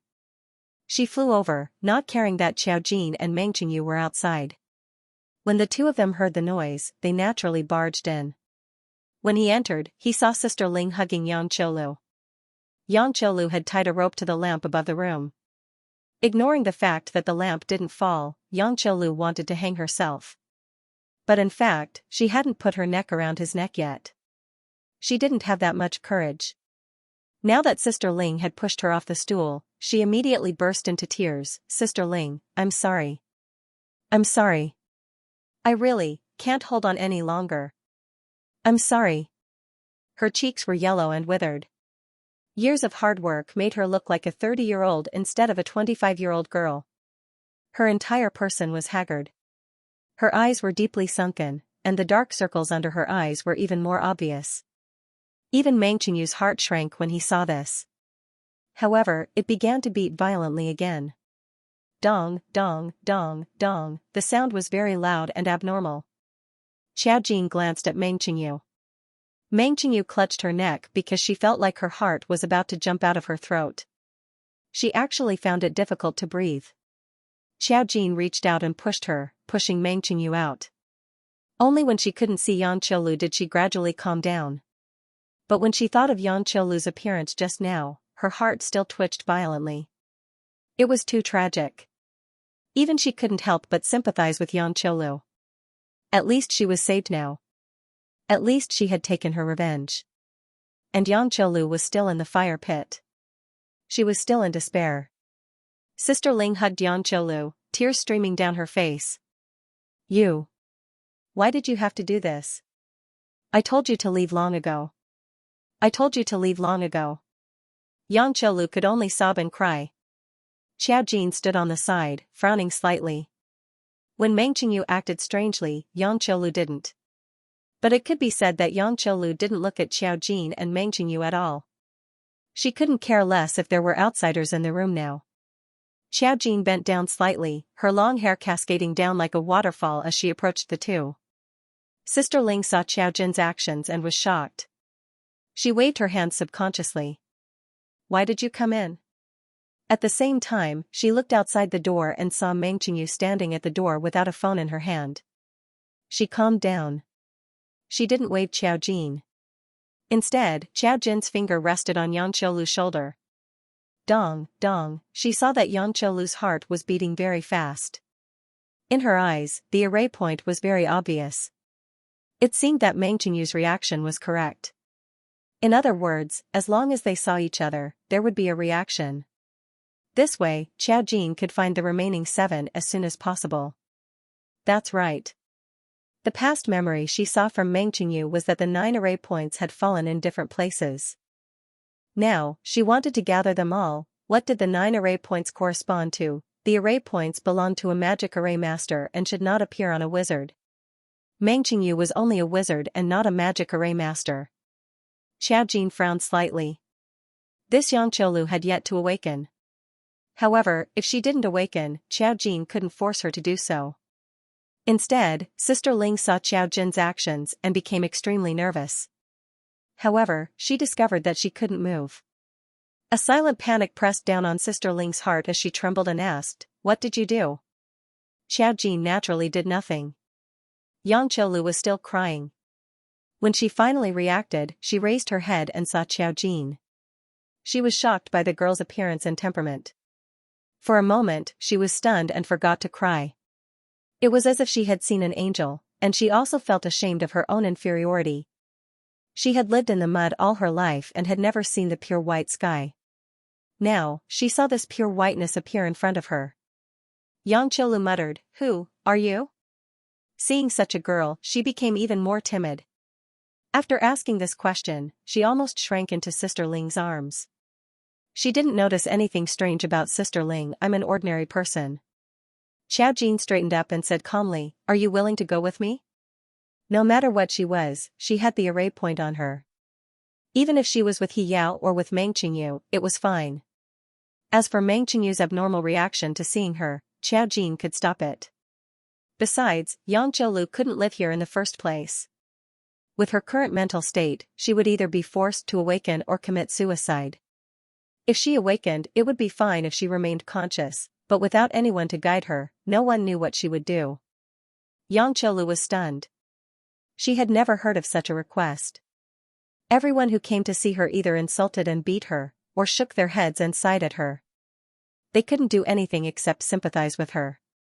No one had mentioned anything about taking her away. She looked at Xiao Jin with tears in her eyes and said, "Are you taking me to heaven?" She thought that she was probably going to die.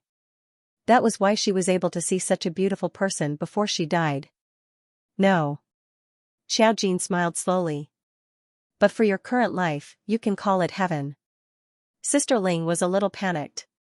She said, "Where are you taking her?" "I'm telling you, she can't accept any more stimulation in her current state. If you have any conscience, don't interview her. I'm not a reporter or a streamer. I'm not interested in her life. I'm just here to take her away." Xiao Jin explained in a light tone. At the same time, he called out, "Meng Qingyu." "Ah?" Meng Qingyu didn't dare to come in. "No, I feel uncomfortable when I see her. I can't look at her." Her heart was beating out of her control. She couldn't do anything about it. Xiao Jin said, "Come in now. I'll take a look at the situation." Hearing this, Meng Qingyu couldn't do anything. She walked in tentatively, and Xianxialu also saw Meng Qingyu. Then, her mind seemed to explode and she felt like she was being flooded with lava. At that moment, she felt her body burning to an unbearable degree. Her eyes gradually turned scarlet. Xiao Jin saw the array point in her heart shining. The surrounding temperature clearly rose at that moment. Yang Qiulu screamed and subconsciously looked away. Meng Qingyu was shocked to find that her restlessness had calmed down. However, the sudden rise in temperature was uncomfortable. Meng Qingyu said, "Why did the temperature rise?" After she finished speaking, she suddenly reacted. Yang Qiulu had awakened, however, this commotion only lasted for a moment. Xiao Jin didn't do anything and Yang Qiulu quickly calmed down again. This time, when he looked at them again, his face was even paler, but there was no other reaction. Xiao Jin said softly, "It's not exciting enough." There was no awakening. Meng Qingyu whispered, "Has she awakened?" Xiao Jin shook his head. When Meng Qingyu heard her say that the stimulation was not enough, he asked, "Is she not desperate enough?" "It's already very hopeless, but it's not like you can awaken just because you're in despair. Otherwise, there would be a lot of spiritual readers in this world." Yang Qiulu was capable of awakening, but she had yet to do so. However, Xiao Jin did not intend to provoke her. Even if she could awaken, she wouldn't do anything that would make others feel bad. It all depended on their personal choice. Sister Ling had no idea what they were talking about. Xiao Jin waved his hand and Sister Ling fainted. He said to Meng Qingyu, "You can come into contact with her now." The two people's abnormal reactions were due to the array point meeting. Yang Qiulu had almost awakened and calmed this restlessness. Now, there was no abnormality. Meng Qingyu walked over and carefully pulled Yang Qiulu's arm. Seeing the other party's frightened eyes, he quickly smiled gently, "Don't be afraid, it's fine." Yang Qiulu had just wanted to commit suicide and was now on the verge of a mental breakdown. If she wasn't careful, she would take revenge. She would either go crazy or have some other strange situation. So Meng Qingyu's attitude was very careful. Meng Qingyu felt that perhaps when she was about to be violated, she was too desperate and had no other way, so she was forced to awaken. Otherwise, she would have been killed by An Jingsong. Although it wasn't the same thing, under the same despair, Meng Qingyu could understand Yang Qiulu's current situation. The fact that she hadn't died yet was already the greatest strength she had. Perhaps Yang Qiulu sensed Meng Qingyu's good intentions, but she was pulled up by Meng Qingyu in a panic. Her current appearance was like her name, like a frightened deer. If she wasn't careful, she would be even more agitated. She looked at Sister Ling and pointed at her, her lips trembling. "Sister Ling, she just fell asleep." Xiao Jin calmly explained, "She'll wake up soon. Before that, pack up and come with us." Yang Qiulu was a bit confused, "Where are we going?" Xiao Jin seemed to have the power to calm people down. Even if she didn't do anything, Yang Qiulu slowly calmed down when she saw her. She also had enough thoughts to face the complicated situation before her. She knew that Xiao Jin didn't come from heaven. Go to a better place. You can start your life anew there. Xiao Jin didn't ask anything about her. Yang Qiulu lowered her head. Her face was sallow and she was shockingly thin. Her lips were pale. Her lips were even a bit peeled, as if she hadn't drunk water in a long time. Meng Qingyu was worried. Everyone was equally miserable. The only difference was that she had been saved. Although she had killed An Jingsong, her heart had always been pure and kind. At this moment, she only felt heartache for Yang Qiulu's suffering. She whispered to Xiao Jin, "I'll go down and buy her some food and water." Xiao Jin nodded. Meng Qingyu turned to leave. Yang Qiulu raised her head, but her tears were still wet. "My identity card was taken away by them, and they didn't give me my household register, so I can't go anywhere." It wasn't that she hadn't thought of running away. It was just that she had been too young in the past. At that time, she had always been a little hesitant about her family. In addition, her parents had lied to her about her illness. That was how they had found her residence. Now that his ID card had been confiscated, he couldn't go anywhere without an ID card, let alone save money. She wanted to take a taxi, but ever since she was almost sold by a human trafficker when she was trying to escape, she was scared out of her wits. He would hide here for the rest of his life, not daring to go anywhere. Even if she talked for 3 days and 3 nights, she still wouldn't be able to finish talking about what had happened to her. "I can get it back. It doesn't matter if I don't.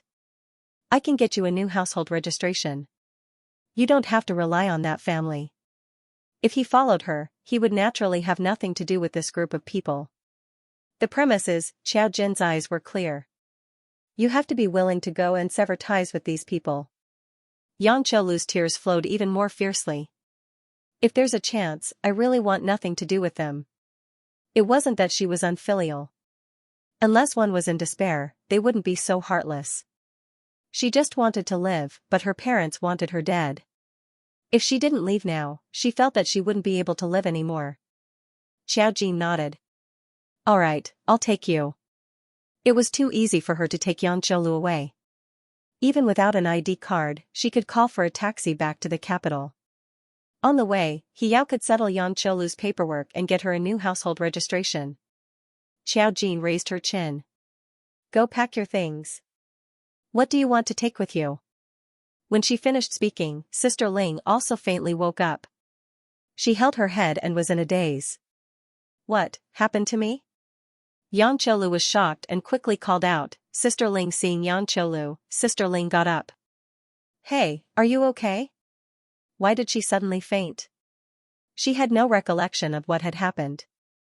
All she remembered was that Yang Qiulu was going to hang herself. Now that someone was going to take her away, Yang Qiulu calmed down a lot. She nodded with tears in her eyes. I'm fine, Sister Ling. Thank you so much. I owe you so much. No matter how many years it takes, as long as I have the ability, I'll definitely return to repay you. Silly child, what's there to repay? Sister Ling held her hand and patted it, you child. Ai. Yang Qiulu was too pitiful. Sister Ling wasn't really kind-hearted, but she had been at the bottom of society and had seen too many desperate situations. Now that she had settled down in this small place and had seen Yang Qiulu's tragedy, it was hard for normal people not to sympathize with her. All she could do was help block those who came looking for trouble and help Yang Qiulu from time to time. Yang Qiulu was forced by her family to the point where she couldn't even afford to eat. Not to mention instant noodles, which cost 2 yuan a pack. Yang Qiulu only had dry buns that cost 5 cents a pack. Most of the time, she didn't even dare to eat because there wouldn't be another meal after this. She squatted alone in the house and cried. Sister Ling had cursed those people countless times, but she was just a single woman. Other people would come with 3 or 4 people. Many times, Yang Qiulu didn't want to implicate her and bore it alone. Her days became more and more miserable. Those people were also unreasonable. Other than helping Yang Qiulu, Sister Ling didn't know what else she could do. After Sister Ling finished speaking, she realized something. She turned her head and saw Xiao Jin. She was shocked. This girl seemed to have just arrived. What was she doing here? Xiao Jin looked at Sister Ling and smiled faintly, hello. Sister Ling's eyes were still vigilant, what are you doing? Yang Qiulu held Sister Ling's hand and said sadly, Sister Ling, I want to go with her. Go with her? Sister Ling turned to her. Do you know what she does? Do you know that you were almost sold by human traffickers in the past? Otherwise, Yang Qiulu wouldn't have been so scared that she didn't even dare to run. It's okay. I believe her. When Yang Qiulu said this, her voice was extremely soft. She didn't know why, but when she saw Xiao Jin, she was exceptionally trusting of her. She was such a beautiful girl who seemed to have come from heaven. Even if she wanted to harm her, what was the use of her cheap life? Thinking of this, she smiled bitterly. Sister Ling wanted to say that this person couldn't be trusted so easily, but when she looked at Xiao Jin, she hesitated. The girl in front of her was dressed extravagantly.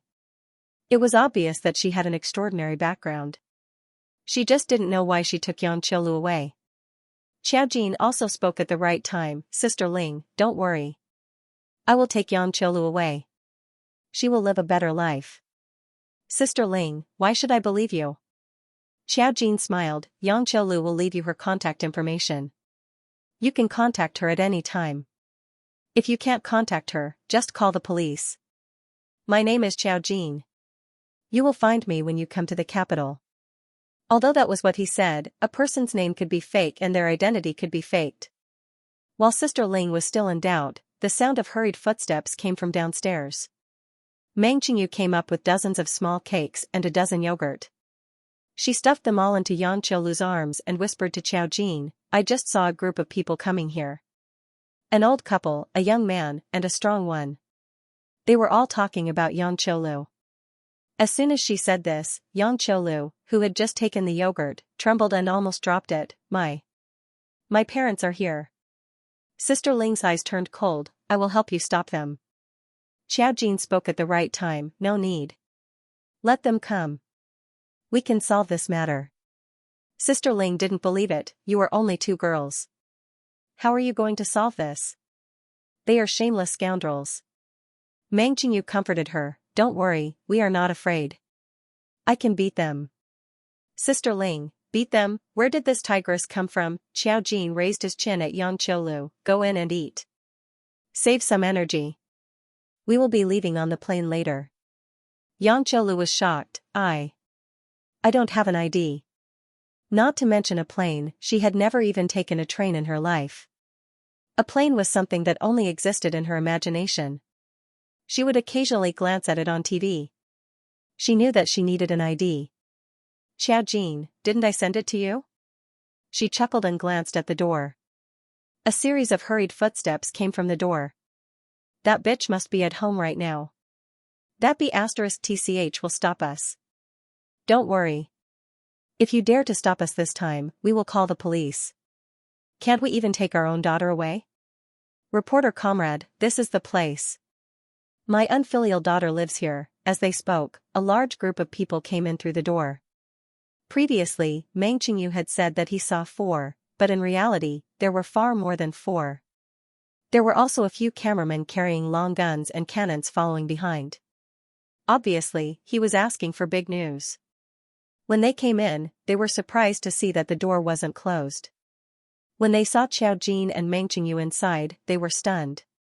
There was no need to talk about Meng Qingyu. She looked like a fashionable girl in the city. Xiao Jin's temperament could be said to be superb. At a glance, people could tell that he came from a rich family. He just didn't know why they were here. Sister Ling's eyes quickly spotted Xianxia's parents. She quickly pushed Xianxia into the room and went outside to close the door. "What are you doing here?"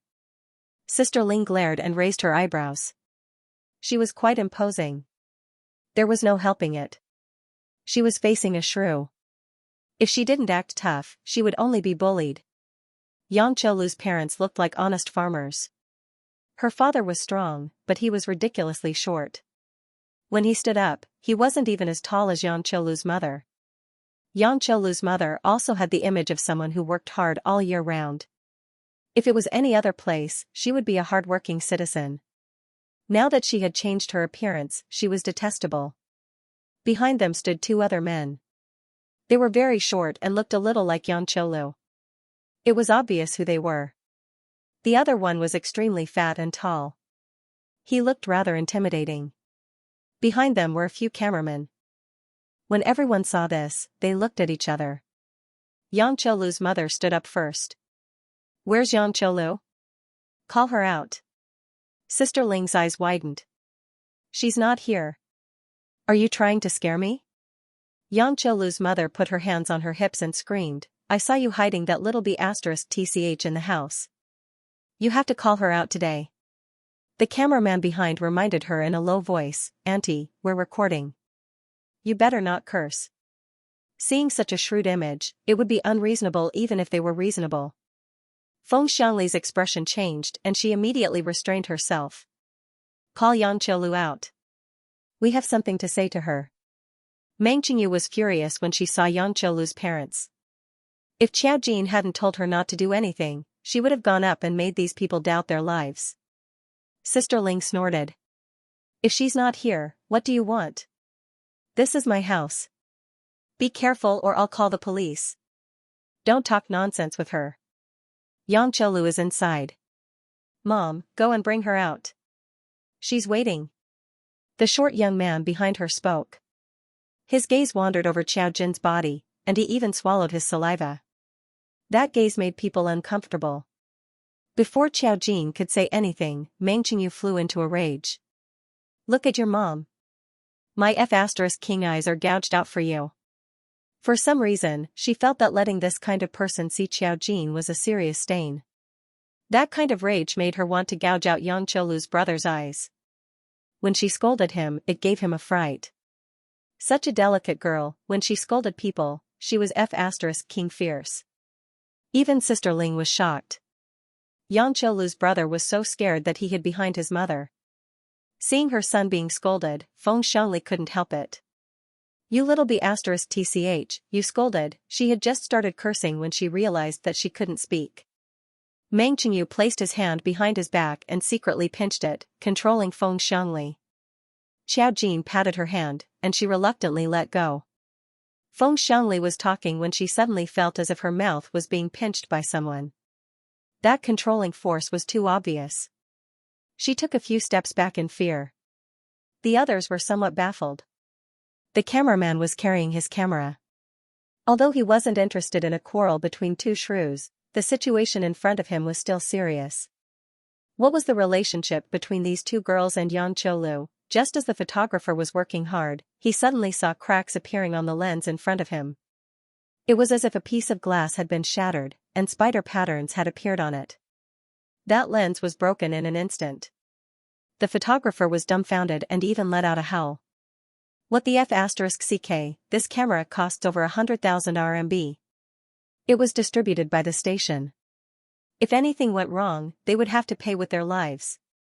More importantly, how did it suddenly break? The photographer was dumbfounded. Xiaojin smiled faintly at the crowd. Excuse me, we're leaving now. She elegantly walked in front of Feng Xiangli and extended her hand. Where's Yangqiulu's ID? When she walked in front of the crowd, the oppressive aura hit them almost at the same time. It made it difficult to breathe. She was such a holy and elegant person, but now people couldn't look at her directly. Feng Xiangli lowered her eyes and looked at the ground. Her eyes were trembling, and she was inexplicably panicking. No. I didn't bring it. Xiaojin smiled. You sold your daughter for 50,000 yuan, and to 3 men at that. To be a parent in this world, you don't need to go through a test. So it's this scary. When she said this, Meng Qingyu and Sister Ling's expressions changed.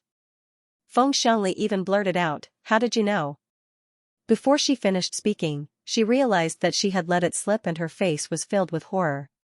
When the cameraman heard this, what, didn't you say that your daughter was unfilial and didn't give living expenses? What's with selling her to 3 men for 50,000 yuan? Xiaojin's gaze shifted to his rather sturdy man.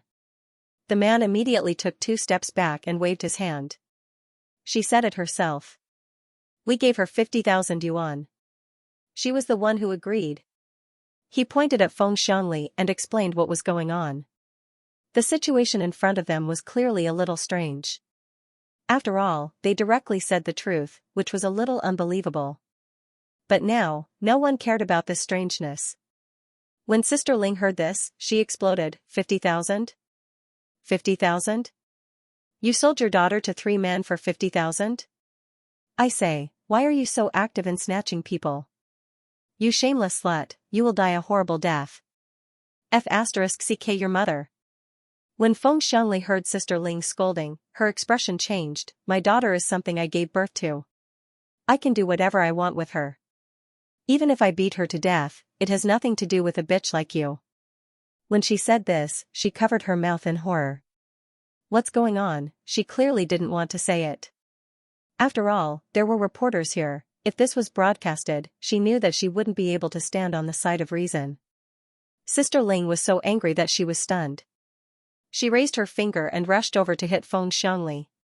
Xiaojin raised his hand to stop her, the corners of his lips still smiling faintly. Human trafficking is illegal, not to mention an adult.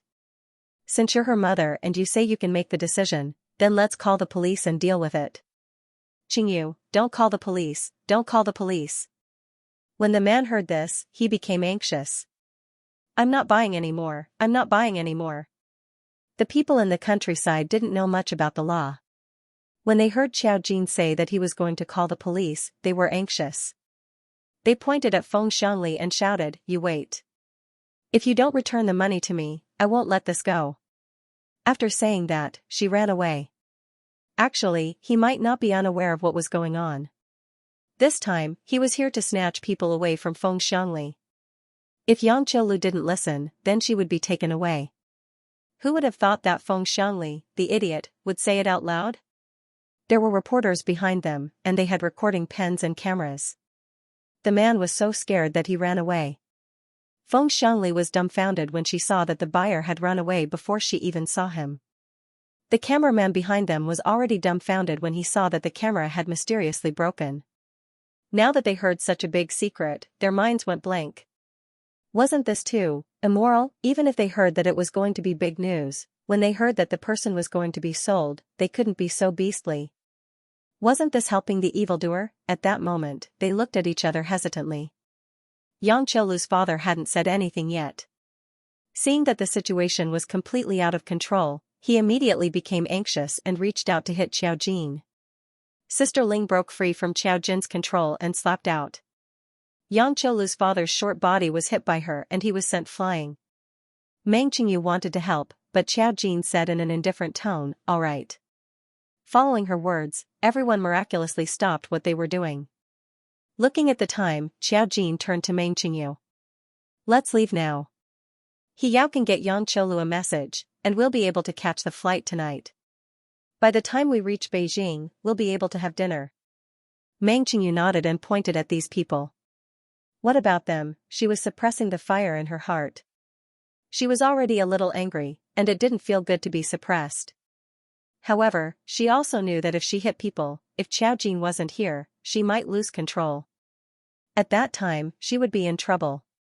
Xiao Jin said, "Someone will take care of it." Xiao Jin saw Xianxia Lu's future parents through the fate line. Their fate was extremely weak, and they would die miserably on the streets in their later years. Did they really think that raising a son was a treasure? Therefore, if Xiao Jin didn't care about these two people, the heavens would take care of them.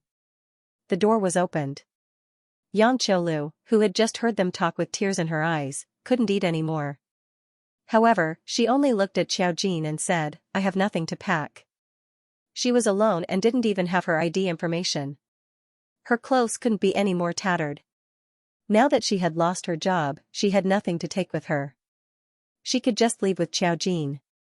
Xiao Jin nodded. "Let's go." Just as Xianxia Lu's father was about to reach out to stop her, the group of people suddenly collapsed to the ground for no reason. Only Sister Ling was left. "Sister Ling," Xiao Jin turned to look at her and smiled. "You're a kind person. Good things will happen to you." Sister Ling trembled. She was shocked by the strange situation in front of her, but she quickly reacted and looked at Xiao Jin with a complicated gaze. Xianxia Lu was also shocked by their sudden fainting, but she just wiped her tears and didn't say anything. Meng Qingyu whispered, "Will they find trouble with Sister Ling when they wake up?" "Xiao Jin, they won't be able to find me." Meng Qingyu was relieved. After leaving, Sis Ling couldn't help but shout, "Qiu Lu, live well when you're there." Xianxia Lu turned around to look at her. When she saw Sister Ling, she suddenly turned around and knelt down, kowtowing to Sister Ling's right's mother. "What's the matter?" Xianxia Lu stood up again. Her frail body was like duckweed, on the verge of collapse. Her smile was a little pale. "Sister Ling, I won't forget. My life was given to me by you. I will definitely come back to find you." Back then, she had almost been kidnapped by human traffickers and her parents had caused trouble for her many times. It was Sister Ling who had helped her block it. Otherwise, she wouldn't be able to live. Sister Ling was stunned. She looked at Xianxia Lu and thought of her past. The corners of her eyes were wet. She touched her eyes and smiled. "Go live your life." Xianxia Lu smiled and left with Xiao Jin and the others. Not long after, Meng Qingyu suddenly turned back. "Leave your contact. Qiu Lu doesn't have a phone." Sister Ling gave it to him with a complicated expression. After waiting for Meng Qingyu to leave, she turned around and saw the group of people. Seeing that they had all fainted in front of the door, she rolled her eyes and kicked Feng Xiangli and her husband hard. While no one was looking, she closed the door with a bang. While Xiao Jin and Meng Qingyu were on their way, Meng Qingyu called He Yao and explained Xianxia Lu's situation. Hearing that Xianxia Lu was specially brought back by the big boss, He Yao immediately understood what was going on. She didn't rush to ask anything and just followed Meng Qingyu's instructions to get Yang Qiulu's identity card information. The spirit group had special channels and was able to get things done quickly. Yang Qiulu's ID card information was all there was to get a separate household registration. However, a temporary ID card was required to take the plane. Meng Qingyu even went to the local household registration office to get one. Yang Qiulu was hungry and thirsty after the series of events. She only started eating when she almost fainted. Afraid that she would choke, Meng Qingyu bought soft bread. But at least everything was settled, and Yang Qiulu could leave with them. After booking the plane tickets, they would be able to board the plane soon. Along the way, through Yang Qiulu's intermittent narration, Meng Qingyu learned what kind of life Yang Qiulu had been living all these years. Yang Qiulu was born in a small and isolated place, so it was normal for her to favor boys over girls. She had an elder sister who got married early and had a hard life. However, she was still able to survive and her husband treated her well. It was just that her parents would extort money from her from time to time. Fortunately, her husband's family was not to be trifled with. Her elder sister didn't suffer much after she got married. However, she didn't have the extra energy to save her younger sister. Yang Qiulu's life was miserable before her elder sister got married. After she got married, her life was even worse. Not only did she have to do heavy work at home, but her hands were also calloused like those of a 60 or 70-year-old person. When she was in high school, her family didn't allow her to study because they didn't have money. They even wanted her to drop out of school to support her younger brother. She wanted to study but had no choice. It wasn't until something unbearable happened that she escaped. At first, Yang Qiulu didn't want to talk about it in detail. However, Meng Qingyu asked her out of curiosity. Yang Qiulu then slowly told him about it. Her parents actually found an old man from another village and took his money to get him to come to her place. In the middle of the night, if Yang Qiulu hadn't noticed in time and ran away with the things, her life would have been ruined by her parents. When Meng Qingyu heard this, he sucked in a breath of cold air. He couldn't wait to go back and kill those two people. But in the end, he stopped. Yang Qiulu continued to shed tears as she recounted the rest of the story. Since then, she had been hiding in Mingnan City. She had neither money nor education, but at least she had attended junior high school. She worked in a small shop and was underage, so she could only earn some hard-earned money. The boss saw that her salary was cheap, so he said that his daughter had come to help with some work. That was how she was barely able to survive. In the end, she was still recognized by someone. Her parents came to find her and started to exploit her. She didn't dare to go back. At first, she wanted to run, but later on, she met the human traffickers in a black car. If Sister Ling, who was in the same car, didn't realize that something was wrong and saved her, she could only imagine what would have happened to her. Her nightmares for the first half of her life had never stopped. In the afternoon, Xiao Jin and Meng Qingyu came. They didn't say anything, but when Xiao Jin and Meng Qingyu said that they wanted to take her away, Yang Qiulu didn't question it at all. She would rather go with a stranger than live there. Meng Qingyu held Yang Qiulu tightly. Seeing her pale face covered in yellowed skin, he couldn't help but tear up. In this world, there were always people who could live a miserable life beyond anyone's imagination. They bought first-class tickets. Sitting in the waiting room, Yang Qiulu kept crying. The flight attendants came to ask about her several times. When they boarded the plane, she was already very tired. But this was her first time on a plane. Looking at the rising clouds outside the window, she couldn't suppress the desire in her heart. She didn't know why she was taken away by Xiao Jin, but she felt all the despair leave her in an instant. It seemed like she was really going to start a new life. The seats were separated. Xiao Jin sat in front of them. Meng Qingyu was too embarrassed to talk to Xiao Jin. When Yang Qiulu finally couldn't take it anymore and fell asleep, Meng Qingyu switched to Xiao Jin's seat to talk to her. Yang Qiulu is too pitiful.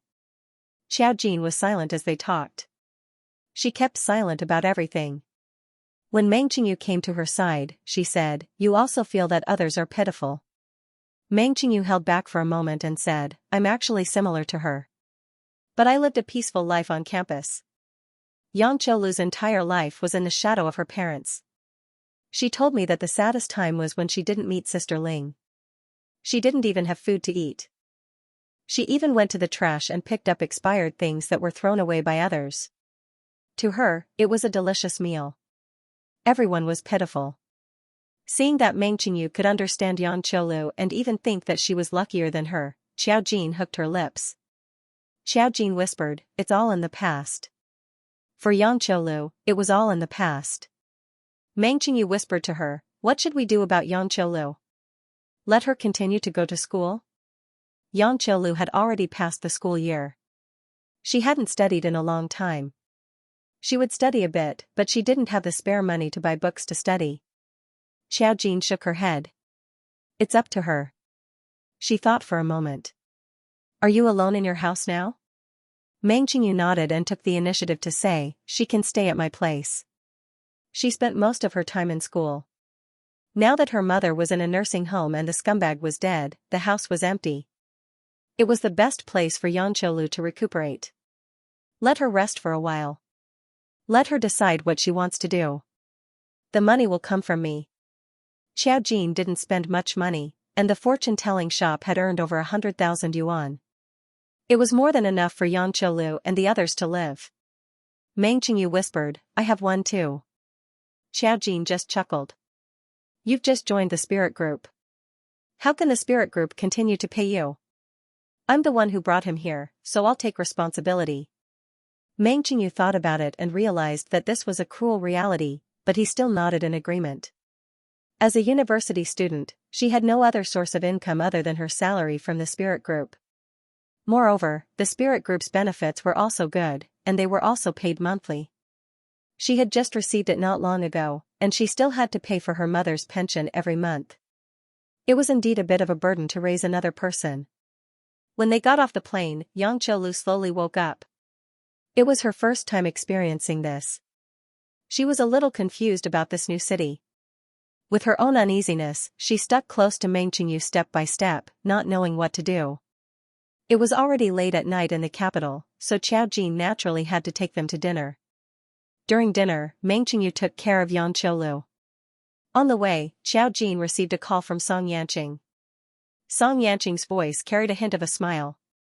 "Did you pick her up?" Xiao Jin said, "Yes." He knew that Xiao Jin was going to pick someone up. Now that he received the news that Xiao Jin was back, it was not strange that she would call. Another sorcerer? Xiao Jin glanced at Meng Qingyu and Yan Qiulu at the table, then left the table and walked to the side. No, this one hasn't awakened yet. Her stimulation isn't enough. Song Yanqing thought for a moment. So, it's still possible for her to become a wizard. Xiao Jin said, "Yes." Song Yanqing couldn't help but laugh. "Why do I feel like you're recruiting now?" Every time he brought a wizard back, even the spirit group's specialized personnel weren't as good as her. Xiao Jin said, "How is that for me?" They were all contributing to He Yao. The main reason was that He Yao's influence in the spirit group had grown, which was a good thing for her. Xiao Jin had never been stingy with his own people. The salary and benefits of joining the spirit group were top-notch, so there was no reason not to let others join. Song Yanqing asked, "Are you eating now?" Xiao Jin nodded. "I just got off the plane, so I came over to eat first. I'll be back in a bit." Song Yanqing said, "Okay, let me know when you get home." Xiao Jin said, "Okay." After hanging up, Yang Qiulu put down her chopsticks and said timidly, "I'm full." Xiao Jin didn't like to talk, so Meng Qingyu was the one who told her everything along the way. For example, who Xiao Jin was and what he did for a living. He didn't go into the specifics, but he wanted Yan Qiulu to understand that once they reached the capital, Xiao Jin would be in charge of her. She was extremely hungry. She had eaten bread before, and now she had eaten so much rice. She was a little bloated. Fortunately, she had stopped in time. Otherwise, it would not be good for her body if she was too hungry and ate too much.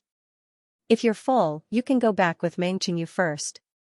Xiao Jin thought for a moment and said, "I'll transfer 50,000 yuan to Meng Qingyu. Since you don't have a phone now, this 50,000 yuan will be your living expenses for the next 2 months. If you save up, it should be enough for you to live for 2 months, right?" Meng Qingyu, boss, do you have some misunderstanding about living expenses in the human world? Yang Qiulu trembled, and her eyes widened. 50,000? She suspected that she was hallucinating. She had never seen so much money in her life, let alone 50,000 yuan. She had never seen so much money in her life. Now that she heard Qiao Jin give her so much money directly, and it was even her living expenses, Yang Qiulu was in disbelief. Meng Qingyu chimed in, that's too much.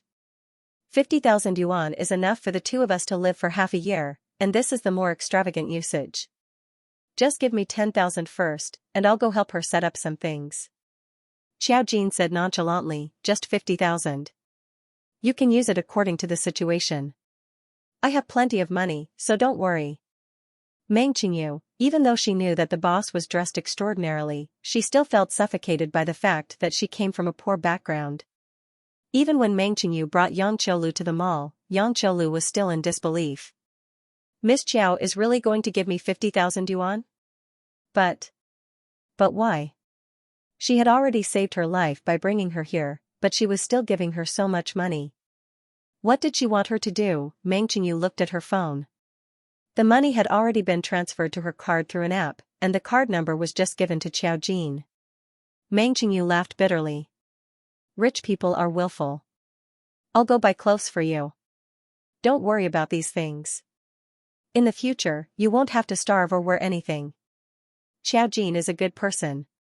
When Qiao Jin returned home in the middle of the night, she bumped into Mu Zhenming, who was about to go out. She frowned. Zhenming, why are you going out in the middle of the night? Mu Zhenming saw Qiao Jin and glanced at her. You're back? My company's important client is in the capital. I have to go and pick him up. I'll be back later. Have you eaten? If you haven't, ask the kitchen to cook. Rest early. As a successful and elite member of the family, Mu Zhenming had always been very busy. He left after saying that. Qiao Jin rubbed her chin when she saw him leave in a hurry. Mu Zhenming was very busy. The Mu family didn't support idlers. She was earning money too slowly. It seemed like she shouldn't let Fei Fei give her living expenses in the future. She had never used it anyway. At this moment, Qiao Fei came down with a backpack like a thief. She bumped into Qiao Jin as soon as she came down. Qiao Fei, Qiao Jin. Seeing that she was ready to go, Qiao Jin asked faintly, Fei Fei, where are you going? Qiao Fei, who had always been the one to question Qiao Jin, was stunned. You're back? She rolled her eyes. How could she say that she was playing cards with her best friend? Mu Zhenming happened to go out, so she planned to slip away too. Looking at her daughter's cold and serious appearance, Qiao Fei recalled the excuse she used to go to the disco. She felt that she was standing on the moral high ground. Slowly, she straightened her back and said righteously, Mother has something to do. I'll be out for a while and will be back later. You stay at home and have a good rest. Look for your brother and grandpa. Qiao Jin, oh, you're going to play cards? Qiao Fei blushed and waved her bag. Why are you framing Mom for no reason? Who's going to play cards? I've never played cards at night. Qiao Jin, I've never gone to the disco either. Qiao Fei, she thought that she might not be able to leave the house, so she said, go. Mama has something to do. Qiao Jin, okay, I'll call Zhenming. I'm worried about you going out in the middle of the night. What's wrong with Mommy going out to play? I don't even scold you when you go to the disco. Qiao Fei glared at Qiao Jin. He felt that his daughter was meddlesome today. Qiao Jin looked at Qiao Fei from head to toe. After a while, he said, okay, go if you want. I won't call you. Really? Qiao Fei was a little suspicious, and then he raised his eyebrows guiltily. You said it. Then I'll leave. Pretend you didn't see anything. Seeing Qiao Jin nod, she picked up her bag and was about to leave when she heard a voice behind her. Qiao Jin, you're back? Mom, where are you going in the middle of the night? It's already 10 o'clock. Qiao Fei, she turned around and saw a confused Muzichu walking down the stairs. Qiao Fei smiled awkwardly. You. Weren't you reading in your room? There's no water in the fridge in my room. I came down to get some. Musicha saw Xiao Fei dressed neatly and was a little confused. Where's Dad? Your dad went to pick up a client. Musicha had a look of realization. You went to play cards while Dad was out.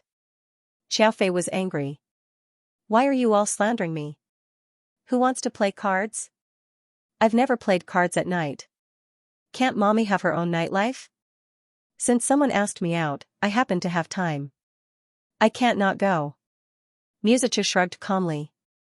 It's not that I don't want you to go. If Dad finds out, you'll be scolded anyway. Xiao Fei. If you don't say so much, he won't find out. Xiao Jin smiled and looked at Musichu. Chi-Chu, are you feeling better? Musichu nodded. I've been fine for a long time. Although the kidnapping was a little unexpected, it wasn't a big deal. He recovered after a day of rest. These few days, Xiao Fei let him stay at home because she was worried. Seeing them talking, Xiao Fei wanted to sneak out. At this time, Mu Xiangshan came back and bumped into Xiao Fei. He asked, "Where are you going?" Xiao Fei walked back angrily. As she went upstairs, she muttered, "I can't live anymore. There are spies everywhere." They all came out in the middle of the night without sleeping. Mu Xiangshan was puzzled, but he quickly understood.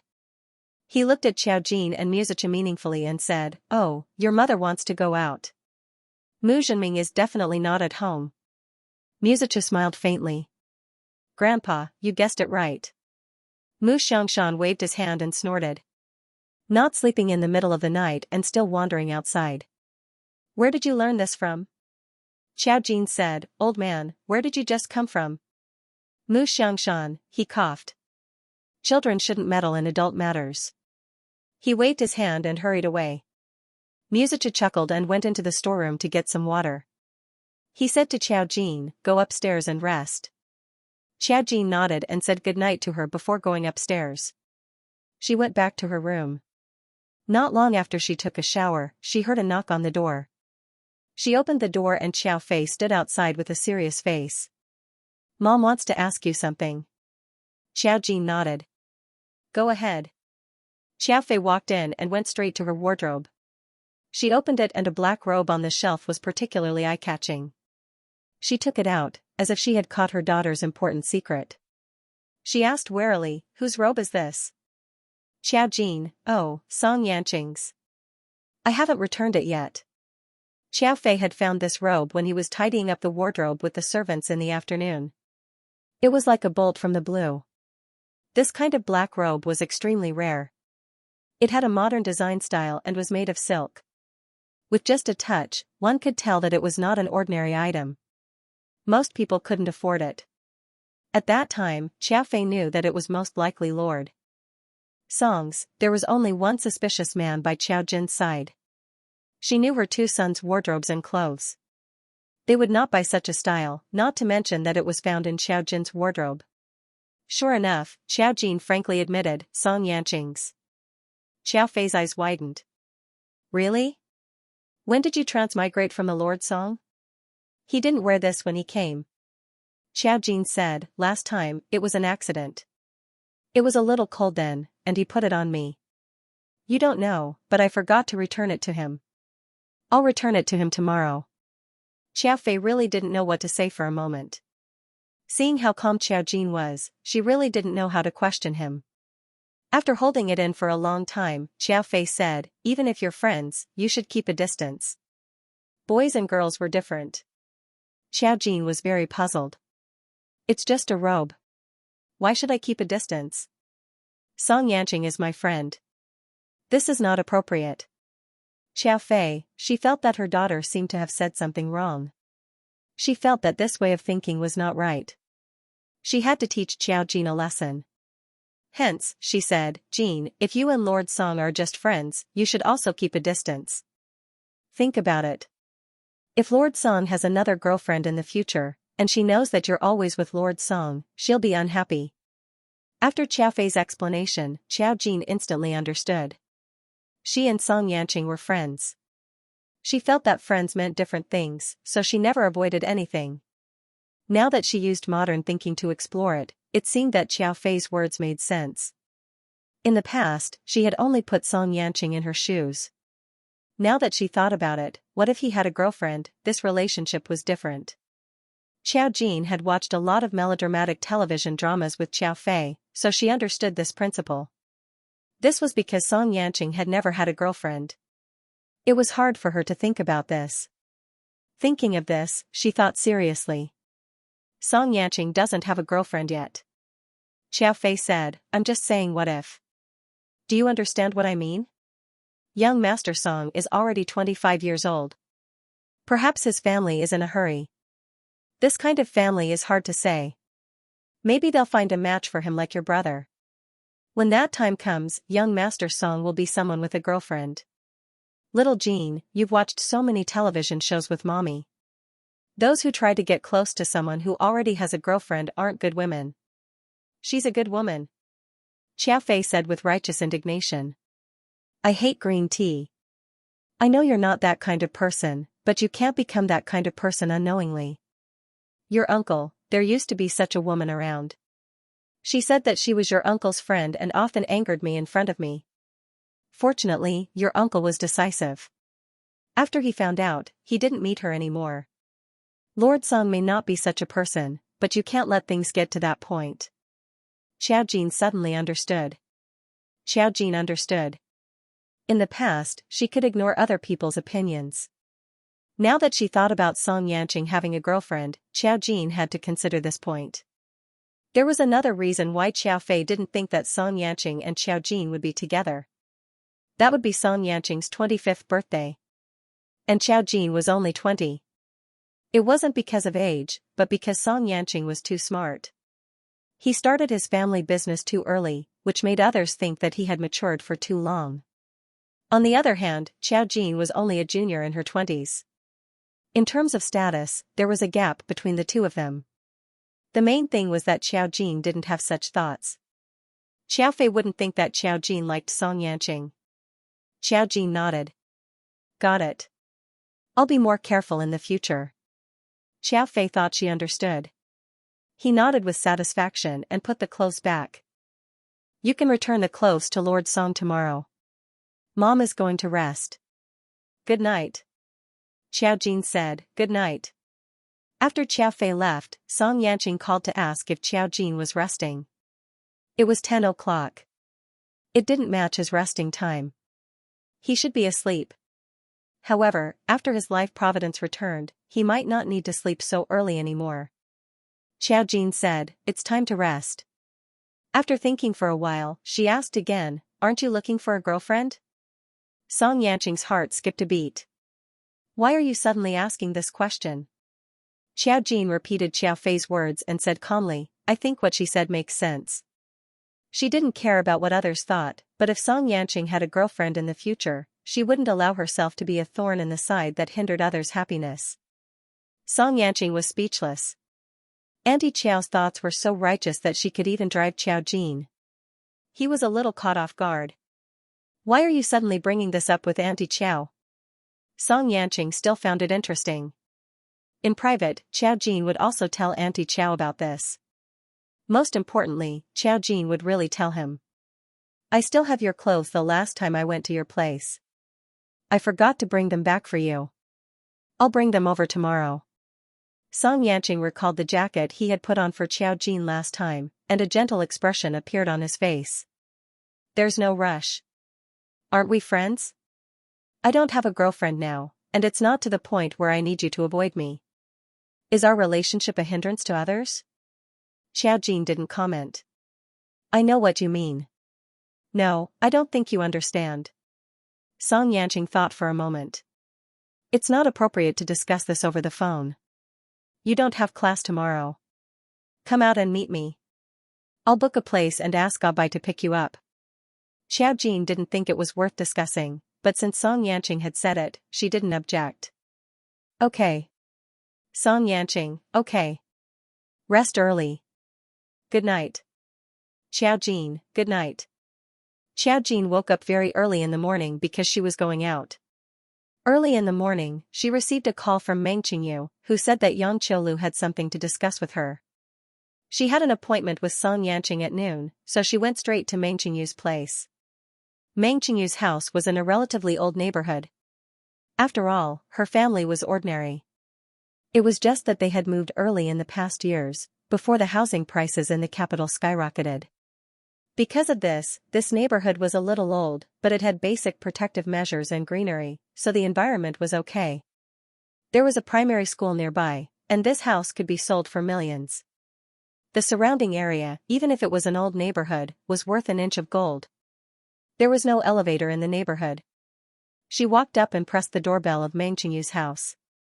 The door was opened by Yang Qiulu. She was wearing a brand new light yellow nightgown today. Her complexion looked much better than yesterday. Although it was still a dull yellow, there was a hint of liveliness in her eyes. When she saw Xiao Jin, a bashful smile appeared on her face. "Miss Xiao." His voice was very polite, with a hint of caution. Xiao Jin smiled and said, "You don't have to be so polite. Just call me Xiao Jin." The house was not big, and the smell of smoke came from inside. Meng Qingyu was making breakfast. Hearing the noise, Meng Qingyu's voice came from the kitchen. "Xiao Jin, are you here?" "I'm making breakfast. I'm cooking noodles. Do you want to eat?" "I'll cook a bowl for you." "Damn it, there's a poached egg." Xiao Jin said, "There's no need. I already had breakfast before I came." Hearing this, Meng Qingyu stopped asking. Xiao Jin walked over and sat on the sofa. Compared to the last time she came here, this house had changed a lot. Meng Qingyu had thrown out everything related to Jingsong and her mother. She was completely disappointed. She did not want to see anything related to them in this house. Many things had been thrown out, and the house seemed a lot more spacious. There were many unopened packages on the floor. Most of them were daily necessities. Clearly, Meng Qingyu had brought Yang Qiulu to buy them last night. Yang Qiulu looked at Xiao Jin, a hint of shyness on her face. She sat on the stool opposite Xiao Jin and said carefully, "Qingyu said you're still in university." Xiao Jin nodded. "Yes, I'm in my 3rd year." Yang Qiulu's eyes were filled with envy. "That's great." Back then, her grades weren't bad at all. But even so, her family didn't allow her to continue her studies. She was forced to drop out of school early, and later, she was hardened by life. Even if she wanted to study, she didn't have the energy or the will to do so. She often saw those students wearing school uniforms walking through the streets, smiling happily and showing yearning. She had the chance to become one of them, but she only had the chance. Thinking of this, she lowered her eyes again. Her fingers were nervously twisted together, and she looked a little sad. Her fingers were dry and yellow, and her skin was poor. They didn't look like the hands of a girl in her 20s. Xiao Jin stared at her and said softly, "Do you want to continue studying?" "That's fine too." Yang Qiulu shook her head and pursed her lips into a smile. "Thank you very much. I'm already very grateful that you gave me a chance to be reborn. However, I also know my current situation. After so many years, I've already forgotten most of my knowledge. I'm not very smart. Even if I go to school, I won't be able to keep up." Since she didn't want to go to school, Meng Qingyu must have called her for something else. Just then, Meng Qingyu came out with 2 bowls of noodles. The noodles looked simple and elegant. There was a poached egg and a few vegetables in the bowl. Although it looked simple and elegant, it didn't look bad. Meng Qingyu was used to cooking at home, so cooking a bowl of noodles was a piece of cake. She placed the bowl on the table, and Yang Qiulu hurriedly stood up to help. Xiao Jin looked at their lively appearance and fell into deep thought. "Meng Qingyu told you about the spirit group?" Meng Qingyu and Yang Qiulu froze and looked at each other. Meng Qingyu looked at Xiao Jin and said embarrassedly, "Yes, I did." Xiao Jin nodded. "It's fine. We'll talk about it after you finish eating." Meng Qingyu and Yang Qiulu nodded, and the 2 of them sat down to eat quietly. Compared to Meng Qingyu's slow eating, Yang Qiulu ate much faster. It wasn't that she was impatient, but she was used to it after so many years. Often, he would have to go to work in the middle of the meal. He worked against the clock. She was also used to doing everything quickly. By the time Yang Qiulu was done, Meng Qingyu was only halfway done. In the past, Yang Qiulu often lived a life of hunger. After she became an adult, her life was slightly better, but most of the food she ate was tasteless and cheap. Meng Qingyu's home-cooked noodles were incomparably delicious to her. Even when she was eating, she couldn't help but feel touched, and her eyes turned red. Before yesterday, she didn't even dare to imagine that she would live such a life. No one came to find trouble with her, no pressure from her parents. She was able to eat her fill, wear warm clothes, and sleep on a soft bed. Everything symbolized freedom and happiness. Just like how she thought when she first saw Xiao Jin, she really came from heaven. After eating, Meng Qingyu teased her, "You ate so fast? Be careful not to choke." Yang Qiulu finished the soup and whispered, "That won't happen." She waited for Meng Qingyu to finish eating, then cleaned up the dishes and went into the kitchen to wash them. She insisted on doing these things. Otherwise, she would feel uncomfortable in her heart. Meng Qingyu let her be. After breakfast, the two of them sat in front of Xiao Jin and talked to Xiao Jin about why he had called her here. "Do you want to become someone like Meng Qingyu?" Meng Qingyu clearly didn't hide anything from Yang Qiulu. She would definitely ask if she told Yang Qiulu about her abnormal reaction. Meng Qingyu showed her a world that left her dumbfounded. It turned out that in this world, not everyone only cared about a mouthful of rice. Instead, they had more important things to do. Yang Qiulu thought about the first time she saw Meng Qingyu yesterday. Her body seemed to have reacted strangely, but she couldn't explain what it was. Today, she asked Xiao Jin to come because she wanted to try and see if she still had a chance. Yang Qiulu nodded and looked at Xiao Jin seriously. "Will I have that chance? I heard Qingyu say that once you have the ability, you can do things. I can't let Miss Qiao raise me for nothing." Xiao Jin looked thoughtful. Her expression was calm. "I'm not trying to stop you, I have a way, but you have to think clearly. You didn't awaken yesterday because you didn't receive enough stimulation. If you want to awaken, I have to send you back to the past and let you experience everything again. This process may be very long, or it may be very short, but your past is an incomparably painful memory to you. If you can't bear it, there's a high chance that other mishaps will happen. Are you sure? Are you sure?" She could use the backtrack formation to send Yang Qiulu's consciousness back to the past and let her experience everything again. But to Yang Qiulu, those were all terrifying nightmares. Who would be willing to go back to their nightmares and experience them again? A trace of pain flashed across Yang Qiulu's eyes. "No matter how painful it is, I've experienced it." She was also very afraid. But now that she had escaped from that demon's den, what else could she feel? Xiao Jin slowly shook his head. "In the backtrack formation, you won't remember what happened in the present. You'll only treat it as your life." In other words, if she really experienced it, it would even cause her to experience more pain. It would be fake. Even if her body wasn't in it, her mind was experiencing it. She couldn't distinguish between reality and illusion. Yang Qiulu shuddered. Meng Qingyu was also a little alarmed. "Why don't we just let it go?" That was equivalent to reliving the past without any memories. Even Meng Qingyu would find it a nightmare, let alone Yang Qiulu, who had just recovered. Yang Qiulu silently lowered her head, wringing her fingernails and thinking for a long time. She was still afraid and in despair. But when she thought about how she had already escaped from the demon's den, she raised her head and cautiously said, I want to give it a try." Xiao Jin paused. "Sure."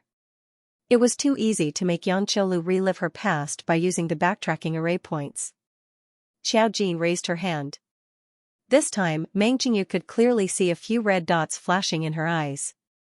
It was as if an airtight net had descended from the sky. Xiao Jin pointed at Yang Qiulu. Yang Qiulu's body stiffened, and she slowly closed her eyes. His face was calm, as if he had just fallen asleep.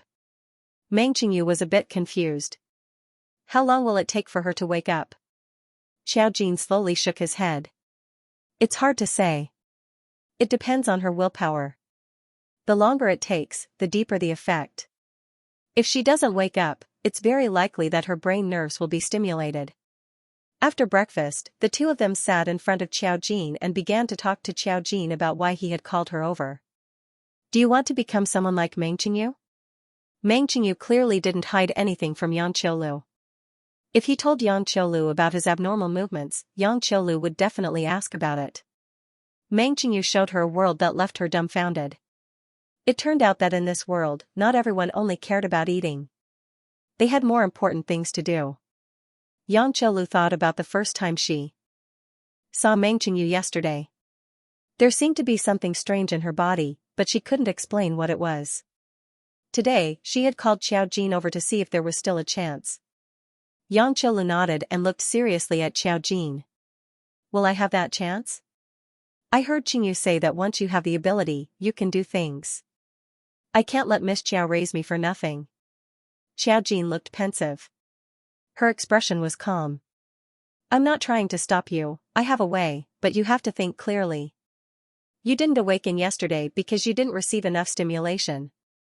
If you want to awaken, I have to send you back to the past and let you experience everything again. This process may be very long, or it may be very short, but your past is an incomparably painful memory to you. If you can't bear it, there's a high chance that other accidents will happen. Are you sure? Are you sure? She could use the backtracking matrix to send Yang Qiulu's consciousness back to the past and let her experience everything again. But to Yang Qiulu, those were all terrifying nightmares. Who would be willing to go back to their nightmares and experience them again? A trace of pain flashed across Yang Qiulu's eyes. No matter how painful it is, I've already experienced it. She was also very afraid. But now that she had escaped from that demon's den, what else could she feel? Xiao Jin slowly shook his head. In the backtracking matrix, you won't remember what happened in the present. You'll only think of it as your life. In other words, if she truly experienced it, it might even produce an even more painful and false path. Even if her body wasn't in it, her mind was truly experiencing it. She couldn't tell the difference at all. Yang Qiulu trembled. Meng Qingyu was also a little frightened. Why don't we just forget about it? That was equivalent to experiencing the past again without any memories. If it was Meng Qingyu, he would think it was a nightmare, let alone Yang Qiulu who had just recovered. Yang Qiulu silently lowered her head.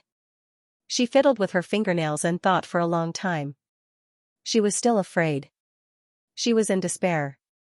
But when she thought of how she had escaped from that demon's den, she raised her head and carefully said, I want to try again. Xiao Jin paused. All right. It was too easy to make Yang Qiulu experience her past again by using the backtracking array points.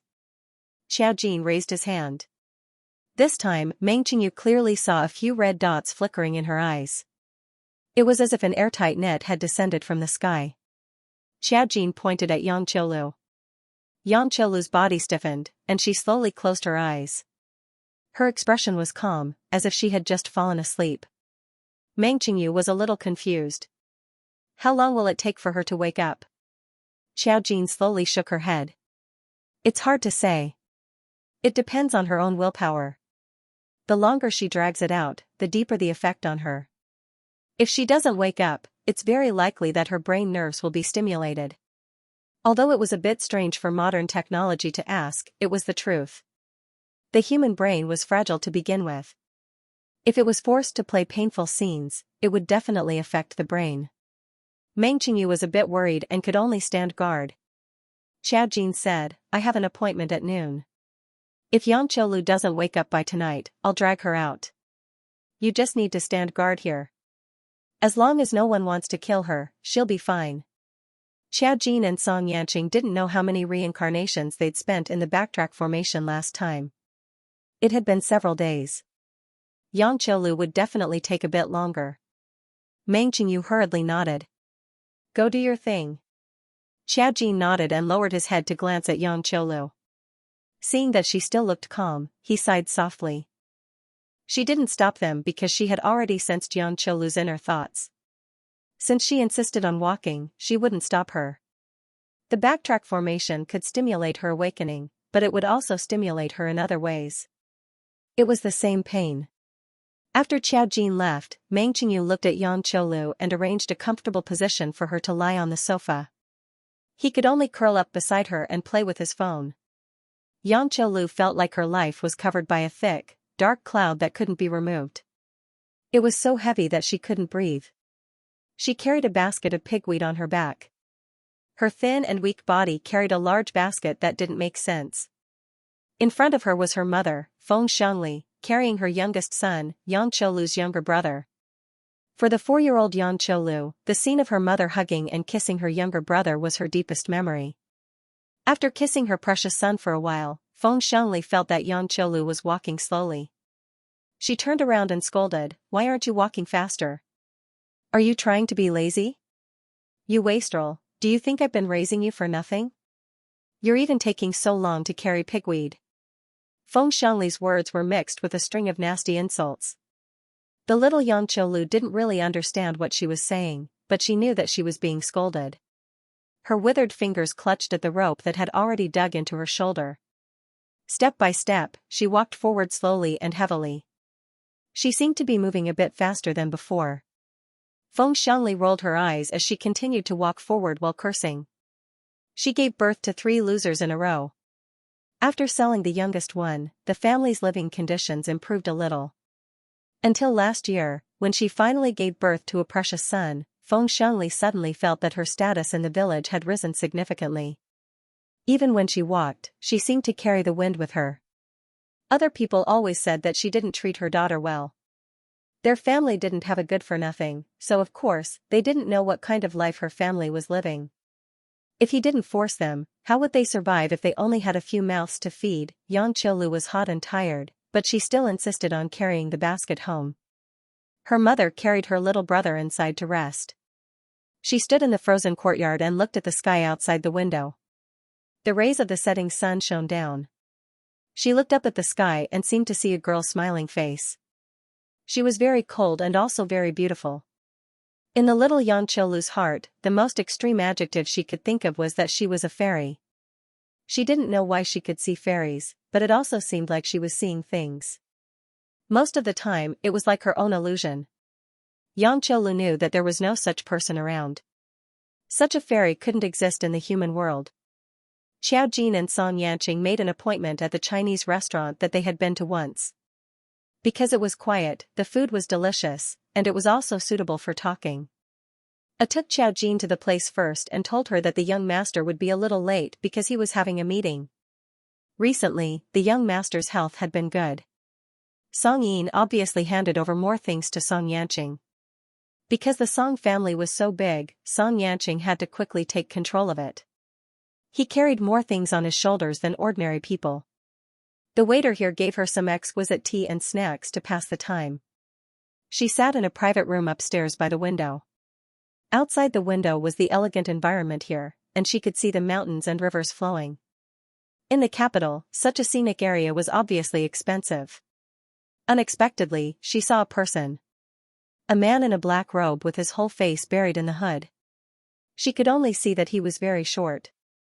He was coming out of the corridor and went straight to other places. Xiao Jin remembered that she had seen this person before. Their aura was the same. He was the spiritual reader next to Ji Sikai. She twisted a piece of snack and stuffed it into her mouth. She poked her chin, looking a little bored. Fortunately, they didn't have to wait long before Song Yanqing arrived. When he pushed the door open and came in, he was wearing a white suit. If a man like him wore white, he would be more noble and impossible to ignore. Coupled with his temperament as gentle as jade, he was just a peerless nobleman that people couldn't take their eyes off. When he came in, there was a smile at the corner of his mouth, which seemed to be able to bewitch people. Even the voice that called her was particularly lingering. Xiao Jin. In front of such a person, such an appearance was enough to make some people completely lose their defense. Xiao Jin nodded and looked over. "You're done with work? Well, are you in a hurry?" "Sorry." She shook her head. "No." Song Yanqing said naturally, "I've been doing a lot of things recently, so I'll be very busy." Now that his body had fully recovered, he had begun to consciously win over more things for his father. The Song family was such a big corporation. In the past, when he was weak, there were more or less people who were not convinced by him.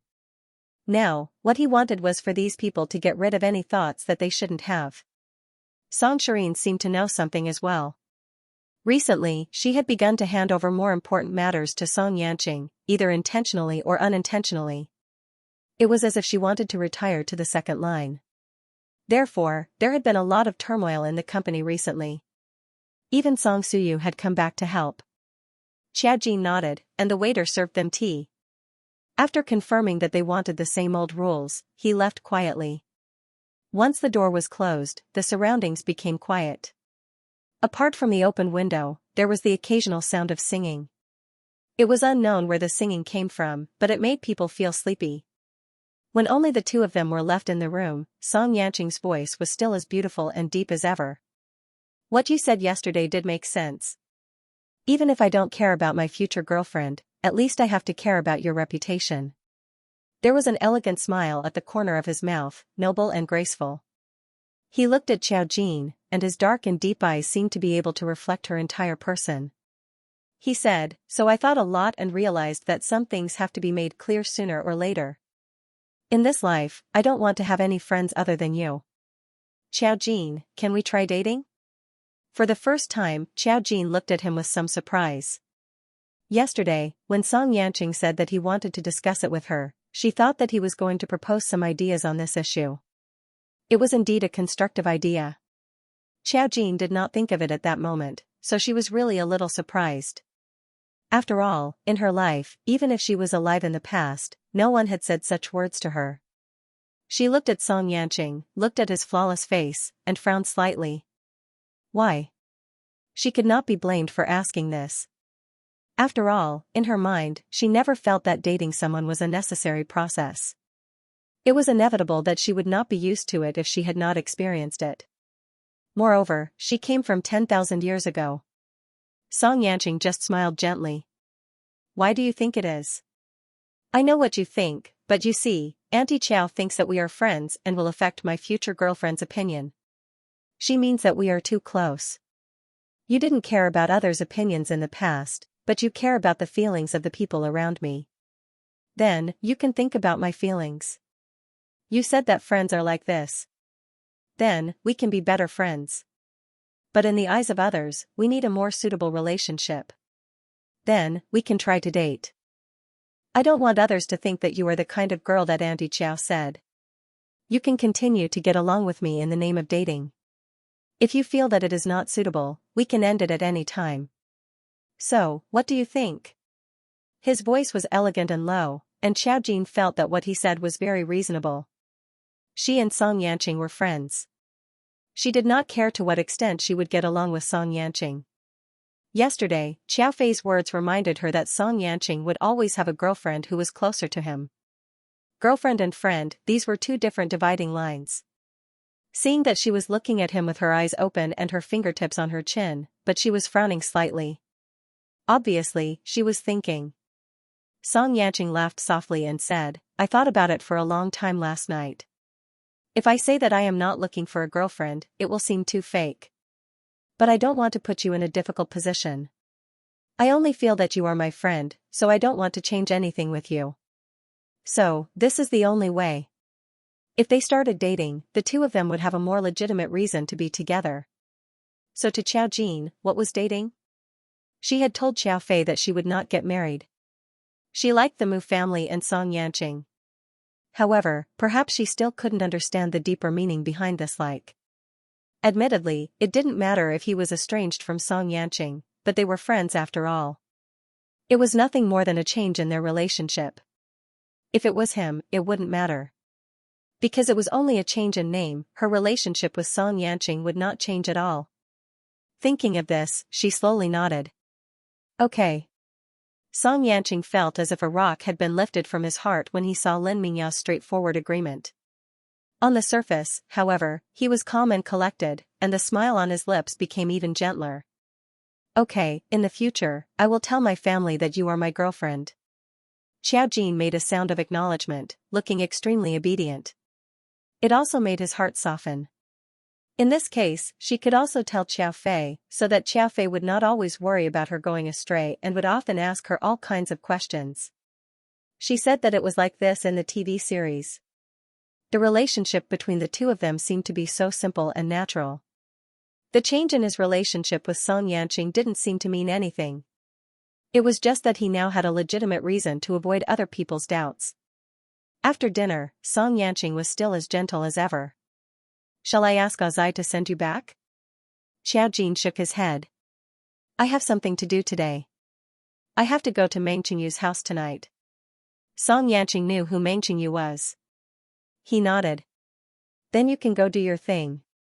He had other things to do in the afternoon. Even if Xiao Jin felt bored, he would only be more bored if he came to him. Of course, now that the two of them had officially started dating, Song Yanqing would arrange some things. It wouldn't feel abrupt like before. For example, he could occasionally ask Xiao Jin to go somewhere else to play. When he went downstairs with Song Yanqing, Xiao Jin asked, "Are Ferdinand and the others back in China now?" Song Yanqing nodded. Yes. Ferdinand wasn't dead, but compared to being dead, his condition was worse than imagined. After returning to New York, he was quickly sent to the hospital by Louisa and Shi Kenyun, and it was announced that Ferdinand would stop work indefinitely. All his entertainment plans were put on hold. Because Ferdinand's body couldn't withstand any torment now. Song Yanqing didn't kill them because their karma had been shouldered by someone else. Otherwise, he wouldn't have left such a disaster behind. However, Song Yanqing didn't need to tell Xiao Jin about such a thing. Xiao Jin nodded and didn't ask in detail. He only said, "Do you have any clues about the fan's location?" Song Yanqing sighed slightly. "I haven't found it yet." He had already drawn the pattern on the fan and asked the people under the group to look for it. However, even if it was the north and south of the Yangtze River, it was still difficult to find the corresponding location with just an ink painting. In particular, there was no restriction on whether it was domestic or foreign. Xiao Jin was just asking about it as usual, so he simply said, "There's no hurry." Now that Yang Qiulu had come out from the second array point, since they could sense each other, Xiao Jin believed that the remaining array points wouldn't take long. As long as he could find the 9 array points, he would know what had happened. After parting with Song Yanqing, she went to Meng Qingyu's house while Song Yanqing returned to the company. His good mood was obvious, so much so that when he was in the car, there seemed to be a faint smile on his lips. This made Yi curious. "Young master, why are you so happy?" Song Yanqing looked up and smiled. He didn't say anything for the time being. "Although I don't know the reason, I can roughly guess it. Could it be that young master was no longer single, or with Miss Chiao?" Azuo could not help being frightened. But on second thought, even the young master was able to get rid of being single with Miss Chiao, yet he himself was still single for 10,000 years. It was really sad to the point of tears. When would the love that belonged to him come? Song Yanqing ignored Aya's thoughts. His slender fingertips rubbed on the phone and soon moved to Xiao Jin's WeChat name. He saw the words "amazing little friend" and his eyes gradually deepened, but there was still joy in them. After a long time, he moved his fingers and changed the line of words. "My little friend." It seemed that it was very suitable. He put down the phone with satisfaction. So obedient. Just like his current impression of Xiao Jin. Although he was cold, he was always obedient in front of him. As obedient as a child. When Xiao Jin arrived at Meng Qingyu's house, Yang Qiulu was still asleep. However, she wasn't as calm as she was at the beginning. Yang Qiulu's brows were tightly furrowed in her sleep, as if she was extremely uneasy. Occasionally, her body would twitch. All these signs indicated that her experience in the backtrack formation wasn't as peaceful as it seemed. At first, Meng Qingyu was still flustered, but when he saw Xiao Jin, he relaxed a lot. He couldn't help but ask Xiao Jin, "She should be fine now, right?" Xiao Jin shook his head. "She's fine. She's just met with an exciting point in her life. Whether she awakens or not, there will always be an end." Yang Qiulu felt that her life had always been a tragedy. When she was 15 years old, she felt someone holding her down in the middle of the night. She opened her eyes in horror and found that it was a completely unfamiliar face. No, it wasn't unfamiliar either. It was a famous old bachelor in the village. He hadn't married in his entire life because his family was poor and couldn't find a wife. Right now, that ugly old face was looking at Yang Qiulu lecherously. Feng Xiangli's voice came from outside the door. Hurry up, there are still people waiting. The old bachelor waved his hand. I know, he looked at Xianxia with a perverted smile. Even though Xianxia was young, she knew what was going on. She looked at the old bachelor and her eyes widened. She screamed, but before she could say anything, the other party quickly covered her mouth. Shoo, baby girl, I gave your mother a few dozen yuan.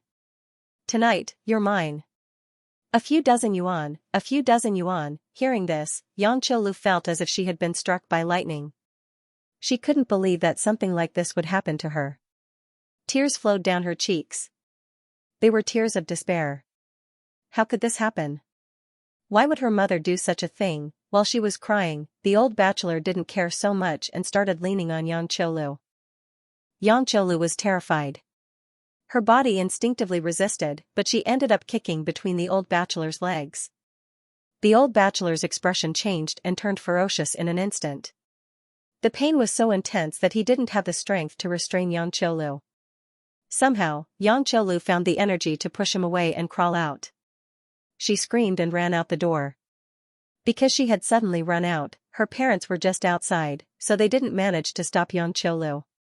The two of them looked at each other, and Feng Xianli immediately said, "Not good." If the people in the village knew about this, they would be scolded behind their backs. They also knew that what they had done was dirty and unspeakable.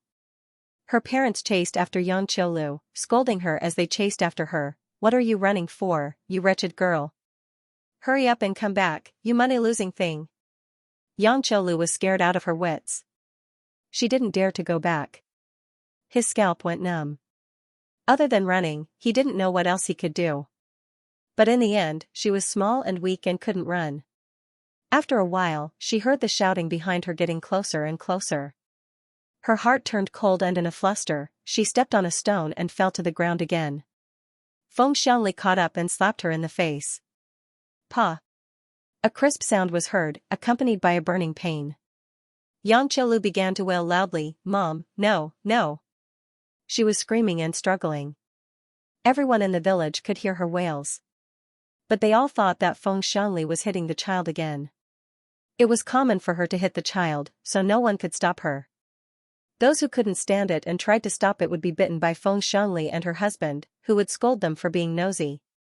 The village couldn't control such a scoundrel, so they couldn't do anything about Xianxia's situation. Feng Xianli was afraid that she would scream something she shouldn't, so she joined forces with Xianxia's father to cover her mouth. She pinched Xianxia's flesh and scolded her through gritted teeth, "You damned girl, don't you know that the family can't afford to eat? What's wrong with asking you to contribute to the family? You're just a money loser, and that's all you can do. You have to go today even if you don't want to. You're just a money loser now." Xianxia's father covered her mouth and said coldly, "Qiulu, I don't want to do this either, but I have no choice. I'm not that capable, and we still have to take care of your brother. We have no choice." With her mouth covered, Xianxia could only whimper in despair. Her voice couldn't stop wriggling. The strength of a person in a desperate situation was shocking. They couldn't carry Xianxia away, so they could only hold her down and try to drag her away by force. Feng Xianli covered her mouth with all her might, but she was afraid that she would suffocate her to death. She grabbed her shoulders and dragged her back. Xianxia's legs couldn't stop wriggling. She grabbed a handful of dirt from the ground, which sank into her fingernails, showing her despair and helplessness. Woo woo woo. In desperation, she bit Feng Xianli's finger. Feng Xianli felt the pain and slapped her again. She was so angry that she picked up a stone from the side of the road and threw it at Xianxia's head. Bang! Xianxia saw stars from the impact, but she didn't faint. Seeing blood coming out of her head, Xianxia's father panicked. He hurriedly scolded, "You damned woman, are you crazy? Are you going to compensate her if she dies? I'm still counting on her to make money." Feng Xianli spat, "Who told her to bite me? She dared to bite me, I'll beat her to death. You cheap bastard." When Xianxia heard this, she was in complete despair. She still wanted to resist, but she felt her strength draining away. Tears and mud covered her face. She looked up at the sky and seemed to see the shadow of a girl. She saw the fairy's face again, that smiling face. It was a fairy that had not appeared in front of her for a long time. She shouldn't have done this. She didn't want this to happen. There seemed to be something screaming angrily inside her body, and the temperature around her suddenly rose. Feng Xiangli only had time to say, "What's going on?" Flames suddenly engulfed the entire village. A burst of fire erupted from Yang Qiulu's body. The ferocious flames seemed capable of devouring everything. In an instant, everything was devoured. One after another, enormous flames burst out from Yang Qiulu's body. It was a temperature that seemed to be able to burn through one's heart, but she did not feel any heat. Instead, she felt a trace of tranquility. Amidst the flames, the sky was still filled with that bright and beautiful smiling face. She. Meng Qingyu jumped off the sofa. There was no particular reason. The main reason was that the temperature suddenly changed. Yang Qiulu's face paled, and the temperature around her soared. Meng Qingyu felt like she was in a furnace. It was already autumn, and winter was coming soon. The temperature was dropping. Such a high temperature was abnormal. When she saw Yang Qiulu yesterday, she felt the same. Sweat suddenly came out because of the heat, which made people feel very uncomfortable. Boom, just then, a fire snake jumped out of Yang Qiulu's body, scaring Meng Qingyu. Xiao Jin waved her hand, and the surrounding temperature dropped significantly before slowly returning to normal. Yang Qiulu, who was sleeping, suddenly opened her eyes and sat up. There was a flash of fire in her eyes. She gasped for air with her mouth open, indicating her panic and helplessness. But when she saw her surroundings, she suddenly relaxed and her tears flowed down. Meng Qingyu looked at Yang Qiulu and asked carefully, "Yang Qiulu? Have you awakened?" Yang Qiulu saw Meng Qingyu, and her tears fell even harder. Xiao Jin said, "She's awakened." Flames jumped out. This was an obvious sign. Looking at Yang Qiulu's appearance, she must have suffered a lot in the backtrack array. It was only a few hours for them, but for Yang Qiulu, it was more than 10 years. The memories in her head forced her to relive those nightmarish years. She didn't know which point had stimulated her to the point of awakening. Yang Qiulu glanced at Meng Qingyu with a glimmer of hope in her eyes. Then, she heaved a sigh of relief. Finally, she pounced over and hugged Meng Qingyu, crying. But, hot. Meng Qingyu wanted to show her kindness, but she was scalded and screamed. The sofa where Yang Qiulu had been sitting started to smoke. Her body was so hot that it was like a burning furnace. Meng Qingyu was scalded by it. Yang Qiulu immediately stopped crying. She was stunned. Xiao Jin said slowly, "She's fire. She just awakened, and her body is hot. If not for her body's resistance to heat, you would have melted." Meng Qingyu. Damn, we're all high-grade magi. Do you have to be so cruel? Yang Qiulu was also stunned. She raised her hands and looked at them blankly. There seemed to be a string of energy flowing in her body. She didn't know how to control it, but she subconsciously wanted to force her hands out. In the next moment, 2 clusters of blazing flames appeared between her hands. Meng Qingyu was startled, and then sighed, "Amazing." Xiao Jin nodded, seemingly satisfied. High-grade magus, he now has someone to guide her again. I've awakened? Yang Qiulu was also a little surprised. Looking at the flames in front of her, she felt like she was in a dream. It wasn't easy to escape from that terrifying life, and now she was in another world. A mysterious world. You've awakened. Meng Qingyu was very happy for her. If not for the fact that she was too hot, she wouldn't have dared to touch her. She wanted to hug Yang Qiulu and spin her around. The fire in Yang Qiulu's hand dissipated, and she looked at Xiao Jin gratefully. Xiao Jin smiled at her, "This is all because of your hard work." Yang Qiulu said, "I felt like another 15 years had passed." Her tone was filled with sadness. It was so real, so obvious. "I thought I would never experience those nightmares again in my life. Now that I've experienced them again, I actually feel that this is the most painful experience I've ever had." Meng Qingyu was a little distressed. He wanted to reach out but stopped himself. "It's all in the past. Don't worry. Not only are you a high-grade magus now, you can also join the spirit group and enjoy the best benefits with me." You won't encounter those things again in the future. If you can't stand it, just beat them up. Xiao Jin was watching from the side. She couldn't be too violent. Xiao Jin glanced at her, and there seemed to be a faint smile on her lips. Meng Qingyu looked away guiltily. She was different. Yang Qiulu had awakened in the backtracking formation, while Meng Qingyu had killed in Jingsong. The two of them were fundamentally different, but Xiao Jin had made it very clear back then. As long as it was Meng Qingyu's choice, she knew the price she had to pay. Yang Qiulu gradually became excited. Can I really join the spirit group? Yes. Xiao Jin nodded and called He Yao. I have another high-grade magus here. Do you want her? Of course. Boss, you're too awesome. He Yao was so excited that she almost died. In the past, it was hard enough to find a normal wizard. Now, in the hands of a big shot, high-grade wizards could be found everywhere. Was this the reality of the world? However, she still reminded him, now that two high-grade wizards have joined my side, if another one comes in, it might arouse suspicion. You can let someone else take care of this one. But don't worry, they are all trustworthy and have a good relationship with me. Besides, ordinary people joined the spirit group for the sake of social stability. Basically, people who joined the spirit group for the first time would not come into contact with many schemes and machinations. Xiao Jin said, I won't care about that.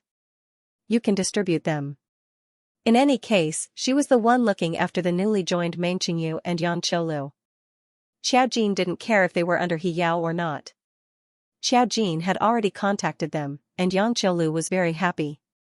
Meng Qingyu had already told her about the benefits of joining the spirit group, and the most important was the life. Meng Qingyu added, the benefits of the spirit group are very good, and most of the time, there is nothing to do. If you really don't want to study, you can find an easy job to disguise yourself. Don't worry, you can find the spirit group to arrange it. The spirit group was filled with the spies of the various large families. It was simply too convenient to assign these people an easy job. Yang Qiulu nodded happily. Calm seeing the simple and relaxed smiles on the girls' faces, Xiao Jin raised his eyebrows. For some people, after experiencing the most despairing things in the world, just a little change was enough to let them let go of their worries and be very happy. Compared to Meng Qingyu's awakening, when Yang Qiulu awakened, the formation points didn't do anything. This meant that Yang Qiulu wouldn't turn dark. She awakened naturally, but she had suffered too much. Now that Yang Qiulu and Meng Qingyu had awakened, ordinary people were no match for them. Meng Qingyu still had to explain most of the rules to her, so Xiao Jin didn't stay for long and quickly returned home. She even managed to finish her meal in time.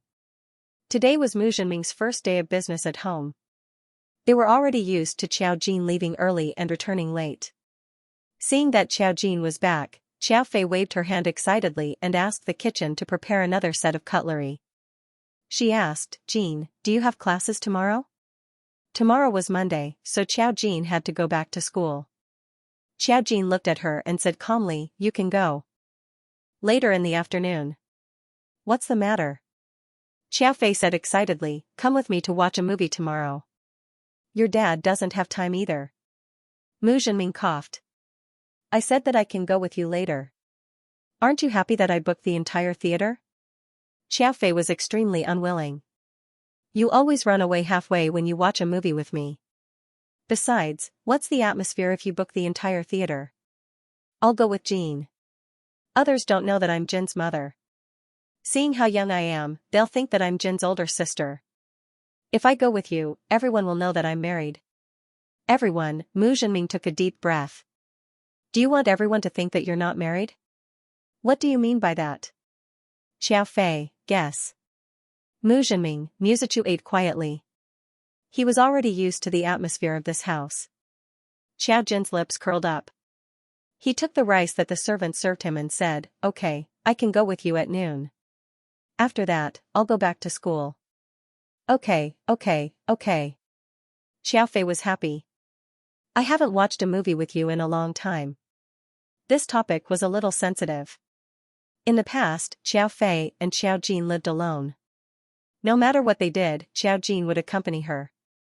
Indeed, it had been a long time since Xiao Fei and Xiao Jin went out to do anything alone. Going to the movies or shopping felt like a long time ago. Everyone knew the reason. Hence, the atmosphere was tense for a moment. Musichu still didn't say anything. Mu Xianxia clicked his tongue. Xiao Jin took a bite of the food and thought about her and Song Yanqing. She wanted to let everyone know what had happened, so she said softly, I have something to tell you. Mu Xianxia immediately glanced at her. Mu Qichu, who was eating, also looked at her. Xiao Fei stared at her nervously. What do you want to talk about? Every time she heard Xiao Fei's words, she felt she would bezos. Mu Zhenming also looked at her and said directly, you want to buy a house? Everyone else, Xiao Fei pinched Mu's arm. Xiao Jin smiled and said, not really. It's about Song Yanqing and I are officially dating. He's my boyfriend now. I'm just informing you about this. The atmosphere was strangely silent. Xiao Fei almost thought she was hearing things. She almost screamed, but she felt that it would ruin the atmosphere, so she held it in. She widened her eyes and looked at Xiao Jin. Mu Zhenming lowered his eyes. He seemed to be thinking about something. Amidst the silence, Mu Xianxia slowly opened his mouth and said, as expected, I guessed right again. As expected of me. Mu Zhenming and Xiao Fei, Musichu paused for a moment and then continued eating. You're dating? Xiao Fei stammered as if he was in a dream. When did this happen? Last night, didn't Xiao Jin say that he would consider keeping a distance from Lord Song? Xiao Jin said seriously, Fei, I think what you said makes sense, so I told Song Yanqing last night. Song Yanqing also thinks what you said makes sense. In order not to make things difficult for you, he decided to date me. So now, he's my boyfriend. It's normal for me to get along with him in the future. Xiao Fei, she thought of what she said last night. Don't be a green tea. She never expected that Xiao Jin would give her a heavy blow today. Indeed, it was impossible for her to have such a chance because they were dating. Although Mu Zhenming didn't know much, he knew that Song Yanqing and Xiao Jin were close. Now that he knew that they were dating, he wasn't too surprised. Mu Xianxia looked at Xiao Fei at this time. I don't know what you're thinking. Isn't it normal for them to be dating? This day will come sooner or later. You haven't heard what people are saying. It was a tacit agreement. Otherwise, how could the Song family not be anxious and find a fiancé for Song Yanqing? Xiao Fei, how is it normal? The main thing was that Jin had been denying it, and Xiao Fei had believed it. Now that Xiao Fei thought about it carefully, Jin had lied to her. She was heartbroken. Xiao Jin didn't care how shocked she was and continued, I'm just dating Song Yanqing. Nothing else has changed. Fei, you don't have to be so surprised. Xiao Fei, Mu Xianxia, think positively. She might get married in the future. Do you really want her to be alone for the rest of her life? Xiao Fei, after a few rounds of attacks, Xiao Fei finally gave up. How great was the Lord Song? Although he was 5 years older, now that he thought about it, 5 years older wasn't a big deal. She was so outstanding. What was wrong with dating Xiao Jin? After Mu Xianxia finished his meal, he wiped his mouth with a napkin and looked at Xiao Jin with satisfaction. Get along well. As expected of you, you can even take down young Master Song. Xiao Fei, Dad, what kind of twisted logic are you spouting? Mu Xianxia left the table first, followed by Musichu. The whole family seemed to have accepted Xiao Jin's situation very smoothly, except for Xiao Fei, who was shocked at first. She even seriously reflected on what she had said last night that made the two of them date each other. That's not right. Xiao Jin said that she had told Song Yanqing last night. Xiao Fei realized something. Xiao Jin, why do you always tell young Master Song everything? As a girl, you have to hide your thoughts. Do you understand? Xiao Jin was puzzled. If I don't tell him, how will he know why I changed the way I get along with him? And I'm not like what you think. Fei, you can rest assured now. Xiao Fei, her daughter didn't want to get married, so she started to worry. Now that she was dating Lord Song, she didn't know why she also felt worried. Was she worried that Xiao Jin found a boyfriend too early? But the boyfriend was Lord Song. Xiao Fei felt that she didn't know what was good for her. When Xiao Jin finished eating and went upstairs, Xiao Fei was still thinking. Mu Zhenming's attitude was indifferent. She has always been on good terms with Lord Song. It's normal for them to change their relationship now. What are you worried about? The child is still young, and it's too early to get married. Don't think about it. After pausing for 3 seconds, Xiao Fei suddenly propped up his chin and asked Mu Zhenming, "Hey, do you think their children will be as good-looking as fried chicken? How good-looking would they be?" Mu Zhenming was speechless. He was making blind guesses. While Muzichu was reading in his room, Muzilian called back. Usually, he would either call Xiao Fei directly or call Muzichu. Muzichu took this opportunity to say, "By the way, Xiao Jin and brother Yanqing are dating." Muzilian was speechless. There was dead silence on the other side of the phone. After a while, a man held, F***CK, "That's impossible, right?" Muzichu was expressionless. "Are you saying that brother Yanqing is blind or that Xiao Jin is blind?" Muzilian was speechless. He didn't dare to say either of them. Muzilian said, I knew it. There's no such thing as a pure friendship between a man and a woman in this world. I knew it wasn't normal." Xiao Jin, that evil person, was finally taken down by her. "That's brother Yanqing we're talking about." Muzichu, "I think brother Yanqing confessed." Muzilian, "Playing hard to get, humph." Muzichu didn't want to discuss this with him. Muzilian started to complain. "Brother, training every day is so hard. I want to come back." Muzichu, "There's still 1 year and 10 months left. Good luck." Muzilian was speechless. "Are you human? Are you a demon?" Xiao Jin took this opportunity to inform Mu Qiji. However, Mu Qiji rarely contacted her, so she only called to inform him. Mu Qiji seemed a little surprised, but also somewhat within his expectations. He was silent for a moment before he said, "Since it's your choice, then continue to get along with him. Big brother will support you." Xiao Jin, "Yes." She didn't say that it was just to make it easier for her to get along with Song Yanqing. Xiao Jin then asked, "Qiji, has Hoan been looking for you recently?" Although Mu Qiji did not like the mention of that person, Hoan was Mu Qiji's ex-girlfriend after all. Hence, Mu Qiji was not so petty. He said calmly, "No, she apologized to me again because of Xiangyuan. I told her that she should apologize to Qi Chu, and we did not contact each other again." Not long after Muzichu's accident, everyone knew that Xiangyuan was his younger brother when Ji Sikai came to apologize. Moreover, Ji Sikai had directly broken one of Xiangyuan's legs. The Mu family could not say anything about this. They also knew Ji Sikai's temper. Even if he beat Xiangyuan to death, it did not seem so strange. Muzichu was also fine, so this matter was temporarily put to rest. However, they heard that Ji Sikai did not get his father's permission when he beat Xiangyuan. These days, Ji Sikai had been arguing with Xiangyuan. Yesterday, when Ji Pingan brought Ji Sikai over, they talked about this matter. It was said that Ji Pingan even helped to defend Ji Sikai. It was his own son who did this, and Xiao Jin was also involved.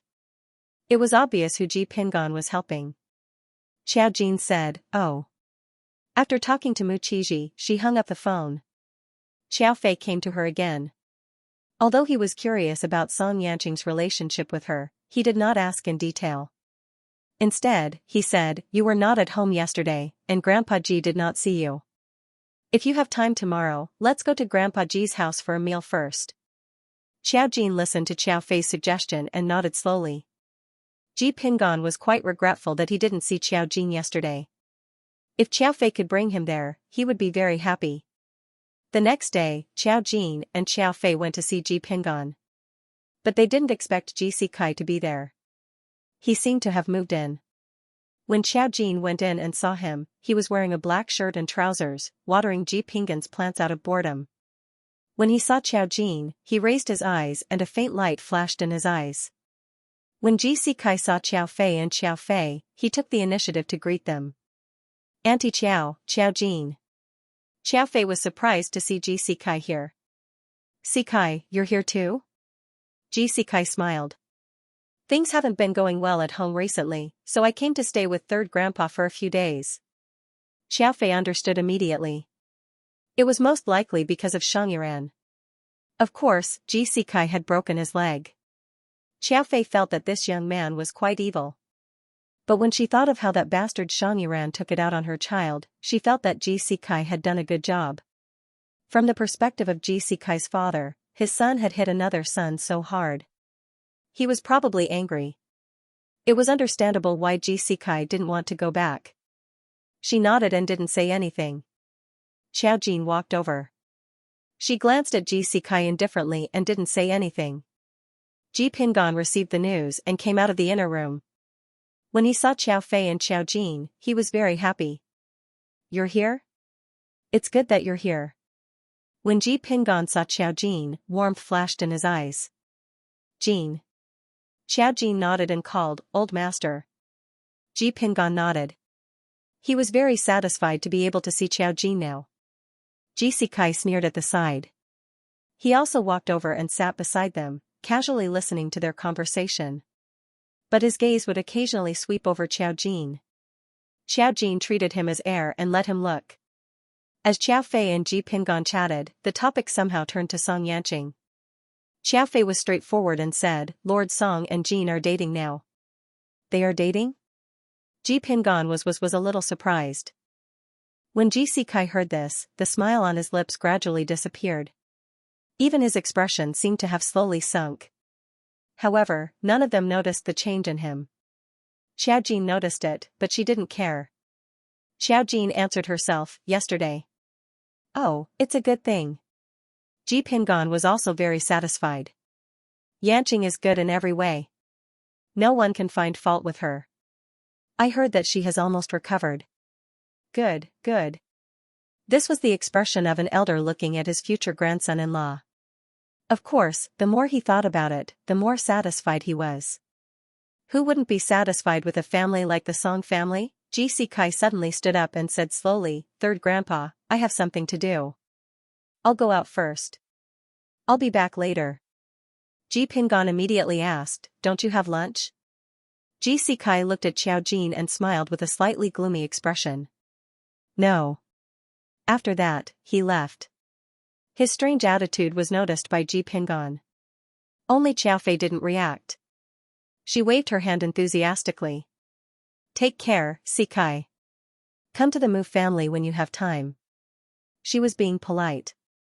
Ji Sikai, who was about to leave, paused and then said, "Okay, Aunt Xiao." After Ji Sikai left, Xiao Jin and Xiao Fei stayed for dinner. At the dinner table, Xiao Fei was still concerned about the gossip of the Ji family. "What's wrong with Sikai's father now?" Ji Pingan sighed and then snorted unhappily. "He's old and his brain is muddled. He's even worse than us. He doesn't even know who his biological son is." Especially this time, he had targeted Xiao Jin's elder brother, Muzichu. It was said that he had targeted the Mu family as well. If Ji Sikai hadn't discovered it early, who knew how big of a mistake he would have made? Ji Pingan felt that it was a good lesson. When one was young, one had to suffer to remember it for the rest of one's life. Ji Sikai was ruthless, but if it had been Mu Xiangshan from the Mu family, his grandson, who had almost died, he might not have been soft-hearted. Xiao Fei couldn't talk about the secrets of the rich families. Moreover, the one who had died was her son. She just glanced at Xiao Jin and said, "It's fine as long as the other things belong to Sikai." He was a father, so he didn't have to take it. Every family had its own difficulties. Ji Pingan sneered. "He dares to give it to others? My elder brother isn't dead yet." He valued his grandson, Ji Sikai, the most. What was outside was still outside. Ji Sikai dared to break Xiangyuan's leg because he was confident. So what if he was scolded by his father? He could only scold him a little. Xiao Jin wasn't interested in the secrets of the rich families. She thought that the Song family was better. Song Yanqing's elder sister, Song Suyu, didn't have many pursuits. She also helped the family. The two siblings had more than they could spend, so they didn't need to do anything else. Therefore, the relationship between the siblings was very good. Unlike here, where things were complicated. Even the three brothers of the Mu family were simple-minded. Every big clan had its own internal conflicts. After lunch, Xiao Fei and Xiao Jin went to watch a movie in the afternoon. Xiao Jin didn't return to school until class was about to start. He was just in time for her class. After class, Zhongli Peining invited her to have a meal. This time, she actually told her about the array masters of the spirit group. This time, it is said that the array masters found a place in Nanjiang. There are some problems, and many people have already died. The local spirit group in Nanjiang is asking for help from our imperial capital. Xiao Jin paused for a moment. Why are you telling me this? Isn't this your spirit group's problem? Zhongli Peining looked to the side and whispered, because this involves array masters. I know you don't want to join the spirit group, but I want to ask you, will you earn extra money? We can pay you 10 million for this favor. You just need to follow them and take a look. If there are any problems, you can withdraw in advance. Wow, 10 million. Money was not the main thing, but Zhongli Peining would not tell her this for no reason. Some things would naturally be pushed to Xiao Jin. So, this Nanjiang, there was a big problem. Xiao Jin lowered his eyes. He was so calm that no waves could be seen. What's the problem? It's a large-scale mausoleum of array masters. The specifications are very strong. For the time being, we don't know the origin. We can only speculate that it's the mausoleum of an ancient array master. Xiao Jin looked up at her. Zhongli Peining automatically added, we suspect that the ancient array master is an array master from the previous era. We don't know the specific time period, but according to the investigation, the mausoleum has existed for 4,000 years. 4,000 years, it was almost a shocking number. But it was still a little far from her era. Seeing that she was thinking, Zhongli Peining continued to ask, so, do you want to go? Xiao Jin looked at her and curled his lips. 10 million. If there's any problem, I can withdraw in advance. This condition is so generous that it's excessive. You're willing to pay this price to invite me, which means that it won't be easy to withdraw after I go, right? Thinking about it, it was obvious that the tomb of an ancient array master was definitely not something that ordinary people could peek into. Even the tomb of Hu Qin that Xiao Jin went to last time couldn't be compared at all. Although it wasn't a big deal for Xiao Jin, this matter was obviously a trap. The only difference was whether he jumped or not. However, they also didn't know that no matter whose tomb it was not worth mentioning to Xiao Jin. The key was what would be in the tomb. Zhongli Peining choked for a moment, knowing that she couldn't hide it from her. She looked a little embarrassed and then a little worried. There's no other way. This ancient array master, we suspect, is related to a curse. After going there, basically all of our people have been cursed. Now, no ordinary spiritual psyche masters are willing to go there, so we're looking for array masters. Only array masters can break this trap. In the end, Zhongli Peining still didn't dare to fool Xiao Jin. After all, whether Xiao Jin went or not was purely up to her free will. She couldn't force her. After hearing this, Xiao Jin directly said, okay. Zhongli Peining, she had already made it clear. Xiao Jin still wanted to go to such an obvious trap, which made Zhongli Peining hesitate for a moment. You agreed just like that? Xiao Jin said, since you've already asked me, wouldn't it be unreasonable if I didn't agree? Zhongli Peining, you've always been unreasonable. However, Xiao Jin agreed, which surprised Zhongli Peining. This place was helpless against ancient magic circle masters because there were no magic circle masters around. Normal wizards didn't even know about the existence of magic circle masters, so how could they deal with this ancient tomb? Seeing that Xiao Jin agreed, Zhongli Peining explained the matter more specifically. The mausoleum of an ancient array master was not easy to find. Since ancient times, many array masters had disappeared in the long river of history. There were very few who could leave behind a few words, not to mention a mausoleum with obvious abnormalities. This person must have been an almighty array master when he was alive. There was only one thing that a formation master could leave behind. Formation point. The array point was a good thing. The fact that Xiao Jin had obtained Hu Qin's backtracking array point was the best example. Some array points existed in the world, while some array points were born with array masters. Other than the array masters who were willing to keep them, no one else could take them. The more array points they controlled, the more powerful a formation master would be. This time, the mausoleum of a magic circle master appeared in the southern border.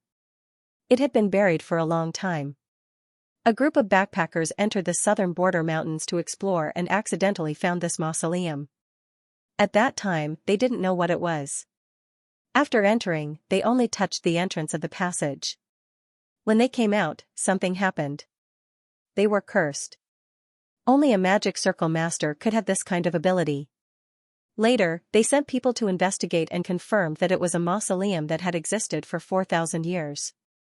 However, what exactly was inside? The wizards were all wiped out before they could enter, so naturally, they didn't dare to touch it. That was why Zhongli Peining came to Qiao Jin. She just thought that Qiao Jin had always been mysterious and wanted to see if she had any ideas. After Qiao Jin heard this, he asked directly, "What's the reaction to the curse?" Zhongli Peining immediately understood and said directly, "When those people returned home, green moss grew all over their bodies." You know moss, right? It's like ringworm on your body. It's very uncomfortable and itchy. They're still in the hospital now. The doctors can't do anything about it. Their vital signs are very weak. I don't know if they'll all. This was what the curse array point was afraid of. No one knew what would happen in the end. After Qiao Jin heard this, he only said, "It's a very simple backfire curse. Those who shouldn't have entered the mausoleum will be cursed. They'll recover in a month." A month? Zhongli Peining was a little surprised. Is this true? Qiao Jin nodded, but his eyes were a little deep. It's just a simple mistake to enter the mausoleum. It's just a small punishment. If you touch something you shouldn't touch, who knows? Zhongli Peining's face turned pale again. It was obvious that this was only for those who entered the mausoleum by mistake. If they didn't enter the mausoleum by mistake, the curse wouldn't be so simple. Then, is there a way? Zhongli Peining wasn't an array master. She didn't know how dangerous it was inside. Qiao Jin said, "I don't know. I'll only know when I see the mausoleum. I don't want money. I only have one request." Zhongli Peining nodded, "Say it." In the mausoleum, other than the array point, everything else belongs to you. Even if there are clues to other array points hidden. Zhongli Peining felt suffocated. The reason why the spirit group was so excited to find a 4,000-year-old ancient array master's mausoleum was because of the array point. Now that Qiao Jin pointed out the array point, wouldn't their trip be meaningless? However, what did she dare to say? She looked a little embarrassed. "I actually don't know much about array masters. But you know that the array point is very important, so I have to ask the spirit group first. You can just tell them that it doesn't matter," Qiao Jin said with a perfect smile. "If I don't go, you won't be able to get the array point." It wasn't that Qiao Jin looked down on them, but the mausoleum of a 4,000-year-old ancient array master was definitely not something that could be broken into by modern people. If it was the people behind the Hurley family, there might be some hope. But how would they dare to come to Huaxia? If he came to China, he would be treated as a live target by Qiao Jin. He might even die. Of course, he couldn't rule out the possibility that there was a mysterious person who hadn't shown himself yet. However, if there was a very powerful formation point, Qiao Jin would definitely sense it. She didn't panic at all. Zhongli Peining, the big shot, had a tight grip on the gate of life. Of course, she couldn't say anything, but she had underestimated him in her heart. Now that Qiao Jin had openly expressed her abilities, it meant that she had never been afraid of the spirit group. No wonder she had always been fearless. Zhongli Peining was glad that she didn't start a feud with her from the beginning. She knew that if an array master wanted to kill someone, his methods were much more terrifying than an ordinary wizard. Zhongli Peining said that she wanted to call the spirit group to let them think about it. Qiao Jin didn't stop her. She returned to the dormitory and called Song Yanqing. She asked directly, "Have you had any dreams recently? Or did you foresee anything in Nanjiang?" After all, he was a spiritualist. There was nothing wrong with asking him. When Song Yanqing heard her question, he paused and said directly, "No, do you have something related to Nanjiang?" Qiao Jin said, "Well, I'm likely to go to Nanjiang. There is an array master's mausoleum there. There may be array points. Although I'm not interested in cursed array points, since this matter has been pushed to me, I'll go and take a look. Since you didn't sense it, then forget it." This meant that this matter had nothing to do with Song Yanqing. Nanjiang? Nanjiang is very far. Nanjiang had always been a mysterious place in the hearts of the Chinese people. Nanjiang was mostly mountainous. In this land, there were many mysterious ethnic groups, and many mysterious legends were passed down. Voodoo, witchcraft, and because it was mostly mountainous, there were many large mausoleums in Nanjiang. There was even no lack of emperors' mausoleums. There was a saying in Nanjiang, if you walk in the wild, you may step on a graveyard. With such a legend, it added a gloomy color to the southern border. Song Yanqing frowned slightly. Do you need me to go with you? Xiao Jin said, that's not necessary. You can do your own things in the capital. If you don't sense it, it means that this matter has nothing to do with you. Moreover, I'm going with the array master of the spirit group. It's not appropriate for you to show up.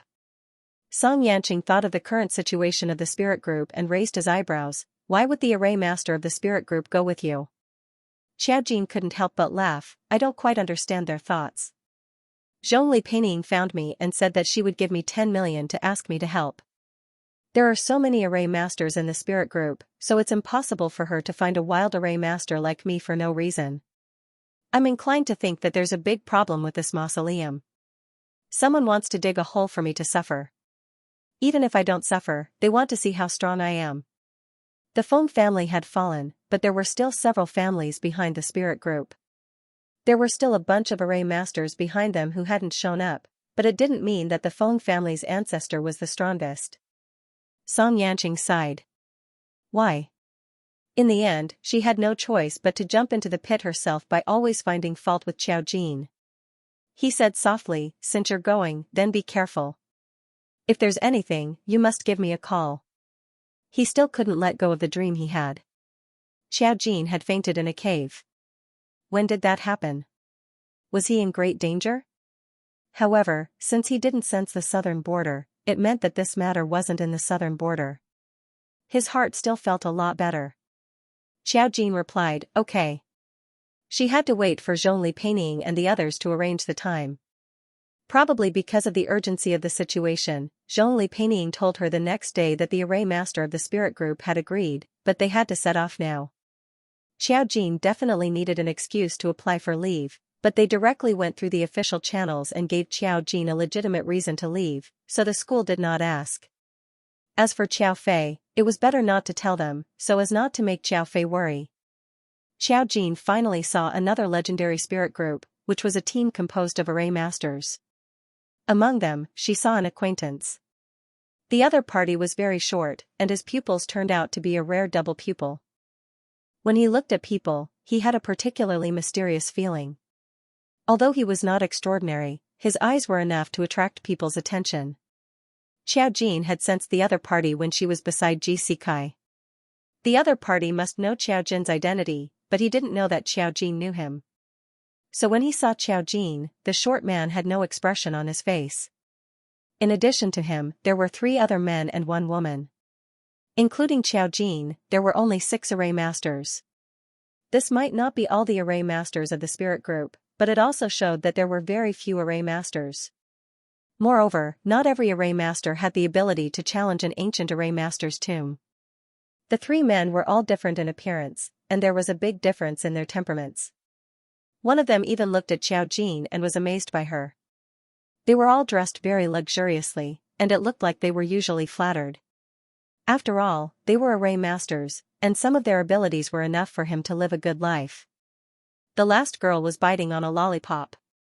She looked like she was only 15 or 16 years old, and she looked obedient and pure. She was wearing a rather exaggerated loli princess dress.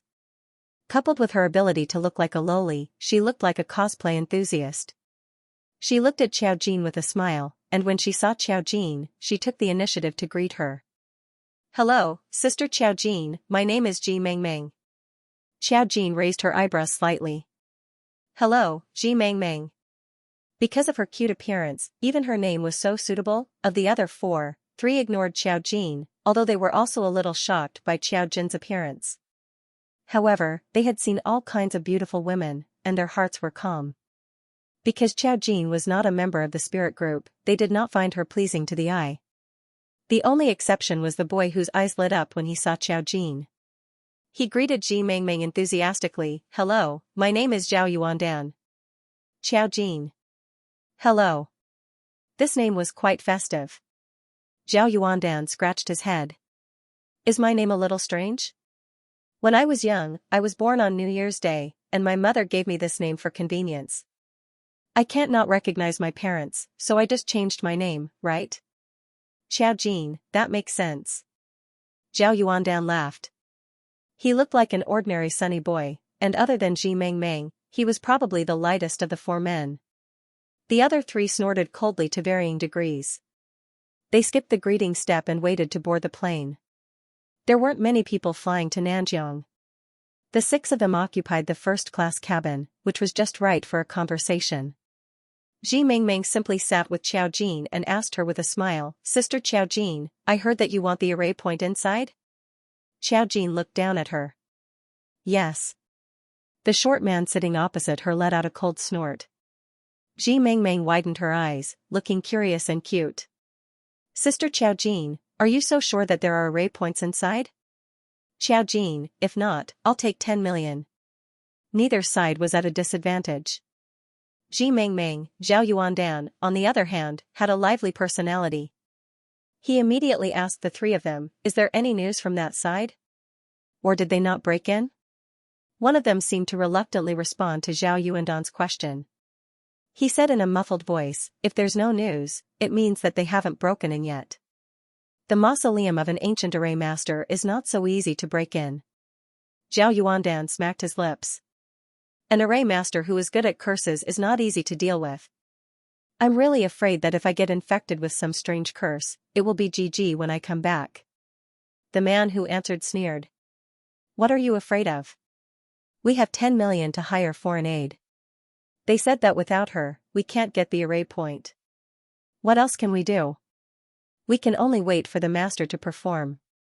It was obvious who he was referring to, judging from the tone of his words. Zhao Yuandan glanced at Xiao Jin awkwardly. Xiao Jin didn't care at all. He didn't even blink his eyes. Looking at her calm appearance, Ji Mengmeng glanced at her, then glanced at the person who spoke. She burst into laughter. "Lu Ren, don't be so sarcastic. Look at him. He has the demeanor of a great god. You are just like a henchman next to him." Lu Ren's face stiffened. He sneered and didn't speak. Zhao Yuandan whispered to Xiao Jin again, "He is like this. Don't mind him." Xiao Jin probably understood. Probably these people knew that she wanted to take the array points and were not convinced, but why did they agree? She curled her lips, nodded, and didn't speak. Xiao Jin was a little famous in the capital, but it was not obvious. The Feng family's matter was strange, but not many people would directly suspect Xiao Jin. After all, a family was finished. Who knew what was going on? They were more inclined to believe that a few array masters joined forces to target the Feng family. In addition, the Feng family itself was seeking death, so it was miserable to this point. As for Xiao Jin, he was just a somewhat strange array master. This time, the spirit group invited her to be foreign aid. They might have the intention to win her over, but these array masters who had been in the organization were not convinced. The journey to Nanjiang was very long. The plane flew for 3 hours before arriving at this legendary land. Nanjiang City still had a main city. It was surrounded by mountains. The city center was surrounded in the middle of the mountain range. It could be said to be a naturally sealed place. It was just that the country did not believe in ghosts and gods now. The development here was very good. The modern metropolis of Nanjiang had long lost the mysterious taste of the past. Perhaps only in those deep mountains and seeing those ancient villages that were still sealed in the mountains could one understand the mysterious legends at that time. The plane landed, and it began to drizzle in Nanjiang City. A continuous chill was transmitted into people's bones along with the wet and cold air. It was so cold that people couldn't open their bodies. Now that it was October, the weather was getting colder. The spirit team arranged a hotel for them to stay in. When they arrived, only Ji Mengmeng, Zhao Yuandan, and Xiao Jin stayed in the hotel. The other 3 went directly to the local spirit team to find out about the situation. Since Ji Mengmeng and Zhao Yuandan were both there, Xiao Jin did not ask further. She didn't need to ask anything. She would naturally know when he returned. Xiao Jin was in the room, lying on the sofa and calling Song Yanqing leisurely. I've arrived at Nanjiang City. The girl's obedient report came into his ears, and it seemed to make his tiredness of the day dissipate. Song Yanqing outlined his gentle eyebrows. How is it over there? Xiao Jin looked out of the window. It's pretty good. It's raining here. What about the capital? Song Yanqing, it's sunny in the capital. You should wear more clothes. Don't catch a cold. Xiao Jin said, I won't catch a cold. Her physical fitness was good, and she would never have such a small illness. Song Yanqing paused for a moment and laughed. I forgot. He was not sick now, let alone a person like Xiao Jin. Song Yanqing glanced at the document in his hand and pushed it away. He stood up and looked out of the window with deep eyes. He said in a low and gentle voice, when you come back, I will find a chance to formally visit Uncle Mu and Aunt Xiao. He used to visit the Mu family and hang out with his friends. Now it was different. Xiao Jin was already his girlfriend, so he had to pay her a visit. Otherwise, others would think that he didn't care about Xiao Jin and didn't even visit her parents. Xiao Jin didn't care. Okay, they know it now anyway. Song Yanqing said, well, okay. You just got off the plane. Have a good rest. When are you going to take action? Xiao Jin said, maybe tomorrow. They went to ask the local Lingji group about the information they have. Song Yanqing asked, do you feel anything unusual now? Xiao Jin said, no, it's too far away. She thought for a moment, looked out of the window, and continued, Nanjiang is different from other places. There are many unusual situations here. She even felt the fluctuations of several array points. Those array points were big and small, strong and weak. But they were not very attractive to her now. And this was only in the city of Nanjiang. She had never felt so many array point fluctuations in other cities. Nanjiang was an extraordinary city. Song Yanqing paused and lowered his eyes, be careful. Xiao Jin said, I will. At this time, the doorbell rang. Xiao Jin said goodbye to Song Yanqing and hung up the phone. He opened the door and saw Ji Mengmeng outside. She was still biting her lollipop and looking cute. Sister Xiao Jin, they are back. We can go to Zhao Yuandan's room to share the information. Of course, the information was about the mausoleum of the ancient array masters. Xiao Jin nodded and followed Ji Mengmeng. They entered Zhao Yuandan's room. They had already begun to discuss in the room. The speaker was one of the people who disliked Xiao Jin, Lu Ren. Seeing Ji Mengmeng come in with Xiao Jin, he didn't say anything. He just said, if there are no objections, we will take action tonight. Zhao Yuandan said, Xiao Jin is here. Shall we tell her about the situation first? Lu Ren sneered, does the great master need to know the situation? It's so simple. The Lingji group went in and was wiped out. Everyone is in the hospital now. Ji Mengmeng took out her lollipop and looked a little annoyed. Why do you all like to take action at night? Zhao Yuandan said, it's to hide at night. Since there was no one around, they wouldn't cause too much of a commotion when they used the array formation, so it wouldn't attract the attention of others. Xiao Jin did not care whether they talked about the situation at the scene or not. She just glanced at Lu Ren meaningfully and then turned around indifferently. Okay, let's go now. Everyone, they didn't expect Xiao Jin to be so straightforward. The short man spoke for the first time. His voice was a little hoarse, we have to leave now. It's a long way. They have a car to pick them up, but it will be at least midnight when we get there. We have to make some preparations. If you are hungry, bring some food. Ji Mengmeng said, but I don't know the situation yet. I just went to call Sister Xiao Jin.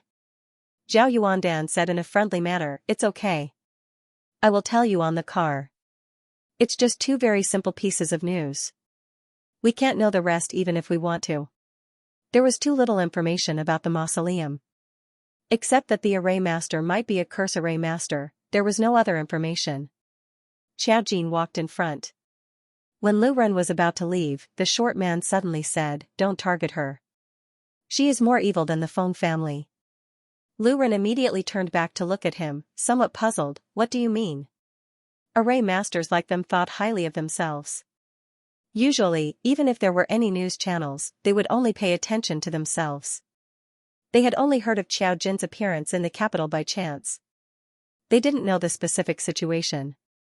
But the Feng family had been in such a big mess recently that everyone knew about it. Firstly, they didn't dare to imagine that the Feng family would do things to such an extent. Secondly, Xiao Jin was even more evil than the Feng family. Then, the short man was called Lu Xian. At this time, he just had a sullen face, not knowing is the most dangerous thing. He left this inexplicable sentence and walked forward first. Lu Ren was even more puzzled. At this moment, he didn't finish. He suddenly got angry and pulled Zhao Yuandan. What do you think he means? Zhao Yuandan pointed to Xiao Jin who hadn't gone too far ahead and whispered, at least don't talk about it in front of her. She was still here. If she remembered it in her heart, it would be awkward. Everyone met for the first time. They didn't know each other's temperament. Who knew if the other party was big or small? It was not a wise move to make enemies with an array master. Lu Ren also saw that he was from the spirit group. There were several people in the spirit group. Xiao Jin was not from the spirit group. It was many against one, so he didn't think much of Xiao Jin. Now that Lu Xian reminded him and Zhao Yuandan didn't say anything, Lu Ren shut up resentfully. The spirit group's price was not low. They even gave the array point to the other party. He wanted to see how capable this Xiao Jin was. When they went downstairs, there was already a car waiting below the hotel. The place they were going to was very far. It was in the mountains outside Nanjiang City. The road was very bad. But because of the area of Nanjiang, there were many teams that liked to explore, so there were other roads. It was just too far. It was said that it would take 5 or 6 hours from here to the destination. Everyone was not familiar with each other. A large bus loaded everyone. Xiao Jin didn't like to talk. He just sat in his seat and focused on looking at his phone. Ji Mengmeng and Zhao Yuandan were seizing the time to catch up on sleep. After all, it would be the wee hours of the morning when they arrived there. If they were not in good spirits, it would not be a good sign for them. If they encountered danger, they would not be able to react in time. Apart from the driver, only Lu Xian and another array formation master were awake. Occasionally, Xiao Jin would meet the eyes of the remaining person. The other person would stare at her, sizing her up slightly, as if he was trying to figure something out. He didn't know how long the car had been driving. 2 hours later, they entered the mountainous area. Along the way, there were rugged paths. Looking around, it was all thick and boundless mountains. In this dark night, it was like a monster that chose people to devour. No one knew when it would open its mouth and swallow people. To dare to appear in these places in the middle of the night, one must have some courage. At about 2 o'clock in the morning, the car slowly came to a stop. The driver's voice could be heard. Everyone, we're here. This sound instantly woke up the few array masters who were still in a daze. Although everyone wanted to rest, they were still alert. They would wake up very quickly if they encountered any noise. Everyone followed the sound and looked outside. They had already arrived at the foot of a mountain. In front of them was a jungle. Occasionally, they could even hear the sound of flowing water. At this point, the road was completely cut off. In front of them was a rugged mountain range. For the time being, they didn't have the ability to directly open up a path here. Therefore, they had to get out of the car and start walking. Everyone got out of the car. The driver was waiting for them here. He would only wait until the morning. If not, he would go back in the morning. The driver who dared to come here was definitely not an ordinary person. Ji Mengmeng got out of the car and looked at the area in front of her. She muttered, "It looks very dangerous." There was no light in this mountain, and it was completely hidden in the darkness. Lu Xian took out a flashlight. When he turned on the light did not shine far, as if it was swallowed directly. They could only see an endless dense forest and the occasional squeak of small animals. They could vaguely see a road that seemed to have been walked by someone. Zhao Yuandan took out his phone and glanced at the map. It's just in front. It will take about half an hour to reach the place. I have already drawn the map. Exploration teams often appeared here, so the map was ready-made. Everyone nodded and walked along the only road. They were all array masters, and their courage was not ordinary. Even the youngest Ji Mengmeng was not afraid in such an environment. The southern borders mountains were extremely famous. The mountain range here was continuous, and the peaks overlapped. If you went over one mountain after another, it would be surrounded by tall and dense forests. If you couldn't find a way out, then this place would definitely be a nightmare. The country had developed many mountains in recent years, but it was less than 1/10 of them. There were still many things hidden inside, waiting for humans to explore. Xiao Jin and the rest stepped into one of the mountain ranges. After entering, they were surrounded by tall trees, and it was almost impossible to see the path. Xiao Jin walked at the front. Lu Xian's flashlight naturally could not shine on her all the time. The light flickered, but Xiao Jin walked very fast, as if she was not worried that she would get lost. Kacha, kacha. Only the footsteps of these few people could be heard in the forest. When it was quiet, it was a little scary. Ji Mengmeng looked at Xiao Jin's back in front of her with her long hair fluttering in the wind.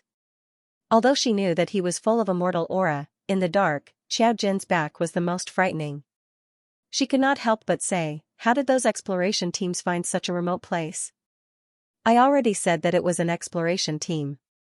Zhao Yuandan smiled and said, they must have walked around and found something amazing. There have always been many legends in Nanjiang, and it was the habitat of many emperors. It's not strange for an ancient array master's tomb to appear. It's just that this kind of array master's tomb usually needs some kind of opportunity to enter. I heard that these people entered by accident. Even they did not investigate the real situation. Because the array masters of the Earth Spirit Group were not good at these things, no matter how they looked at it, they could not see any problems. Only then did he ask for help from his superiors. Milo. Milo. He hadn't heard much about what happened last time. Most of the people who died were from the Spirit Group. They did not inform the array masters. Lu Ren snorted and said, I heard that they found the array points, but they went for wool and came home shorn. They died and were injured. There were array points, but they did not live to take them. They all knew very well that was such a large number of casualties. There was definitely an array point inside. Unfortunately, there was no news of what the array point was. Milo, the only one who knew the news, was now missing. No one knew if he was the one who took the array point. Because of this, the Feng family had to bear a lot of responsibility. In the end, the Feng family was also gone. The spirit team had not even finished settling the score. Hey! Lu Xian's face darkened. Don't talk. There's a sound. Suddenly, they heard a strange sound. When they looked around, they found that they were still in the forest. There was nothing out of the ordinary. Xiao Jin was in front. Her light voice came. A small animal. Everyone, seeing that she was still walking smoothly, everyone had to follow. Lu Ren snorted coldly. Why are you still pretending? Can't we see it? Ji Mengmeng said. Lu Xian heard it. You didn't. Your ears are not very good. Lu Ren was angry. You didn't hear it either. Ji Mengmeng smiled. I didn't hear it. I didn't say anything. Lu Ren, everyone here was an array master. Everyone hid their abilities, but their general strength was about the same, so no one was convinced. Ji Mengmeng was the youngest, but she did not necessarily call others brother or uncle.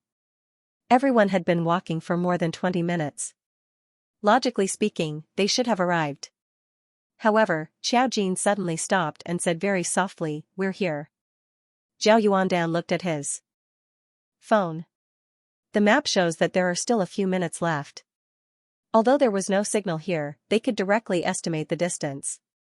It did not match the place mentioned by the expedition team. Xiao Jin said, it's here. They didn't go to the opposite door. Everyone's face was a little solemn. Xiao Jin could actually say that they did not go to the opposite door directly. It meant that she had seen something. However, they did not see anything. Everyone looked at each other and began to use their own skills. They surrounded the ground and began to set up arrays. Their method of setting up arrays was very different from Xiao Jin's. They needed to connect the array points in various places around them, which was commonly known as drawing. Only array masters like them could see this thing. However, after drawing the array points, there was still nothing in front of them. They did not see anything. Everyone immediately saw the problem. They were at the end of a canyon in a mountain range.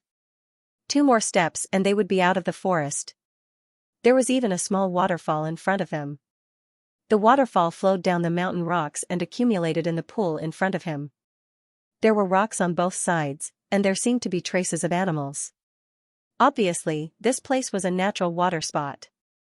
This kind of place wasn't rare in the southern border mountain range. However, Xiao Jin walked to the side of the pool and looked down. His eyes were calm as he said, "The entrance is below." Lu Xian stared at her with a solemn expression, but he quickly shifted his gaze to the bottom of the pool. Other than the splashes from the waterfall, there was nothing unusual on the surface of the pool. It was a very normal mountain spring. Ji Mengmeng touched her chin and asked hesitantly, "Should we go into the water?" She didn't really want to, mainly because they couldn't see anything. Now, they were all listening to Xiao Jin. That was what she thought, but someone had said it out loud. Lu Ren was not convinced. "If you say it's below, then it's below. We didn't see anything wrong. Why should we listen to you?" After he said this, Xiao Jin turned to look at him with a faint smile. Being stared at by those calm and deep eyes, Lu Ren immediately swallowed. His heart throbbed inexplicably. "I'm just saying. It's up to you whether you want to go down or not." She reached out and pinched him. Then, she turned around and jumped into the pool without hesitation. With a splash, a living person jumped directly and quickly went down. The waterfall splashed quickly. In less than 2 seconds, there was no trace of Xiao Jin in the pool. Everyone, Zhao Yuandan glanced at everyone and said awkwardly, "She has already jumped. Let's jump." Zhao Yuandan believed that the person who spent 10 million yuan to find had a reason. He didn't feel any danger. He set up a simple waterproof array on himself, took 2 steps forward, and jumped. Ji Mengmeng only hesitated for a moment before jumping. 3 of the 6 people jumped. The remaining 3 looked at each other. Lu Xian and the array master jumped without hesitation. Lu Ren, what the F *ck? He didn't even ask anything and just jumped. It was because they didn't see any problem that they were worried that Xiao Jin was tricking them. But now that everyone had jumped, he was the only one left on the shore. He hesitated for a moment and suddenly heard a strange sound behind him. In an instant, he felt his scalp tingle and his hair stand on end. It was the intuition of an array master. Lu Ren almost didn't think and jumped forward into the pool. Splash. The camera turned back. The light had completely dimmed. They could only see something white on the tree trunk of the dense forest beside the pool. It circled around the tree trunk and quickly shrank back. The pool water was very cold. It wasn't a big problem for Xiao Jin. Her body seemed to be separated by a layer of transparent film. The water couldn't get close to her body, so she could breathe freely underwater. This was a pool formed by a waterfall over the years. Logically speaking, it shouldn't be very deep. However, Xiao Jin jumped in and fell at least 10 meters. In front of her, there was still cold water. The figures above were also falling in one after another. Xiao Jin blinked and finally saw a faint light coming from below. It was the light of the array. They had arrived at their destination. This was just an entrance. He would only know what it was when he got closer. Xiao Jin fell the fastest and soon reached the bottom of the pool. It was still surrounded by stone walls, and the bottom of the pool was just a piece of silt. However, there was a lump of silt in the middle that was especially high, as if something was floating. Xiao Jin directly went over, and with a slight movement of his finger, a lump of sludge dispersed, revealing a copper ring underneath. It was like the doorknob of a large door. Whatever it was connected to, one would know with a pull. The fluctuations of the array formation came from above. Of course, it was not something that could be pulled open by force. Furthermore, the copper ring was located at the bottom of the pool. Once it was pulled open, all the water in the pool would instantly flow in. However, it was precisely because of the array formation that the copper ring was not necessarily as simple as it appeared on the surface. Xiao Jin looked at it from the side. Zhao Yuandan and the rest, who had landed behind, also saw the copper ring. Although they couldn't speak, they could still move freely. After Lu Ren landed, he reached out to pull the copper ring. Xiao Jin didn't stop him. The moment Lu Ren touched the copper ring, he seemed to be stabbed by something and instantly retracted his hand. When he looked again, the copper ring in front of him had turned into a human mouth. The mouth was wide open, and a row of sharp teeth could be seen clearly. Lu Ren, CTM. He was wondering why this group of beasts didn't move after coming down. If Lu Ren had been a moment slower, he would have pulled the copper ring away. Who knew if this mouth would have bitten off his hand? Ji Mengmeng glanced at Lu Ren and rolled her eyes. They were all array masters. She didn't know why Lu Ren's vigilance was so low. They were all swimming in the water and couldn't talk to each other. Seeing that the copper ring in front of them had turned into a human mouth, everyone subconsciously scattered far away. Only Xiao Jin didn't move. The moment the mouth came out, she pushed the mud away even more. A woman's grey face suddenly appeared at the bottom of the pool. She had died here for many years. Her face had been soaked in mud until it was extremely pale, but her original appearance could still be vaguely seen. Her mouth was open, and her sharp teeth and eyes were staring. All of this showed how terrifying she was. Ordinary people would probably have nightmares for 3 to 5 years after seeing her. Especially when Xiao Jin pushed her away, the woman's eyes at the bottom of the pool moved. Her gloomy eyes glanced directly at Xiao Jin. Ji Mengmeng. Zhao Yuandan. The two of them were so scared that they almost screamed. Even for array masters, it was rare to see such a terrifying scene. Only Lu Xian and the other array master, Tang Yiming, were very calm. Lu Ren was so scared that he swam as far away as he could. Array masters were suitable for fighting on land. The water was pitch black, and now they saw something that only appeared in horror movies. This was too much of a test of their endurance. Xiao Jin didn't change at all. She even directly waved her hand to slap the woman's cheek. The woman's expression suddenly became incredulous, but there was nothing she could do. Xiao Jin's palm didn't hit her cheek, because she turned into a cloud of smoke and blended into the soil, as if she had disappeared. Naturally. Underneath her head was a copper ring that looked exactly the same as her head. This was the real entrance. Only Xiao Jin didn't take this seriously. If it were other array masters, they would probably be bitten until they started to doubt their life. Xiao Jin pulled open the entrance of the copper ring without hesitation. Bang! The movement in the water should have been very small, but everyone seemed to hear a drumbeat in their hearts. Dong dong dong, it was very shocking. As the copper ring was pulled open, a glaring light leaked out. The surrounding caves, cliffs, ponds, and mud all began to sink down along with the copper rings. It was as if a vacuum had appeared below. At that moment, everyone realized that their bodies were no longer under their control and they were sliding down. It was not that there was a door under the copper ring, but the moment the copper ring was pulled, the surrounding scenery started to change. They continued to fall uncontrollably, and the water became thinner. Splash! The sound of water exploding suddenly came into contact with the air, and everything became clear. The few array formation masters were at a loss as they could not stop their bodies from falling. Xiao Jin's body was light as a feather. As he fell, he saw the things around him explode as though they had turned into starlight. Amidst the sparkling starlight, they looked like memory fragments that floated in midair. They mixed with the soil and were not obvious at all. Xiao Jin reached out and grabbed a piece of debris. Then, she felt a strong attractive force. Even she couldn't control it as it pulled her into some place. With a boom in front of her, everything returned to silence. When she woke up, drops of water were falling on her cheeks. A drop of water hit her eyelashes.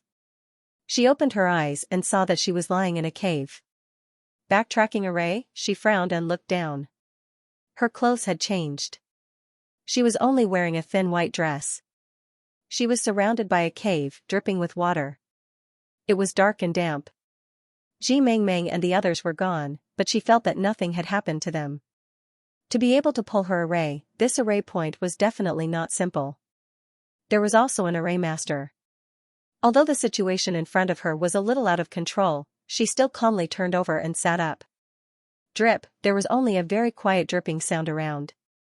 There was a glimmer of light in front of her, like an exit. She stood up and wanted to walk along the light, but found that she couldn't walk out. Was she trapped? There shouldn't be an array in this world that could trap her. She felt for a moment, and her face suddenly changed. She was the one who had set up this formation. Was she trapped in the array she set up? But why was that? She looked at the surrounding stone walls. The light in the cave was not as dim as before. With the help of the light, she saw some patterns engraved on the stone walls. There were some simple drawings of people kneeling and worshipping something. When she looked forward, she found that it was a person. This figure was only a back view. Compared to the simple kneeling human in the painting, this person's lines were exaggerated to the point of being very tall. He was wearing a long robe. Only this figure, although thin, had a kind of aura that made people want to prostrate themselves in worship. She looked at the engraved figure faintly and felt a familiar feeling from it. She knew this person. And he wasn't from this era, but from 10,000 years ago. Suddenly, she felt a cold breath on her cheek, as if someone was touching her cheek. Her mind moved, but she didn't feel any dangerous aura. A very familiar voice sounded, with a gentle longing and a distant sigh. Are you cold? Xianxia, she wanted to turn her head, but she didn't see anything. The cave was empty, and there was no Xianxia's figure. The touch on her cheek seemed to have disappeared, but there was still a lingering feeling of dependence. Xianxia? She spoke, and her voice echoed in the cave. She knew that this was not real, but she felt that Xianxia was here. Which Xianxia was it? She frowned and suddenly realized that her amnesia was not as simple as it seemed.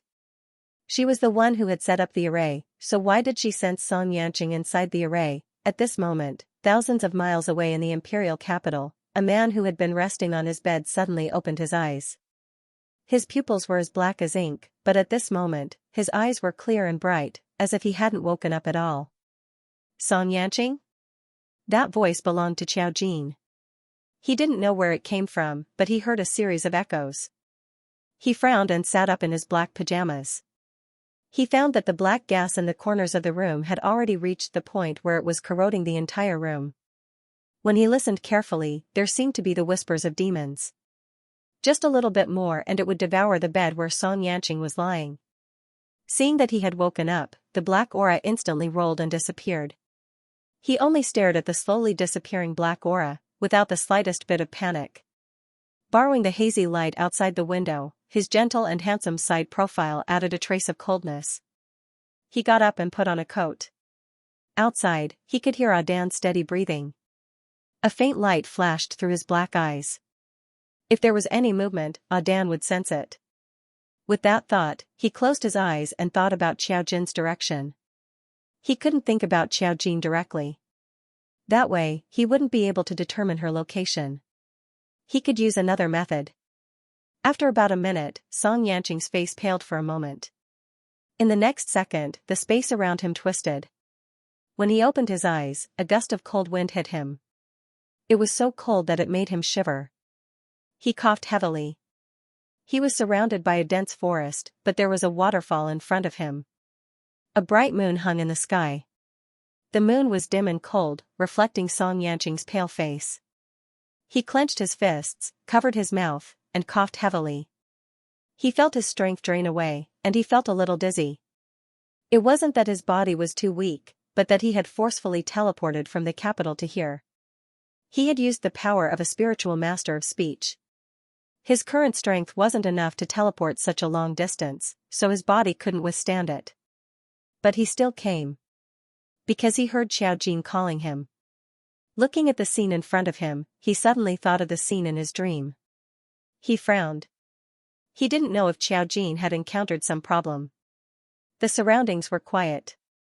Xiaojin had already walked along the stone wall and finished looking at the simple murals. It seemed to be a scene of a sacrifice. Unfortunately, other than the man in the picture, the rest of the pictures didn't express much. The only difference was that Xiaojin felt that the murals and array were from 10,000 years ago. There was no trace of the so-called ancient array master from 4,000 years ago. Could it be that their survey was wrong? She stared at the murals for a while and suddenly felt that something was wrong. The tall figure was still flickering with a dim light, and it didn't seem to be from the mural itself. Xiaojin stretched out her hand to dig at the wall.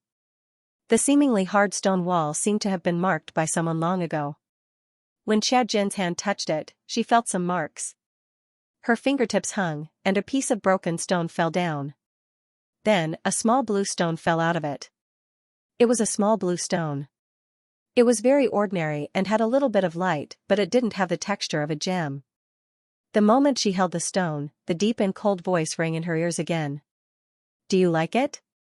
This is for you." She looked around to make sure she hadn't heard wrong. It was indeed Song Yanqing's voice. However, she also knew that it was impossible for Song Yanqing to appear here, nor did he give her anything like this. She thought of the memories she had lost, and her eyes suddenly became deep. Could the things she had forgotten be related to Song Yanqing, but wasn't Song Yanqing a modern person? How could he be related to her from 10,000 years ago? Looking at the back figure with a heavy gaze, Xiaojin realized that she still couldn't remember anything. The only thing she could remember was that this voice was too familiar to her. It was Song Yanqing's voice. It was as if he had always been by her side. It was rare for her to frown. She realized that the memories she had lost might be more important than she thought. She didn't feel any danger. She only saw a cloud of fog. This cloud of fog was related to Song Yanqing. The first time she saw Song Yanqing, she saw it on him. He had the ability of a spiritual master of speech and was entangled by the Rakshasa realm. All these signs indicated that he was not an ordinary person. But she did not see any connection between him and the old era. There was another possibility. The voice she imagined might be someone else's voice. It was only because she was too familiar with Song Yanqing that she recognized it as Song Yanqing's voice. There was this possibility, but it was not big. She pinched the stone and was still in deep thought. The scene in front of her changed instantly. She heard Lu Ren's terrified voice. "What do you mean? You want to kill us?" She narrowed her eyes for a moment and stood up in an instant. The scene around her had changed drastically. She was in an underground palace. The Lu Ren in front of her had a sense of fear and hatred towards her. Ji Mengmeng was lying in the distance. The others were also looking at her with shocked eyes. Xiaojin looked at her hand and looked at Lu Ren again. She only saw a group of array formations coming towards her, flickering with raging flames. She waved her hand and blocked it. Her eyes were cold. "Who did you say wanted to kill you?" Lu Ren gritted his teeth. "You want to kill us. Stop pretending. You actually attacked us behind our backs." Xiaojin instantly understood some problems. She only said, "I wasn't here just now." No matter what happened, what you saw just now was an illusion. She only stretched out her hand and pulled. The red silk threads covered the sky and covered the earth, surrounding the entire underground palace tightly. She glanced around. She could only see that this was a grand hall, but it was all made of stone. There were few shadows of buildings from the later era. Xiaojin roughly understood. This underground palace was the residence of the real 4,000 years old ancient array masters. "You think it's an illusion just because you say so?" Lu Xiandu's face was dark. "You attacked Ji Mengmeng directly just now." Xiaojin glanced at them. "If I want to attack you, you won't be able to leave this place alive." Among the red threads, there were already strange light spots flashing and fleeing. Xiaojin looked at the combined formation and only said in a low voice, "It's just the lowest level of camouflage. You can't even see through this. You've really impressed me." The illusion was fake. It was impossible for her to have her strength. If she wanted to kill this group of people, she could do it silently. Why would she need to go through so much trouble? "Lu Ren, you." His face was flushed red. Xiaojin couldn't be bothered with them. He walked straight to the deepest part of the hall. The hall was very empty, and the walls were made of stone. There were stone pillars at the four corners, and there was kerosene at the top of the stone pillars, as if it was originally burning with flames. It was probably used for lighting. However, after a few thousand years, it had long dried up into a pitch-black lump. In the deepest part of the hall, there was a high platform. On the high platform, there was a stone coffin. The stone coffin hadn't decayed or weathered for thousands of years, and it was completely sealed. It was as if the coffin's mouth and body were directly cast. There wasn't a single gap, and no one could find a way to open it. However, Xiao Jin felt that the array point was inside. Lu Ren and the others had just been attacked by the fake Xiao Jin and were now frightened. However, when they saw Xiao Jin suddenly return to normal, as if nothing had happened, they looked at each other. Zhao Yuandu went to help Xi Mengmeng, who had fainted in the corner. Lu Xian and Tang Yiming saw Xiao Jin walk straight to the stone coffin and tentatively walked over. Xiao Jin looked at the sarcophagus and narrowed his eyes. It was just a rare curse array point. She had just fallen into the array that he had set up. The two had nothing to do with each other, but they appeared in the same place. Therefore, it could be explained that this array master came later and did not know of the existence of this array master. No matter who it was, he was also locked in here. Xiao Jin sized it up for a moment. Lu Xian went forward to push the sarcophagus and said, "We can't open it at all. There isn't even an opening."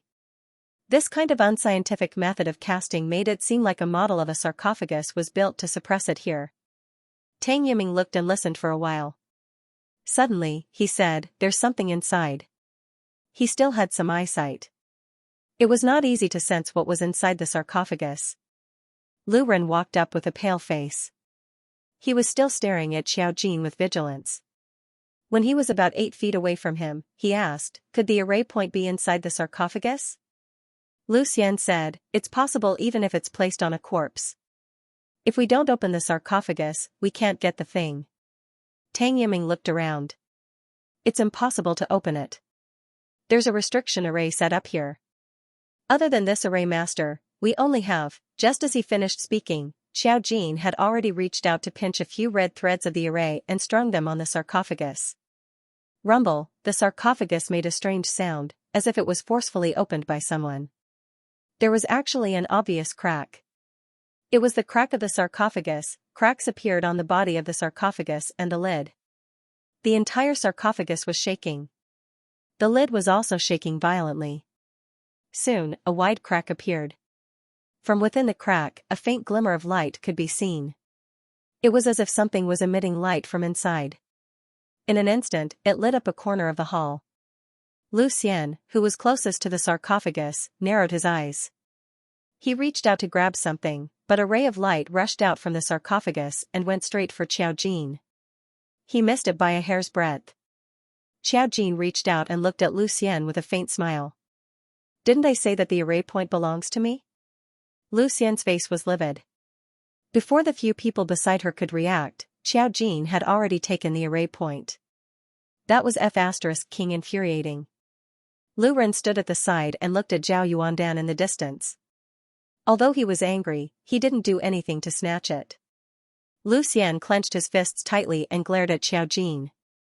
In the end, he looked away and gave up. However, Tang Yiming's sight was not on Xiao Jin. He did not even pay attention to the formation point that had rushed out at the first moment. His eyes were tightly locked on the inside of the stone coffin.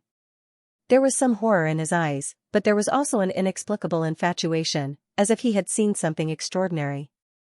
Xiao Jin already felt that there was something special inside, and it was still alive. She took 2 steps forward, and the lid of the coffin let out a huge rumbling sound as it was smashed to the side. What appeared in front of Xiao Jin and the others was a woman in a bright red robe. She had a tasseled crown on her head. Even in today's modern times, it was a rare handicraft. What was more shocking was her beautiful and enchanting face.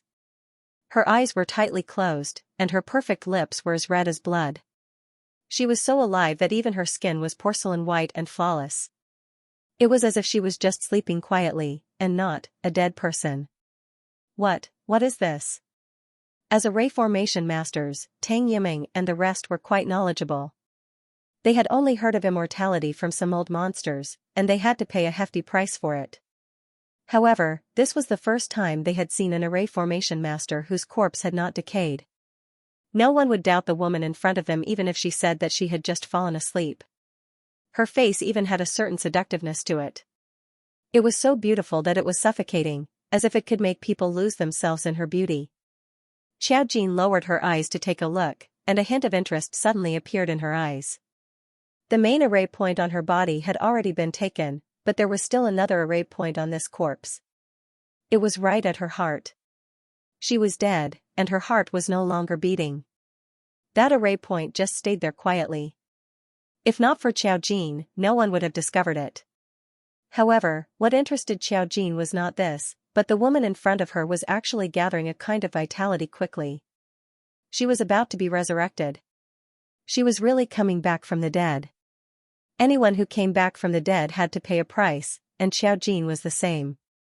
She was still wandering in the river of time for 10,000 years, but the woman in front of her was actually gathering vitality. What was the price she had to pay? The karma on her body indicated that she had already paid the price. There was no need to think about it. It was a very tragic price. So she was interested. This woman was about to be resurrected, and she wanted to take her away. However, the others did not know. The others gathered around. Xiao Jin turned around and took a look.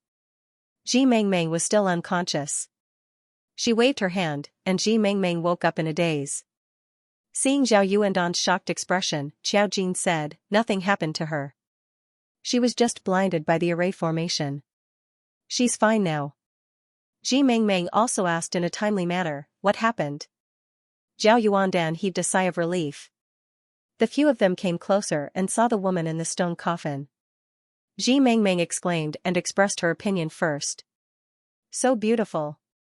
Why are all the girls in this kind of coffin so beautiful?" "Everyone," Zhao Yuandan said faintly, "usually, these are either goddesses or female ghosts. Which one do you want to see?" Lu Xian, on the other hand, had a sullen look on his face. Her body did not decay after death. She must have used a formation to exert pressure. She must be a formidable monster. We have already obtained the formation point. Let's destroy her body and leave as soon as possible. Ji Mengmeng immediately said, "That's not a good idea. What if this is the ancient array master? What if we get into trouble? She's good at curses." Lu Ren glared at her. "What can we do? What if an even bigger problem occurred? Or should we go back the way we came and pretend that nothing happened?" Most importantly, there was nothing in the coffin except for the woman. He couldn't possibly strip her of her clothes. The formation points were also gone, and he didn't get anything. This trip could be considered a waste of time. Unexpectedly, at this moment, Xiao Jin looked at Lu Ren and said faintly, "Lu Ren, do me a favor? Carry her up and I'll give you the 10 million. Lu Ren, are you F***king crazy?" Not only Lu Ren, but the others also looked at Xiao Jin in horror when they heard this. Zhao Yuandan couldn't help but say, "You want to carry this female corpse? This is a corpse." They had seen many dead people. It was impossible for them to carry a corpse and run. Xiao Jin sighed. Forget it then.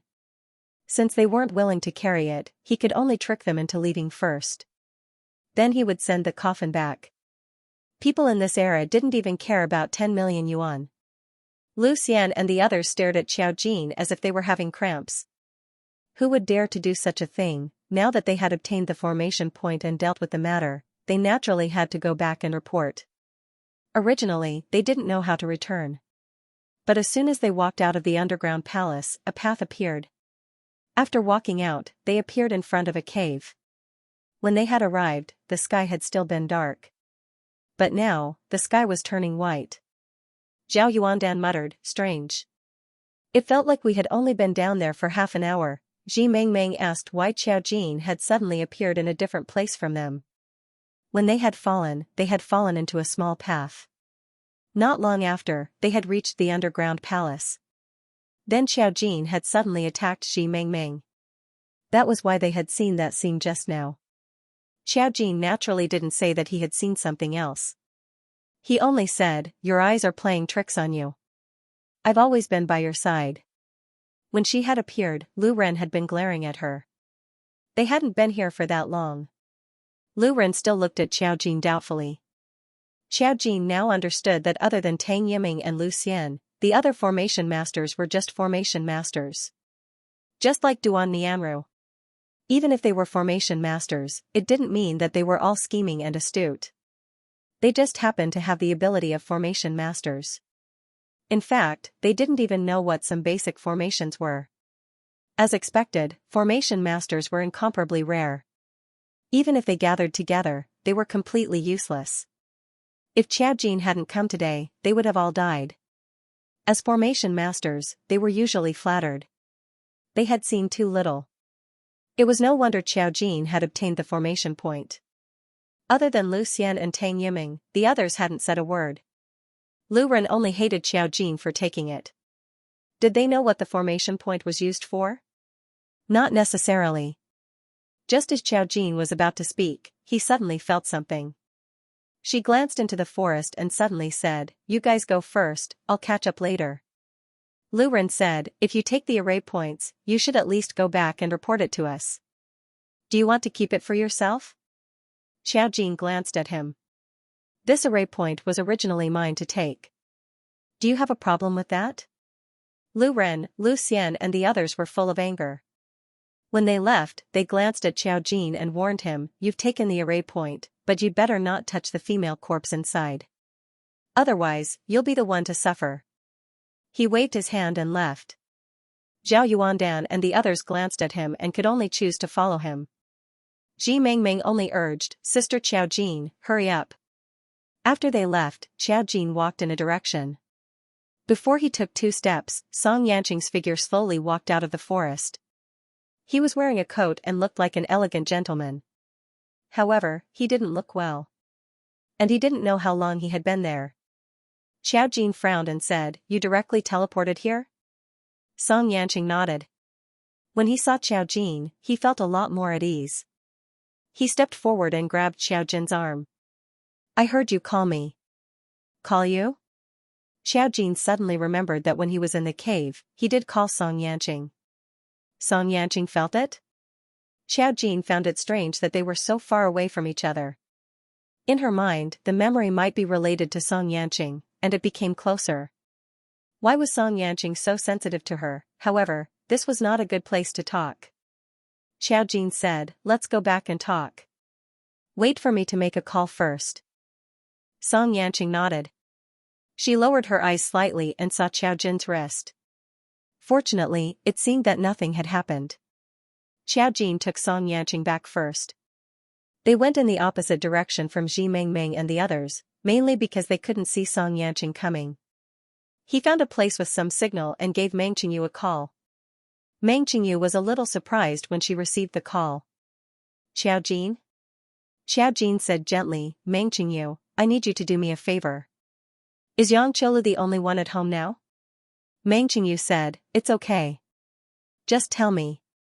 I'll help you if I can. Xianxia is not at home now. Sister He Yao has something to do and has to go to another city. She has nothing to do, so she was called by Sister He Yao to take care of the child. There's no one at home now." He Yao was still taking care of Lan Xiaoni. Now that Yang Qiulu was taking care of her, she had found something to do. Qiao Jin said, "It's good that there's no one at home. I need to put something in it, but it's a little abrupt. If you don't want to, forget it." Meng Qingyu didn't hesitate. "Put it.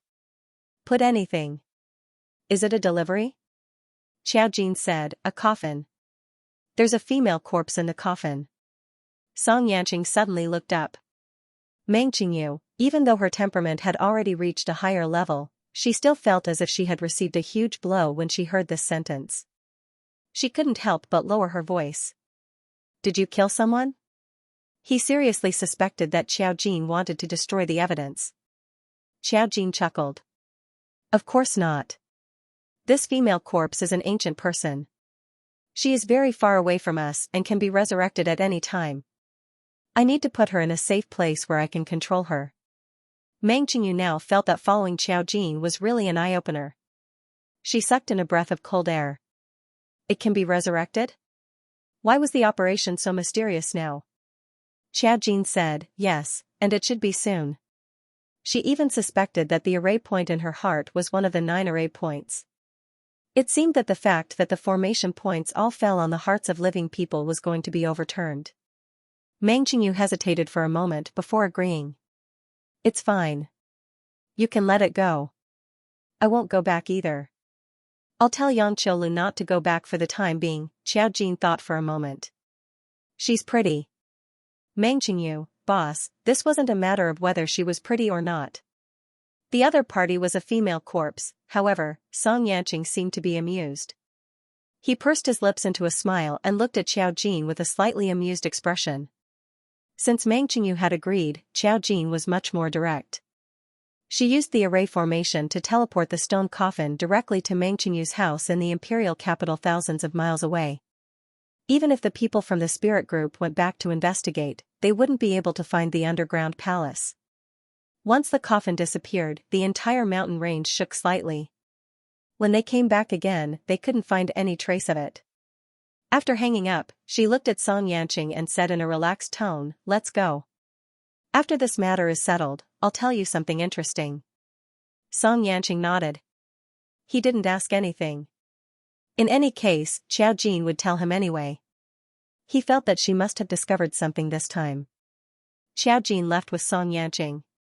The road in the jungle was not easy to walk on. In addition, Song Yanqing had suddenly appeared. Xiao Jin directly teleported him to the city. Soon, they found a place to rest in a room. Fortunately, Song Yanqing had prepared an ID card before they came. After entering the hotel room, Song Yanqing sat on the sofa to rest. At this time, his face was a little pale. It was obvious to the naked eye that his complexion was not good. Xiao Jin said, "Your body can't withstand such a long-distance teleportation." His ability was now slowly growing. Even if his progress was rapid, it was not like this. Song Yanqing opened his eyes and looked at him deeply. His tone was very soft. "I heard you call me." He was worried, so he came directly. In addition, he could not reach him on the phone. Xiao Jin raised his eyebrows. "You heard me call you?" Such a long distance meant that it was abnormal. Song Yanqing nodded. "Yes, it was a bit like an auditory hallucination, but I don't think I heard wrong." He saw Xiao Jin's expression and said directly, "You really called me, didn't you?"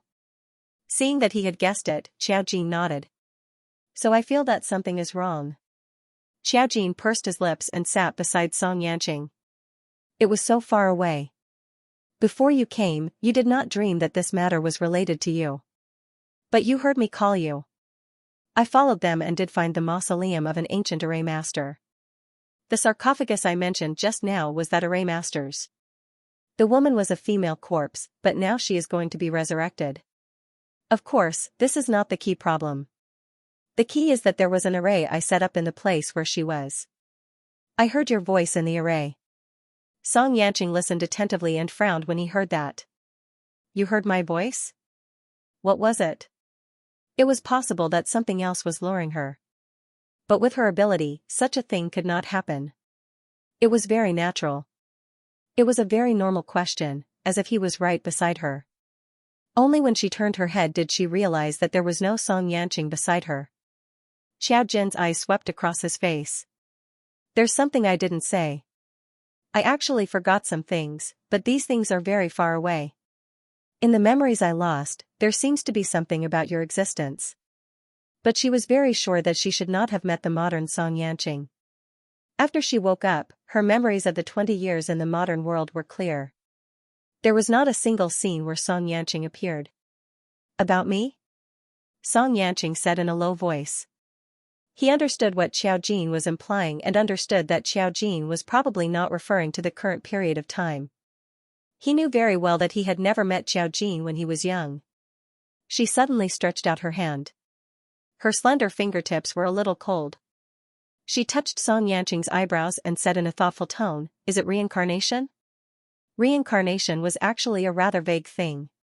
Once a person died, all the karma would be cut off cleanly. Even she could not tell what a person's previous life was. There was no example to prove it. Then reincarnation was just a fake thing. Her example was a bit like reincarnation, but it was not. Only Song Yanqing didn't have any shadow at all, but it was strange. Unless, like Xiao Jin, he was resurrected through a special channel. But he forgot. Song Yanqing also understood the meaning in her words and couldn't help but laugh. Do you think that I'm the same as you? Xiao Jin shook his head. Right now, it's just a guess. You don't have any memories, so I can only guess. If you are related to me, then it's very regretful, because I don't even know who you are. She didn't remember if there was a person called Song Yanqing in her memories. Song Yanqing was also a pure modern person. Even if there was a problem, it was impossible for the current her to know. I'm not the shadow of anyone in your memories. Song Yanqing suddenly grabbed Xiao Jin's wrist. His pitch-black eyes looked at Xiao Jin and he said seriously, I'm just Song Yanqing. Of course I know. Xiao Jin took his hand back and said, You're Song Yanqing. I won't mistake you for anyone else. It's just that right now, things are a bit strange. Song Yanqing's expression relaxed and his eyes were still as gentle as ever. You sense danger? Xiao Jin shook his head. There's no danger. It was just that there were a few more unsolved mysteries. Right now, that sarcophagus has already been moved out by me. It's also possible that she just built a mausoleum in my formation. It's a coincidence, but it's not a coincidence that she has an extra formation point on her body. Things were always progressing step by step. She would get an answer sooner or later. Song Yanqing couldn't help but ask, You found another formation point? Xiao Jin nodded. That female corpse's heart is the same as Meng Qingyu and Yang Qiulu's. They both have a formation point. At the moment, this formation point is completely useless to them, but it can be used to suppress them. Xiao Jin had told Song Yanqing about the 9 formation points. Now, Song Yanqing could understand. He found the third one so quickly. His speed was quite fast. Song Yanqing asked, Can she come back to life? Xiao Jin nodded. Yes. Song Yanqing was a little curious. I'll go back with you to see her? Xiao Jin, sure. Not long after she talked to Song Yanqing, she received a call from Ji Mingming. Sister Xiao Jin, where are you? Xiao Jin said, I've already returned to the hotel. You guys can go back first. I'll be back soon. Ji Mingming was a little embarrassed. Oh, Xiao Jin could tell that she was implying something, so she said, I'll give you an explanation when I get back. As for what kind of explanation it was, that was just a superficial explanation. Ji Mingming, okay. Although they were array masters, there was still a huge gap between them. She, Zhao Yuandan, and the others were too young to understand many things about array masters. This time, they were brought here purely because they were forced to do something beyond their abilities. Xiao Jin could already tell. If such a group of people could challenge the ancient array master's mausoleum, the future of the spirit group was indeed bleak. How should he put it, the standard of spiritual readers nowadays was getting worse with each generation. After hanging up the phone, Lu Ren was still grumbling on the other side. We didn't feel like we were in any danger. We didn't even see the array. It was all broken by that woman. I now suspect that this is a trap, just to lure us in. Lu Xian could not help but say, Shut up. If she wanted to kill you, with your vigilance, you would have died 8 times over. That mausoleum of array masters is really not that easy to break into. She solved it so easily. Doesn't that make you think of something else? That was, Xiao Jin was even more terrifying than the ancient array masters. Although a dead array master could not compare to a living one, how could modern people understand the ancient array masters from thousands of years ago? Xiao Jin didn't take it seriously at all.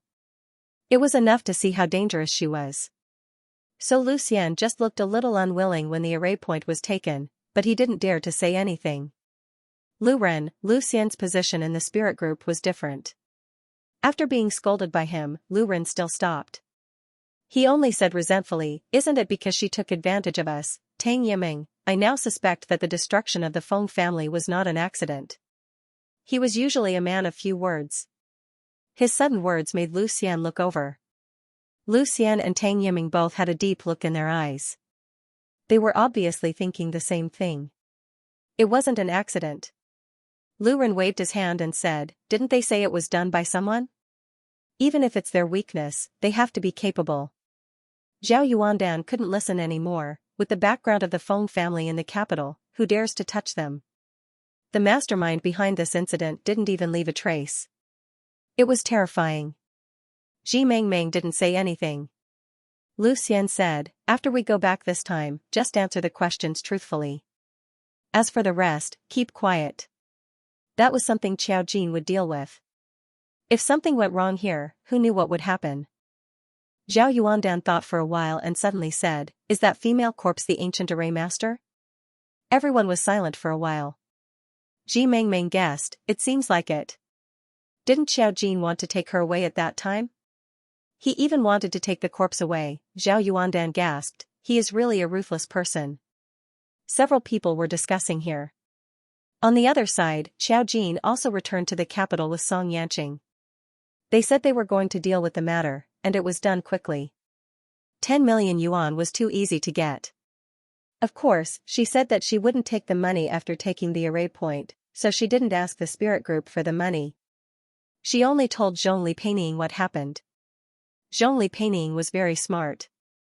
After listening to the whole analysis, she didn't ask any unnecessary nonsense.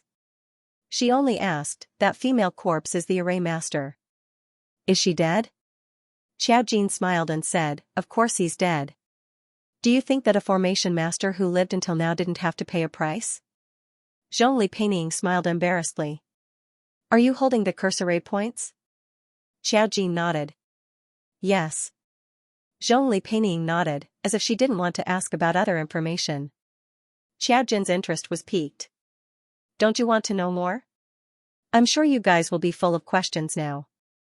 Just like that day when the spirit group was monitoring her, they even suspected that Qiao Jin was a dangerous person.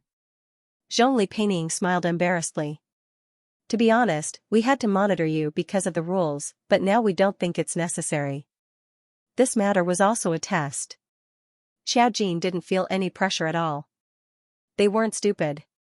The person in front of them was a big boss through and through. Why would he need others to control him? After hesitating for a moment, Zhongli Peining said, I know some things are redundant, but I still have to say it. Our spirit group itself isn't under the jurisdiction of ordinary people, but we also have to maintain social stability and rely on the country. We have always been independent, so except for a few families, everything is basically decided internally by the spirit group. Qiao Jin, I think you are a person who knows how to respect life, so don't do things like the Feng family. The Feng family had infiltrated the spirit group from the beginning, and they hid it too well. The spirit group couldn't find any substantial evidence. If one day they found out that Qiao Jin had done something similar, with her ability, she would definitely be classified as a terrorist. Modern technology might not be able to deal with Qiao Jin, but spiritual readers were also ordinary humans. They could also grow old, get sick, and die. At that time, it would not only be the spirit group who would find out that something was wrong, but also the country. Even if they had to make a lot of sacrifices, they would probably do anything to make Qiao Jin disappear. Now that Qiao Jin had not made any moves, and she was very strong, the spirit group would naturally not cause any trouble. Qiao Jin was a little excited and did not care about Zhongli Peining's words. She knew that she was just reminding her out of kindness. This proved that the current spirit group was powerless to control Qiao Jin. As long as she did not want to destroy the world, everyone could talk. You don't have to worry about this. Qiao Jin smiled and said, I am not interested in anyone. As long as they did not provoke her, no matter if they were spiritual readers or ordinary people, they were all the same in her eyes. When Zhongli Peining heard her words, she also felt a little relieved. She smiled and said, then I will go back and report first. You can look for me in the future if you need anything. Qiao Jin, go. Zhongli Peining was going back to the organization. She and Song Yanqing were going to see the female corpse. Song Yanqing returned to the capital and went back to the Song family first. He disappeared early in the morning, scaring Audan out of his wits. When he returned, Audan was in the living room enduring Song Shirin's anger. He was almost crying for his father and mother. When he saw Song Yanqing, he seemed to be about to cry. Young master, why did you go to Nanjiang? They found out that Song Yanqing boarded the plane back to the capital from Nanjiang, but how did he get there? When did he go? Dan wondered if he was a little delirious. Song Yanqing coughed softly. Last night, you fell asleep. I didn't wake you. Dan, he was so vigilant, but he didn't hear the young master's voice. Was the young master so scary now? Song Yanqing told Dan and went to see his father. No one knew what he said. In short, he came out in 10 minutes, and Song Shirin did not pursue it. When he came out, Song Yanqing called Dan. Send me to pick Xiao Jin. Yi muttered, why is he with Miss Qiao every day? Even if he's in a relationship, he doesn't need to be so intimate. Isn't the company busy? When he received Xiao Jin, Song Yanqing asked her, everything settled? Because Dan was an outsider, Xiao Jin and Song Yanqing didn't say anything. But he suddenly thought of something and said, I happen to have time. I've put off work today. How about I go to the Mu family with you tonight? Xiao Jin didn't object at all and said naturally, okay. She wanted to go back to school, but the Ling group had helped her apply for leave. It was better to go back to the Mu family. An interested smile appeared on Song Yanqing's lips. Do old Master Mu and Uncle have anything they like? Does Auntie have any hobbies? She had to find the right medicine. After all, it was her first time visiting. She had to prepare a good gift. In the end, Xiao Jin failed. She thought carefully. After 3 seconds of silence, she said, I don't know about Jinming. Feifei likes to play mahjong. Song Yanqing. Song Yanqing was a little amused. Then I'll buy a few gifts. Xiao Jin said sincerely, they will like whatever you buy. With Song Yanqing's status, the gifts would not be too low, and the Mu family would not hate Song Yanqing. That being said, Song Yanqing winked at Dan, and Dan understood. Miss Qiao did not provide any information, so it was very easy for Dan to go out and ask around in the market. For them, it was not difficult to do these things. Young Master and Miss Qiao went to deal with things, and he could help young Master choose the gifts. The car stopped downstairs in Meng Qingyu's neighborhood. It was broad daylight, and there were not many people downstairs. The car was not conspicuous nearby, but when Song Yanqing and Xiao Jin got out of the car, they attracted a lot of attention. They were used to this kind of attention, and walked toward Meng Qingyu's house in the neighborhood.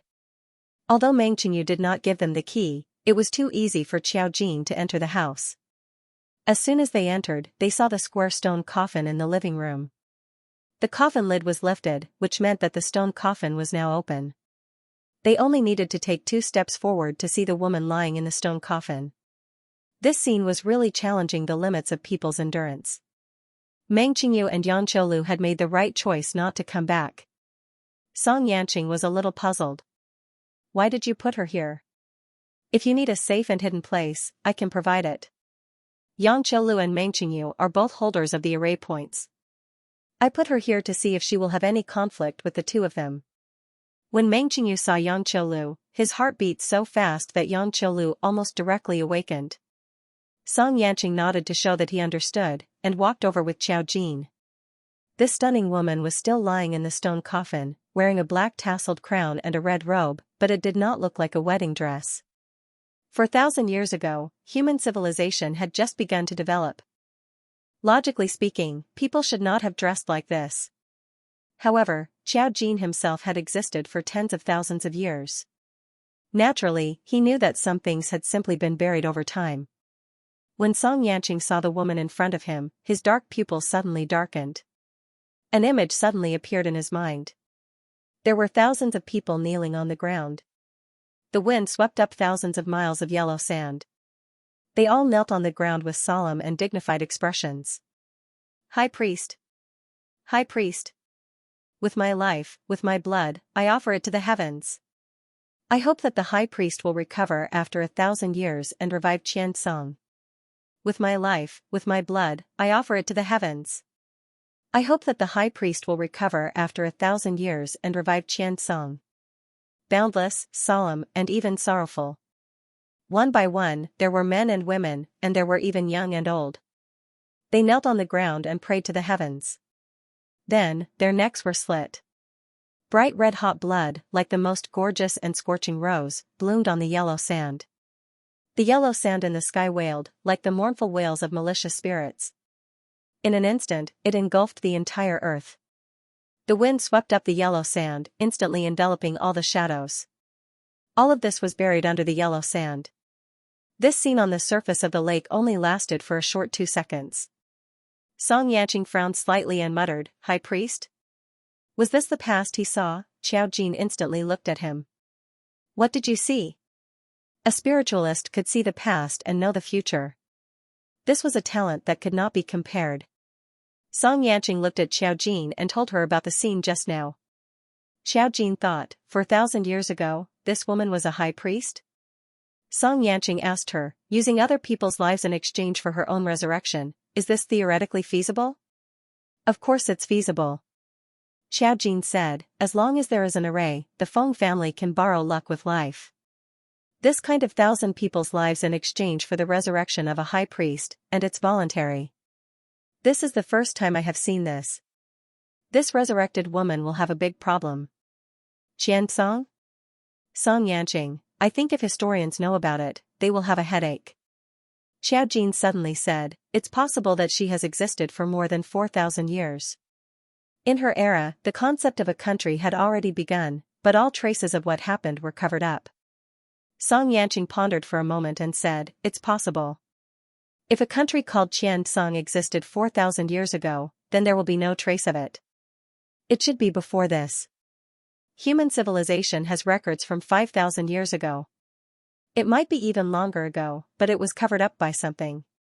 After all, if the spiritual psyche master existed, it was enough to cause a lot of things that modern society couldn't understand.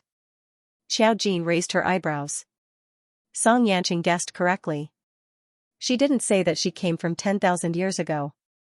The current problem was this woman called the High Priest. She was extremely beautiful. Now that she was lying quietly in the coffin, she looked very lifelike. If she was in the entertainment industry, any actress would be overshadowed by her bright face. Her vitality was getting stronger and stronger. In less than a week, she would be resurrected.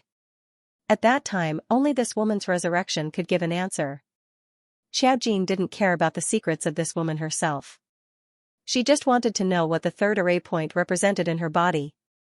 She was a curse-type array master when she was alive, and she was resurrected by 1,000 people's blood sacrifice. Her strength was definitely not comparable to modern people. If Xiao Jin didn't exist, she might not know when she would wake up. It was obvious that the underground palace was passive, which was why there were signs of resurrection. Although she was beautiful, Xianxia lost interest after looking at her and confirming that she couldn't get more information. It was only because she was a person from 1,000 years ago that she had some interest. The most interested person might be the historian. Xianxia remembered that Xiao Jin said that she heard his voice in the cave, and he was still thinking about it. After looking at this woman, they left again. When he went downstairs, Adan stepped forward and said, "Young master, the things you need have been bought. It will be delivered in about an hour or two. Do you need to wait a little longer?" He also told Xiao Fei so that she could be mentally prepared. However, before it was evening, he received a call from Xiao Fei. Xiao Fei on the phone was furious. "Jean, are you in class now?" Mom encountered something infuriating. Xiao Jin was a little surprised. "What's wrong with you?" Xiao Fei said angrily, "Didn't I tell you that your Uncle Mu used to have a confidant? She used to annoy me. Later, your Uncle Mu ignored her. Now that she is back, she even asked Uncle Mu to pick her up. Uncle Mu didn't pick her up. Now, she broke into our house and made things difficult for Grandpa Mu. She is making me angry. What a vixen." Xiao Fei was so angry. After listening to Xiao Fei's complaint, Xiao Jin pondered for a moment and said, "Then I'll come back right away? I'm just outside the school right now." Xiao Fei was so busy with her own matters that she didn't even think about why Xiao Jin was outside. She quickly said, Okay, come back quickly and help your mother. She also brought her daughter over and tried to humiliate you." "Xiao Jin, who is she trying to humiliate?" Xiao Jin hung up the phone, looked at Xianxia and whispered, "I have to go back first. Do you want to come with me or come over tonight?" Fei Fei asked me to go back. She said that there are strangers at home and something happened. Xianxia was next to him and vaguely heard a little bit of the conversation. He thought it was a little funny. Wait for another 10 minutes. I'll go back with you, okay? Xiaojin nodded, okay. Song Yanqing was waiting for Azai to ask someone to buy something. He also looked at the things and they were indeed suitable gifts. After the gifts were sent over, he and Xiaojin went to the Mu house together. Xiaofei was a little restless in the living room. Naive and sweet people also have their own sensitive senses. When they were young, they had a quarrel with Bai Lianhua in front of them. Now that they are older, they can no longer compete with each other. Bai Lianhua is called Li Sikan and the daughter she brought is called Erin. She is the child of a rich businessman from abroad. In all fairness, Li Sikan is quite good. When she was young, she was a famous rich beauty. She was used to putting on airs.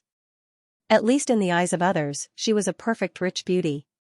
If it weren't for the private argument between Xiao Fei and Li Sikan, she would also be confused by Li Sikan's performance. The current Li Sikan is a very fashionable and delicate lady. Like Xiao Fei, she is very well maintained. She is beautiful and generous. In front of her, her daughter is somewhat overshadowed. Li Sikan's father and Mu Xiangshan were partners. Although he went abroad early, Li Sikan and Mu Zhenming were childhood sweethearts and had a good relationship. If it wasn't for the fact that Mu Zhenming had no interest in her, who knew who Madame Mu would be now, the only reason Xiao Fei could smile now was because of her good attitude. At least on the surface, Li Sikan was quite good. Even Mu Xiangshan didn't think there was anything wrong with her. Only Xiao Fei had quarreled with her in private. At this time, he completely understood Li Sikan's attitude. She had a good relationship with her husband now. It was just that she came back to vomit Xiao Fei. She called Mu Zhenming. In the end, when Mu Zhenming called home, it was Xiao Fei who went to the gate to pick him up. On the way there, the two of them had already mocked and ridiculed each other. Both of them had a successful family business and had both children. However, Li Sikan's son was working abroad and had not returned. This time, Li Sikan had brought her daughter, so this battle could be considered a draw. While chatting, they began to talk about their daughter. Li Sikan didn't come back for a long time, so she knew that Xiao Fei had a daughter. Curious, she stepped on Xiao Fei's sore spot. Xiaojin was once framed for taking drugs.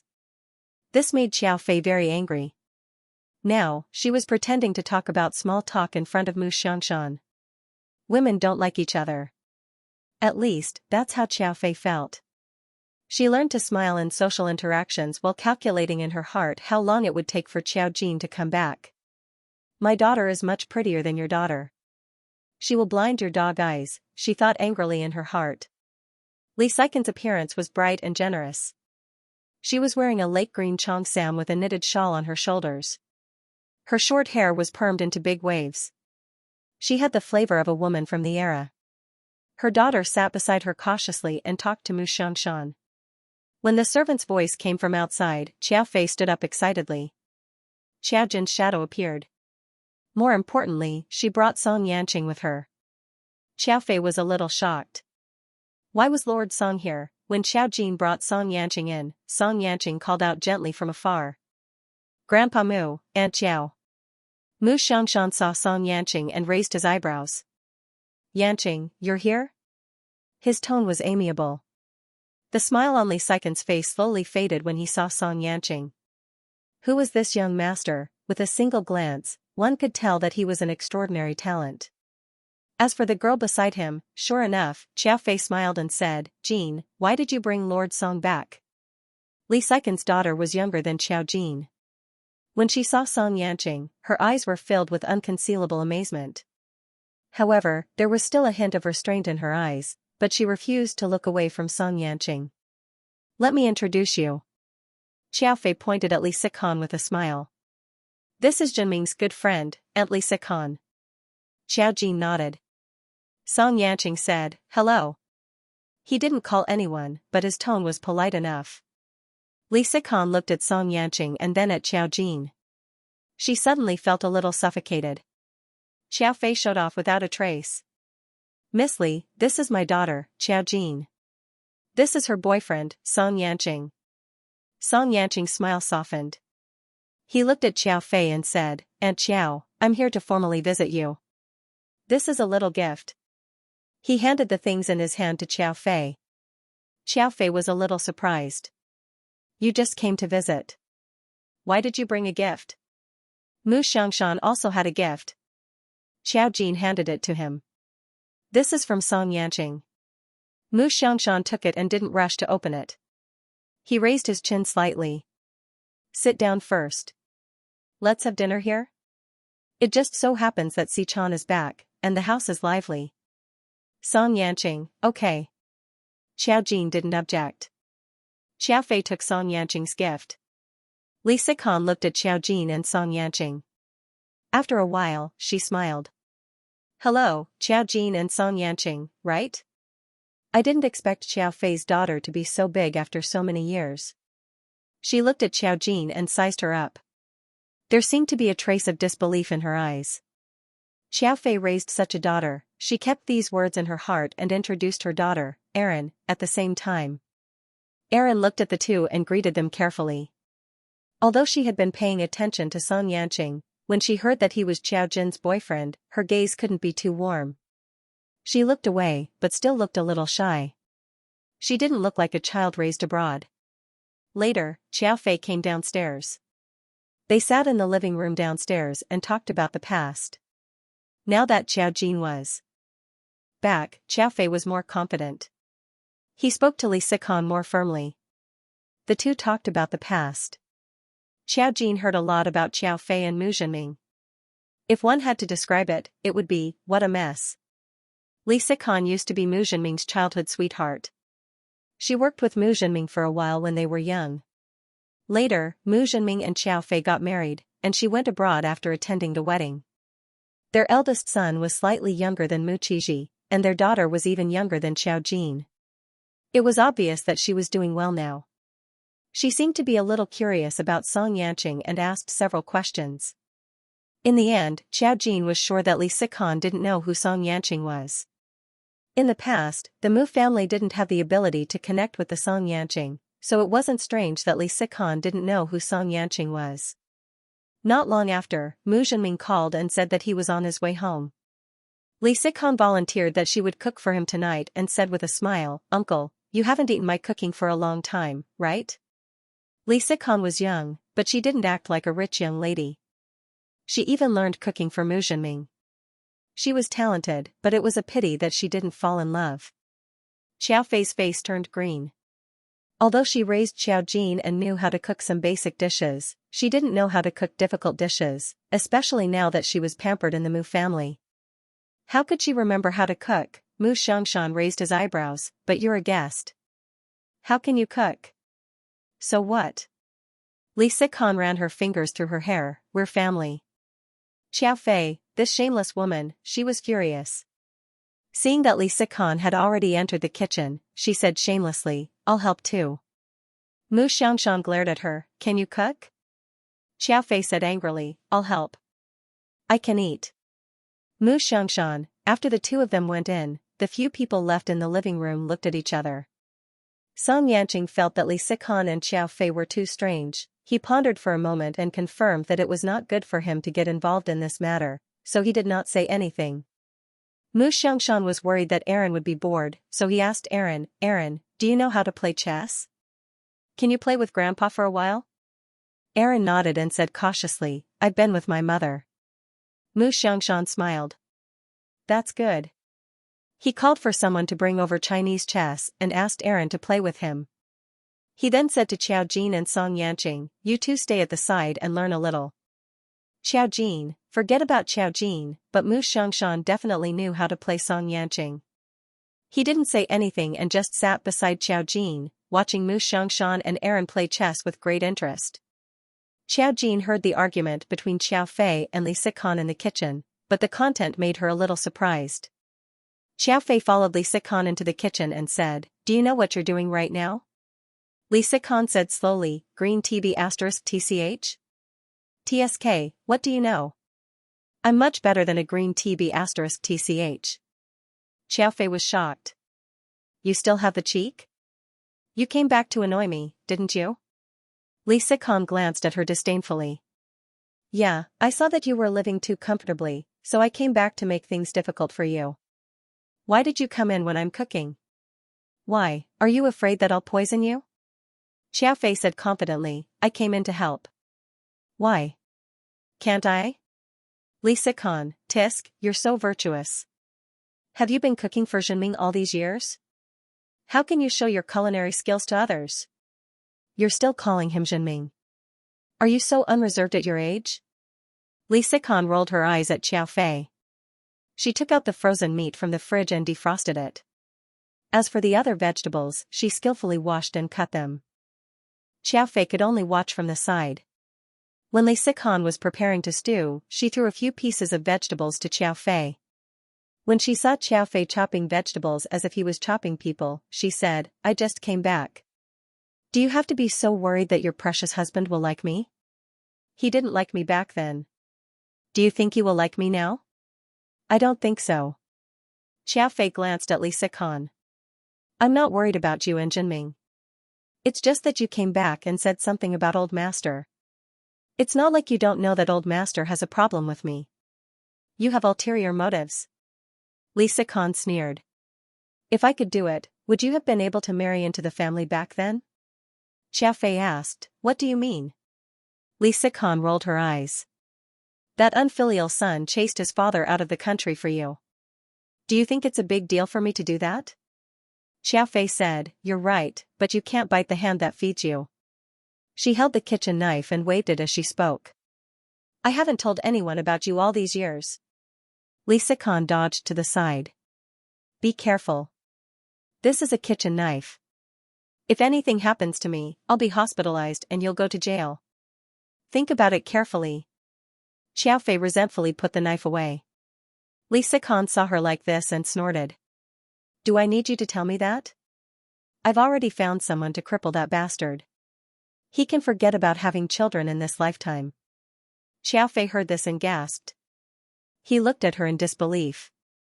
You're so vicious. Li Sikan laughed. You have the cheek to say that? You beat him up and sent him to the hospital with a concussion. I paid for the money. Xiao Fei's face turned red. What can I do? I'm just a weak woman. I can't beat him, so I can only open his head. If I was a little later, you wouldn't be here. Why don't you know how to be grateful? Li Sikan glared at her. The two of them still had some strange things that they didn't say. They had indeed had a catfight before. Anyway, the two of them didn't like each other. After all, Li Sikan really liked Mu Zhenming back then. Later, when she found out that Mu Zhenming didn't like her, she felt a little frustrated and found Xiao Fei an eyesore. She felt that Xiao Fei was purely an idiot with no IQ. She was useless except for crying. How could she be worthy of Mu Zhenming? It was precisely because of this that Li Sikan was in a bad mood after her defeat. She was a fair, rich, and beautiful woman who did not lack partners, so she casually picked one to date. Who knew that he was blind at that time? Later on, Li Sikan felt that her ex-boyfriend was a little too much and decided to break up with him. Who would have thought that her ex-boyfriend would become a terrorist? He accused Li Sikan of playing with his feelings and insisted that Li Sikan compensate him millions of dollars in damages. Li Sikan scolded him for being crazy. Of course, she was unwilling. In the end, they got into an argument. Not only did her ex-boyfriend want to rape her, he even wanted to kill her. People who were agitated to the point of losing their rationality. At that time, if it wasn't for Xiao Fei, who was passing by, who swung a brick in shock and broke his head, Li Sikan might have died. Xiao Fei hit him until he had a concussion and cried miserably. Later on, he was sent to the hospital.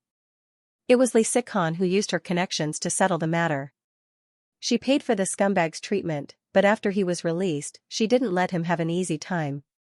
She was the kind of person who refused to be taken advantage of. After the incident, Li Sikan asked Xiao Fei not to tell anyone about it. Xiao Fei was scared to death that he had hit someone, so of course, he would not tell anyone about it. This incident became a secret between the two of them. They had not seen each other for many years. After all, they were former love rivals, so Xiao Fei still kept an eye on him. It was said that Li Sikan was doing well abroad.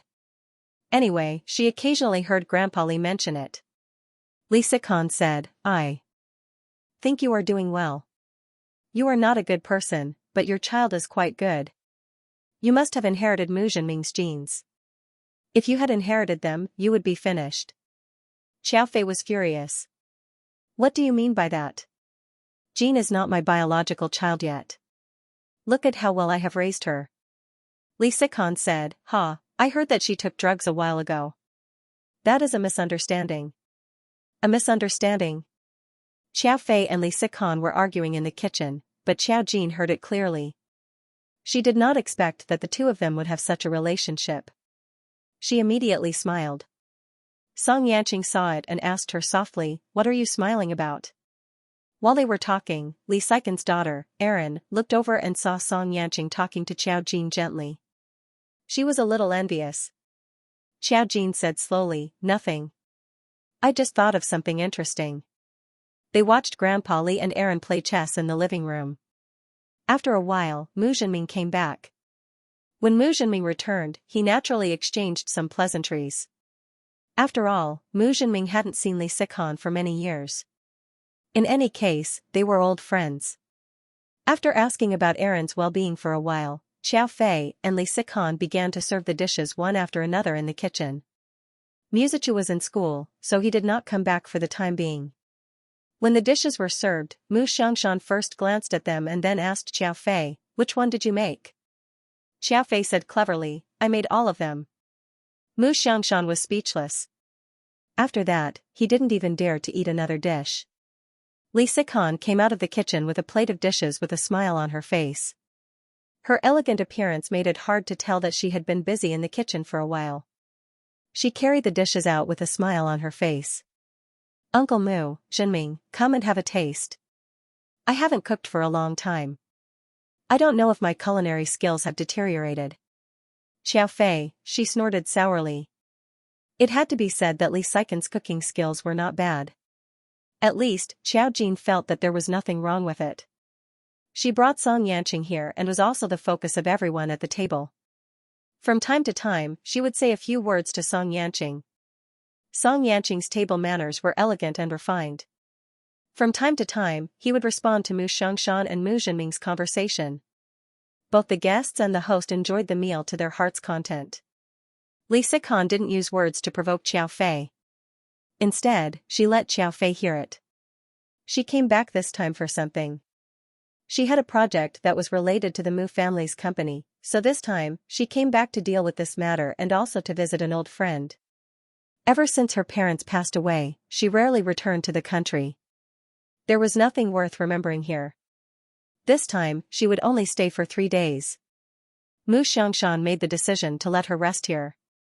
After dinner, Li Sikan wanted to go shopping. She dragged along a reluctant Xiao Fei and left Erin at home to accompany Mu Xiangshan. When Xiao Jin sent Song Yanqing out, he could hear Xiao Fei and Li Sikan arguing. Song Yanqing had to go home that night, so Xiao Jin only walked him to the car at the gate. When he was about to leave, Xiao Jin waved his hand and said, Rest early after you go back. I'll go back to school tomorrow.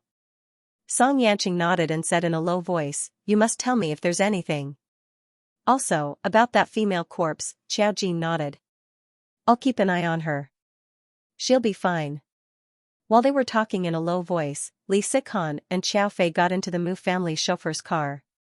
Seeing the two talking, Li Sikan could not help but think, How did you get so lucky to have such a daughter? Don't steal her just because she's pretty. Go away. Xiao Fei retorted, I adopted Xiao Jin from the orphanage. There's even proof. You're just jealous of me. How can I raise such a good daughter? Li Sikan sneered. She knows that she's not your biological daughter. Has she ever thought of looking for her biological parents? This topic was a little tricky. Xiao Fei suddenly stopped talking. Li Sikan sensed that something was wrong. She turned to look at him and smiled. Don't tell me you found her parents? Xiao Fei rolled his eyes. This woman's guess was really accurate. Xiao Fei had a complicated look on his face. It's just a small dispute. It's hard to say. Anyway, Jean won't go back. Her biological parents aren't good. You're standing in her adoptive mother's position. Li Sikan looked at her from head to toe, but did not say anything. She only said, "Who are her biological parents? Are they rich?" Xiao Fei said, "You're such a hypocrite. All you care about is money. Is that a matter of whether you're rich or not?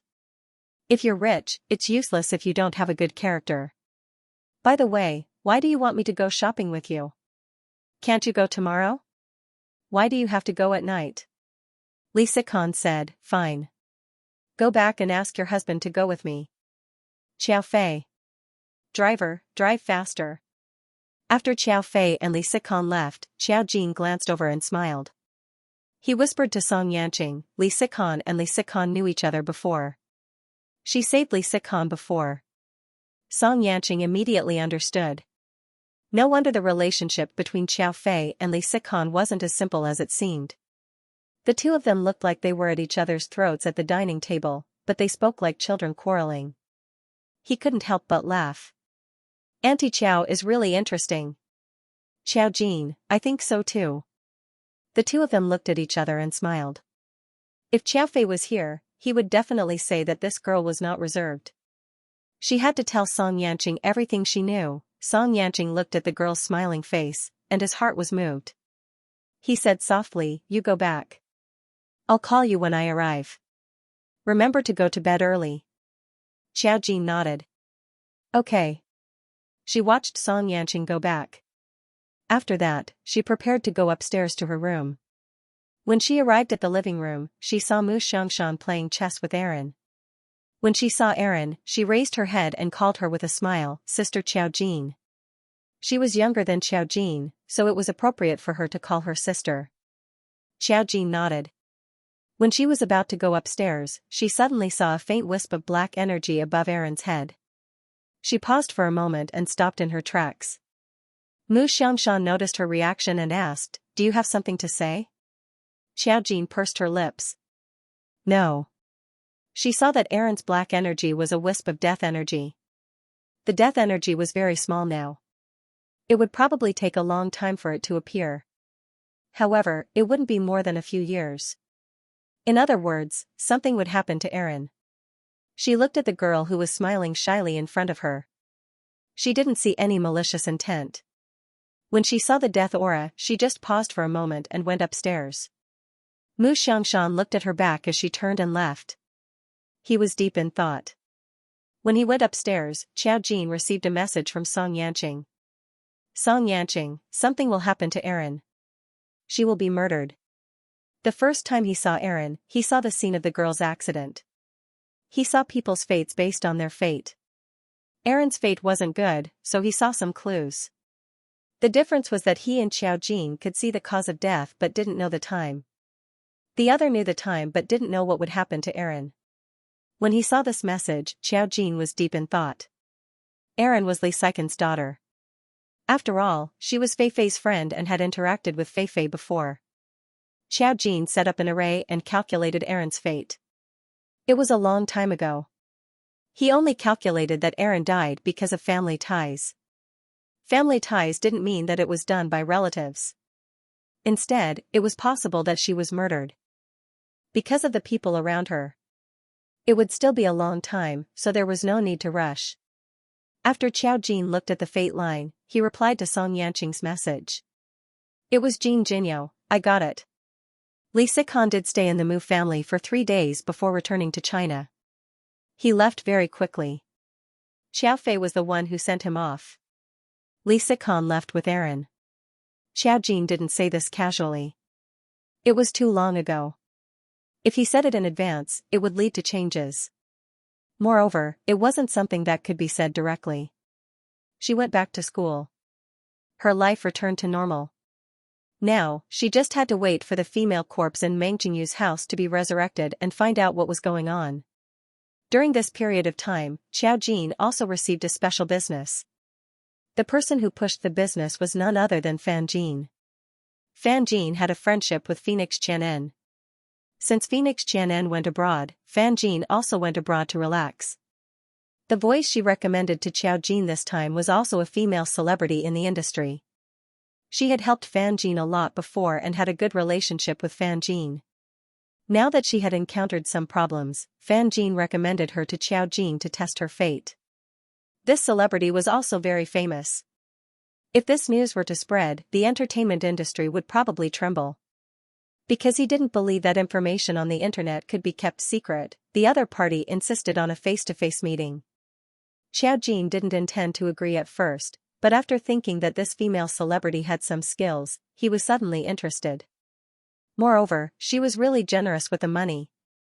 At least, it showed that she was not short of money. If Xiao Jin agreed to a face-to-face meeting, the other party was willing to pay 10 million for just one meeting. Xiao Jin looked at the twists and turns of fate on the other party and agreed. In any case, the spirit group knew about her current identity. It was indeed better to discuss such a big deal offline. Therefore, after making an appointment, Xiao Jin met with the other party. The location was at the female celebrity's house because he didn't believe it was anywhere else. Xiao Jin followed the information provided by the other party and came to a very famous manor area in the capital, Zilu Manor. Zilu Manor was a villa area. Each family occupied a very large area. It was the most expensive area in the capital. Each family was worth hundreds of millions. End of chapter 704. Don't forget to subscribe, like, and share the video to support the channel.